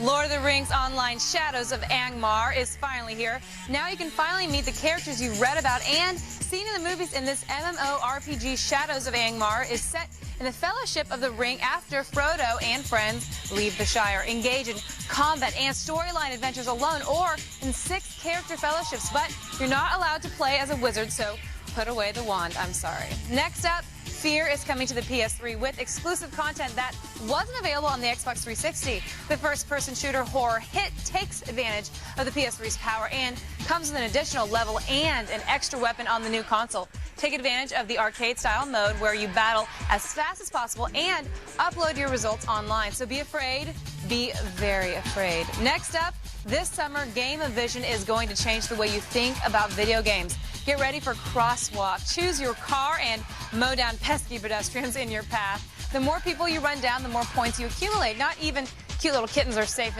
if they happen to get in your way. And don't forget the parade round where an innocent festival turns into an orgy of carnage. Crosswalk is coming to stores near you this summer and has not been yet rated, although we can pretty much say that it won't be E for everyone. Just head on over to GameOfVision.com for more details. And finally, 2 new Pokemon games have finally arrived for the DS.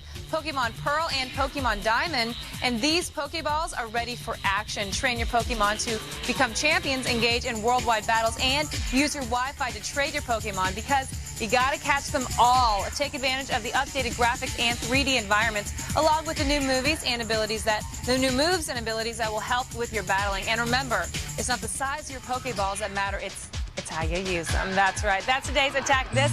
Visit G4TV.com/AOTS for links to all these games. Now, don't go AWOL on us, soldiers. The Attack of the Show will be right back and serving up more marching orders when we get back. Now, fall in line, soldier. Fall in line.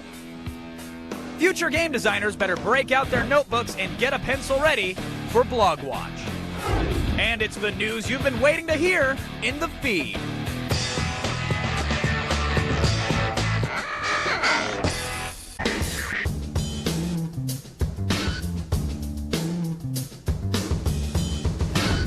Welcome back to Attack of the Show, TV's only source for all the stuff you care about. We are live and about to dive into some binary numbers. Oh, yeah. The internets are not just about ranting about, movie trailers or checking out porn anymore. Well, you can still check out porn, I'm just saying. You can actually find some pretty useful stuff on there now. It exists. We're bringing you the very best that the web has to offer, folks. It's time for Blog Watch.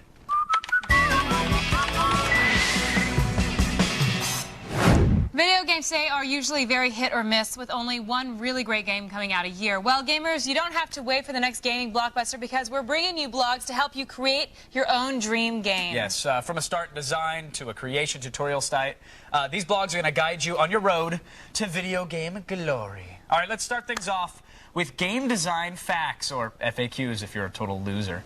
At this site, you'll get step-by-step guides to teach you exactly how to get started from concept to level design. The guide is broken down into brief lessons that cover everything from where to begin, stretching your design into a fun game, and who to contact to get your game out there for others to play. And while I understand 65 lessons might seem a little overwhelming, it's all going to be worth it when your friends are actually playing a game that you created. And if you want a good chuckle, a little bit of a laugh, maybe a chortle, check out fact number 24. It's called Stupid Wannabe Tricks. It's going to cover mistakes that gamers might make when they first are starting out in the industry. Now, the next step after you've come up with your concept is to actually create the game. We have a blog called Game Maker Pages. The site teaches exactly how to code a video game, has PDF tutorials that cover the different genres of games, and even features an easy-to-use program to help. Yeah, the program is totally free to download, so you really have zero excuse. And it features modes for all levels of programming prowess. And just after a few short minutes, you really could actually be showing off your game creation to everyone. And make sure to check out the games section to play games created using the Game Maker engine. Yeah, that's the best stuff. You can see what other people have done with the same free tools that you have. Maybe it'll inspire you. It'll frustrate you that someone made something totally awesome and you want to sit down and program for hours. That'd be cool. Could happen. And finally, what better way to learn than to read up on those who have already succeeded? Game developers like David Jaffe or Hideo Kojima, they have personal blogs that they update frequently that talk about what they're working on. And sometimes you'll even get tidbits about their personal lives as well. Now, Jaffe has said he believes the future of video games is in user-created games. So you might consider sending him a copy of your newly finished game to see what he thinks. Maybe he'll check it out. I'm sure nobody's done that yet. I bet he's just waiting for someone to send him a game. I'm sure he's getting He gets 1,000 a day. Yeah. But Jaffe's cool enough to look at him. You talked with him. Does he say that? He's one of my favorite designers. But did he say people send him stuff all the time? He didn't specifically mention people sending him stuff, but whenever people ask questions on his blog or want to ask about the industry or about his personal struggles, he answers them directly. So really? Yeah, because you don't even do that. You have other people. I have a team of interns that answer my fan mail. Yeah, they don't even do it in English anymore. Well, I mean, I'm hiring out of China. Gotcha. But in the meantime, you can always post a link for your game on our forums. You never know. Olivia's going to check it out. She I check it out, and I do respond personally, not like Mr. Goody Two-Shoes. I'm just too good for you. That's all for today. Be sure to visit our website, g4tv.com/AOTS, for all the links to everything you just saw. And I do answer personally, by the way. Game on. Game on. Now, you have to run to the kitchen for another bowl of Cinnamon Toast Crunch. I get it. But you better be back in 2 minutes. Starts now, because a live attack of the show will continue. We'll see you in 2. Wait, 1:45 now. Extra 30. Once you start a trick, there's no turning back. What happens next? Will he get clotheslined?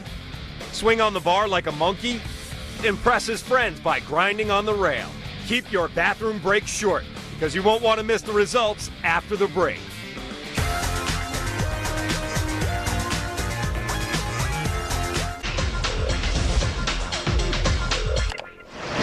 Once you start a trick, there's no turning back. What happens next? Will he get clotheslined? Swing on the bar like a monkey? Impress his friends by grinding on the rail. If you chose clothesline by the metal rail, then you are correct. Somebody better call his dentist ASAP. If you picked anything other than getting clothesline, then you obviously are not watching our show on a daily basis, and you're missing out. Someone was like, oh, dude, I totally thought he was going to swing like a monkey. Oh, that would have been fun. Or impress his friends. Yeah, we would never show somebody actually pulling a trick off. No, only if you get hurt. Thank you. We're live here in the G4 studios. I'm Kevin Pereira. Next to me is Oman, or Olivia Munn. And yes, we survived Amsterdam in one piece. I can't believe it. Seriously. And now I just have to figure out how to get rid of the rash. It's called monogamy, Kevin. Oh.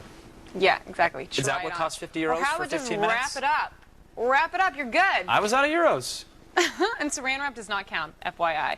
Now, you guys, coming up later, we are showing you some Poochie Bruce, the Japanese Bruce Willis. It's a dead-on impersonation if you can look past the fact that he's Asian.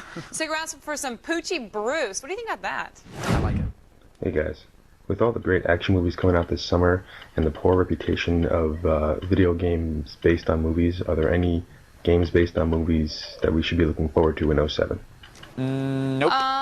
Well, we demoed Spider-Man 3 last week, and it looked pretty good. Spider-Man 3 looks right? really good. They've always, Activision's done always a great job with that franchise. So. But it is difficult, you know, like everyone says. It's a question we've answered a few times on this show. It's like movies into games, games into movies. It's always lacking somewhere. I really, really thought that the Superman video game was going to rock. Like, I played the demo. I was super psyched. Yeah. That EA clearly learned their lessons. This is going to... Wasn't there. You know, it's hard because we're talking about, like, especially even comic books and going into movies, and with, what was the Nick Cage one? Oh, Ghost Rider. Ghost Rider. And, we said, just, if you really respect the game, then only go, don't go in masses just because it's going to be there. Actually stand your ground and go, you know what, you guys have to live up to the game. And that's the thing. The problem is there's so many parents going, oh, my kid loved the flaming skull on the motorcycle, I'll buy it for him. And there you go. And it's like, it's not... I mean, even the 14-year-olds and all the way to the, 40-year-olds. If your mom comes home with a copy of a Ghost Rider video game or the Superman video game, just hit her. Just hit her? Throw it right back in her face and be like, you know what? No. You take out the trash, moms. That's how I roll. I would never hit my mother. Would you? Right now, it's time for the only news you need to know. I would never. In the feed. Thanks, guys. I'm Layla Kaylee, and it's time to start the feed.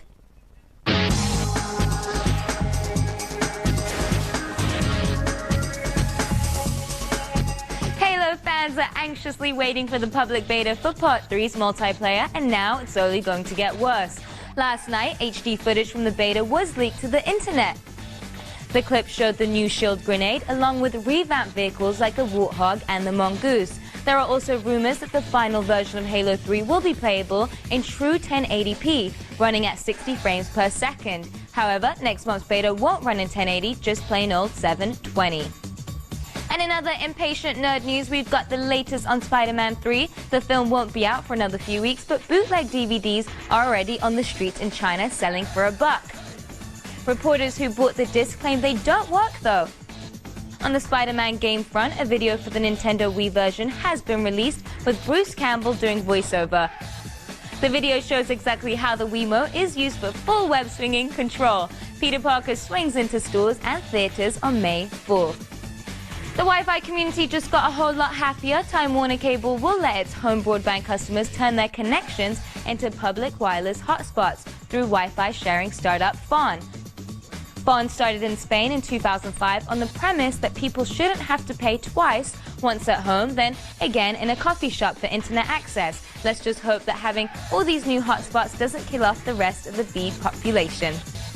MySpace and PhotoPocket have kissed and made up. The two internet giants had a falling out earlier this month when MySpace blocked PhotoPocket's content. According to MySpace, PhotoPocket had violated MySpace terms of service by encouraging users to post a Spider-Man 3 slideshow ad campaign. But now, PhotoPocket CEO Alex Welch says there's an online, open line of communication with MySpace, and the social networking site is no longer blocking PhotoPocket content. No news on how this new agreement was reached, but word on the street is that MySpace is a great cuddler. Oh yeah. And finally, if you ever wanted to get involved in a presidential debate like me without actually running for office, now's your chance. The first ever online presidential debates will take place later this year, run by the Huffington Post, Yahoo, and Slate. The live webcam debates will feature questions solicited from internet users through Facebook, Yahoo, MySpace, and YouTube. The debates will be moderated by Charlie Rose, who will take questions by email and also appear on webcam. The Democratic online primary will happen after Labor Day, with the Republican debate shortly afterward. Well, that's all for today, but don't worry, the feed doesn't stop here. Stay tuned to G4 all day and look for the feed ticker at the bottom of your screen. We'll have all the news you need to know as it happens. I am Layla Kaylee, and you have just been fed. Back to you.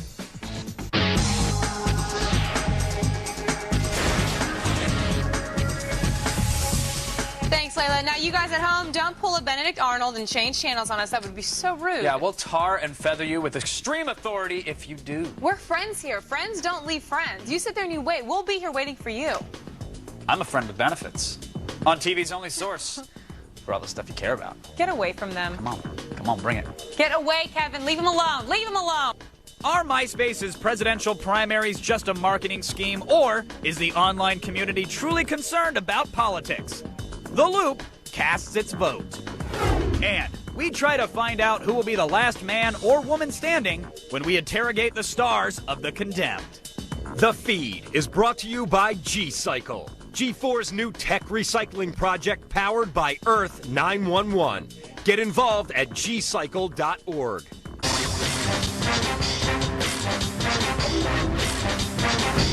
Welcome back to Attack of the Show. We are live and talking MySpace primary. Earlier we asked you, can MySpace change presidential politics? Well, according to our forum trolling Electoral College dropouts, 63% of you think that MySpace can't change the status quo when it comes to the presidential election, and pretty much agree with me. Let's go over to Kevin, whose failed bid for city council is the stuff of legend. Hey, no one knew that she was a felon. Sorry. MySpace, yeah, sure. You use it to spam friends and hook up with hot chicks, but politics? Really?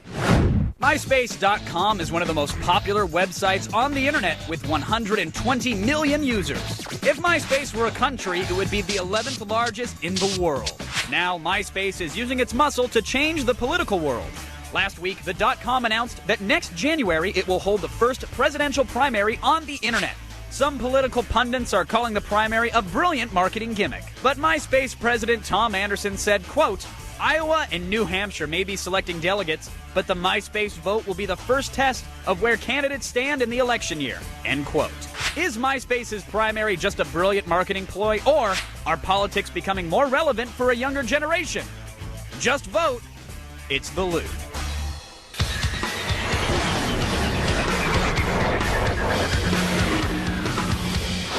All right, let's do it. My guest tonight from Washington, D.C., New York Times blogger Sarah Wheaton, and from Minneapolis, Minnesota, co-publisher for Politics in Minnesota, David Erickson. Everybody, welcome to The Loop.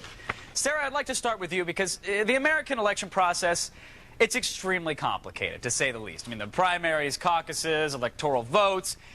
Can a free-for-all site like MySpace ever be taken as seriously as, say, like the New Hampshire primary? Is that even possible? No, flatly. Those delegates do matter.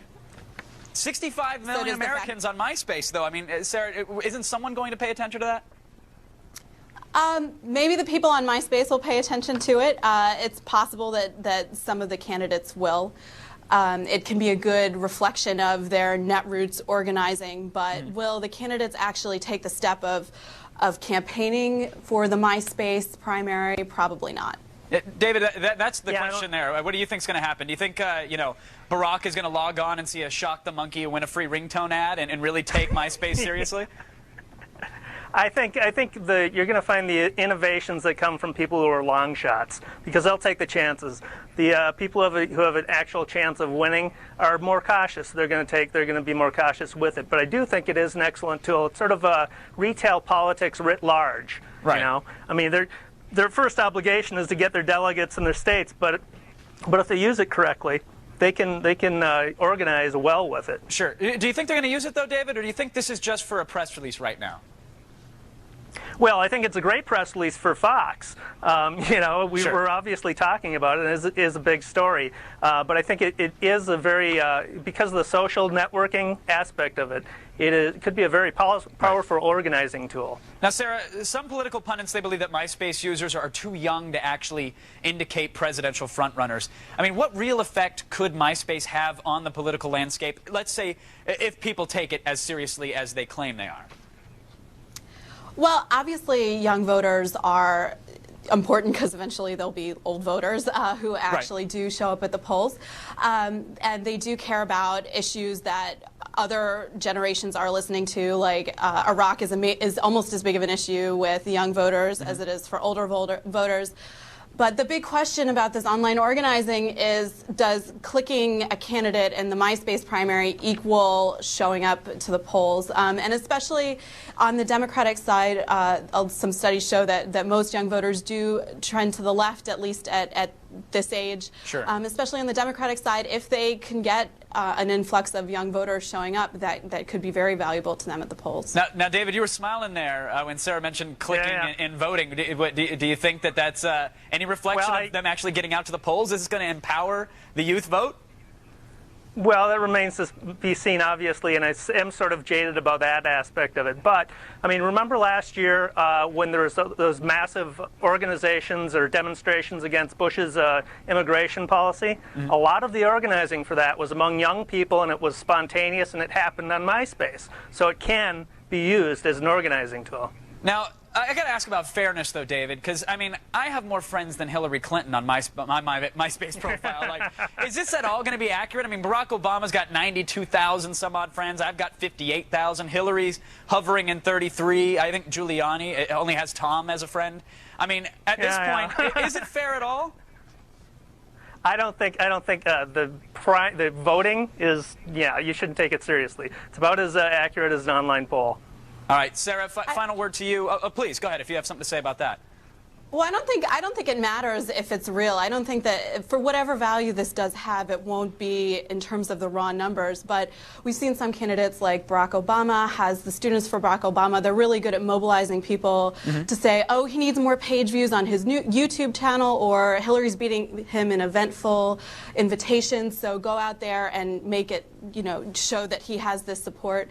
And so if Obama or some other candidate is able to get a lot of people who are willing to put in the effort, even if they're willing to put in the effort to game the system, that type of effortful support might, if anything, is going to reflect actual showing up to the polls. That would True. I mean, putting Obama in your top 8 is one thing. Actually going out and pulling a lever for him is another. So final word very quickly to you, David.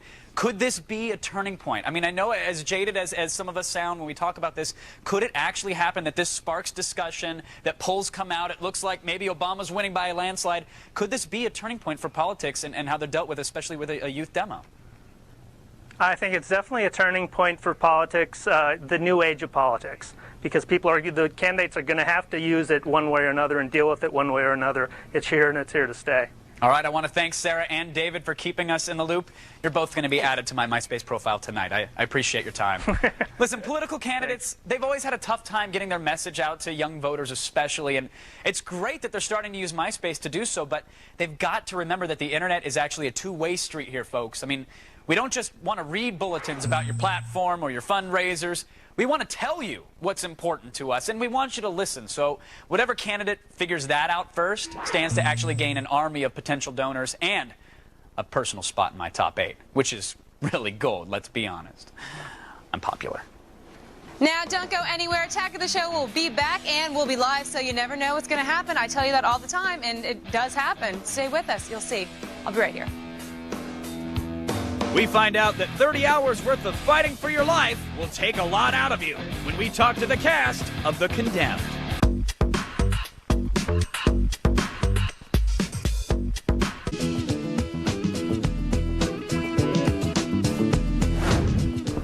What up, ATOS? Listen, with the release of TMNT and 300 and numerous other good films that are coming out this year, do you think after a year and a half of flops here and there, do you think Hollywood has finally gotten a grasp of what a good film should be? Hey, what's up? It doesn't really work unless the camera's No, super but we close, tried. Yeah, did he say ATOS or AOTS? I think he was so excited. No, I'm glad. I'm just curious. It kind of threw me off. Yeah. So I really didn't hear the question. Oh, yeah, neither did I. Let's do the dip in the frame thing again. And Okay, then ready? Okay, ready? Hey!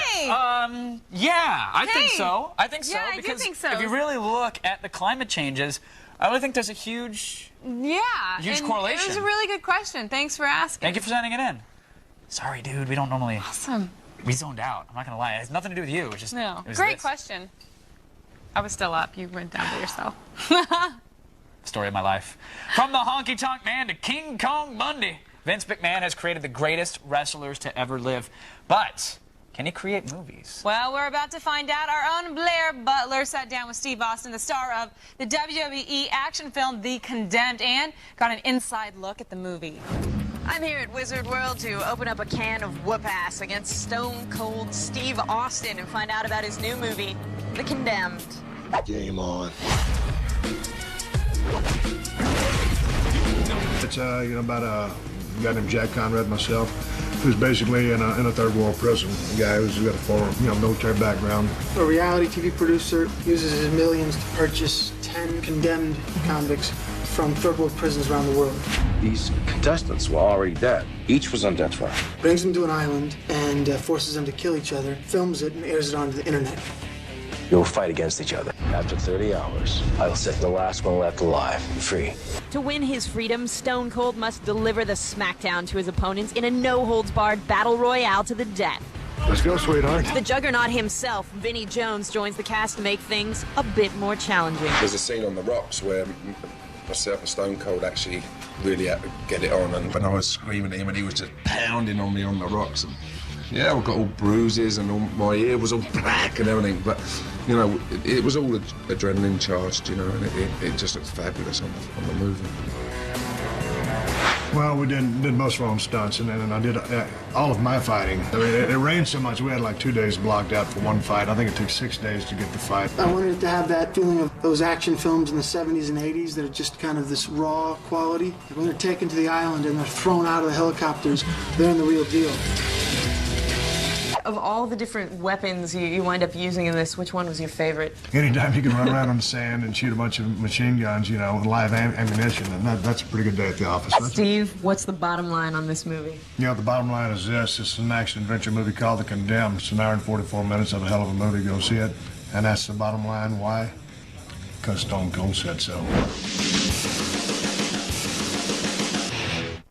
I gotta say, it is good to see Stone Cold in a film. I hope Right? he makes the leap to the big screen as successfully as The Rock did. Dude, I love Nice watching guy. The Rock now. That guy is so polarizing. Like, such He a is. good entertainer. Is that what you do every day you get up to box? You're hoping to look like The Rock? No, I mean, I hope that someday he can look like me. Aw, then you have Yeah. to like throw up every day and I know what try you're to get talking about. You have emaciated. to get all ripped. The Condemned opens this Friday. Ow. Still coming up, we'll show you a Japanese Bruce Willis impersonator called Poochie Bruce.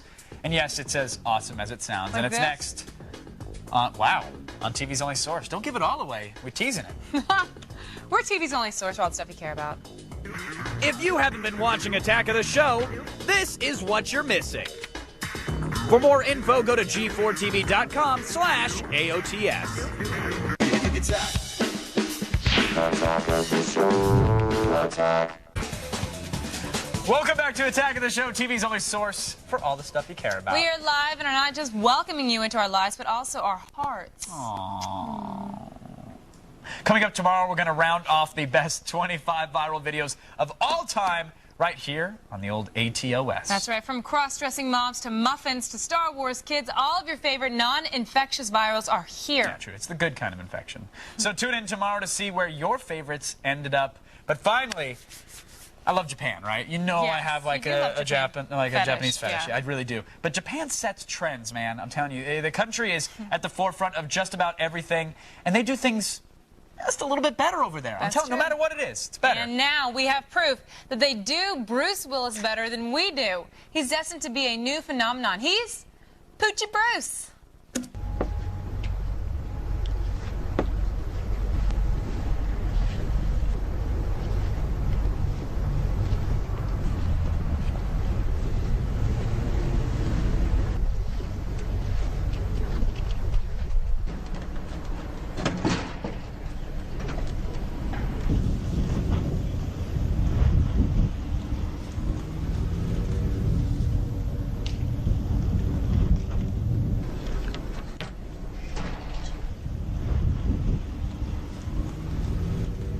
Morning.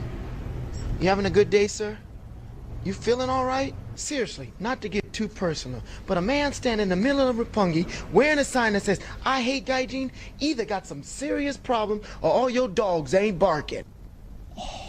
Hey, I'm talking to you. You have about 10 seconds before them guys see you, and when they do, they will kill you. You understand? You about to have a very bad day. Oh my God. You're damn right it's a police matter. Yo, what the hell? Here we go.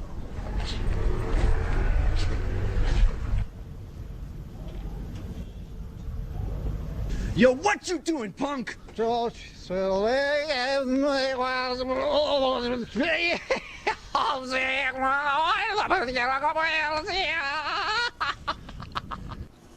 Can you do Bruce Willis? This is mine.